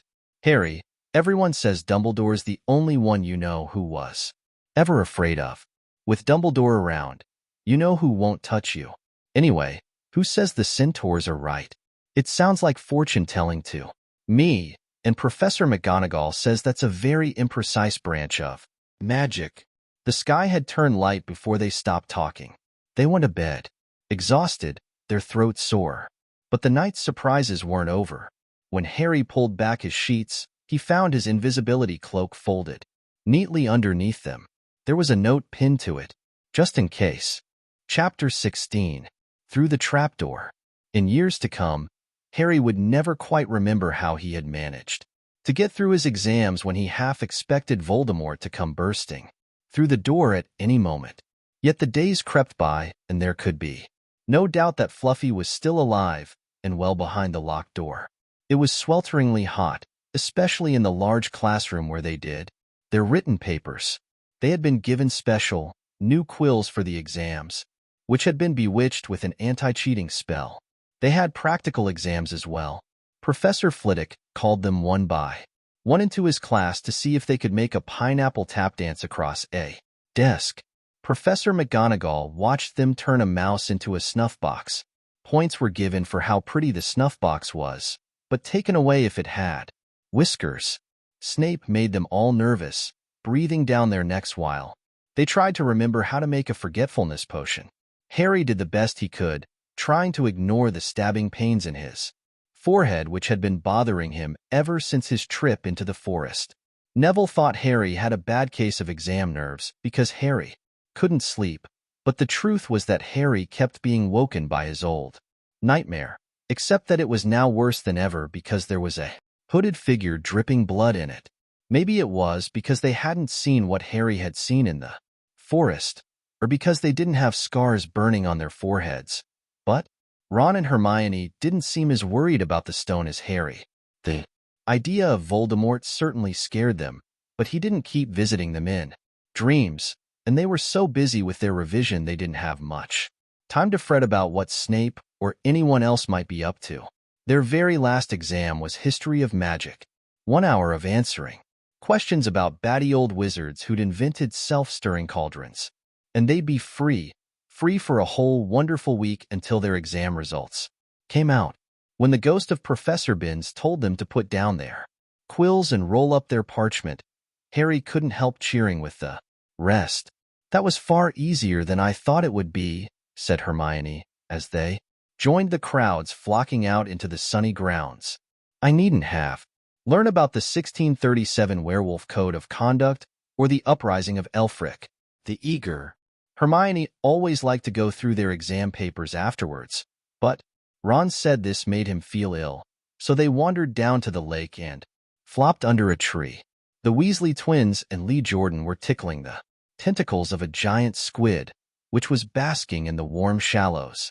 "No more revision," Ron sighed happily, stretching out on the grass. "You could look more cheerful, Harry. We've got a week before we find out how badly we've done. There's no need to worry yet." Harry was rubbing his forehead. "I wish I knew what this means," he burst out angrily. "My scar keeps hurting. It's happened before, but never as often as this." "Go to Madame Pomfrey," Hermione suggested. "I'm not ill," said Harry. "I think it's a warning. It means danger's coming." Ron couldn't get worked up. It was too hot. "Harry, relax. Hermione's right. The stone's safe as long as Dumbledore's around. Anyway, we've never had any proof Snape found out how to get past Fluffy. He nearly had his leg ripped off once. He's not going to try it again in a hurry. And Neville will play Quidditch for England before Hagrid. Let's Dumbledore down." Harry nodded, but he couldn't shake off a lurking feeling that there was something he'd forgotten to do, something important. When he tried to explain this, Hermione said, "That's just the exams. I woke up last night and was halfway through my Transfiguration notes before I remembered we'd done that one." Harry was quite sure the unsettled feeling didn't have anything to do with work, though. He watched an owl flutter towards the school across the bright blue sky, a note clamped in its mouth. Hagrid was the only one who ever sent him letters. Hagrid would never betray Dumbledore. Hagrid would never tell anyone how to get past Fluffy, never. But Harry suddenly jumped to his feet. "Where are you going?" said Ron sleepily. "I've just thought of something," said Harry. He had gone white. "We've got to go and see Hagrid now." "Why?" panted Hermione, hurrying to keep up. "Don't you think it's a bit odd," said Harry, scrambling up the grassy slope, "that what Hagrid wants more than anything else is a dragon and a stranger turns up who just happens to have an egg in his pocket?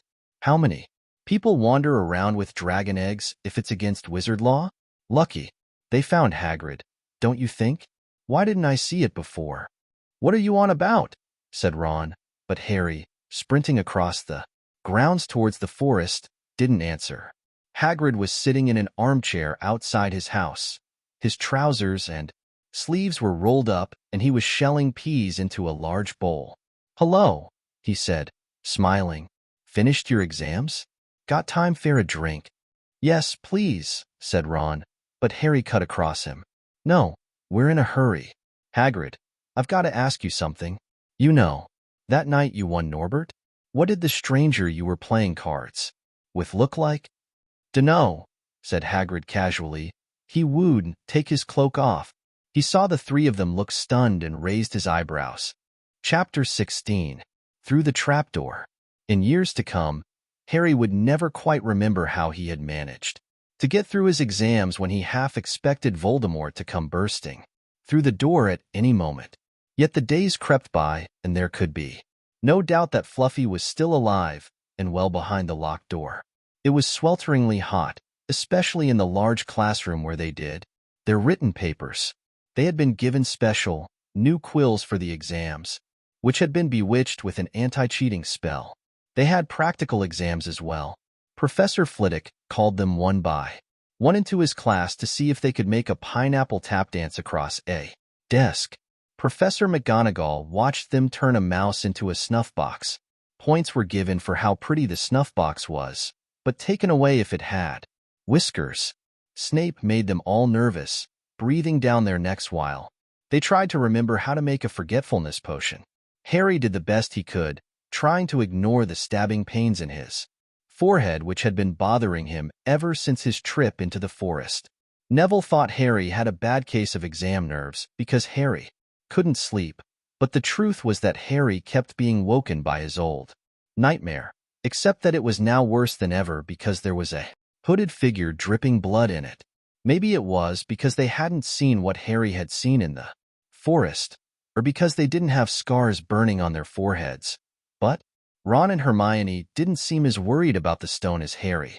The idea of Voldemort certainly scared them, but he didn't keep visiting them in dreams, and they were so busy with their revision they didn't have much time to fret about what Snape or anyone else might be up to. Their very last exam was History of Magic. 1 hour of answering questions about batty old wizards who'd invented self-stirring cauldrons. And they'd be free for a whole wonderful week until their exam results came out. When the ghost of Professor Binns told them to put down their quills and roll up their parchment, Harry couldn't help cheering with the rest. "That was far easier than I thought it would be," said Hermione, as they joined the crowds flocking out into the sunny grounds. "I needn't have learn about the 1637 Werewolf Code of Conduct or the Uprising of Elfric the Eager." Hermione always liked to go through their exam papers afterwards, but Ron said this made him feel ill, so they wandered down to the lake and flopped under a tree. The Weasley twins and Lee Jordan were tickling the tentacles of a giant squid, which was basking in the warm shallows. "No more revision," Ron sighed happily, stretching out on the grass. "You could look more cheerful, Harry. We've got a week before we find out how badly we've done. There's no need to worry yet." Harry was rubbing his forehead. "I wish I knew what this means," he burst out angrily. "My scar keeps hurting. It's happened before, but never as often as this." "Go to Madame Pomfrey," Hermione suggested. "I'm not ill," said Harry. "I think it's a warning. It means danger's coming." Ron couldn't get worked up. It was too hot. "Harry, relax. Hermione's right. The stone's safe as long as Dumbledore's around. Anyway, we've never had any proof Snape found out how to get past Fluffy. He nearly had his leg ripped off once. He's not going to try it again in a hurry. And Neville will play Quidditch for England before Hagrid lets Dumbledore down." Harry nodded, but he couldn't shake off a lurking feeling that there was something he'd forgotten to do, something important. When he tried to explain this, Hermione said, "That's just the exams. I woke up last night and was halfway through my transfiguration notes before I remembered we'd done that one." Harry was quite sure the unsettled feeling didn't have anything to do with work, though. He watched an owl flutter towards the school across the bright blue sky, a note clamped in its mouth. Hagrid was the only one who ever sent him letters. Hagrid would never betray Dumbledore. Hagrid would never tell anyone how to get past Fluffy, never. But Harry suddenly jumped to his feet. "Where are you going?" said Ron sleepily. "I've just thought of something," said Harry. He had gone white. "We've got to go and see Hagrid now." "Why?" panted Hermione, hurrying to keep up. "Don't you think it's a bit odd," said Harry, scrambling up the grassy slope, "that what Hagrid wants more than anything else is a dragon and a stranger turns up who just happens to have an egg in his pocket? How many people wander around with dragon eggs if it's against wizard law? Lucky they found Hagrid, don't you think? Why didn't I see it before?" "What are you on about?"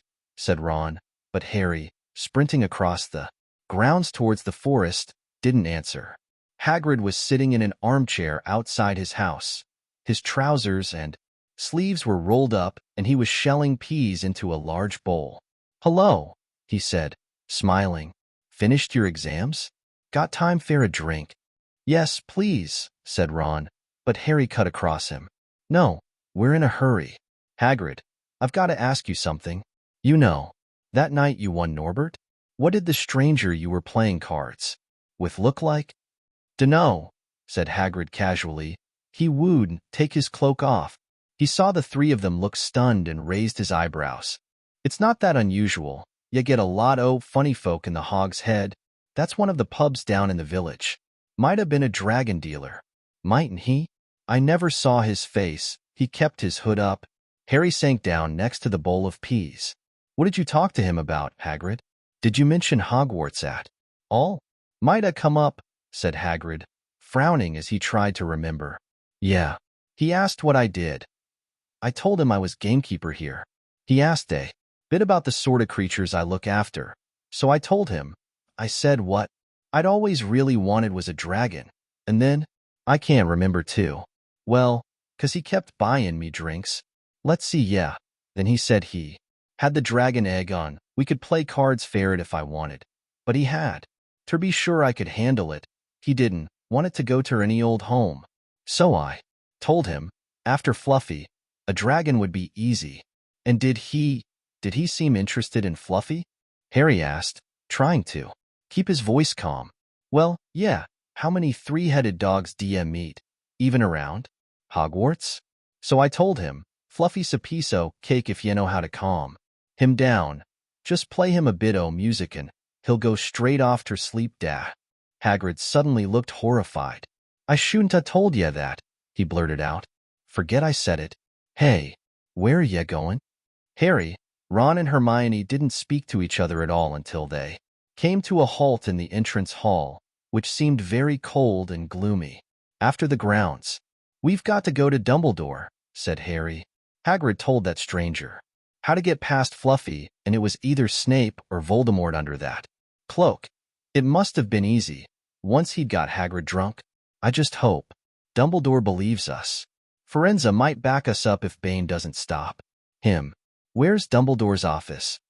They looked around, as if hoping to see a sign pointing them in the right direction. They had never been told where Dumbledore lived, nor did they know anyone who had been sent to see him.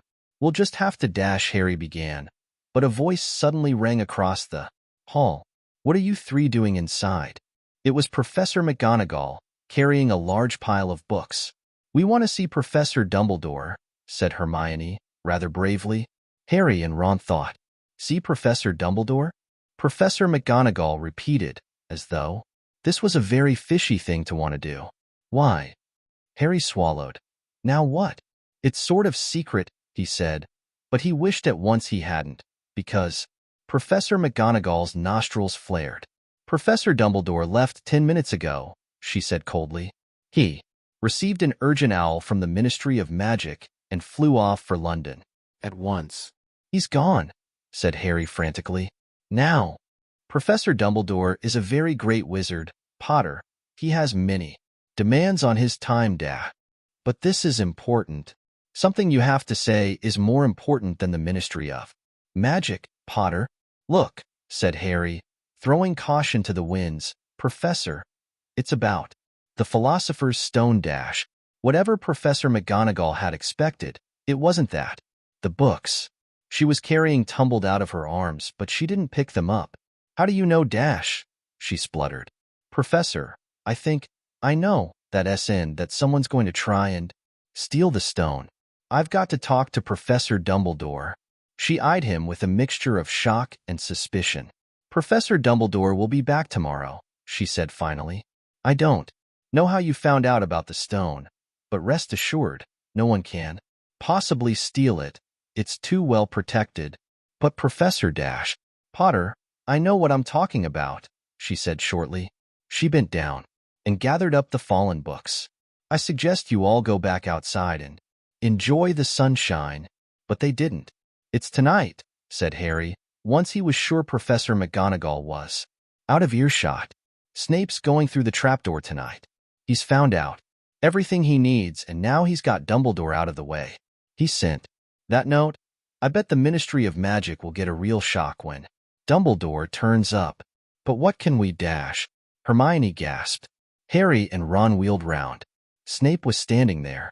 Good afternoon, he said smoothly. They stared at him. You shouldn't be inside on a day like this, he said, with an odd, twisted smile. We were dash, Harry began, without any idea what he was going to say. You want to be more careful, said Snape. Hanging around like this, people will think you're up to something. And Gryffindor really can't afford to lose any more points, can they? Harry flushed. They turned to go back outside, but Snape called them back. Be warned, Potter. Any more nighttime wanderings and I will personally make sure you are expelled. Good day to you. He strode off in the direction of the staff room. Out on the stone steps, Harry turned to the others. Right? Here's what we've got to do, he whispered urgently. One of us has got to keep an eye on Snape. Wait outside the staff room and follow him if he leaves it. Hermione, you'd better do that. Why me? It's obvious, said Ron. You can pretend to be waiting for Professor Flitwick, you know. He put on a high voice. Oh, Professor Flitwick, I'm so worried. I think I got question 14B wrong. Oh, shut up, said Hermione, but she agreed to go and watch out for Snape. And we'd better stay outside the third-floor corridor, Harry told Ron. Come on. But that part of the plan didn't work. No sooner had they reached the door separating Fluffy from the rest of the school than Professor McGonagall turned up again, and this time, she lost her temper. I suppose you think you're harder to get past than a pack of enchantments, she stormed. Enough of this nonsense.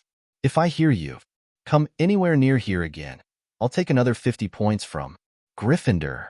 Yes, Weasley, from my own house. Harry and Ron went back to the common room. Harry had just said, at least Hermione's on Snape's tail, when the portrait of the fat lady swung open and Hermione came in. I'm sorry, Harry, she wailed. Snape came out and asked me what I was doing, so I said I was waiting for Flitwick, and Snape went to get him, and I've only just got away. I don't know where Snape went. Well, that's it then, isn't it? Harry said. The other two stared at him. He was pale and his eyes were glittering. I'm going out of here tonight, and I'm going to try and get to the stone first. You're mad, said Ron. You can't, said Hermione. After what McGonagall and Snape have said, you'll be expelled. So what? Harry shouted. Don't you understand? If Snape gets hold of the stone, Voldemort's coming back. Haven't you heard what it was like when he was trying to take over? There won't be any Hogwarts to get expelled from. He'll flatten it, or turn it into a school for the dark arts. Losing points doesn't matter anymore, can't you see? Do you think he'll leave you and your families alone if Gryffindor win the House Cup? If I get caught before I can get to the stone, well, I'll have to go back to the Dursleys and wait for Voldemort to find me there. It's only dying a bit later than I would have done, because I'm never going over to the dark side. I'm going through that trapdoor tonight, and nothing you two say is going to stop me. Voldemort killed my parents, remember? He glared at them. You're right, Harry, said Hermione in a small voice. I'll use the invisibility cloak, said Harry. It's just lucky I got it back. But will it cover all three of us? Said Ron. All three of us? Oh, come off it. You don't think we'd let you go alone? Of course not, said Hermione briskly. How do you think you'd get to the stone without us? I'd better go and look through my books. There might be something useful. But if we get caught, you two will be expelled too. Not if I can help it, said Hermione grimly. Flitwick told me in secret that I got 112% on his exam. They're not throwing me out after that. Asterisk. After dinner, the three of them sat nervously apart in the common room. Nobody bothered them. None of the Gryffindors had anything to say to Harry anymore. After all, this was the first night he hadn't been upset by it. Hermione was skimming through all her notes, hoping to come across one of the enchantments they were about to try and break. Harry and Ron didn't talk much. Both of them were thinking about what they were about to do. Slowly, the room emptied as people drifted off to bed. Better get the cloak, Ron muttered, as Lee Jordan finally left. Stretching and yawning, Harry ran upstairs to their dark dormitory. He pulled out the cloak, and then his eyes fell on the flute Hagrid had given him for Christmas. He pocketed it to use on Fluffy. He didn't feel much like singing. He ran back down to the common room. We'd better put the cloak on here and make sure it covers all three of us. If Filch spots one of our feet wandering along on its own What are you doing? Said a voice from the corner of the room. Neville appeared from behind an armchair, clutching Trevor the Toad, who looked as though he'd been making another bid for freedom. Nothing, Neville, nothing, said Harry, hurriedly putting the cloak behind his back. Neville stared at their guilty faces. You're going out again, he said. No, no, no, said Hermione. No, we're not. Why don't you go to bed, Neville? Harry looked at the grandfather clock by the door. They couldn't afford to waste any more time. Snape might even now be playing Fluffy to sleep. You can't go out, said Neville. You'll be caught again. Gryffindor will be in even more trouble. You don't understand, said Harry. This is important. But Neville was clearly steeling himself to do something desperate. I won't let you do it, he said, hurrying to stand in front of the portrait. I'll fight you. Neville, Ron exploded. Get away from that hole and don't be an idiot, Don't you call me an idiot, said Neville. I don't think you should be breaking any more rules. And you were the one who told me to stand up to people. Yes, but not to us, said Ron in exasperation. Neville, you don't know what you're doing. He took a step forward and Neville dropped Trevor the Toad, who leapt out of sight. Go on then. Try and hit me, said Neville, raising his fists. I'm ready. Harry turned to Hermione. Do something, he said desperately. Hermione stepped forward. Neville, she said. I'm really, really sorry about this. She raised her wand. Petrificus totalis, she cried, pointing it at Neville. Neville's arms snapped to his sides. His legs sprang together, his whole body rigid. He swayed where he stood and then fell flat on his face, stiff as a board. Hermione ran to turn him over.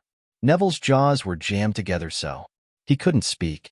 Only his eyes were moving, looking at them in horror. What have you done to him?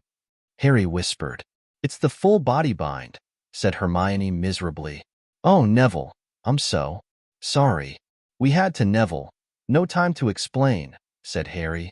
You'll understand later. Neville, said Ron, as they stepped over him and pulled on the invisibility cloak. But leaving Neville lying motionless on the floor didn't feel like a very good omen. In their nervous state, every statue's shadow looked like Filch. Every distant breath of wind sounded like Peeves swooping down on them.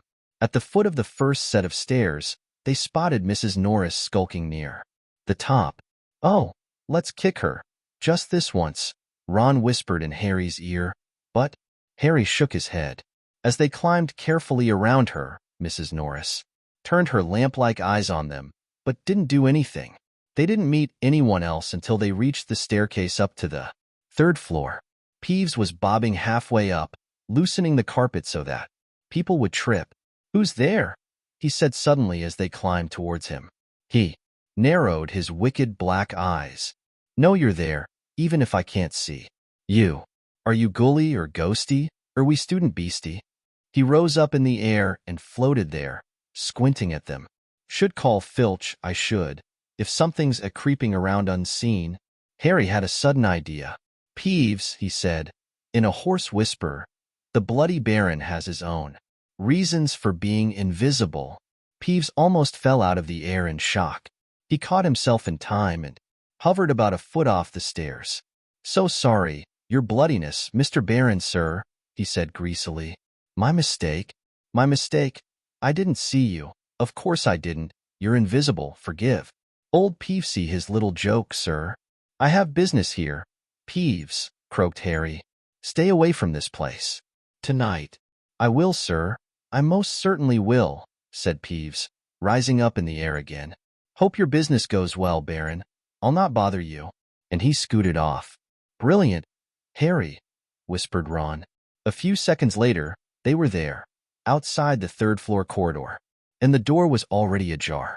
Well, there you are, Harry said quietly. Snape's already got past.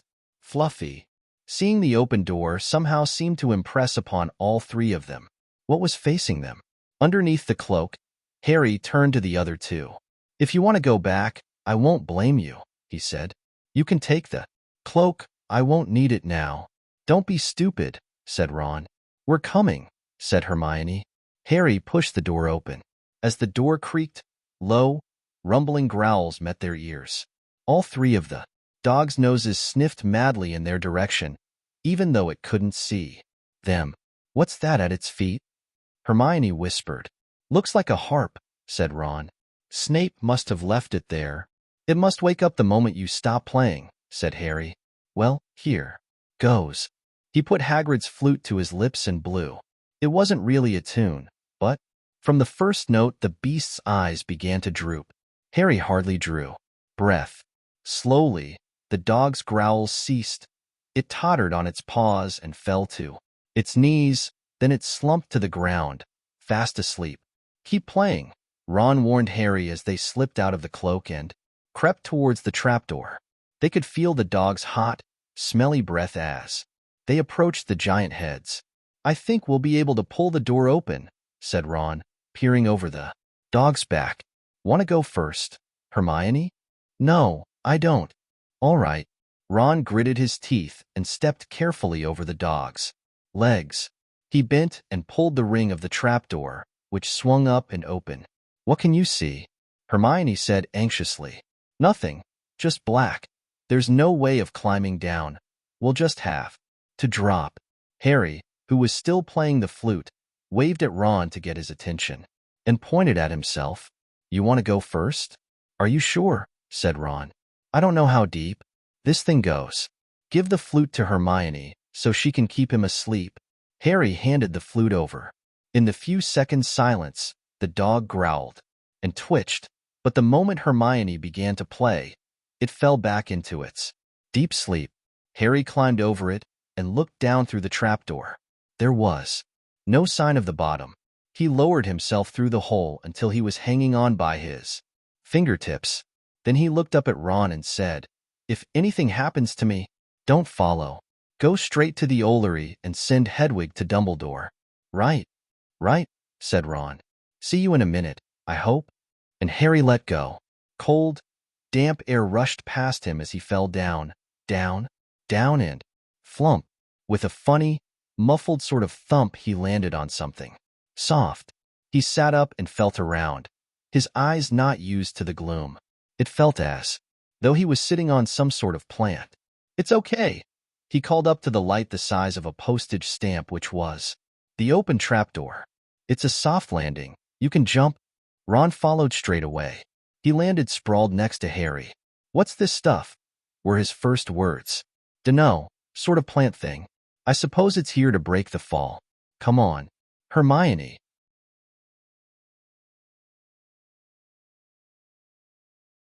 The distant music stopped. There was a loud bark from the dog, but Hermione had already jumped. She landed on Harry's other side. "We must be miles under the school," she said. "Lucky this plant thing's here." "Really?" said Ron. "Lucky," shrieked Hermione. "Look at you both." She leapt up and struggled towards a damp wall. She had to struggle, because the moment she had landed, the plant had started to twist snake-like tendrils around her ankles. As for Harry and Ron, their legs had already been bound tightly in long creepers without their noticing. Hermione had managed to free herself before the plant got a firm grip on her. Now she watched in horror as the two boys fought to pull the plant off them, but the more they strained against it, the tighter and faster the plant wound around them. "Stop moving," Hermione ordered them. "I know what this is. It's Devil's Snare." "Oh, I'm so glad we know what it's called. That's a great help," snarled Ron, leaning back, trying to stop the plant curling around his neck. "Shut up, I'm trying to remember how to kill it," said Hermione. "Well, hurry up, I can't breathe." Harry gasped, wrestling with it as it curled around his chest. "Devil's Snare, Devil's Snare? What did Professor Sprout say? It likes the dark and the damp dash. So light a fire." Harry choked. "Yes, of course. But there's no wood, Hermione cried, wringing her hands. Have you gone mad? Ron bellowed. Are you a witch or not? Oh, right, said Hermione, and she whipped out her wand, waved it, muttered something, and sent a jet of the same bluebell flame she had used on Snape at the plant. In a matter of seconds, the two boys felt it loosening, its grip as it cringed away from the light and warmth. Wriggling and flailing, it unraveled itself from their bodies, and they were able to pull free. Lucky you pay attention in herbology, Hermione, said Harry as he joined her by the wall, wiping sweat off his face. Yeah, said Ron, and lucky Harry doesn't lose his head in a crisis. There's no wood, honestly. This way, said Harry, pointing down a stone passageway which was the only way on. All they could hear apart from their footsteps was the gentle drip of water trickling down the walls. The passageway sloped downwards, and Harry was reminded of Gringotts. With an unpleasant jolt of the heart, he remembered the dragons said to be guarding vaults in the wizard's bank. If they met a dragon, a fully grown dragon, Norbert had been bad enough. Can you hear something? Ron whispered. Harry listened. A soft rustling and clinking seemed to be coming from up ahead. Do you think it's a ghost? I don't know. Sounds like wings to me. There's light ahead. I can see something moving. They reached the end of the passageway and saw before them a brilliantly lit chamber, its ceiling arching high above them. It was full of small, jewel-bright birds, fluttering and tumbling all around the room. On the opposite side of the chamber was a heavy, wooden door. Do you think they'll attack us if we cross the room? Said Ron. Probably, said Harry. They don't look very vicious, but I suppose if they all swoop down at once, well, there's nothing for it. I'll run. He took a deep breath, covered his face with his arms, and sprinted across the room. He expected to feel sharp beaks and claws tearing at him any second, but nothing happened. He reached the door untouched. He pulled the handle, but it was locked. The other two followed him. They tugged and heaved at the door, but it wouldn't budge, not even when Hermione tried her Alohomora charm. Now what? Said Ron. These birds, they can't be here just for decoration, said Hermione. They watched the birds soaring overhead, glittering. Glittering? They're not birds, Harry said suddenly. They're keys. Wing keys. Look carefully. So that must mean. He looked around the chamber while the other two squinted up at the flock of keys. Yes, look. Broomsticks. We've got to catch the key to the door. But there are hundreds of them. Ron examined the lock on the door. We're looking for a big, old-fashioned one, probably silver, like the handle. They seized a broomstick each and kicked off into the air, soaring into the midst of the cloud of keys. They grabbed and snatched, but the bewitched keys darted and dived so quickly it was almost impossible to catch one. Not for nothing, though, was Harry the youngest seeker in a century. He had a knack for spotting things other people didn't. After a minute's weaving about through the whirl of rainbow feathers, he noticed a large silver key that had a bent wing, as if it had already been caught and stuffed roughly into the keyhole. That one, he called to the others. That big one, there with bright blue wings. The feathers are all crumpled on one side. Ron went speeding in the direction that Harry was pointing, crashed into the ceiling, and nearly fell off his broom. We've got to close in on it, Harry called, not taking his eyes off the key. With the damaged wing. Ron, you come at it from above. Hermione, stay below and stop it going down, and I'll try and catch it. Right now. Ron dived. Hermione rocketed upwards. The key dodged them both, and Harry streaked after it. It sped towards the wall. Harry leant forward and, with a nasty crunching noise, pinned it against the stone with one hand. Ron and Hermione's cheers echoed around the high chamber. They landed quickly, and Harry ran to the door, the key struggling in his hand. He rammed it into the lock and turned. It worked. The moment the lock had clicked open, the key took flight again, looking very battered now that it had been caught twice. Ready? Harry asked the other two, his hand on the door handle. They nodded. He pulled the door open. The next chamber was so dark they couldn't see anything at all. But as they stepped into it, light suddenly flooded the room to reveal an astonishing sight. They were standing on the edge of a huge chessboard, behind the black chessmen, which were all taller than they were and carved from what looked like black stone. Facing them, way across the chamber, were the white pieces. Harry, Ron, and Hermione shivered slightly. The towering white chessmen had no faces. "Now what do we do?" Harry whispered. "It's obvious, isn't it?" said Ron. "We've got to play our way across the room." Behind the white pieces they could see another door. "How?" said Hermione nervously. "I think," said Ron, "we're going to have to be chessmen." He walked up to a black knight and put his hand out to touch the knight's horse. At once, the stone sprang to life. The horse pawed the ground, and the knight turned his helmeted head to look down at Ron. "Do we, have to join you to get across?" The Black Knight nodded. Ron turned to the other two. "This wants thinking about," he said. "I suppose we've got to take the place of 3 of the black pieces." Harry and Hermione stayed quiet, watching Ron think. Finally he said, "Now, don't be offended or anything, but neither of you are that good at chess, Daff." "We're not offended," said Harry quickly. "Just tell us what to do." "Well, Harry, you take the place of that bishop, and Hermione, you go there instead of that castle. What about you?" "I'm going to be a knight," said Ron. The chessmen seemed to have been listening, because at these words a knight, a bishop, and a castle turned their backs on the white pieces and walked off the board, leaving 3 empty squares which Harry, Ron, and Hermione took. "White always plays first in chess," said Ron, peering across the board. "Yes, look." A white pawn had moved forward 2 squares. Ron started to direct the black pieces. They moved silently wherever he sent them. Harry's knees were trembling. What if they lost? Harry moved diagonally 4 squares to the right. Their first real shock came when their other knight was taken. The white queen smashed him to the floor and dragged him off the board, where he lay quite still, face down. "Had to let that happen," said Ron, looking shaken. "Leaves you free to take that bishop." Hermione, go on. Every time one of their men was lost, the white pieces showed no mercy. Soon there was a huddle of limp black players slumped along the wall. Twice, Ron only just noticed in time that Harry and Hermione were in danger. He himself darted around the board, taking almost as many white pieces as they had lost black ones. "We're nearly there," he muttered suddenly. Let me think.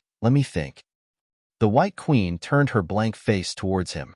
"Yes," said Ron softly, "it's the only way. I've got to be taken." "No," Harry and Hermione shouted. "That's chess," snapped Ron. "You've got to make some sacrifices." "I'll make my move, and she'll take me. That leaves you free to checkmate the king, Harry." "But Dash, do you want to stop Snape or not?" "Ron Daff, look, if you don't hurry up, he'll already have the stone." There was nothing else for it. "Ready?" Ron called, his face pale but determined. "Here I go now. Don't hang around once you've won." He stepped forward and the White Queen pounced. She struck Ron hard around the head with her stone arm, and he crashed to the floor. Hermione screamed but stayed on her square. The White Queen dragged Ron to one side. He looked as if he'd been knocked out. Shaking, Harry moved 3 spaces to the left. The White King took off his crown and threw it at Harry's feet. They had won. The chessmen parted and bowed, leaving the door ahead clear. With one last desperate look back at Ron, Harry and Hermione charged through the door and up the next passageway. "What if he's Dash?" "He'll be all right," said Harry, trying to convince himself. "What do you reckon's next?" "We've had sprouts. That was the devil's snare. Flitwick must have put charms on the keys. McGonagall transfigured the chessmen to make them alive. That leaves Quirrell's spell and Snape's." They had reached another door. "All right," Harry whispered. "Go on." Harry pushed it open. A disgusting smell filled their nostrils, making both of them pull their robes up over their noses. Eyes watering, they saw, flat on the floor in front of them, a troll even larger than the one they had tackled. out cold with a bloody lump on its head. I'm glad we didn't have to fight that one, Harry whispered as they stepped carefully over one of its massive legs. Come on, I can't breathe. He pulled open the next door, both of them hardly daring to look at what came next. But there was nothing very frightening in here, just a table with 7 differently shaped bottles standing on it in a line. Snape's, said Harry. What do we have to do? They stepped over the threshold, and immediately a fire sprang up behind them in the doorway. It wasn't ordinary fire either. It was purple. At the same instant, black flames shot up in the doorway leading onwards. They were trapped. Look! Hermione seized a roll of paper lying next to the bottles. Harry looked over her shoulder to read it. Danger lies before you, while safety lies behind.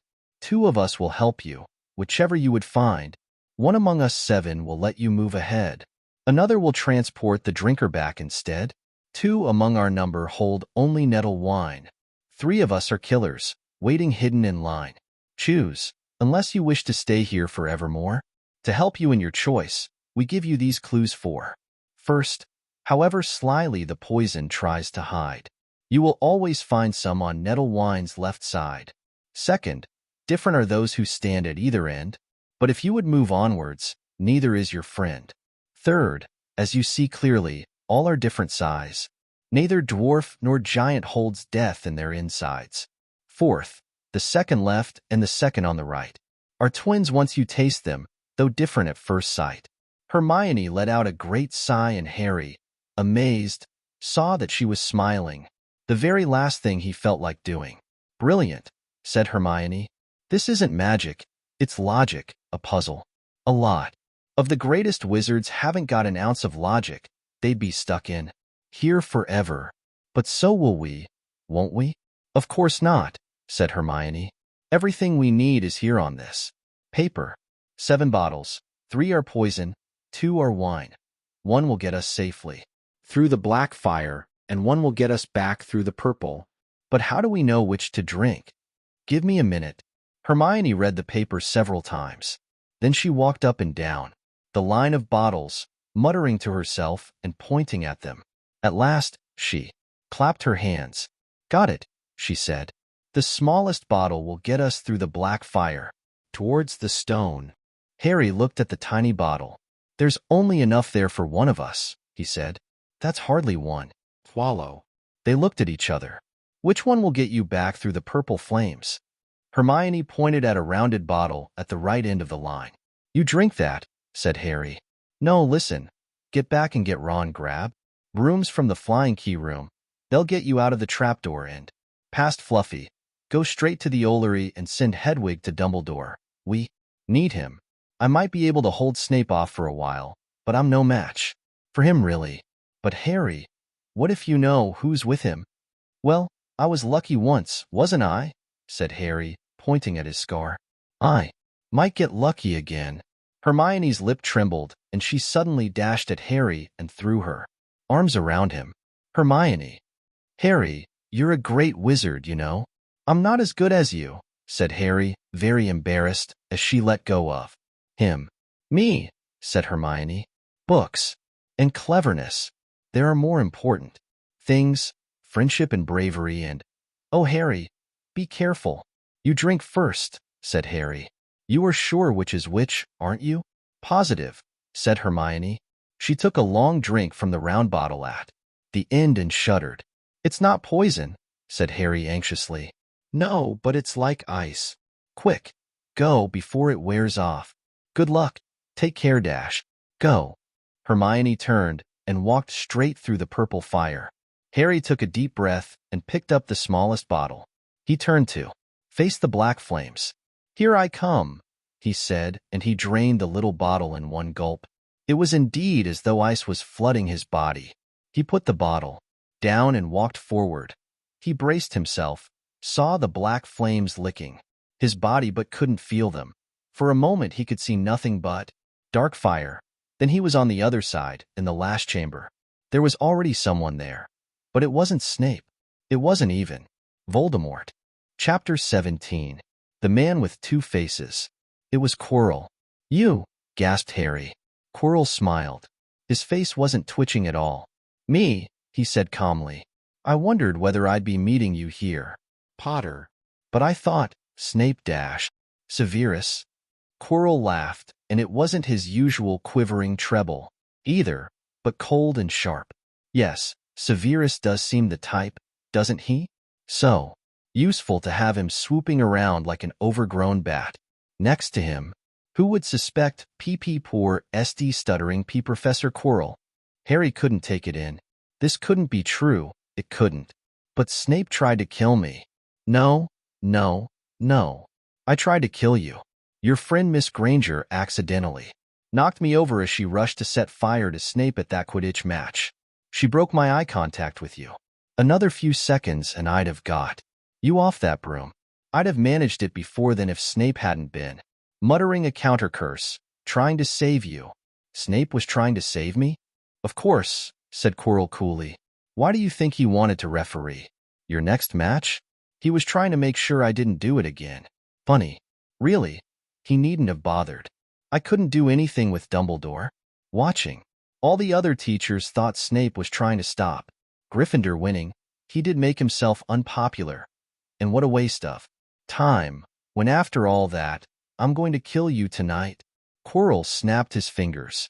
Ropes sprang out of thin air and wrapped themselves tightly around Harry. You're too nosy to live, Potter. Scurrying around the school at Halloween like that. For all I knew, you'd seen me coming to look at what was guarding the stone. You let the troll in? Certainly.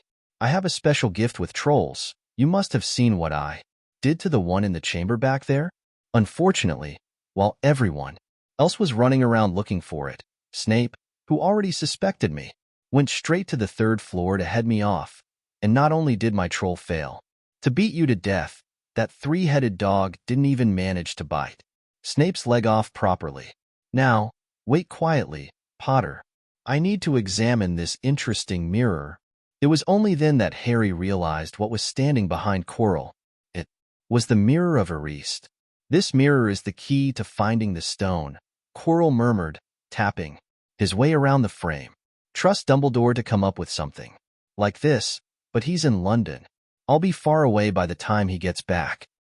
All Harry could think of doing was to keep Quirrell talking and stop him, concentrating on the mirror.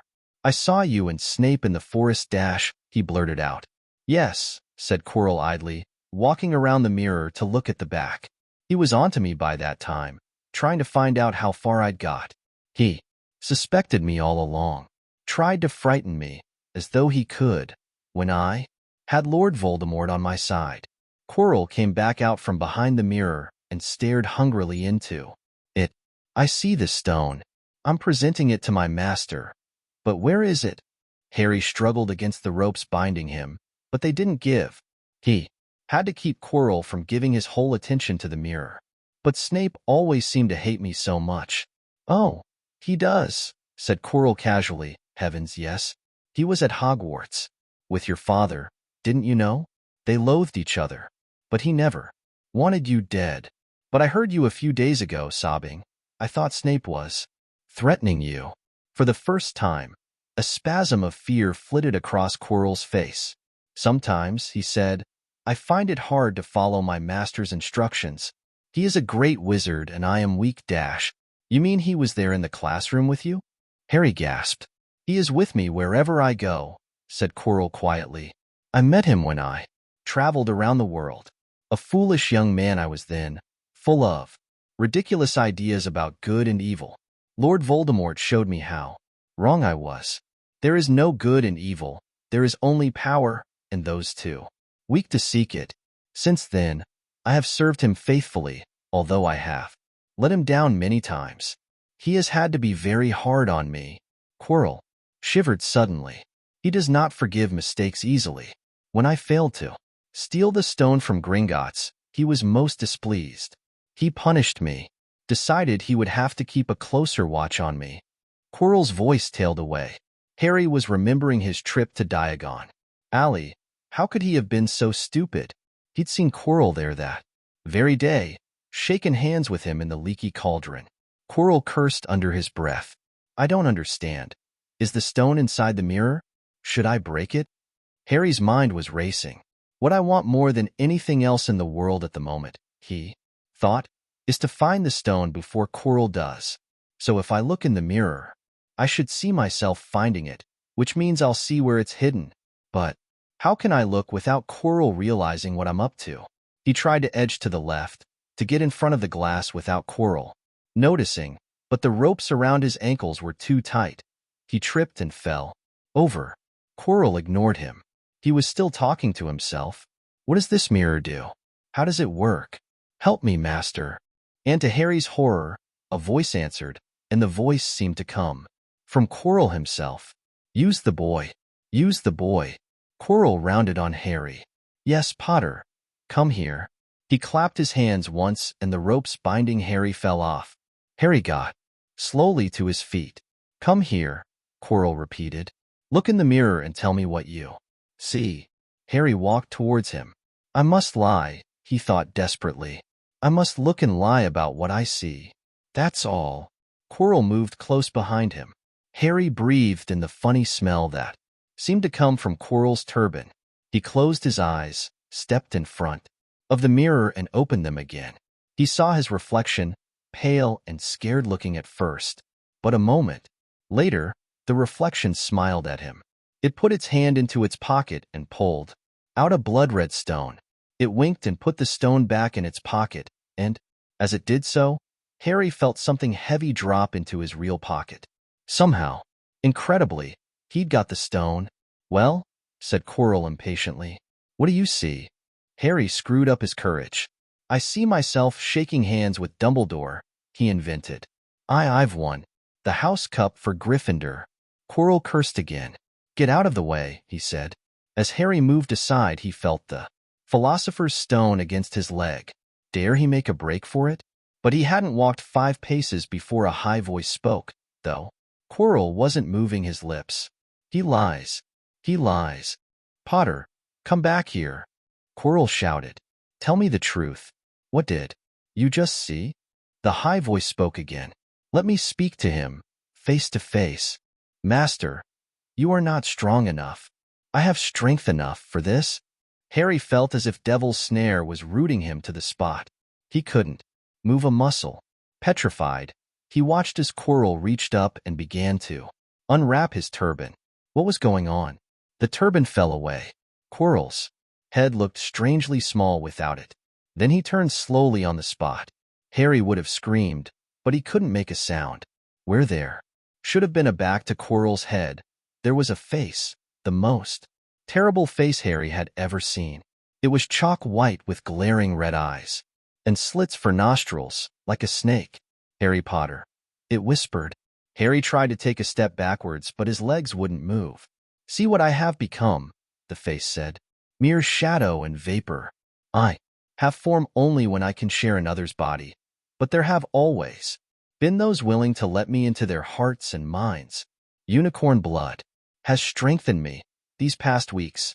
You saw faithful Quirrell drinking it for me in the forest, and once I have the elixir of life, I will be able to create a body of my own. Now, why don't you give me that stone in your pocket? So he knew. The feeling suddenly surged back into Harry's legs. He stumbled backwards. Don't be a fool, snarled the face. Better save your own life and join me, or you'll meet the same end as your parents. They died begging me for mercy. Liar, Harry shouted suddenly. Quirrell was walking backwards at him, so that Voldemort could still see him. The evil face was now smiling. How touching, it hissed. I always value bravery. Yes, boy, your parents were brave. I killed your father first, and he put up a courageous fight. But your mother needn't have died. She was trying to protect you. Now give me the stone, unless you want her to have died in vain. Never. Harry sprang towards the flame door, but Voldemort screamed, seize him, and, next second, Harry felt Quirrell's hand close on his wrist. Once, a needle-sharp pain seared across Harry's scar. His head felt as though it was about to split in two. He yelled, struggling with all his might, and to his surprise, Quirrell let go of him. The pain in his head lessened. He looked around wildly to see where Quirrell had gone and saw him hunched. In pain, looking at his fingers, they were blistering before his eyes. "Seize him! Seize him!" shrieked Voldemort again, and Quirrell lunged, knocking Harry clean off his feet, landing on top of him, both hands around Harry's neck. Harry's scar was almost blinding him with pain, yet he could see Quirrell howling in agony.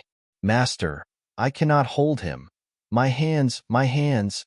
And Quirrell, though pinning Harry to the ground with his knees, let go of his neck and stared, bewildered, at his own palms. Harry could see they looked burnt, raw, red and shiny.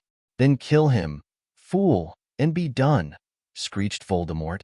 Quirrell raised his hand to perform a deadly curse, but Harry, by instinct, reached up and grabbed Quirrell's face. "Hey-arg!" Quirrell rolled off him, his face blistering too, and then Harry knew. Quirrell couldn't touch his bare skin, not without suffering terrible pain. His only chance was to keep hold of Quirrell, keep him in enough pain to stop him doing a curse. Harry jumped to his feet, caught Quirrell by the arm, and hung on as tight as he could. Quirrell screamed and tried to throw Harry off, the pain in Harry's head was building. He couldn't see. He could only hear Quirrell's terrible shrieks and Voldemort's yells of kill him, and other voices, maybe in Harry's own head, crying, "Harry, Harry." He felt Quirrell's arm wrenched from his grasp, knew all was lost, and fell into blackness, down, down, down. Asterisk. Something gold was glinting just above him. The snitch. He tried to catch it, but his arms were too heavy. He blinked. It wasn't the snitch at all. It was a pair of glasses. How strange. He blinked again. The smiling face of Albus Dumbledore swam into view above him. "Good afternoon, Harry," said Dumbledore. Harry stared at him. Then he remembered. "Sir, the stone. It was Quirrell. He's got the stone. Sir, quick dash.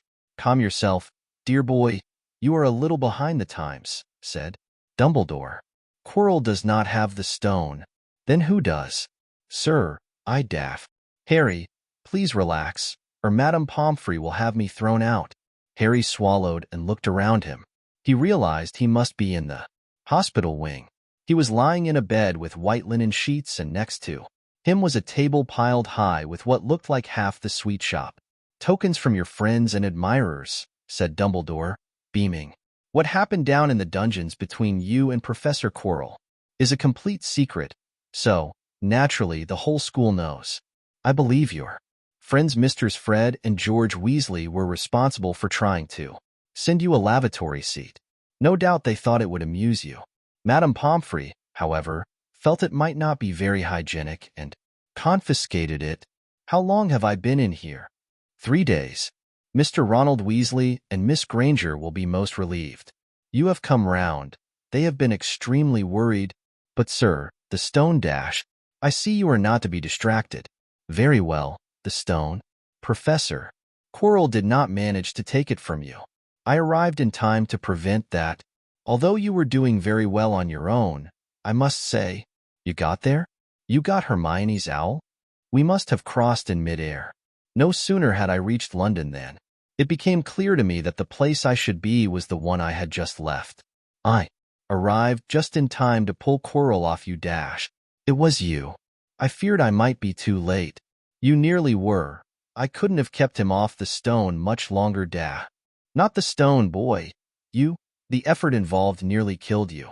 For one terrible moment there, I was afraid it had.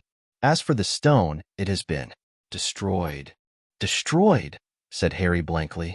But your friend, Nicholas Flamel Oh, you know about Nicholas? Said Dumbledore, sounding quite delighted. You did do the thing properly, didn't you? Well, Nicholas and I have had a little chat and agreed it's all for the best. But that means he and his wife will die, won't they? They have enough elixirs stored to set their affairs in order, and then, yes, they will die. Dumbledore smiled at the look of amazement on Harry's face. To one as young as you, I'm sure it seems incredible, but to Nicholas and Perenelle, it really is like going to bed after a very, very long day.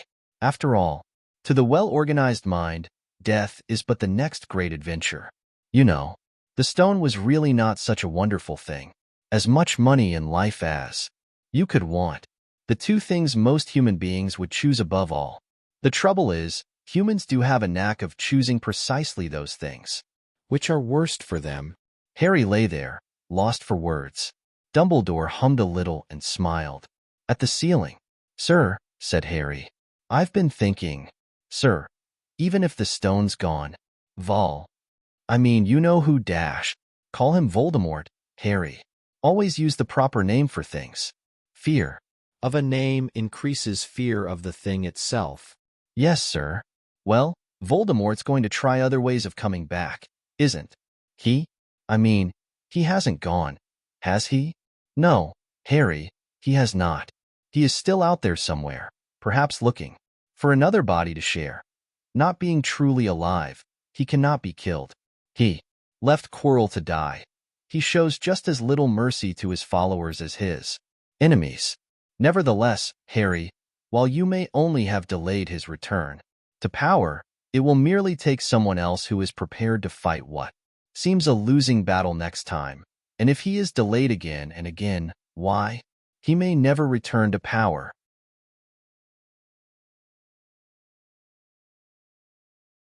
Harry nodded, but stopped quickly, because it made his head hurt. Then, he said, Sir, there are some other things I'd like to know, if you can tell me. Things I want to know the truth about. The truth. Dumbledore sighed. It is a beautiful and terrible thing, and should therefore be treated with great caution. However, I shall answer your questions unless I have a very good reason not to, in which case I beg you'll forgive me. I shall not, of course, lie. Well, Voldemort said that he only killed my mother because she tried to stop him killing me. But why would he want to kill me in the first place? Dumbledore sighed very deeply this time. Alas, the first thing you ask me, I cannot tell you. Not today. Not now. You will know, one day. Put it from your mind for now, Harry. When you are older. I know you hate to hear this. When you are ready, you will. No. And Harry knew it would be no good to argue. But why couldn't Quirrell touch me?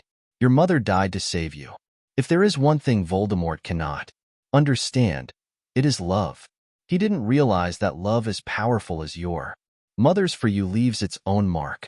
Not a scar, no visible sign, to have been loved so deeply, even though the person who loved us is gone, will give us some protection forever. It is in your very skin. Quirrell, full of hatred, greed, and ambition, sharing his soul with Voldemort, could not touch you for this reason. It was agony to touch a person marked by something so good. Dumbledore now became very interested in a bird out on the windowsill, which gave Harry time to dry his eyes on the sheet.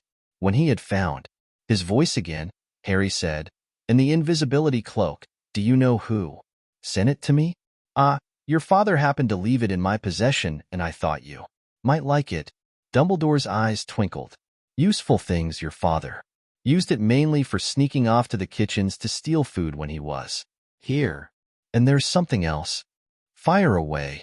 Quirrell said Snape dash. Professor Snape, Harry. Yes, him. Quirrell said he hates me because he hated my father. Is that true? Well, they did rather detest each other. Not unlike yourself and Mr. Malfoy. And then, your father did something Snape could never forgive. What? He saved his life. What? Yes, said Dumbledore dreamily. Funny, the way people's minds work, isn't it? Professor Snape couldn't bear being in your father's debt. I do believe he worked so hard to protect you this year because he felt that would make him, and your father quits. Then he could go back to hating your father's memory in peace. Harry tried to understand this, but it made his head pound, so he stopped. And sir, there's one more thing. Just the one. How did I get the stone out of the mirror? Now, I'm glad you asked me that. It was one of my more brilliant ideas, and between you and me, that's saying something. You see, only one who wanted to find the stone, find it, but not use it, would be able to get it. Otherwise, they'd just see themselves making gold or drinking elixir of Life. My brain surprises even me sometimes. Now, enough questions. I suggest you make a start on these sweets. Bertie Bott's every flavor. Beans. I was unfortunate enough in my youth to come across a vomit-flavored one, and since then I'm afraid I've rather lost my liking for them, but I think I'll be safe with a nice toffee, don't you? He smiled and popped the golden brown bean into his mouth. Then he choked and said, Alas, earwax. Asterisk. Madame Pomfrey, the matron, was a nice woman, but very strict. Just 5 minutes, Harry pleaded. Absolutely not. You let Professor Dumbledore in?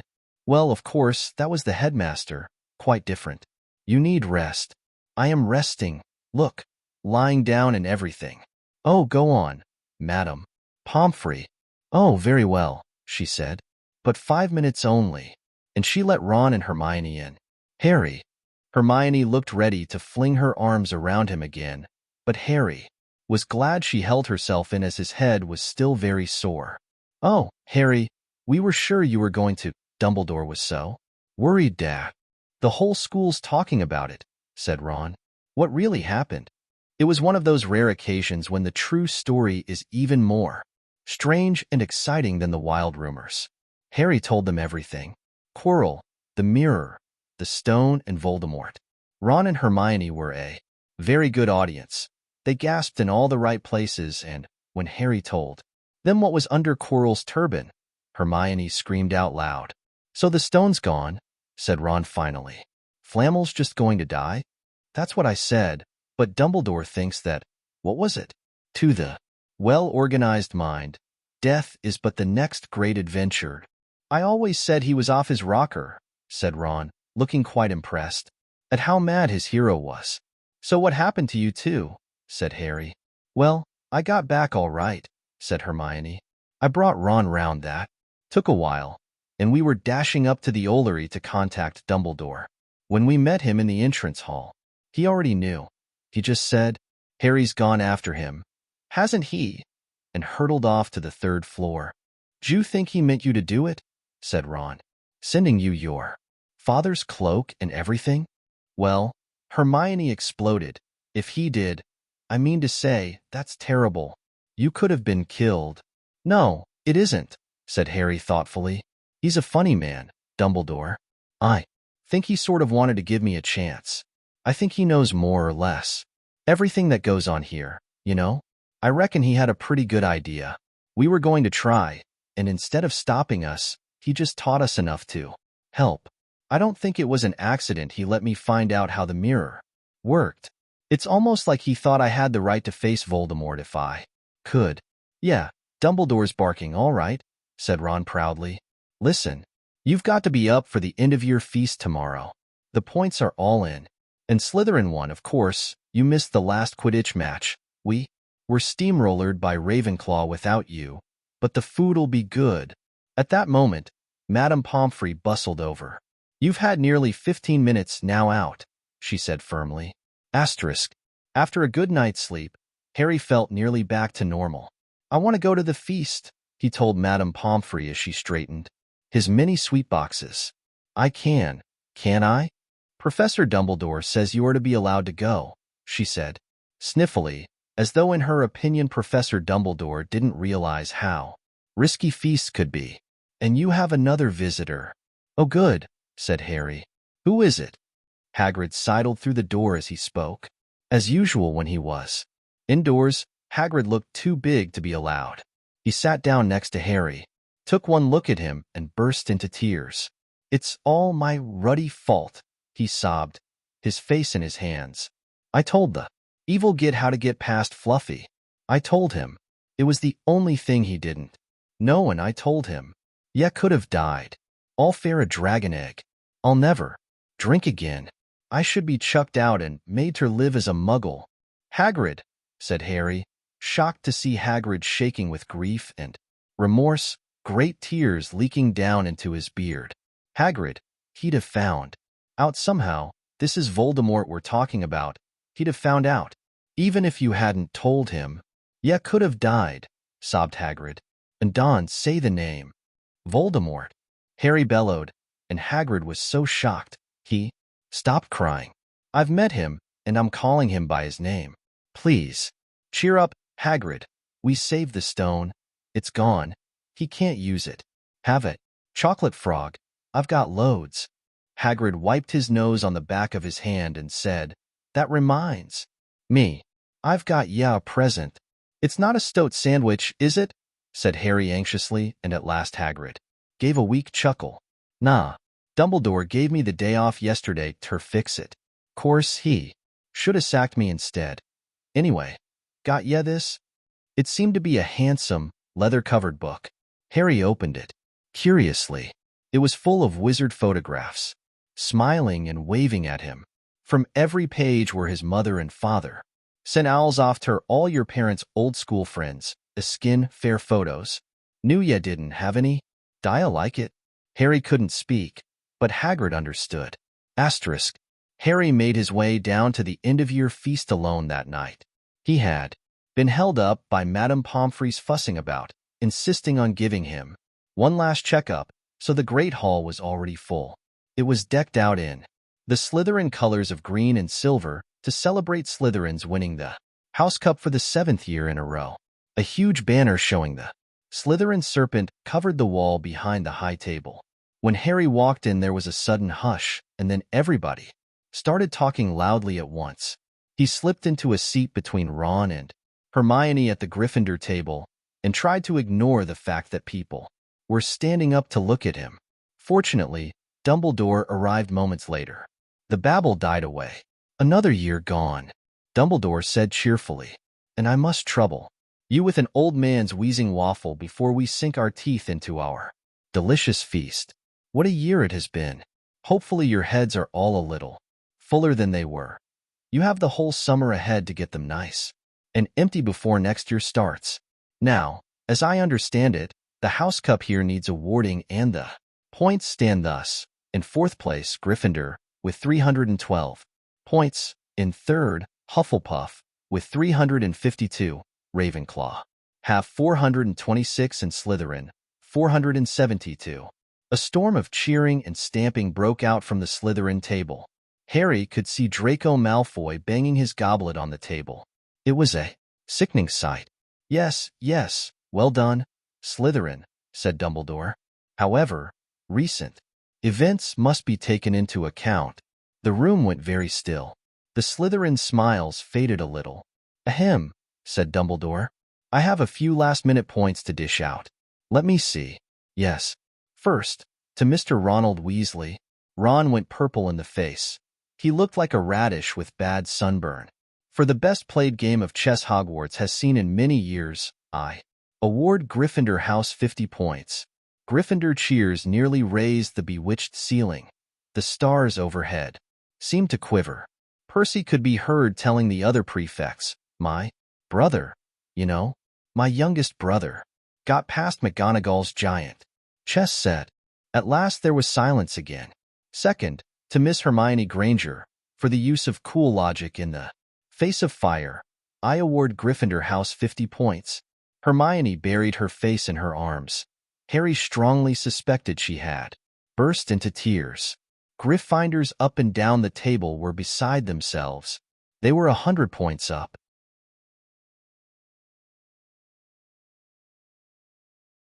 Third, to Mr. Harry Potter, said Dumbledore. The room went deadly quiet. For pure nerve and outstanding courage, I award Gryffindor House 60 points. The din was deafening. Those who could add up while yelling themselves hoarse knew that Gryffindor now had 472 points, exactly the same as Slytherin. They had drawn for the House Cup. If only Dumbledore had given Harry just one more point. Dumbledore raised his hand. The room gradually fell silent. There are all kinds of courage, said Dumbledore, smiling. It takes a great deal of bravery to stand up to our enemies, but just as much to stand up to our friends.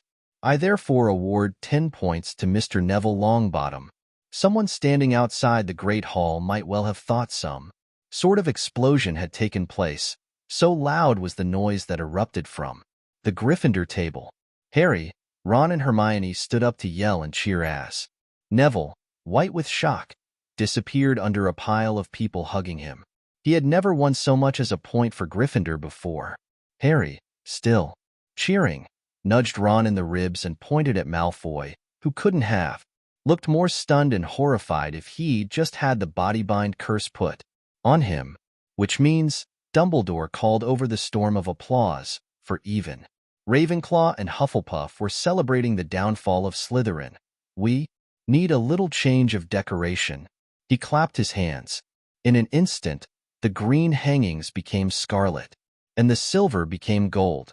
The huge Slytherin serpent vanished and a towering Gryffindor lion took its place. Snape was shaking Professor McGonagall's hand with a horrible forced smile.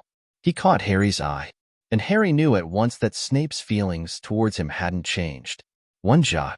This didn't worry Harry. It seemed as though life would be back to normal next year, or as normal as it ever was at Hogwarts. It was the best evening of Harry's life, better than winning at Quidditch, or Christmas, or knocking out mountain trolls. He would never, ever forget. Tonight, asterisk, Harry had almost forgotten that the exam results were still to come. But come they did. To their great surprise, both he and Ron passed with good marks. Hermione, of course, came top of the year. Even Neville scraped through, his good herbology mark making up for his abysmal potions one. They had hoped that Goyle, who was almost as stupid as he was mean, might be thrown out, but he had passed too. It was a shame, but as Ron said, you couldn't have everything in life. And suddenly, their wardrobes were empty. Their trunks were packed. Neville's toad was found lurking in a corner of the toilets. Notes were handed out to all students, warning them not to use magic over the holidays. I always hope they'll forget to give us these, said Fred Weasley sadly. Hagrid was there to take them down to the fleet of boats that sailed across the lake. They were boarding the Hogwarts Express, talking and laughing as the countryside became greener and tidier, eating Bertie Bott's every flavor beans as they sped past Muggle towns, pulling off their wizard robes and putting on jackets and coats, pulling into platform 9 3/4 at King's Cross Station. It took quite a while for them all to get off the platform. A wizened old guard was up by the ticket barrier, letting them go through the gate in 2s and 3s so they didn't attract attention by all bursting out of a solid wall at once and alarming the Muggles. You must come and stay this summer, said Ron. Both of you. I'll send you an owl. Thanks, said Harry. I'll need something to look forward to. People jostled them as they moved forwards towards the gateway back to the Muggle world. Some of them called, "Bye, Harry." "See you, Potter." "Still famous," said Ron, grinning at him. "Not where I'm going, I promise you," said Harry. Ron and Hermione passed through the gateway together. "There he is, Mom. There he is, look." It was Ginny Weasley, Ron's younger sister, but she wasn't pointing at Ron. "Harry Potter," she squealed. "Look, Mom. I can see Dash." "Be quiet, Ginny, and it's rude to point." Mrs. Weasley smiled down at them. "Busy year," she said. "Very," said Harry. "Thanks for the fudge and the jumper, Mrs. Weasley." "Oh, it was nothing, dear." "Ready, are you?" It was Uncle Vernon, still purple-faced, still mustached, still looking furious at the nerve of Harry, carrying an owl in a cage in a station full of ordinary people.